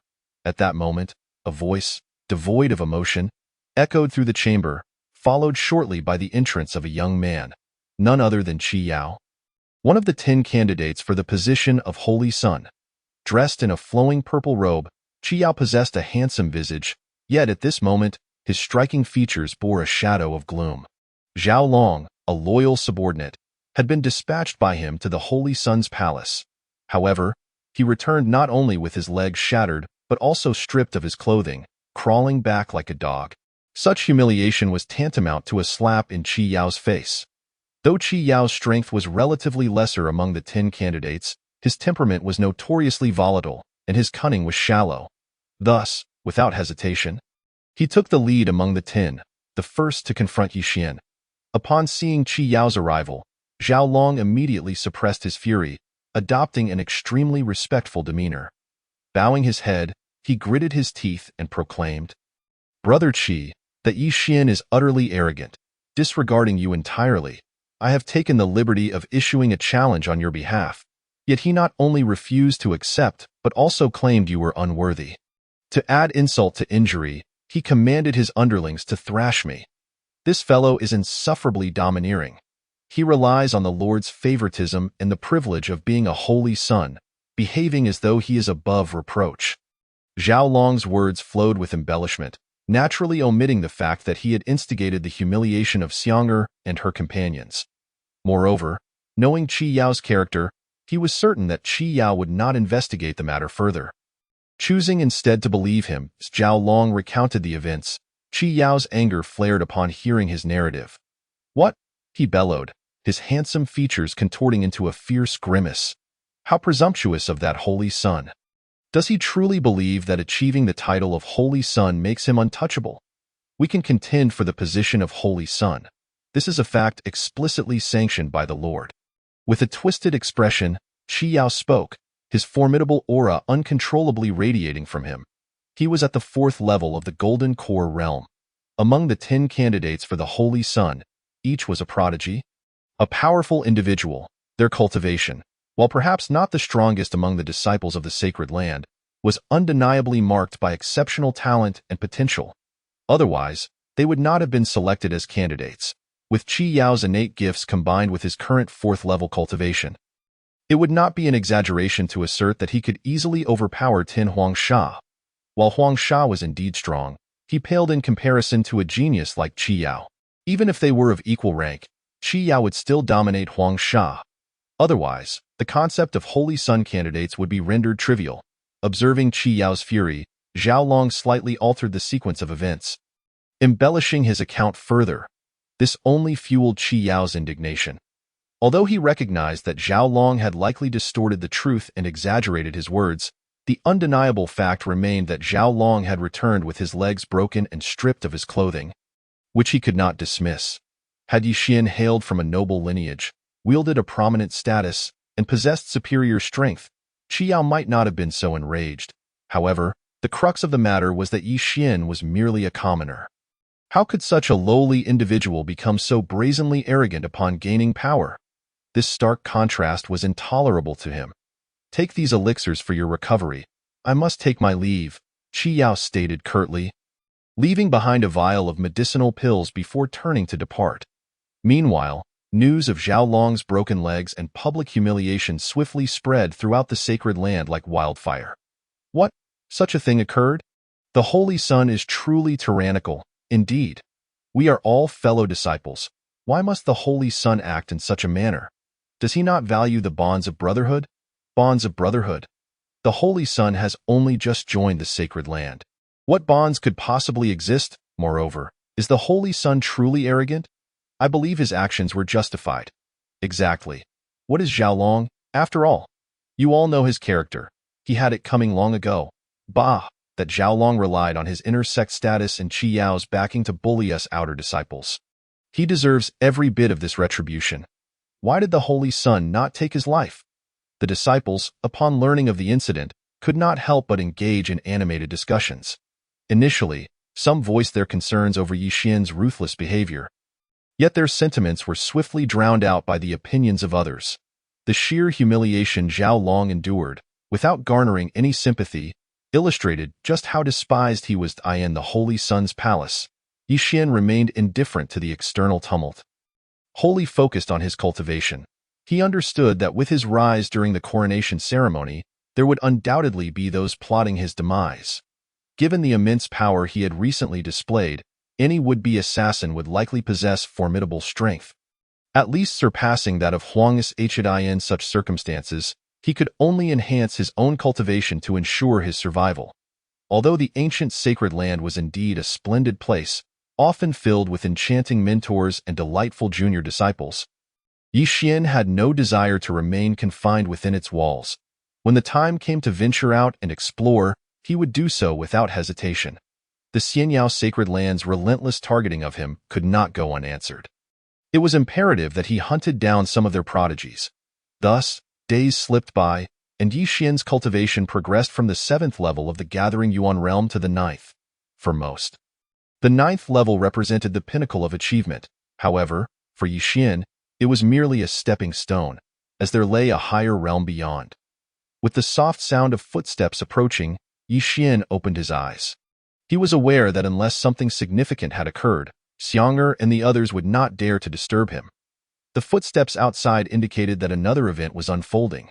True to his intuition, Xiang'er soon knocked and entered the hall, cradling a crimson challenge letter in her hands. "Senior Brother Yi, Brother Qi has sent a challenge. He wishes to duel you," she said, her voice tinged with nervousness and concern. In her eyes, Qi Yao was a figure of lofty stature, an existence she could only admire from afar. Yet today, he had personally ascended the Holy Sun Mountain to deliver a challenge letter with utmost courtesy. Even with Xiang'er's unwavering admiration and confidence in Yixin, she harbored doubts regarding his ability to contend with Qi Yao. Qi Yao? Who was that? Yixin furrowed his brow at the mention of the name, which seemed somewhat familiar, yet he could not place it.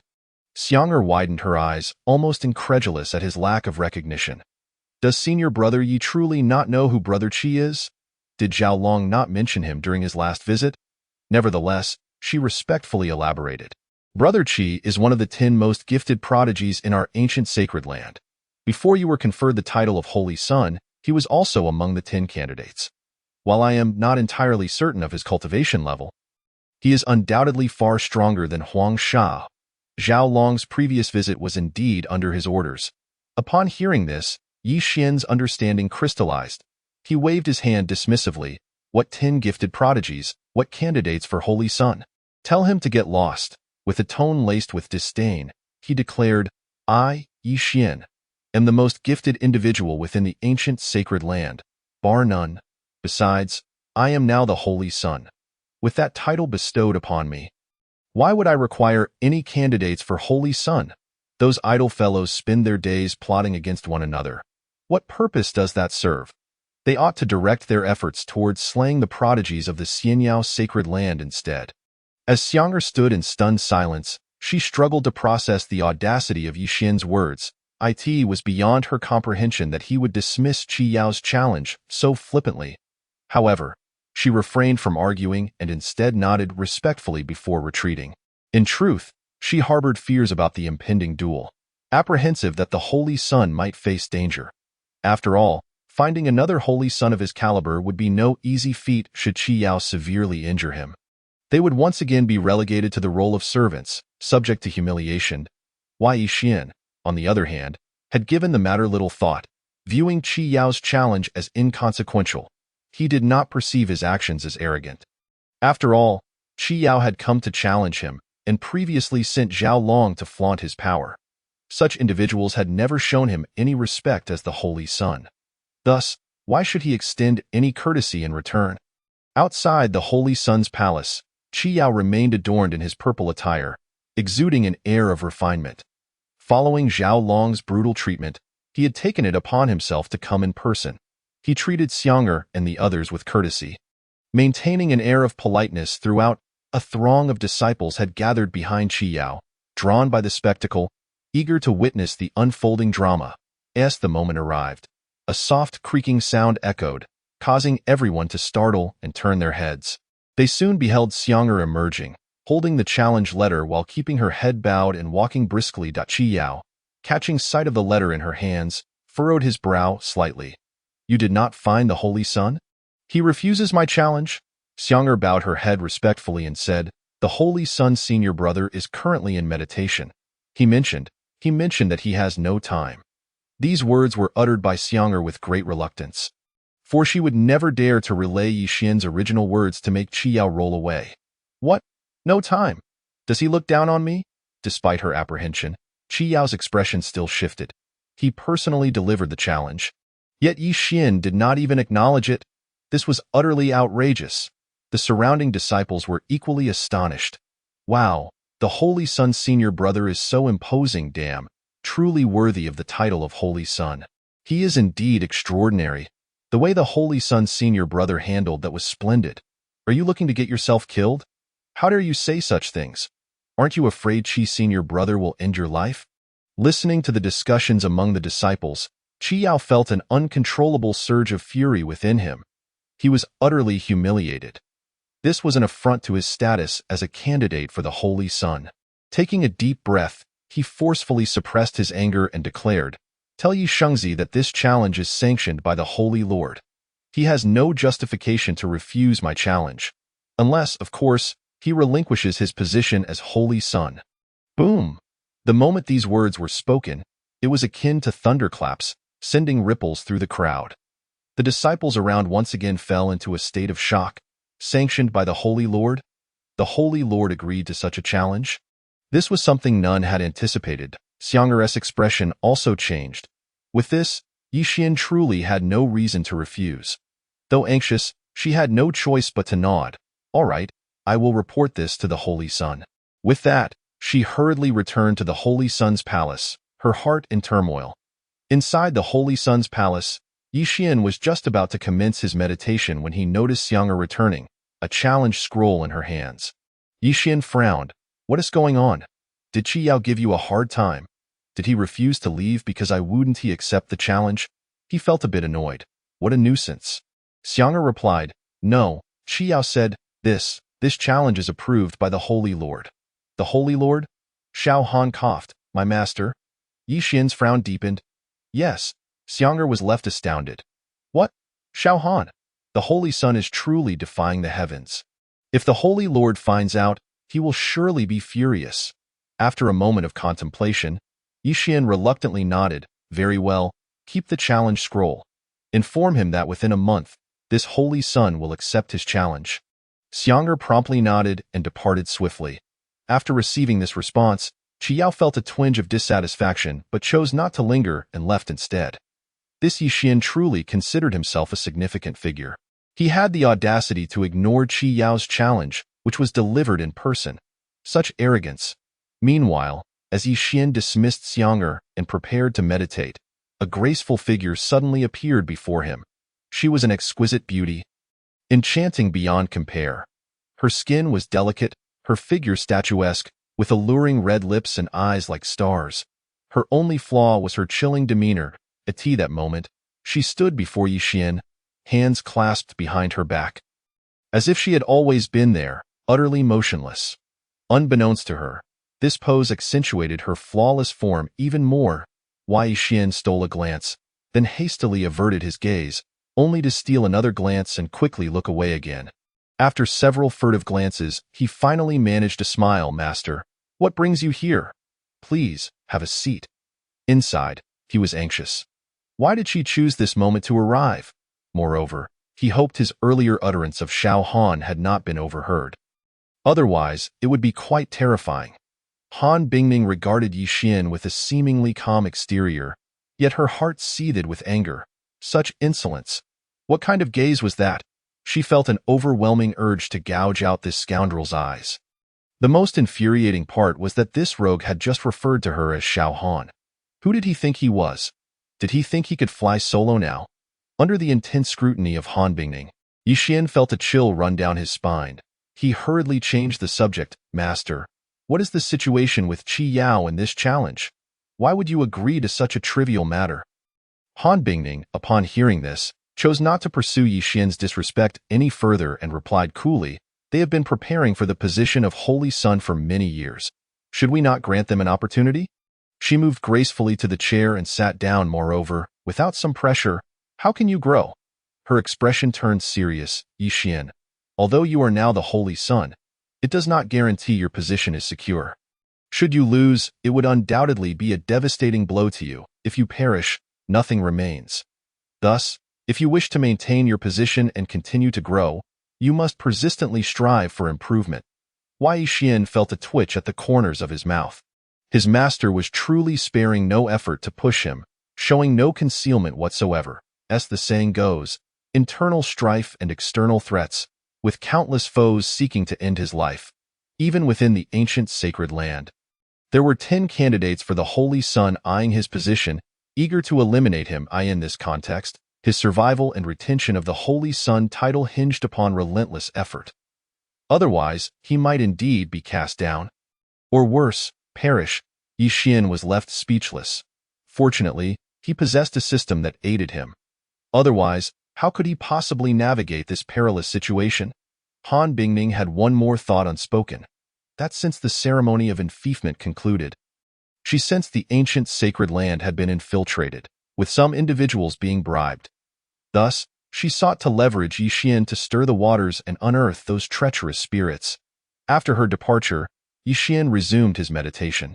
Meanwhile, the news of Yi Xian accepting Qi Yao's challenge quickly spread throughout the sacred land, igniting a fervor among the populace. Countless individuals began to anticipate the outcome.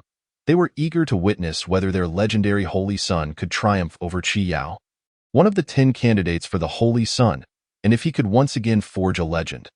Within the Holy Sun's palace, Yi Xian remained oblivious to the commotion outside, focusing solely on his cultivation. His internal energy roared, his dantian vast like an ocean. After more than 10 days, his cultivation had solidified entirely at the 9th level of the condensing Yuan realm. Yet, Yi Xian felt that he was still a step away from breaking through to the supreme realm. If he could not achieve the supreme realm, he would have to settle for the wheel C. However, that felt incomplete, as if it bore a flaw. Why was this last step so elusive? Was it due to my martial skills being too low? Lacking power? Or perhaps my energy was not dense enough, too insubstantial? Or could it be that my physical strength was inadequate? Yixin frowned in contemplation. Reaching the supreme realm was no simple feat. Talent, techniques, martial skills, physical strength, and the density of energy all must be harmoniously developed.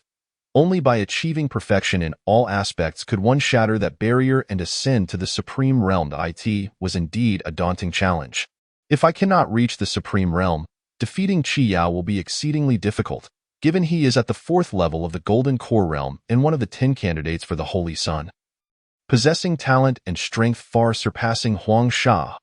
The pressure is palpable, Yi Xian muttered to himself, halting his cultivation. Ding!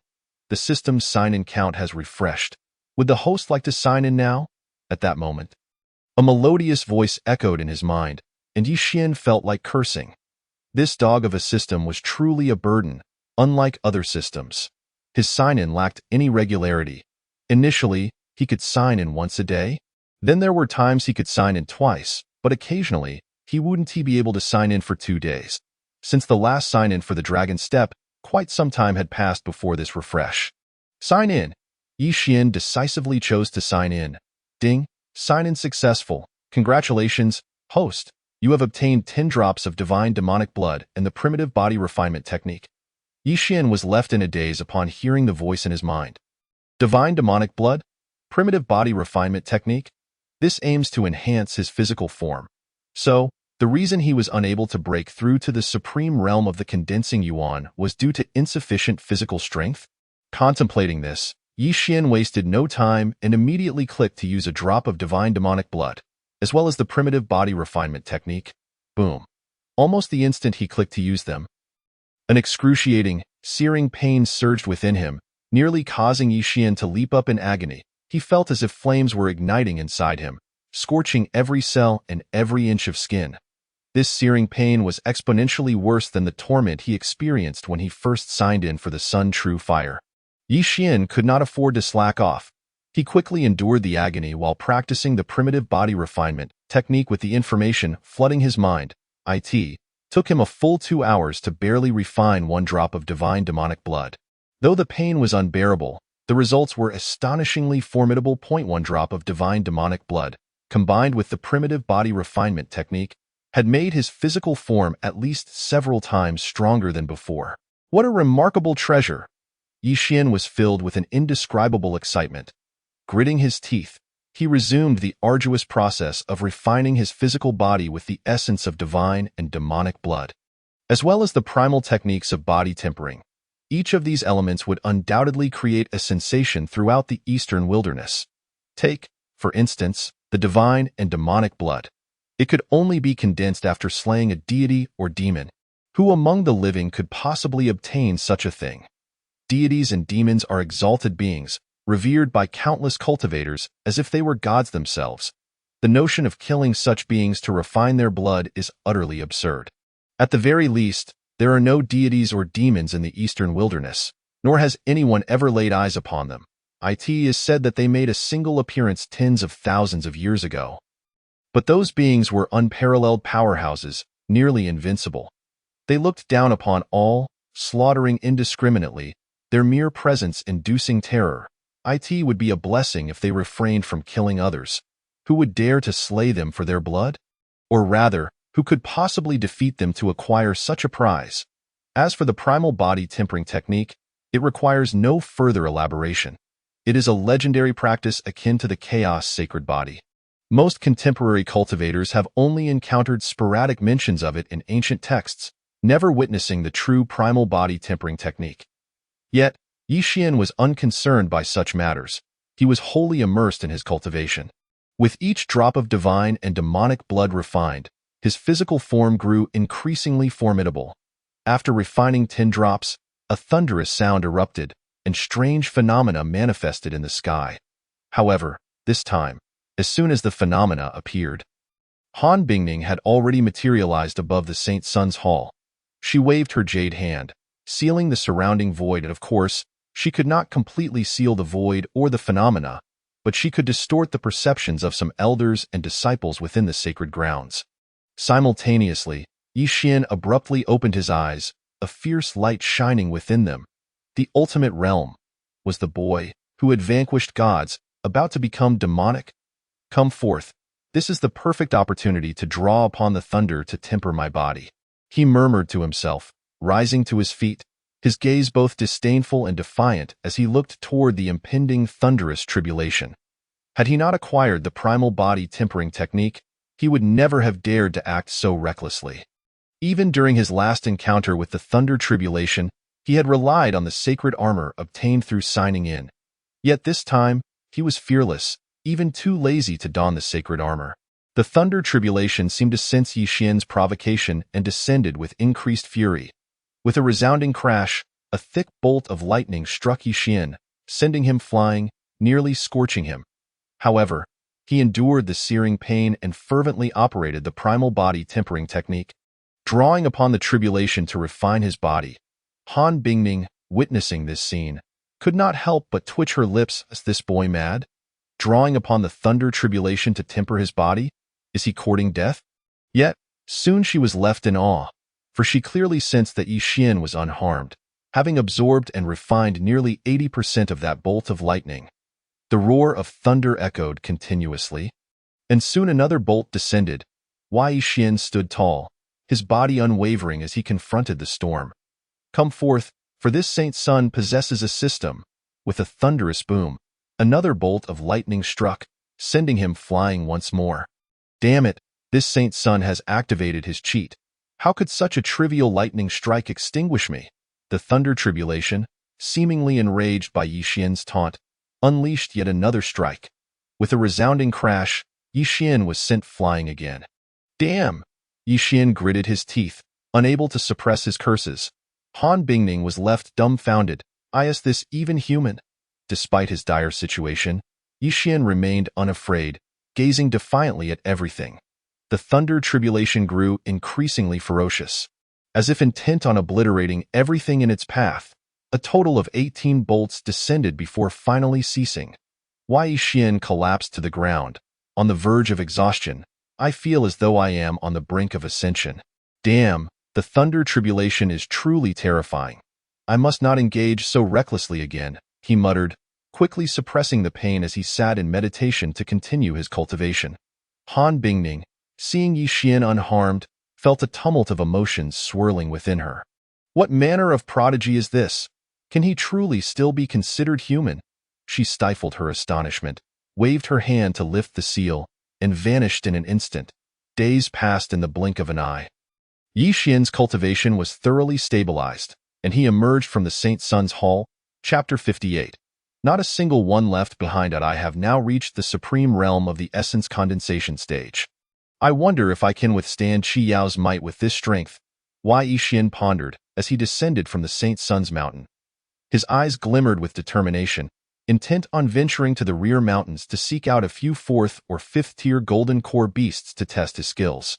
Despite being the Saint Sun and possessing the Chaos Sacred Body along with various abilities, Yi Xian did not underestimate any opponent, especially when his reputation and even his life were at stake. Qi Yao aimed to defeat him, tarnish his reputation, usurp his position as Saint Sun, and perhaps even resort to lethal measures. Yi Xian, on the other hand, was equally unwilling to lose, to die, or to relinquish what he had. Thus, he resolved to give it his all. Though Qi Yao may have had a somewhat shallow disposition and more rudimentary methods, he had undeniably proven his talent and strength as a candidate for the Saint Sun. The Saint Sun is descending the mountain. The Saint Sun intends to head to the rear mountains. After more than 20 days, one could only wonder to what heights the Saint Sun's cultivation had risen. As Yi Xian made his way, many disciples greeted him respectfully, whispering amongst themselves. During this time, news of Yi Xian's impending clash with Qi Yao had spread throughout the sacred grounds, and everyone was aware of it. Anticipation for this battle was palpable, as all were eager to witness whether Yi Xian could once again defy the odds and forge a new legend. Yi Xian smiled and returned to the disciples who bowed and greeted him. Showing no airs of superiority, Soon, he vanished from their view, entering the rear mountains. The saint's son's elder brother is so gentle. Indeed, not only is the saint's son handsome and gifted, but he also lacks the arrogance often found in prodigies. He is truly likable, truly, he is the saint's son. He is exceptional. Unlike those other slightly talented disciples who look down on others, it is utterly disgusting. The disciples could not help but praise Yixian's amiable demeanor and his warm smile. It is worth mentioning that many talented individuals are often quite proud and look down upon those they deem inferior. When one encounters them, even a humble greeting is met with indifference. How unlike Yixian, who is so approachable. Meanwhile, among the disciples, some noticed Yixian heading toward the rear mountains and hurriedly departed with urgency. Within a cave, Qiyao learned of Yixian's departure from the saint's son's hall and his journey to the rear mountains. His eyes narrowed, and he spoke in a low voice. After more than 20 days, has he finally emerged? Inform Tu Wu to head to the rear mountains and test Yixian's current cultivation level. Yes, I will do so immediately. The messenger quickly departed upon receiving the command. Tu Wu, a true disciple, possessed a third-tier golden core cultivation. Since entering the ancient sacred land, he had followed Qi Yao in his cultivation, effectively making him Qi Yao's most devoted follower. Qi Yao's gaze followed the departing figure, his eyes narrowing further. Yixian's growth and combat prowess were matters he regarded with great caution. As the saying goes, knowing oneself and one's enemy ensures victory in 100 battles. Thus, he sought to gauge Yixian's true strength. In fact, aside from Qi Yao, others such as Hua Qingyi and 9 others had also dispatched followers to the rear mountains, eager to test Yixian's abilities. The news of Yixian's entry into the rear mountains sent ripples through the sacred grounds once more. Presently, Yixian was the center of attention within the ancient sacred land. Every one of his actions captivated countless disciples. Consequently, a throng of disciples rushed toward the rear mountains, eager to discover the current state of Yixian's cultivation. In the law enforcement hall, Yang Kai was also aware of Yixian's expedition to the rear mountains. His eyes flickered, his expression shifting between dark and light.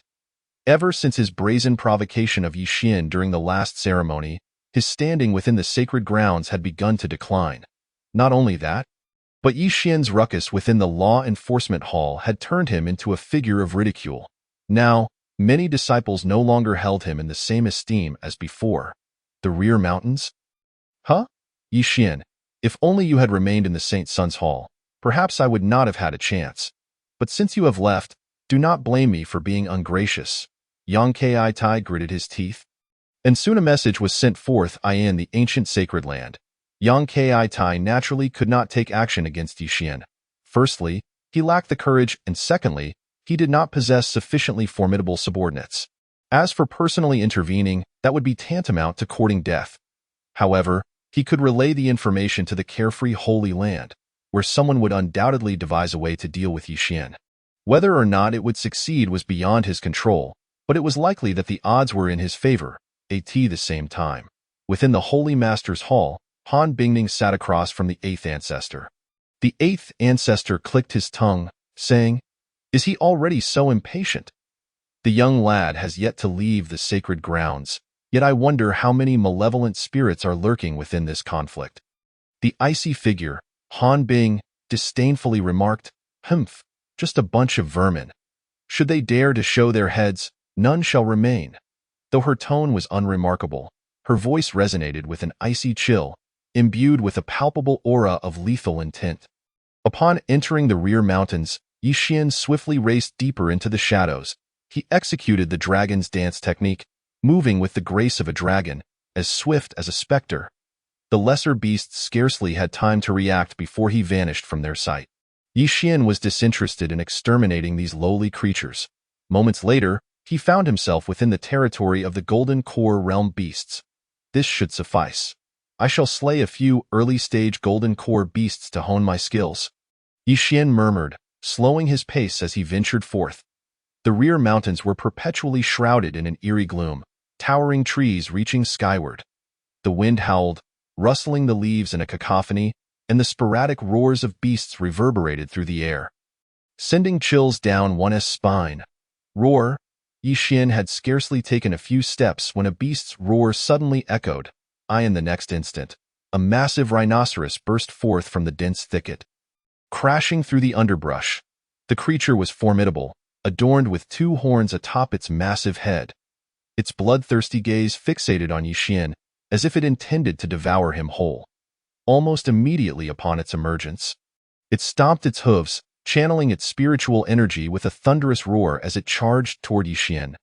Beasts of the Golden Core realm had begun to awaken a degree of intelligence. They understood their captivity, recognized themselves as prey to these disciples, and thus harbored intense rage toward Yi Xian and his ilk from the ancient, sacred land. The ground trembled beneath the thunderous pounding of its hooves as the rhinoceros closed the distance in mere moments. Its gigantic foot rose, akin to a colossal hand, descending towards Yi Xian's head with lethal intent. In comparison to the rhinoceros, Yi Xian appeared diminutive, like a child beside a giant. Yet, he remained unfazed, a smirk curling at the corners of his mouth as he quipped, "A mere first-stage Golden Core beast dares to be so audacious." As he spoke, he sprang into action, unleashing a resounding burst of speed as he charged forward. His velocity tore through the air, causing the fallen leaves on the ground to dance in a whirlwind. As the rhinoceros's iron hooves were poised to strike, Yi Xian's fist met its head with a resounding impact. Boom! The sound reverberated as the rhinoceros's skull shattered, its massive frame crashing to the ground. For Yi Xian, a first-stage Golden Core beast was laughably weak. After all, even at the 7th level of the Condensing Yuan realm, he was capable of slaying Huang Sha. Now, having ascended to the pinnacle of the Condensing Yuan realm, his strength had multiplied far beyond tenfold. With such formidable power, dispatching beasts weaker than Huang Sha posed no challenge whatsoever. Yi Xian collected the beast's core and pressed onward. Whenever he encountered another beast, he would charge forth, engaging in life-or-death battles. In that moment, the area was filled with the sounds of thunderous clashes, the earth trembling, as the roars of beasts echoed through the forest, one after another falling lifeless at Yi Xian's hands. With each victory, the aura of slaughter surrounding Yi Xian intensified. He utilized these beasts to refine his physique, honing his body and perfecting the martial techniques acquired through diligent training. After a day had passed, Yi Xian had slain over 20 Golden Core beasts, the strongest among them reaching the 6th stage of the Golden Core realm. Nonetheless, even with such feats, Yi Xian did not believe he could easily triumph over Qi Yao, who was at the 4th stage of the Golden Core realm. Thus, after dispatching a few 6th-stage Golden Core beasts, he sought deeper realms, intent on locating beasts at the 7th stage of the Golden Core realm. A 7th-stage Golden Core beast represented the late phase of Golden Core mastery, its power incomparable to that of a 6th-stage beast. Coupled with their innate bloodthirstiness and brutality, their combat prowess far exceeded that of ordinary human cultivators at the same level. Therefore, Yi Xian surmised that if he could slay a few 7th-stage Golden Core beasts, he would be adequately prepared for a confrontation with Qi Yao. As night deepened, the wind stirred the fallen leaves, creating a soft rustling sound. Simultaneously, the roars of beasts became increasingly frequent, echoing throughout the forest.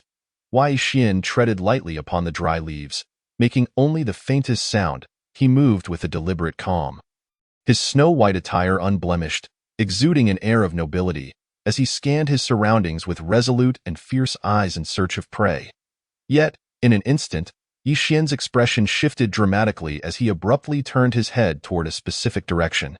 In that instant, he sensed a faint but unmistakable aura of hostility. This ominous intent did not emanate from a beast, but rather from a human. Yi Xian halted, his voice cold as ice. "Who goes there? Step forth!" As his voice echoed, a resounding crash ensued, and a figure emerged. This man was robust, his face chiseled like stone, a long blade strapped to his back.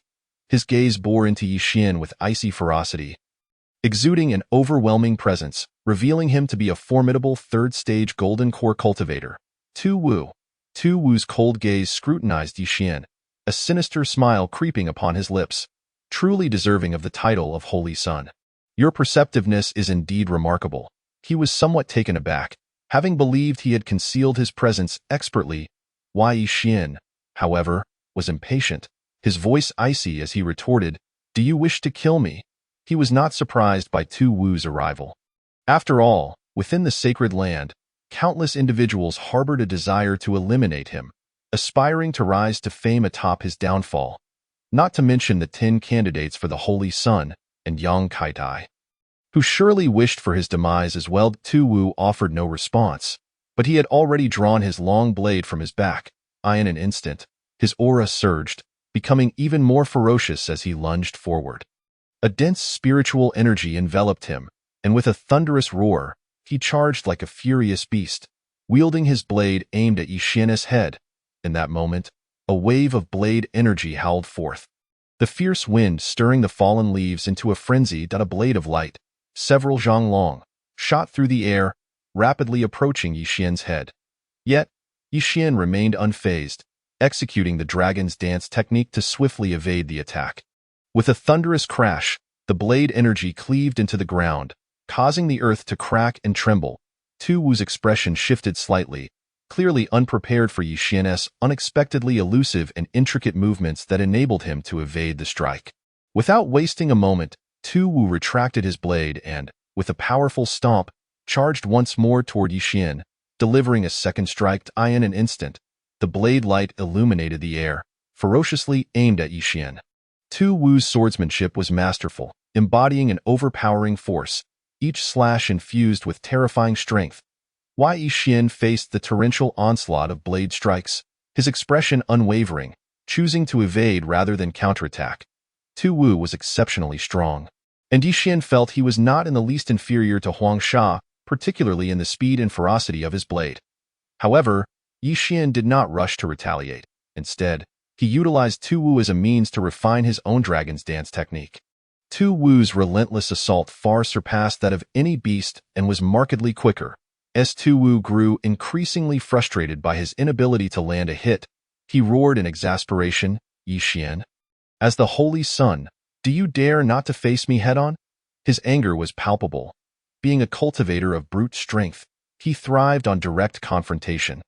Yet here was Yi Xian, evading him at every turn, leaving him feeling utterly thwarted. In truth, while Tu Wu's speed was commendable among his peers, it paled in comparison to Yi Xian's prowess. "Only know how to evade," Yi Xian scoffed. "I initially intended to spare you, considering we are of the same sect. However, seeing as your every strike aims to kill, it seems I have no choice but to eliminate you first." With that, Yi Xian abruptly ceased his evasion and charged directly at Tu Wu. Seeking death, Tu Wu's eyes gleamed with delight, and he swung his blade toward Yi Xian. This time, Yi Xian did not dodge. He met the attack head-on, unleashing a powerful palm strike. The chilling wind of his palm surged forth, producing a series of explosive sounds in the air. Tu Wu was momentarily stunned at the sight. Why Yi Xian intended to confront his blade with bare flesh? Was this a death wish? Yet, in the blink of an eye, Tu Wu's expression shifted dramatically. In an instant, Yi Xian's hand struck the blade with lightning speed, delivering several swift blows. He sensed a powerful force surging forth, causing the blade to veer off its original trajectory. Simultaneously, Yi Xian stepped forward, transforming his formerly open palm into a clenched fist. A dazzling aura of spirit energy swirled around his fist, exuding a terrifying momentum. Suddenly, Yi Xian unleashed a punch that shattered the air. Directly aimed at the opponent's chest, Tu Wu's expression shifted drastically at this sight. With immense combat experience and acute awareness, he instinctively discarded his long knife and attempted to block with his arm. But it was too late. A resounding thud echoed as Yi Xian's fist struck his chest with tremendous force. The chilling sound of cracking bones rang out as Tu Wu let out a pained cry. His robust frame hurtling backward in midair, his vitality began to dissipate, his gaze dimming, and ultimately, he crashed into several large trees with a thunderous thud, collapsing lifelessly to the ground. Yi Xian's punch had ruptured his heart, extinguishing his life force. "Humph, isn't it better to live well? Your actions are utterly base and foolish. Did you truly believe that as a fellow disciple, this holy sun would spare you? How laughable!" Yi Xian scoffed disdainfully at Tu Wu's corpse, swiftly stripping him of all his resources before vanishing from the scene. This individual had clearly come with murderous intent, and thus, Yi Xian showed no mercy. He would never hesitate against those who sought his life. Not long after Yixin's departure, a group of disciples arrived at the scene. These individuals were all from the Sacred Land, mostly followers of the top 10 candidates for the Holy Sun. Upon witnessing Tu Wu's lifeless body, a wave of chilling dread washed over them, leaving them utterly shocked. Chapter 60. The 10 cloaked figures. Tu Wu was a formidable warrior at the 3rd level of the Golden Core realm, known to have slain powerful opponents at the 5th level. Though the adversary he had defeated was not a prodigy from a major power, he was nonetheless a significant threat. Now, Tu Wu lay dead here at the hands of Yixin. The sheer shock was palpable. A frigid sensation coursed through their spines. Someone could not contain themselves and swallowed hard, asking, "What should we do now? Should we continue to test him?" This speaker was also at the 3rd level of the Golden Core realm, yet lacked the strength to guarantee victory over Tu Wu. As soon as the words left his mouth, another scoffed derisively, "Continue testing? If you seek death, do so alone. I refuse to join you." He turned away. Walking off. Tu Wu is dead. What more is there to test? We should report back immediately. Can't you see? The Holy Sun is warning us not to disturb him again, or death will be our fate. What a bunch of fools. With that, the disciple had already vanished into the distance. The others exchanged uneasy glances, their expressions fluctuating between fear and uncertainty. Soon, they reached a consensus and decided against further probing. Retreating swiftly. Yixin's ruthlessness was undeniable. He had killed Tu Wu without hesitation. Who would dare to provoke him now? They were merely ordered to test Yixin's strength and did not wish to pay with their lives. Besides, with Tu Wu dead, was there truly any need for more testing? In an instant, all the followers sent by the candidates for the Holy Sun fled the scene, none daring to venture further. However, shortly after their departure, a group of 10 individuals appeared. All were at the Golden Core realm, clad in black robes and wearing masks. Their powerful auras and murderous intent were palpable upon their arrival. One of them swiftly approached Tu Wu's corpse, scrutinizing it closely before speaking in a low voice, "Dead," with a single punch that obliterated his heart. At this declaration, the remaining 9, concealed behind their masks, wore solemn expressions. A 3rd-level Golden Core warrior, who had previously slain a 5th-level opponent, had met his end in a single blow from Yixin. This was nothing short of terrifying. Yet, if it were merely this, they might have dismissed it. But who could ascertain how much strength Yixin had employed in defeating Tu Wu? If he had used his full power, it would be somewhat acceptable. However, if he had not, that would be truly alarming. In that moment, they felt a wave of pressure. Just then, another member examined the scene and spoke. It is true that he was killed in one blow, but that does not imply Yixin only struck once. The signs of battle indicate they had fought for some time. Yixin must have seized an opportunity to deliver that fatal blow. The others nodded in agreement, relieved that it wasn't as terrifying as first believed. "Let us move quickly and decisively, then leave this place. We have little time. We may have already attracted the attention of the ancient Sacred Land's strong warriors," another member urged, and the group of over 10 individuals soared into the air. Swiftly departing, the Golden Core realm granted them the ability to fly. Meanwhile, in a dense forest, a thunderous sound erupted as Yixin, like a dragon, suddenly shot forth, appearing before a 7th-level Golden Core beast in the blink of an eye. With spirit energy swirling in his palm, he struck out with a forceful slap. The fierce and domineering blow landed squarely on the beast's head, which shattered like a watermelon, its massive body collapsing to the ground with a resounding crash. As Yixin landed, he let out a sigh of relief, his eyes gleaming with vitality. The 7th-level beast had proven to be quite a challenge, taking him 2 full minutes to defeat.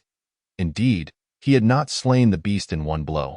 Rather, he had seized an opportunity to deliver a devastating strike. At that moment, he noticed a deep claw mark across his chest, the wound revealing bone, perilously close to his heart. This injury was inflicted by the beast. Had it not been for his strong willpower and decisive action at a critical moment, he might have perished at the hands of this beast. Fortunately, he ultimately emerged victorious. Yixin murmured to himself, retrieving a vial of healing elixirs, crushing one and applying it to his wound. After obtaining the beast's core, he swiftly departed, intending to hunt a few more 7th-level beasts before returning. His current combat strength still felt somewhat lacking. If others were to learn of Yi Xian's thoughts, they would undoubtedly be left speechless. Go think that someone at the condensation realm could already slay a 7th-level golden core beast. This was an unprecedented leap across multiple realms. Yet he remained unsatisfied. Shortly after Yi Xian left, the 10 cloaked figures reappeared, their expressions shifting as they regarded the slain beast. Unlike Tu Wu, whose cultivation was well known, the strength of this beast was indeterminate. Even among the same species, there could be vast differences in strength, leaving them unsure of the exact level of the beast Yi Xian had defeated. However, they speculated that it was likely at least 5th level, possibly even 6th level. They did not dare to consider the possibility of it being 7th level. In truth, Yi Xian had already sensed the presence of the 10 individuals behind him, yet had no time to pay them any heed. It wasn't long before he encountered another 7th-level golden core beast. This time, Yi Xian's performance was markedly superior. He completely annihilated the beast in just 1 minute. Continuing on his path, he soon faced a third 7th-level beast, a blazing bear. Its body enveloped in flames, scorching the air around it. The blazing bear was tough-skinned and muscular, with remarkable speed, making it a formidable foe. Yi Xian gazed at the blazing bear, unable to suppress a frown. Among beasts of the same level, this blazing bear undoubtedly held a dominant position, proving quite challenging to confront. Not only was it tough and resilient, but it also possessed an innate ferocity and immense strength. Coupled with its fiery abilities and astonishing speed, even an 8th-level golden core warrior might struggle to break through its defenses.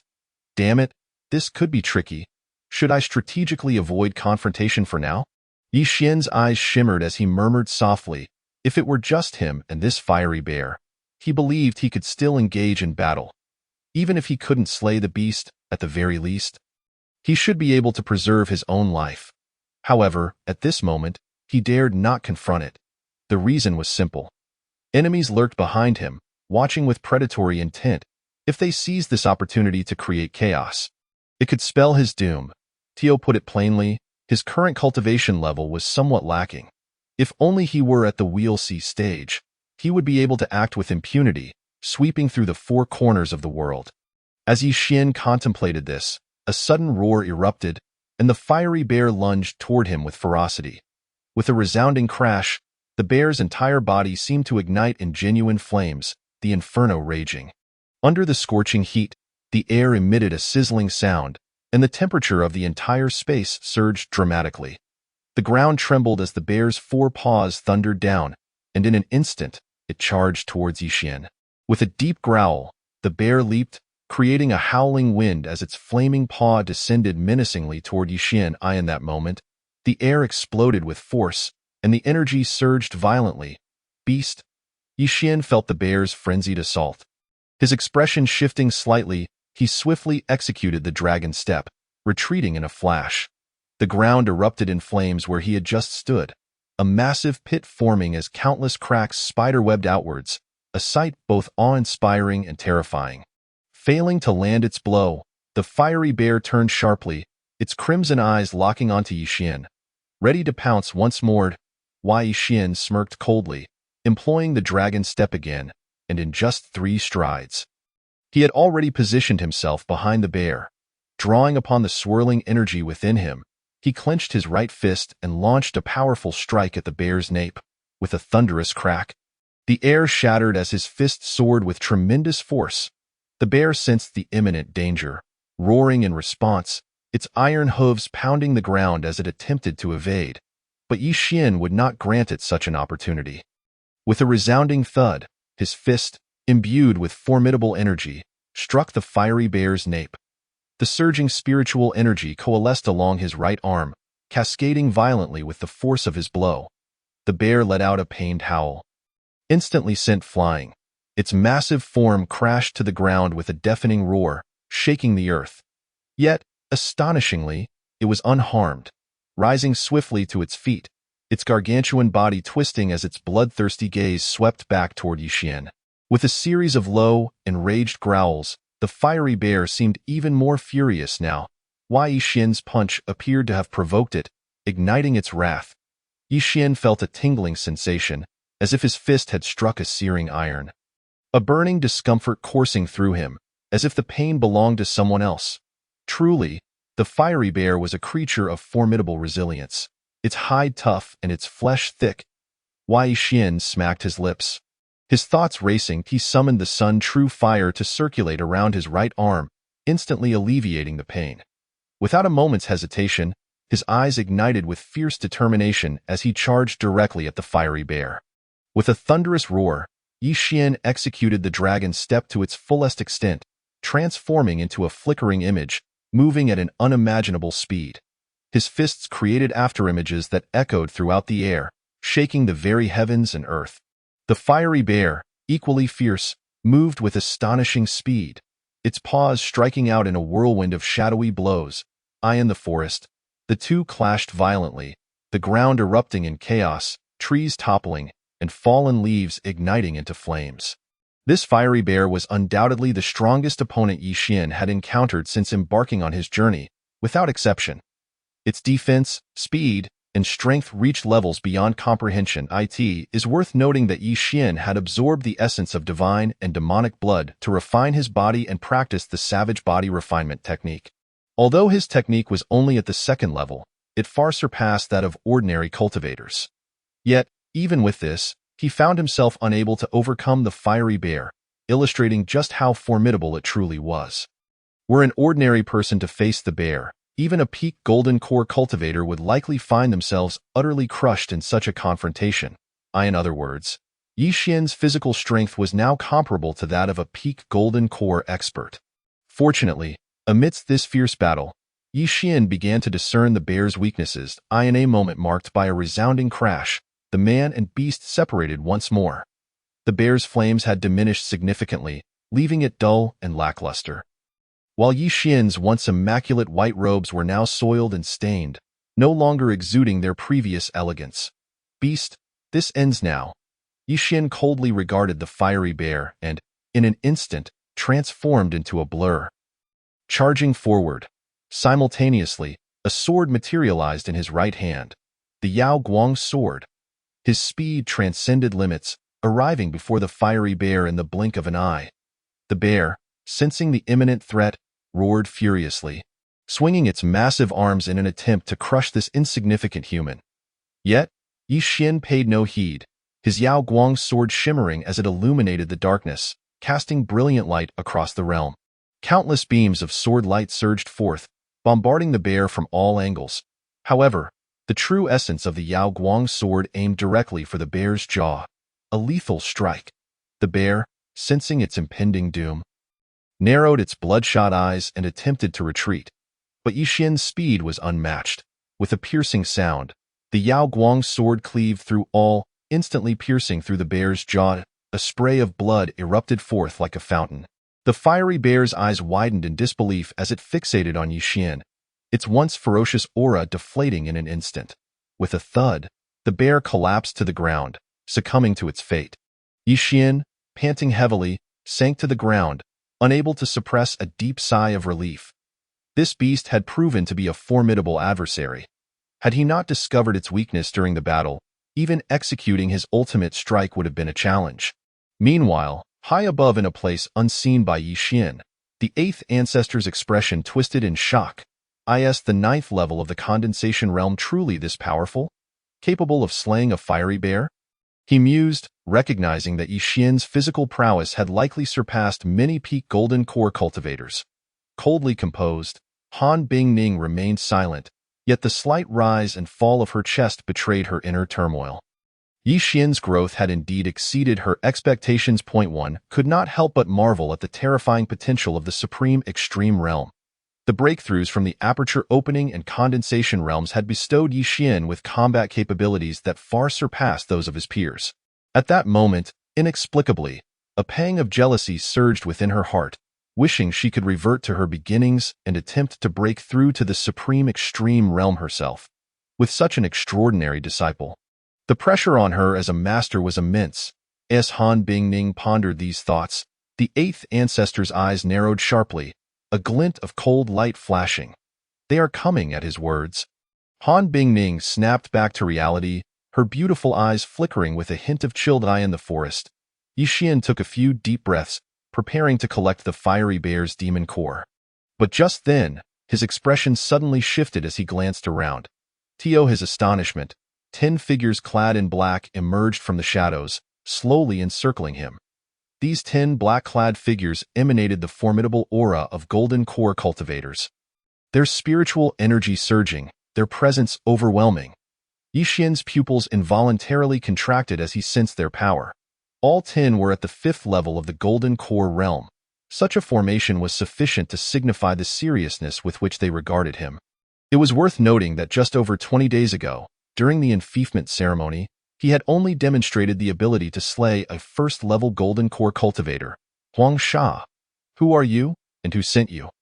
Yixian slowly rose, his gaze fixed on the 10 black-clad figures as he asked coldly. The 10 figures remained silent, their focus intensifying as they closed in on Yixian, clearly intent on surrounding him and denying him any chance of escape. Seeing this, Yixian sneered, "Do you truly believe you can kill me with your numbers?" With that, a resounding crash echoed as he stomped the ground, the earth shattering beneath him, propelling his body forward like an arrow released from a bow.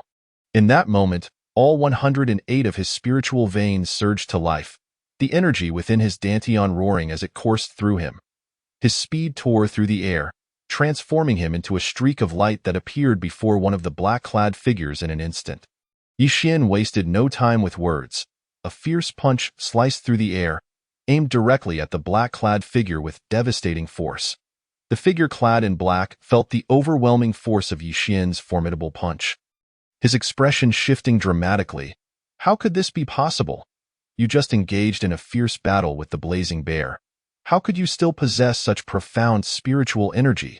He could not help but emit a cry of astonishment, as the spiritual energy within him erupted instantaneously. While retreating, he swung his arms to defend himself. With a resounding thud, Yixian's fist struck heavily against his arm, and the overwhelming force exploded in an instant. Invading his limbs with a sickening crack, his arms shattered abruptly, and he let out a piercing scream of agony. "Humph! What you deem impossible does not equate to impossibility in my realm," Yixian scoffed disdainfully. Offering no reprieve to the black-clad man, and unleashed a vicious whip kick with a thud. The tip of his foot struck directly at the man's dantian.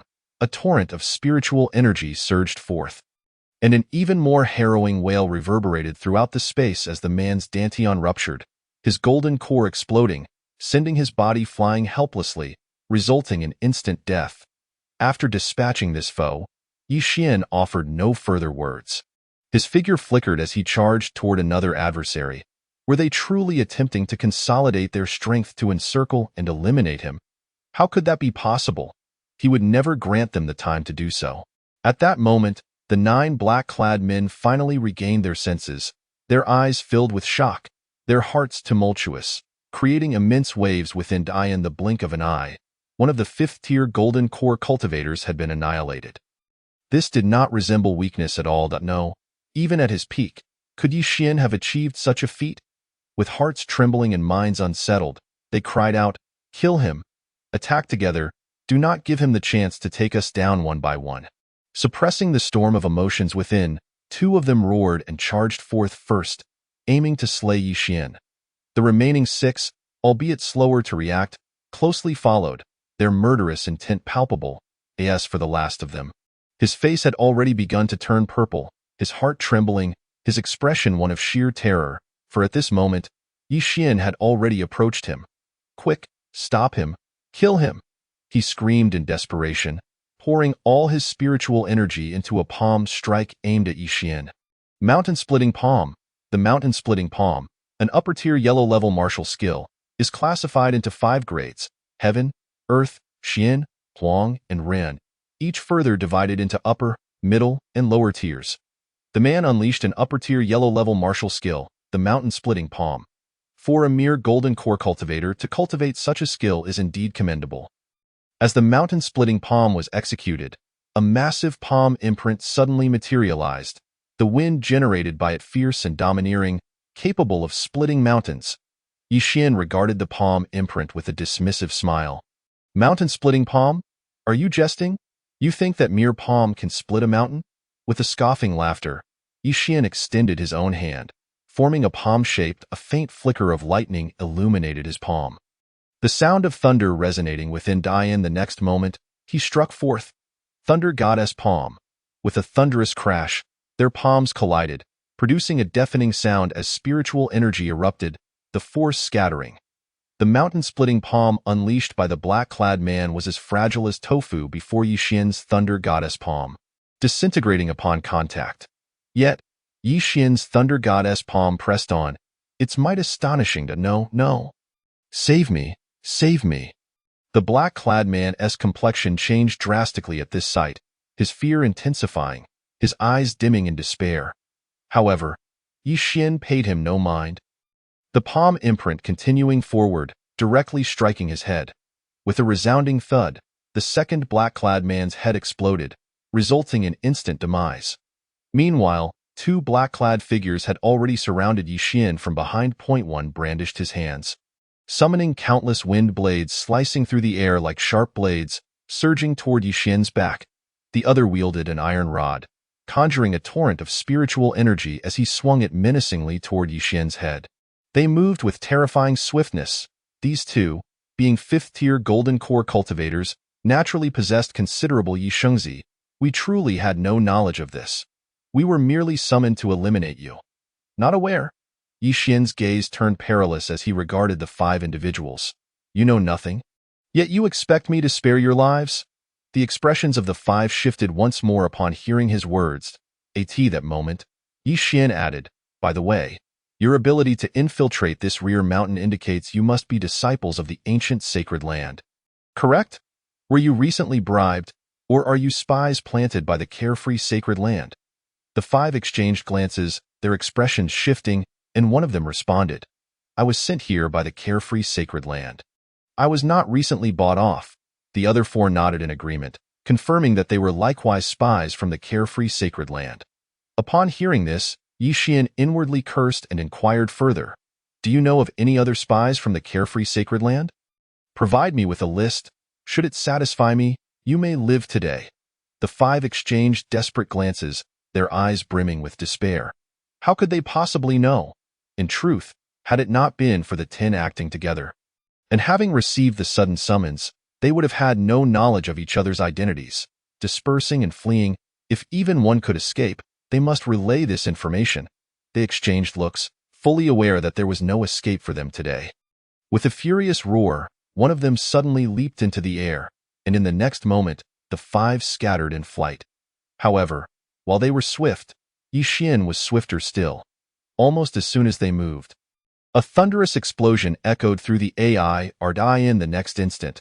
Yi Xian was already hovering above one of them. He glanced down at the man and delivered a punch. With a resounding crash, the man's body was obliterated, plummeting to the ground. 1 kill secured. Without pausing, almost instantaneously upon slaying that man, Yi Xian executed the dragon's step and appeared before the second individual. In the desperate gaze of that man, Yi Xian struck again, and with a loud thud, the man's golden core shattered, his scream echoing as he succumbed. Double kill.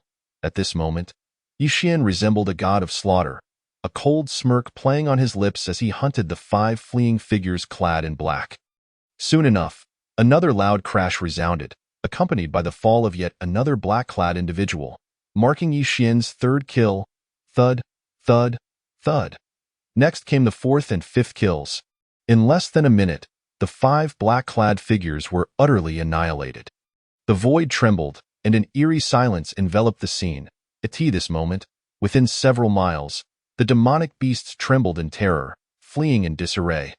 Miles away, those disciples of the ancient sacred land who sensed the commotion halted in shock, their hearts racing. What transpired? Such a powerful surge of spiritual energy. What level of expert is engaged in battle? The peak of the golden core? High above, the eighth ancestor gripped what little whiskers remained with a look of utter astonishment as he stared at Yi Xian. Why does the spiritual energy within this young man seem to flow endlessly, ceaselessly? And what is that step? Not just him. Even Han Bingning could not help but rise, abandoning her previously feigned calm demeanor. Her beautiful eyes widened in shock, delicate hands covering her red lips, her chest heaving with rapid breaths. To single-handedly overpower 10 Golden Core Level 5 experts is no trivial feat. Just what level of strength does Yixin possess? The consolidation of essence, moreover, this was after he had just defeated the Blazing Bear, allowing him to dominate 10 Golden Core Level 5s. This is simply monstrous. Gu Tian, carefree sacred land? Very well, you must not give me a chance. Otherwise, I shall undoubtedly pierce through your carefree sacred land. Yixin's icy voice reverberated through the air as he swiftly collected the cultivation resources from the 10 bodies and turned to leave. The aura of slaughter palpable. At that very moment, in a concealed location, Yang Kaidai stared intently at Yixin, his face pale, his gaze as frigid as ice. Chapter 64. The Emergence of the Nascent Soul. The sovereign's might he had initially been reluctant to come, but Gu Tian had compelled him, leaving him no choice. Gu Tian had insisted that if he came to slay Yixin, he might have a slim chance of survival. However, should he refrain from coming, his fate was certain death. Yang Kaidai felt an immense frustration. At this moment, he finally understood the folly of attempting to conspire with a tiger for its skin. He had once thought of himself as a formidable figure, a nascent soul expert, but little did he know that in the eyes of others, he was no more than an insignificant insect. Merely cannon fodder.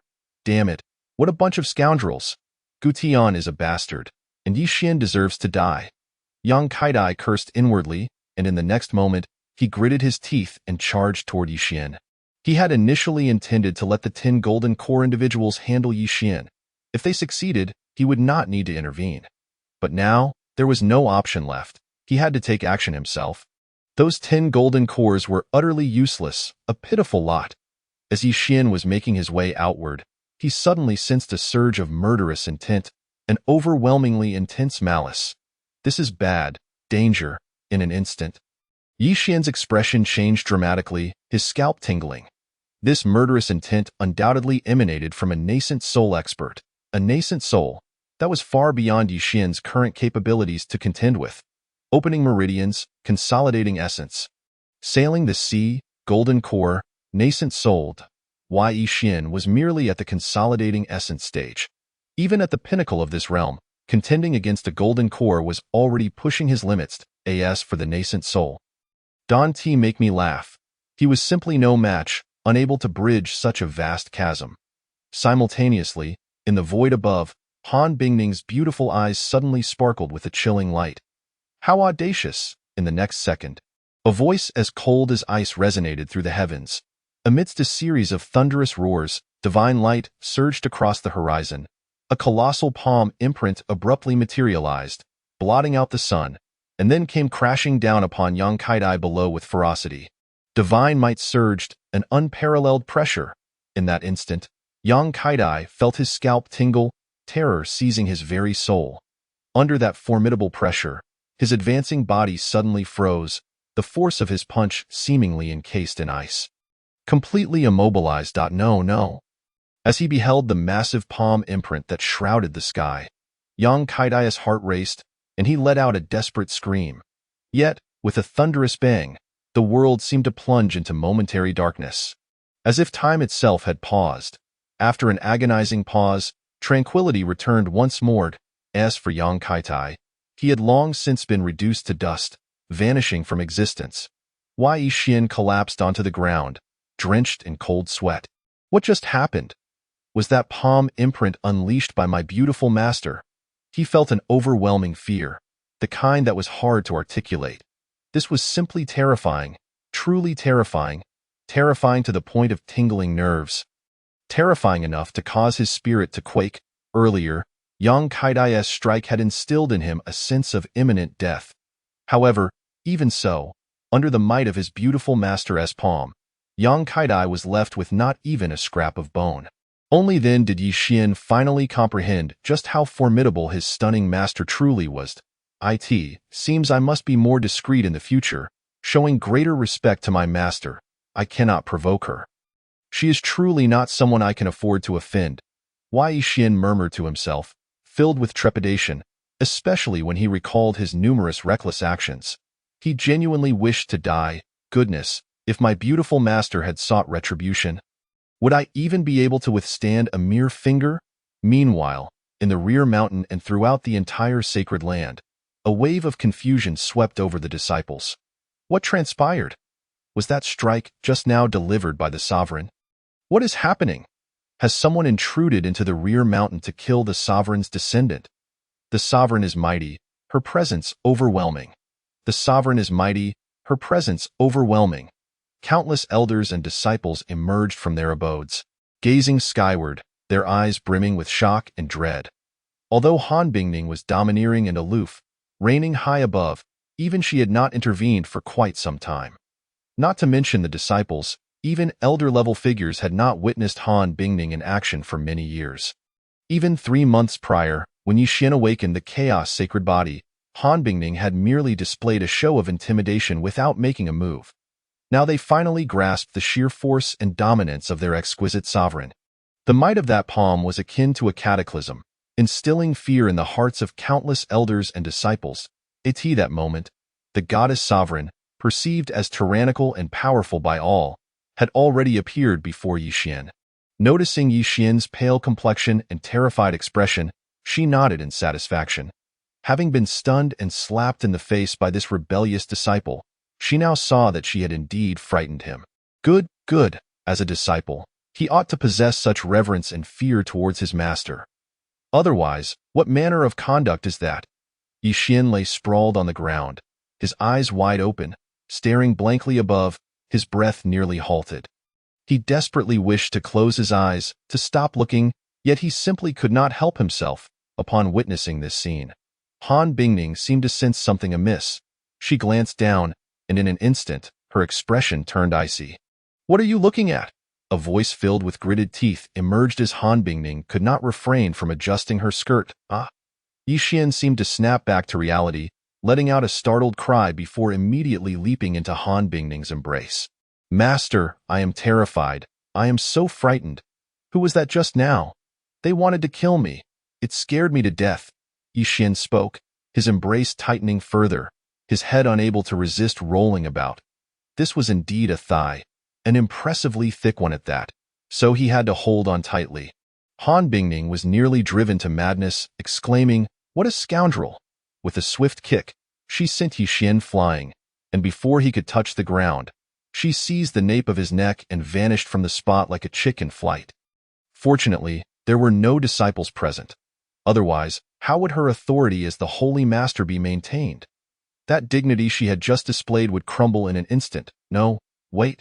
There seemed to be an ancient elder above who might have witnessed this scene. How infuriating! As the two disappeared, the 8th ancestor materialized at the original location, clicking his tongue in admiration. Truly deserving of being the Holy Son, an unparalleled prodigy of the ages. Such audacity is indeed remarkable. He mused, how reminiscent of my own youthful days with that. This disrespectful old fellow also vanished. I in the Holy Son's palace. Yixin landed with a thud, dazed and disoriented. Han Bingning regarded him coldly, her eyes flashing with an icy glint. "Are you planning to rebel?" Yixin, however, appeared pale and bewildered. "Master, what do you mean? What rebellion?" His gaze was clear, and his voice sincere. "I feel so weak. Master, do you have any elixirs to restore my spiritual energy? I feel as though I might collapse." Han Bingning scrutinized him intently, her beautiful eyes filled with doubt. Taking a step closer, she extended her delicate, jade-like hand and pressed it against Yixin's wrist. Examining his pulse carefully, her brow furrowed as she found his spiritual energy alarmingly depleted. After a moment of contemplation, she quickly came to a conclusion. Naturally, after battling the Blazing Bear and 10 Golden Core warriors, such depletion was to be expected. Yet, she couldn't shake the feeling that something was amiss. This fellow was exceedingly cunning. Could he be feigning weakness?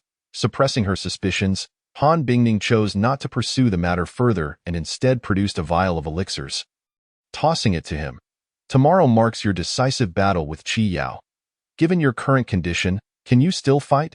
Yixin caught the elixir, his voice weak yet resolute, declaring with unwavering determination, "Rest assured, Master, in order to uphold your honor, I shall give my all and fight to the death. Chapter 65. The Spirit of the Jar. The Birth of the Golden Wheel. Breaking the wheel. Han Bingning's beautiful gaze remained fixed upon Yixin as she scoffed lightly, her alluring lips parting to say, though Qi Yao was once among the top 10 Holy Sun candidates, and his cultivation is merely at the 4th level of the Golden Core, his combat prowess far exceeds that of an ordinary 6th level Golden Core. Even a 7th level Golden Core would find him a formidable opponent. If you were at your peak, defeating him would pose no challenge. However, in your current state, it may prove rather difficult. As she spoke, her exquisite countenance suddenly turned serious. Moreover, should he find the opportunity, he will undoubtedly attempt to kill you without mercy. If you lack confidence, I advise you to wait a few more days until you have fully recovered before confronting him.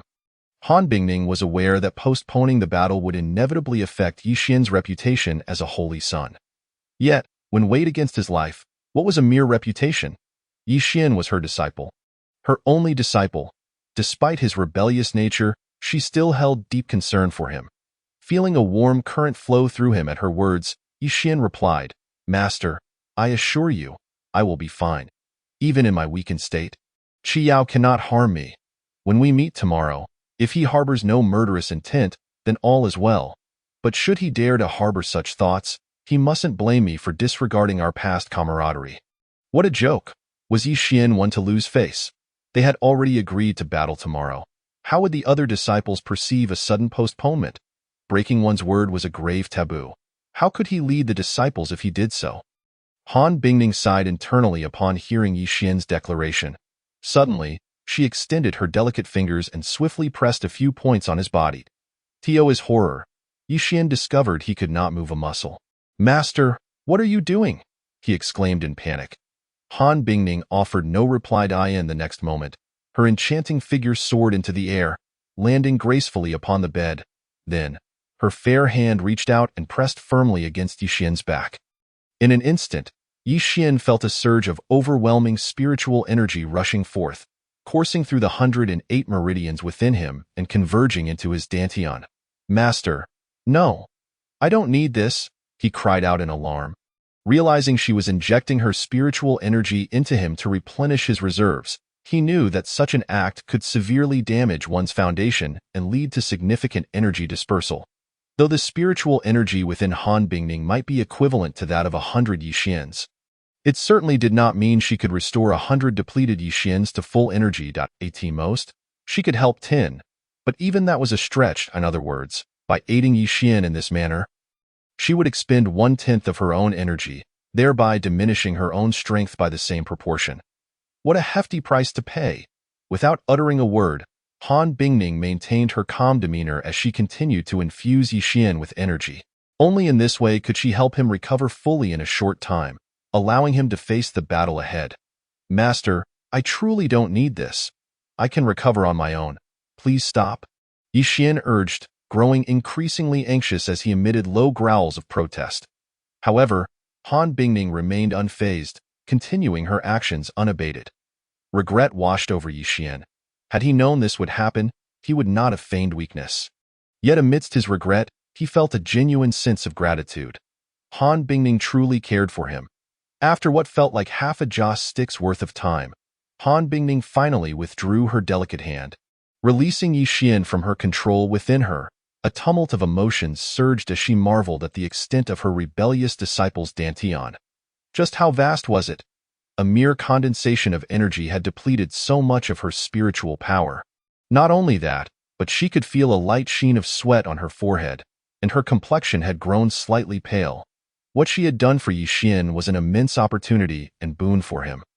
Yet for her, it came at a considerable cost. "Master," Yixin, moved by her actions, suddenly embraced Han Bingning and took a handkerchief, gently wiping the sweat from her brow. "Rest assured, with your kindness towards me, I shall not let you down." Initially taken aback by his sudden embrace, Han Bingning had intended to kick him away. However, upon hearing his sincere words, her icy heart seemed to waver just a fraction. Watching Yixin earnestly wipe away her sweat, she felt a flicker of emotion, mingled with a hint of guilt. After all, he was her disciple. How could she entertain such inappropriate thoughts?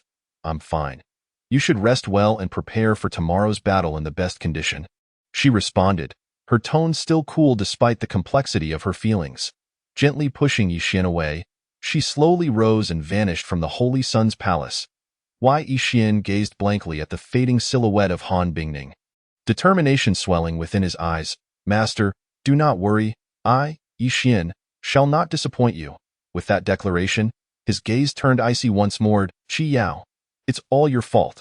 If I don't knock your teeth out tomorrow, I shall no longer be called Yixin. With a fierce resolve, Yixin began to cultivate, striving to break through to the Wheel Sea realm. Having already reached the pinnacle of the condensation realm, he was now fully capable of advancing to the Wheel Sea realm. Han Bingning's infusion of energy had also saved him considerable time. With elixirs consumed and spirit stones scattered about, boundless spiritual energy surged into his body, flowing through the 108 meridians like a torrential river. Yixin skillfully guided this flood, pushing against the barriers of the Wheel Sea. Time passed, and a faint rumble resonated within his body. In the next moment, his aura surged violently, climbing higher and higher. As a golden wheel materialized within his dantian. The golden wheel. If the people of the Xianyao sacred land were to learn of this, they would likely storm the Holy Sun's palace, willing to go to any lengths to eliminate Yixin. When others achieved the Wheel Sea, their dantian wheels were formless and intangible, felt only by themselves. Even the most gifted of prodigies could merely catch a glimpse of the outline of their wheel. Yet here was Yixin, who had manifested a golden wheel, its radiance dazzling beyond compare. Just how extraordinary was this? Within Yixin's dantian, the golden light blazed forth, enveloping the entire dantian. The already vast expanse of his dantian seemed to expand tenfold in an instant. With the birth of the golden wheel, his dantian resembled an ocean. This was the Wheel Sea realm. Yixin opened his eyes, feeling the surge of power within him. He sensed, with an uncanny intuition, that he was now capable of shattering the heavens, annihilating the cosmos, and battling against the very fabric of existence itself. The Wheel Sea realm. How incredibly powerful! In Yixin's eyes, a glimmer of brilliance emerged, and he promptly succumbed to slumber. He understood that his rapid breakthrough and the remarkable golden wheel he had formed were significantly tied to the spiritual energy reservoir of Han Bingning. After all, the quality of the spiritual energy from Han Bingning far surpassed that which he had refined himself. The night swiftly passed. On the following day, just as dawn broke, countless disciples of the sacred grounds hurriedly exited their abodes, making their way to the martial arts arena. Today marked the day when the candidate for the Holy Sun, Qi Yao, would challenge the legendary Holy Sun, Yixin. The crowd was filled with anticipation, their eyes fixed upon the unfolding spectacle. Chapter 66. The Holy Sun arrives. Brother Qi Yao is set to battle against the Holy Sun. I wonder who will emerge victorious. This confrontation is truly exhilarating. Do you think Holy Sun Yixin can forge another legend and defeat Qi Yao? I find it rather unlikely. After all, Brother Qi Yao is at the 4th level of the Golden Elixir realm. His power comparable to that of an average 7th-level Golden Elixir practitioner, far beyond that of Brother Tu Wu. Moreover, I've heard the Holy Sun is injured. Indeed, it is said that last night, Elder Yang Kaidai from the Law Enforcement Hall ambushed the Holy Sun, resulting in his injury, while Yang was subsequently slain by the enraged Holy Lord. Do you think the Holy Sun can still fight today? Within the martial arts arena, throngs of disciples gathered, engaged in animated discussion. They were already well aware of the events that transpired the previous day. The Holy Sun had ventured into the back mountains for training, where Tu Wu sought to kill him, only to be slain in turn by the Holy Sun. Elder Yang Kaidai had also gone mad, daring to launch a surprise attack on the Holy Sun, and met the same fate at the hands of the wrathful and stunning Holy Lord, leaving the Holy Sun severely injured. Even though these events unfolded the night before, they had spread like wildfire. After all, many had witnessed the earth-shattering palm strike of Han Bingning. Amidst the crowd, Lin Shui listened to the conversations around her, her eyes filled with concern. After learning of the incident, she had wished to visit the Holy Sun's palace to check on Yixin, but feared disturbing his recovery, compounded by the vast disparity in their statuses, which held her back from intruding. Why, Yixin, please do not push yourself too hard. It would be best if you did not come. she silently prayed as she gazed around. In a secluded cave, Qiao opened his eyes and slowly rose. His gaze was filled with an overwhelming killing intent. Tu Wu was dead. This disciple who had followed him since he joined the sacred grounds, who had trained and ventured alongside him, was gone. Rage surged within him. Yixin, you had best not show up today. Otherwise, I, Qiao, will surely take vengeance for Tu Wu and slay you, the Holy Sun. I will ensure you suffer humiliation before all the disciples, unable to hold your head high. With that, Qiao exuded an icy, murderous aura as he departed the cave, the Holy Sun's palace. 12 maidservants, led by Xiang Er, stood anxiously outside, filled with trepidation. Today was the day of the battle between the Holy Sun and Qiao, and their concern was palpable. What troubled them most was that the time for the duel was drawing near. Yet the Holy Sun had yet to make an appearance. Could it be that the Holy Sun intended to forfeit and leave Qiao in the lurch? Such a scenario would tarnish the Holy Sun's reputation. As they pondered nervously, no one dared to inquire or disturb. Little did they know that their exalted Holy Sun, Yixin, was currently lost in a deep slumber, having overslept in the martial arts arena. Qiao stood proudly on the platform, exuding an air of confidence. With his eyes closed, he awaited the Holy Sun in silence, his presence giving off an intense sense of danger, as if heralding an impending storm. Surrounding the arena were the other 9 candidates for the Holy Sun and several elders, all eagerly anticipating the clash between these prominent figures. Even Han Bingning and the 8th ancestor had arrived. Though their presence remained unnoticed, as time ticked by, whispers filled the air. Why hasn't the Holy Sun arrived? Is he too afraid to show up? Surely, wouldn't he dare to disregard his promise? Indeed, I suspect the Holy Sun is gravely injured, fearing defeat and humiliation, which is why he is hesitating to come. The disciples grew increasingly impatient. Despite Yixin's legendary status, this battle had been agreed upon a month prior, and their anticipation had built up over time. However, with Yixin's absence, they felt let down, their grievances unavoidable. High above, the 8th ancestor furrowed his brow. What is that boy up to? Is he truly that badly injured? Han Bingning, perplexed, questioned, injured? Is that possible? I helped him with his spiritual energy reservoir just yesterday to ensure he was in optimal condition for today's battle. Could it be that he suffered a severe injury that I failed to notice? Without uttering a word, Han Bingning vanished in a flash. Inside the Holy Sun's palace, upon seeing Yixin sleeping soundly on the bed, Han Bingning was nearly driven to laughter and exasperation. Had she been prone to swearing, she would have unleashed a torrent of curses. What a defiant disciple, with so many waiting for him. He dares to indulge in slumber? Fuming, she contemplated kicking him awake. But as she lifted her long leg, it froze mid-motion. The Wheelsea realm? In just one night, Yixin has actually broken through to the Wheelsea realm. A storm of emotions surged within her. This boy was truly capable of delivering constant surprises. She approached Yixin and gently patted him. Who dares disturb my slumber? Yixin mumbled, his eyes barely opening. In the next moment, they widened in shock. What a sight! With a resounding clap, Yixin was sent flying, fully awake. He beheld Han Bingning standing there, her beautiful eyes glaring at him in indignation. Goodness, what have I just said? Yixin quickly feigned confusion and inquired. Master, what brings you here? I was just dreaming of feasting on a large bun. The air around Han Bingning grew tense, the temperature in the room plummeting. Yixin shivered, nearly slapping himself for his blunder. Why did I speak such foolishness? Suddenly, it struck him, and he slapped his forehead exclaiming, Oh no! Today is the day I'm supposed to duel with Qiao. What time is it? Am I late? Han Bingning furrowed her brow, puzzled by his question, but Yixin had already dashed out of the Holy Sun's palace.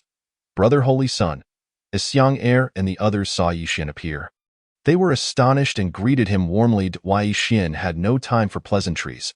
He merely smiled and nodded before hastily departing. In the martial arts arena, the disciples were growing increasingly impatient. I bet the Holy Sun is too afraid to show up. Let us just get back to our training. Sigh, after waiting a month, we find ourselves in vain. It's disappointing. The Holy Sun is impressive, but he has left us all waiting, and it's hard to swallow. Just then, a voice pierced through the murmurs. Look, the Holy Sun has arrived. Wow, he truly came. Greetings, Holy Sun. The Holy Sun was as striking as ever, draped in white, exuding an elegance that left hearts racing. Chapter 67. Battle with Qi Yao. Upon seeing Yi Xian, the disciples were nearly moved to tears. Holy Sun, you have finally arrived.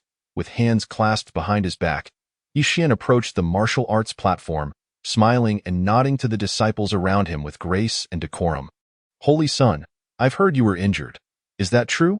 If you're not in good condition, it would be wise to postpone the battle. Indeed, Holy Sun, Qi Yao is already at the Golden Elixir realm. While you are merely at the Condensing Essence realm, his challenge is inherently unjust. Delaying a few days would pose no issue. Qi Yao is truly arrogant, thinking his higher cultivation grants him the right to bully others. Yi Xian simply smiled, and his demeanor caused countless female disciples' hearts to flutter. They surrounded him, chattering anxiously, their beautiful eyes brimming with concern. The Holy Sun was not only handsome but also courteous, devoid of any arrogance. Such a Holy Sun, they wished to see emerge unscathed. As Yi Xian observed the surrounding female disciples drawing closer, his scalp tingled, yet he maintained his composure, smiling as he addressed them as the Holy Sun. I cannot go back on my word once I have accepted a challenge. I sincerely appreciate your concern. Regardless of the outcome today, I shall give it my all and ensure I do not bring shame upon the title of Holy Sun. As soon as these words were uttered, the tears of the female disciples were on the verge of spilling. Alas, to wear the crown, one must bear its weight. The Holy Sun is truly pitiable. And I feel an urge to weep. Humph, that Qi Yao is utterly detestable. If only my cultivation were sufficient, I would certainly strike him down. How could one be subjected to such bullying? Infuriating. They gritted their teeth in indignation. On the martial stage, Qi Yao's expression darkened. What the hell? Did he do something wrong? Glancing over at Yi Xian, he found him utterly shameless. How could he have the audacity? Surrounding him were the 9 candidates for the Holy Sun, including Hua Qingyi, who were also twitching at the corners of their mouths at this scene. Yi Xian's display was truly brazen. Even before a single blow was exchanged, he had already garnered so much sympathy and support. They even suspected that if they were to defeat Yi Xian, they would be met with a flurry of blows themselves. Bah, what a disgraceful rogue. This Yi Xian is simply shameless. Hua Qingyi couldn't help but spit in disdain, wishing she could eliminate Yi Xian right then and there. Unfazed, Yi Xian paid no mind to Hua Qingyi, even unaware of her presence. Engaging the other disciples in mundane conversation, he finally extricated himself from that intoxicating reverie and ascended the steps to the martial stage. Moving deliberately, though not hurriedly, yet maintaining a rhythmic grace. The disciples beheld Yi Xian's retreating figure, as if sensing a sense of tragic grandeur. This shameless scoundrel, how they wished to strike him down. The 8th ancestor could no longer bear to watch. His beard bristling with indignation, yearning to seize Yi Xian and hurl him directly onto the martial stage. Han Bing, silent, merely observed, accustomed to the scene unfolding before her. The rhythmic sound of footsteps echoed. And soon, Yi Xian had arrived at the martial stage. Among the disciples, Lin Shui gazed at Yi Xian, unable to suppress her clenched fist. High above, the holy maiden Xiao Yu could not help but widen her beautiful eyes. Staring unblinkingly, amidst the throng of onlookers, Yi Xian positioned himself a mere 10 meters from Qi Yao. Qi Yao regarded Yi Xian, a flicker of chilling light flashing in the depths of his eyes. He spoke, "If you are not in good condition, the challenge can be postponed. We may choose another day to duel." His words displayed the poise expected of a Holy Sun candidate. What a joke. Hadn't he noticed the uproar among the female disciples below? If he didn't speak some flattering words, he would surely be drowned in spittle and beaten to death after defeating Yi Xian. Upon hearing this, Yi Xian smiled faintly, replying earnestly, "Are you truly sincere in your words?" His expression suggested he genuinely entertained the idea of postponing the duel. Qi Yao's lips twitched, momentarily at a loss for words. Caught in an awkward silence, he feared that if he affirmed Yi Xian's suggestion, Yi Xian would simply turn and leave. Observing Qi Yao's expression, Yi Xian remarked coolly, since you have no intention of doing so. Why must you utter such hypocritical words? Do you wish to flaunt your laughable magnanimity? With that, Yi Xian slowly turned to the crowd below, his tone resounding powerfully. Everyone, we are all fellow disciples and should assist one another, striving for mutual progress, as the Holy Son. I have never wished to contend with my fellow disciples or harbor animosity towards them, nor have I contemplated accepting Qi Yao's challenge at this juncture. He pointed decisively at Qi Yao, his voice sharp.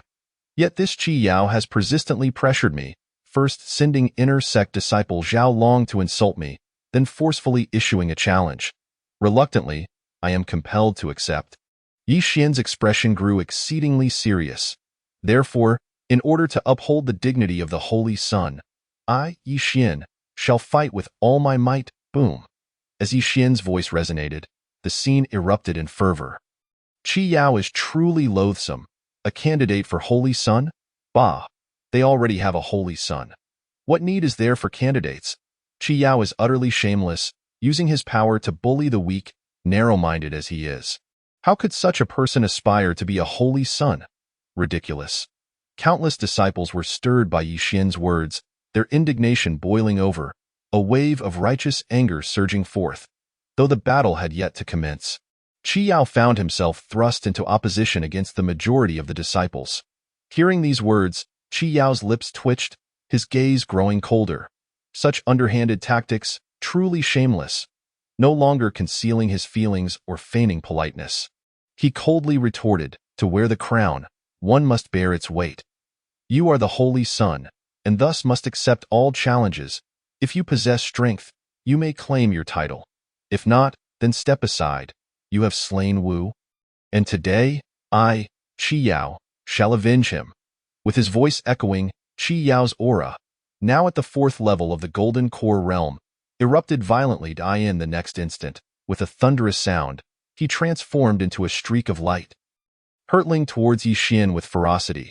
His speed was blinding, akin to lightning, as a golden core manifested at his dantian, the air crackling with explosive energy in his wake. This fellow had summoned a low-grade profound movement technique. The floating shadow stepped in the blink of an eye. Qi Yao was upon Yi Xian, raising his right hand and extending his index finger, launching another low-grade profound technique, the annihilating thunder finger. Witnessing this, the assembled disciples gasped, their eyes widening in shock, their breaths becoming rapid.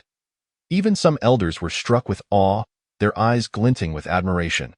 To be merely at the 5th level of the Golden Core realm and yet master a low-grade profound technique to such a degree, seamlessly integrating it in combat, such talent was indeed terrifying.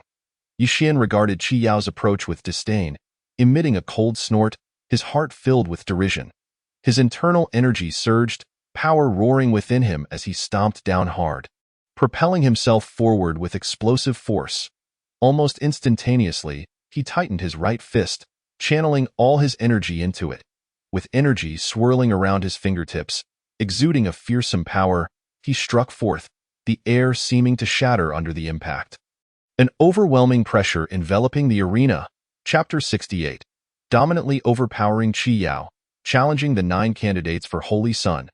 Yi Xian unleashed the Emperor's Decision, a technique from the 9th level of the martial arts pavilion.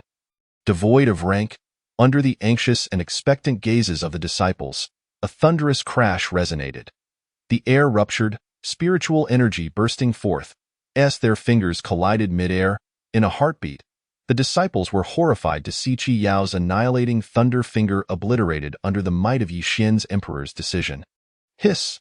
What a formidable Emperor's Decision! The Thunder God Finger is indeed a low-grade profound technique, rumored to be mastered only by those at the nascent soul stage, immensely powerful, yet, before the Emperor's Decision, it proved utterly ineffectual. The strength of Holy Sun Yi is truly terrifying. The disciples trembled in shock, exclaiming in disbelief. Even Hua Qingyi and the others could not help but stand upright, while Lin Shui and Holy Maiden Xiaoyu instinctively covered their mouths with delicate hands, their hearts racing in trepidation. The annihilating thunder finger, a technique of explosive power, could only be mastered by those at the nascent soul stage. That Qi Yao, capable of practicing it at the 4th level of the Golden Core realm, showcased his extraordinary talent. This strike could easily annihilate a typical 6th level Golden Core practitioner. Yet now, before Yi Xian's Emperor's decision, it was rendered utterly powerless. On the martial stage, Qi Yao's countenance shifted dramatically, disbelief flooding his mind. How could this be possible? At that moment, a singular thought consumed him, rife with incredulity. Despite his shock, he did not slow his movements. Almost as soon as his thunder finger was shattered, he began to retreat hastily, the sound of his rapid steps echoing on the martial stage, causing the entire platform to tremble. Yet, while his speed was swift, Yi Xian's was even swifter. Employing the dragon's shadow step, Yi Xian moved like a phantom, and in an instant, he had closed the distance to Qi Yao. With his right fist surging with overwhelming spiritual energy, imbued with the residual might of the Emperor's decision, it descended with thunderous force. Was he to be defeated with a single strike? No, no. Qi Yao's pupils constricted as he beheld this scene. Within his dantian, the Golden Core ignited, radiating brilliance. As the Golden Core spun, torrents of spiritual energy surged forth, converging rapidly around him. Simultaneously, a fierce glint appeared in his eyes. His left arm crossed defensively, and his right fist surged forth. He absolutely could not lose. He could not be defeated in one blow. Such humiliation was unbearable. Bang! A colossal sound erupted, as if the very fabric of space had been torn asunder. The air roiled, and spiritual essence detonated. The Emperor's decision, carrying a terrifying aftershock, struck against his right fist, unleashing a power so formidable it was akin to a tidal wave surging into his body. He coughed up a mouthful of blood, and in the next moment, his body was sent hurtling backward. In midair, Qi Yao's face drained of color, devoid of any trace of blood, his gaze dimmed considerably. With a resounding thud, he crashed down at the edge of the martial stage. That impact seemed to shatter his very resolve. In a single move, he was defeated. Yi Xian landed gracefully, casting a glance at Qi Yao, and declared coolly, "You have been vanquished." Qi Yao remained silent, merely lifting his head with great difficulty to gaze at the proud figure of Yi Xian. His eyes reflected an indescribable despondency. It seemed he recalled Yi Xian's stunning and unparalleled performance during the canonization ceremony. Yet today, he, Qi Yao, had become the stepping stone, the defeated one, crushed underfoot, vanquished in a single move. What a profound humiliation this was. From this day forth, all of Qi Yao's honors and prestige would likely vanish entirely.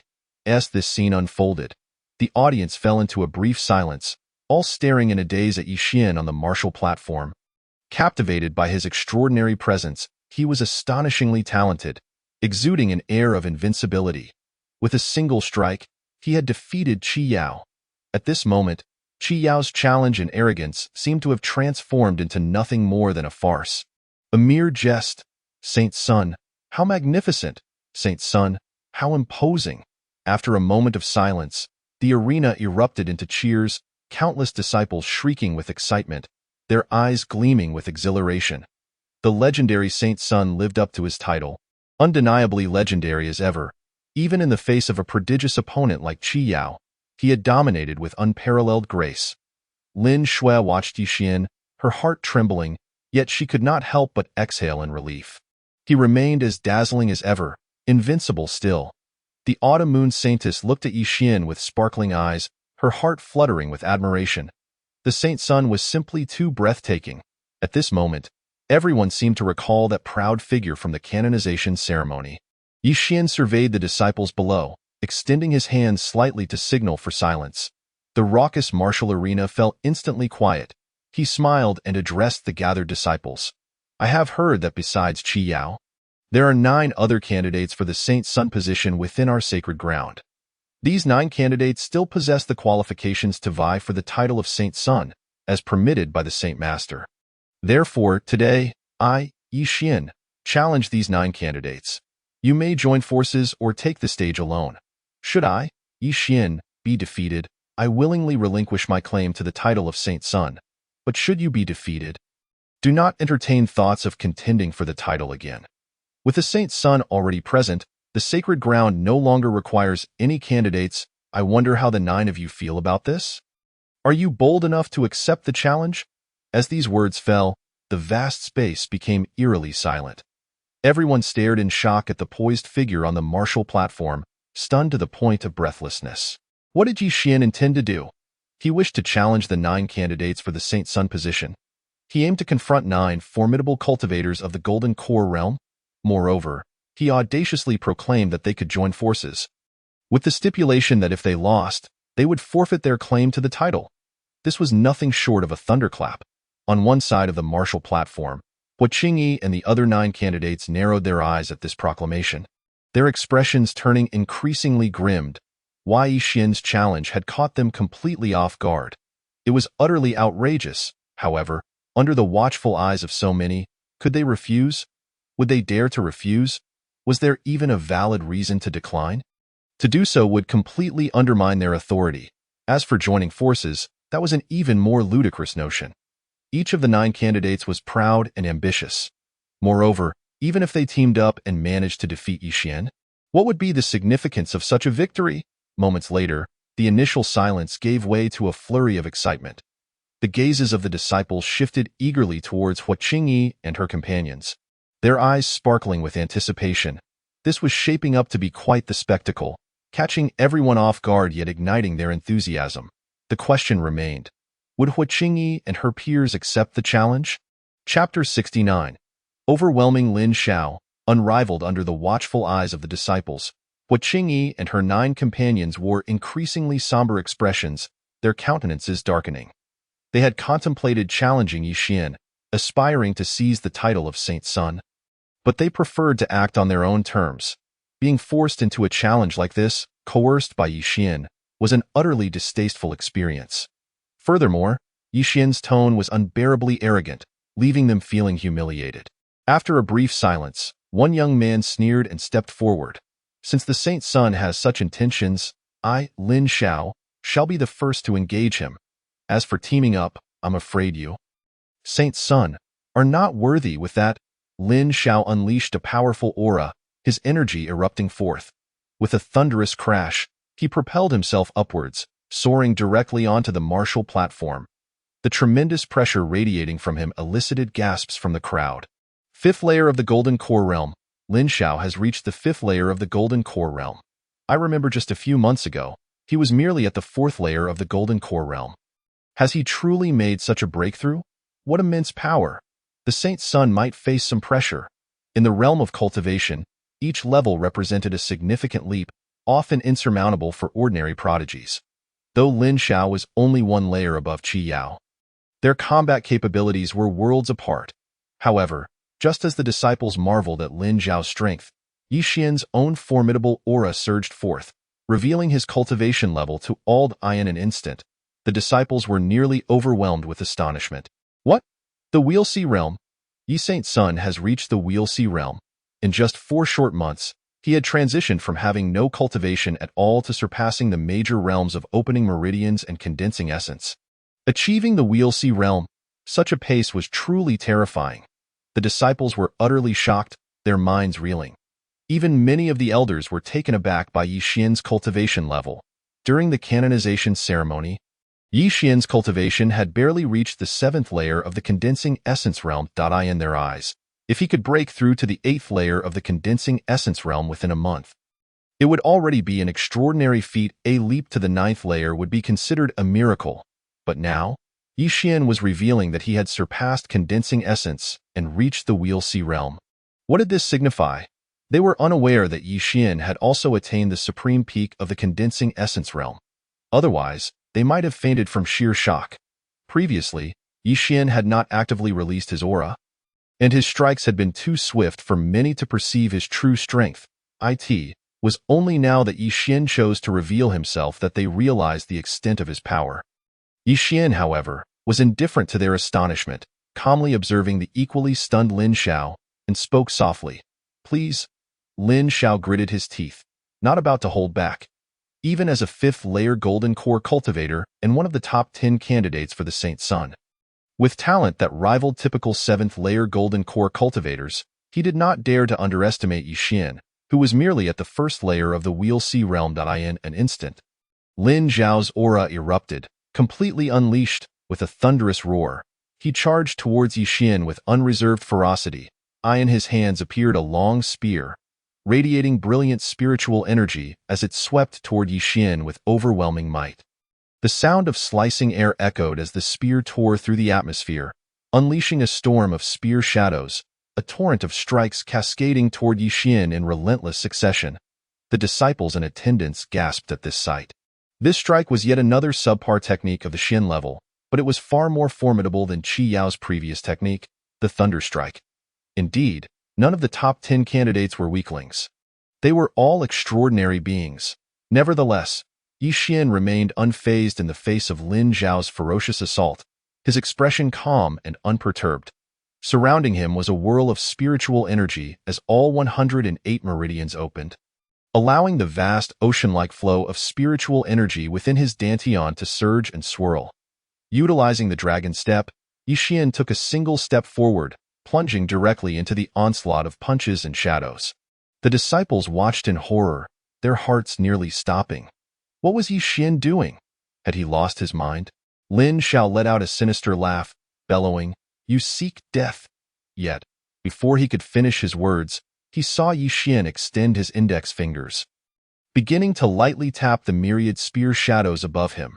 The sharp gusts of his fingers formed residual images, swiftly striking at the weak points of the spear shadows.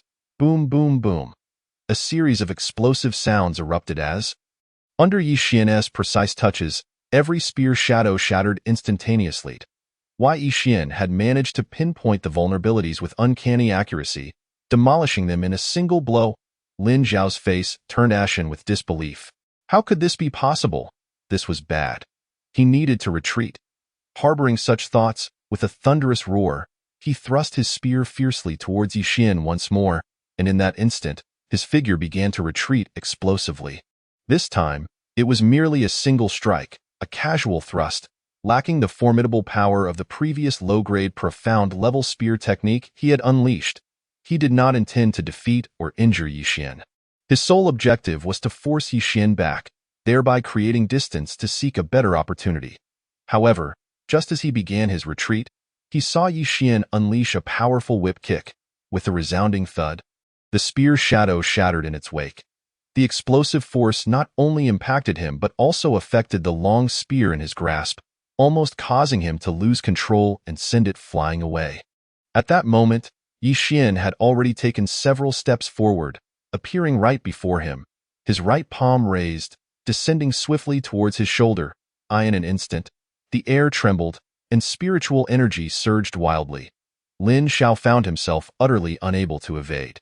With a resounding thud, Yixin's palm struck his shoulder.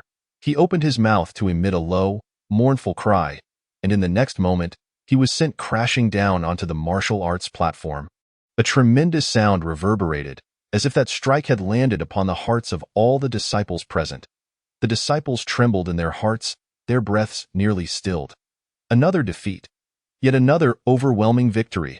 All eyes were fixed on this scene, their minds in a daze, silence enveloping them, utterly incredulous. Yixin did not glance at Lin Zhao, but instead turned his gaze towards Hua Qingyi and the other 8 individuals.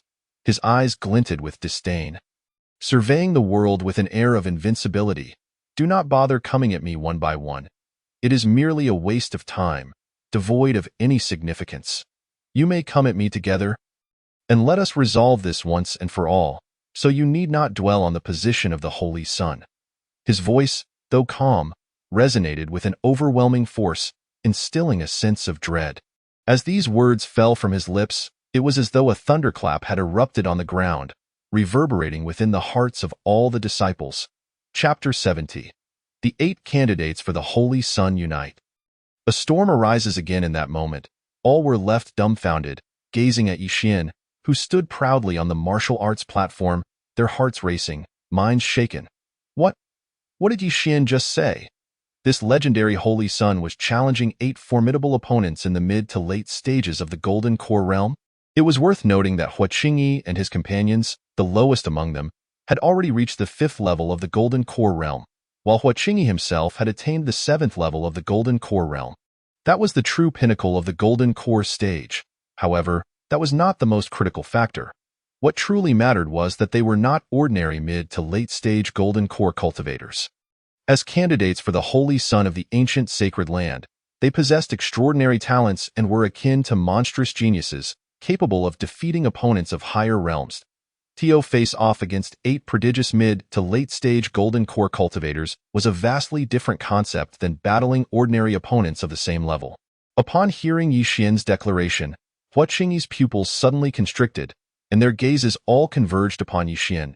At this moment, even they could not maintain their composure. Why Yi Xian, this legendary Holy Sun, was audacious enough to challenge them all at once? Such arrogance, such hubris. They acknowledged that Yi Xian was formidable. His earlier display of power had left them in shock and under pressure. Even Huaqingyi, who had slain Golden Core Realm 9th level opponents, could not feel assured of victory when facing Yi Xian alone. Yet, the very thought of Yi Xian challenging them all was astonishing and maddening. Simultaneously, it felt like a slap in the face. A humiliation. You wish to challenge all 8 of us, to face us 8-1. Are you certain? Suddenly, Huaqingyi's eyes transformed into sharp, profound orbs, a murderous glint flashing within. He fixated on the resplendent Yi Xian on the martial arts platform. A tempest of fury rising within him. Yi Xian regarded Huaqingyi with an unperturbed voice. Indeed, I, Yi Xian, am the Holy Sun, and thus there is no need for any candidates for the Holy Sun's position. If you harbor no desire to contest for the title, I have no interest in quarreling with you. However, since you entertain such thoughts and ambitions, I shall have no choice but to extinguish them. Come at me together. Today, I, Yi Xian, shall shatter your unrealistic aspirations and ambitions. After today, in the ancient sacred land, there will only be the Holy Sun, and no longer any candidates for the Holy Sun. Though his tone remained calm, it was laced with an air of dominance and arrogance. Unparalleled in his might, indeed, if there is already a Holy Sun, what need is there for candidates? It is nothing short of a grand jest. Huaqingyi's countenance darkened even further upon hearing this, growing increasingly severe. He swiftly exchanged glances with the other 7, and then declared, "Very well, you have brought this upon yourself. If you lose later and are humiliated before the disciples, do not blame us for taking advantage of your youth and inexperience." In a mere exchange of glances, the 8 had resolutely made their decision. They would join forces to confront Yi Xian. Yi Xian was indeed far too powerful. His talents as a Holy Sun were nothing short of monstrous, and his cultivation speed was akin to that of a rocket, leaving them feeling a sense of trepidation. In a brief period, his cultivation had soared to such heights, and yet he had been able to overpower Lin Xiao, who was at the 5th level of the Golden Core realm, and Qi Yao, who was at the 4th level, with ease. Such power, even Huaqingyi would not feel assured of victory in a one-on-one confrontation with Yi Xian. This was the present. Were they to grant Yi Xian even more time to grow, just a month, Huaqingyi would likely find himself utterly outmatched. Such a Holy Sun was indeed a cause for their anxiety, even despair. Yet, given Yi Xian's audacity, he was offering them an opportunity, allowing them to glimpse a glimmer of hope.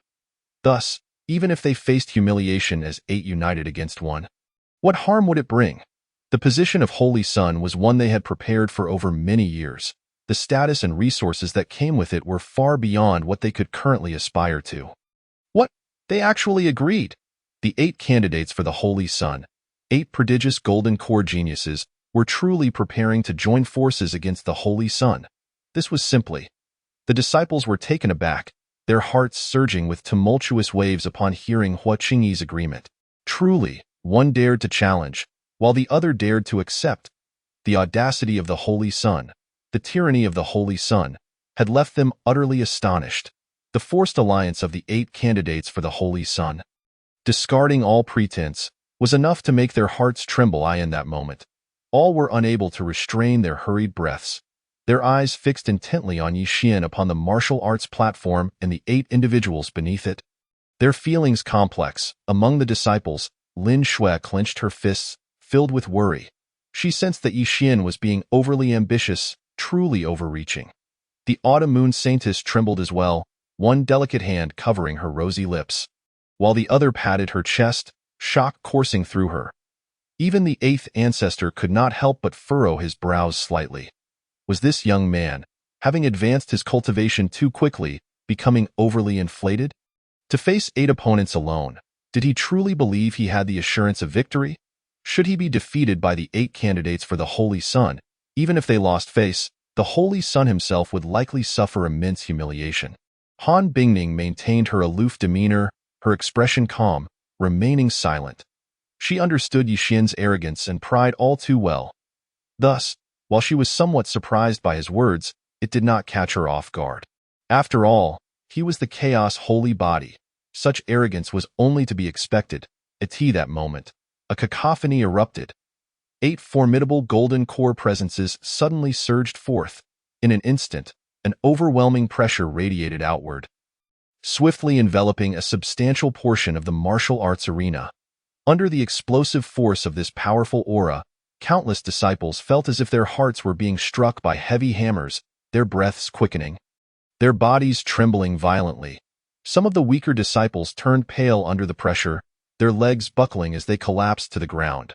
Simultaneously, Hua Qingyi and his companions stepped forward, their auras erupting like a boiling tempest. Their momentum soaring to the heavens, their gazes were icy, their energies sweeping across the heavens and earth, yet their eyes remained fixed on Yixian on the martial arts platform, their bodies igniting with fervent battle intent. Observing the 8 as they advanced, feeling the ferocity of their auras, the disciples felt as though thunder rumbled in their ears, akin to the tolling of a bell, resonating deeply within them. Their breaths seemed to halt in that moment. Their heartbeats stilled, and in their eyes, only shock and numbness remained. 8 individuals, 8 golden cores, 8 prodigies, had truly emerged, and they were indeed prepared to join forces against the Holy Sun. This was simply beyond belief. A sight to behold. Chapter 71. The Battle of the 8 Golden Cores. Under the astonished gazes of the disciples, Hua Qingyi and his companions ascended the martial arts platform step by step, quickly taking their positions before Yixian, each of them exuding an air of cold determination, their presence imposing. Hua Qingyi glared coldly at Yixian, his voice dripping with malice. Yixian, this is your challenge. Should you lose and find yourself humiliated, do not say we did not consider our camaraderie. Wei Yixian gazed at the 8 individuals before him, feeling their formidable aura continuously surging, a fierce battle intent rising within him. He spoke calmly, that is only natural. Let us proceed. Without further ado, Hua Qingyi bellowed, attack. Almost instantaneously, a resounding crash echoed as he surged forward, charging directly at Yixian. The powerful aura of a 7th-level golden core cultivator erupted, exerting pressure upon the entire martial stage, causing the air to shimmer with an ethereal quality and debris to scatter wildly across the ground. Simultaneously, the remaining 7 did not remain idle. They unleashed their own formidable auras, fervently advancing towards Yixian to join in the assault. Since they were collaborating, it was only logical to strike together in a coordinated attack against Yixian, rather than taking turns in a futile wheel battle, which would only lead to their defeat at his hands. Wei Yixian felt the overwhelming fluctuations of energy from the 8, and a sense of gravity settled in his heart. Hua Qingyi and his companions comprised 1 7th-level golden core cultivator, 3 6th-level golden core cultivators, and 4 5th-level golden core cultivators. Such a formidable lineup was nothing short of terrifying.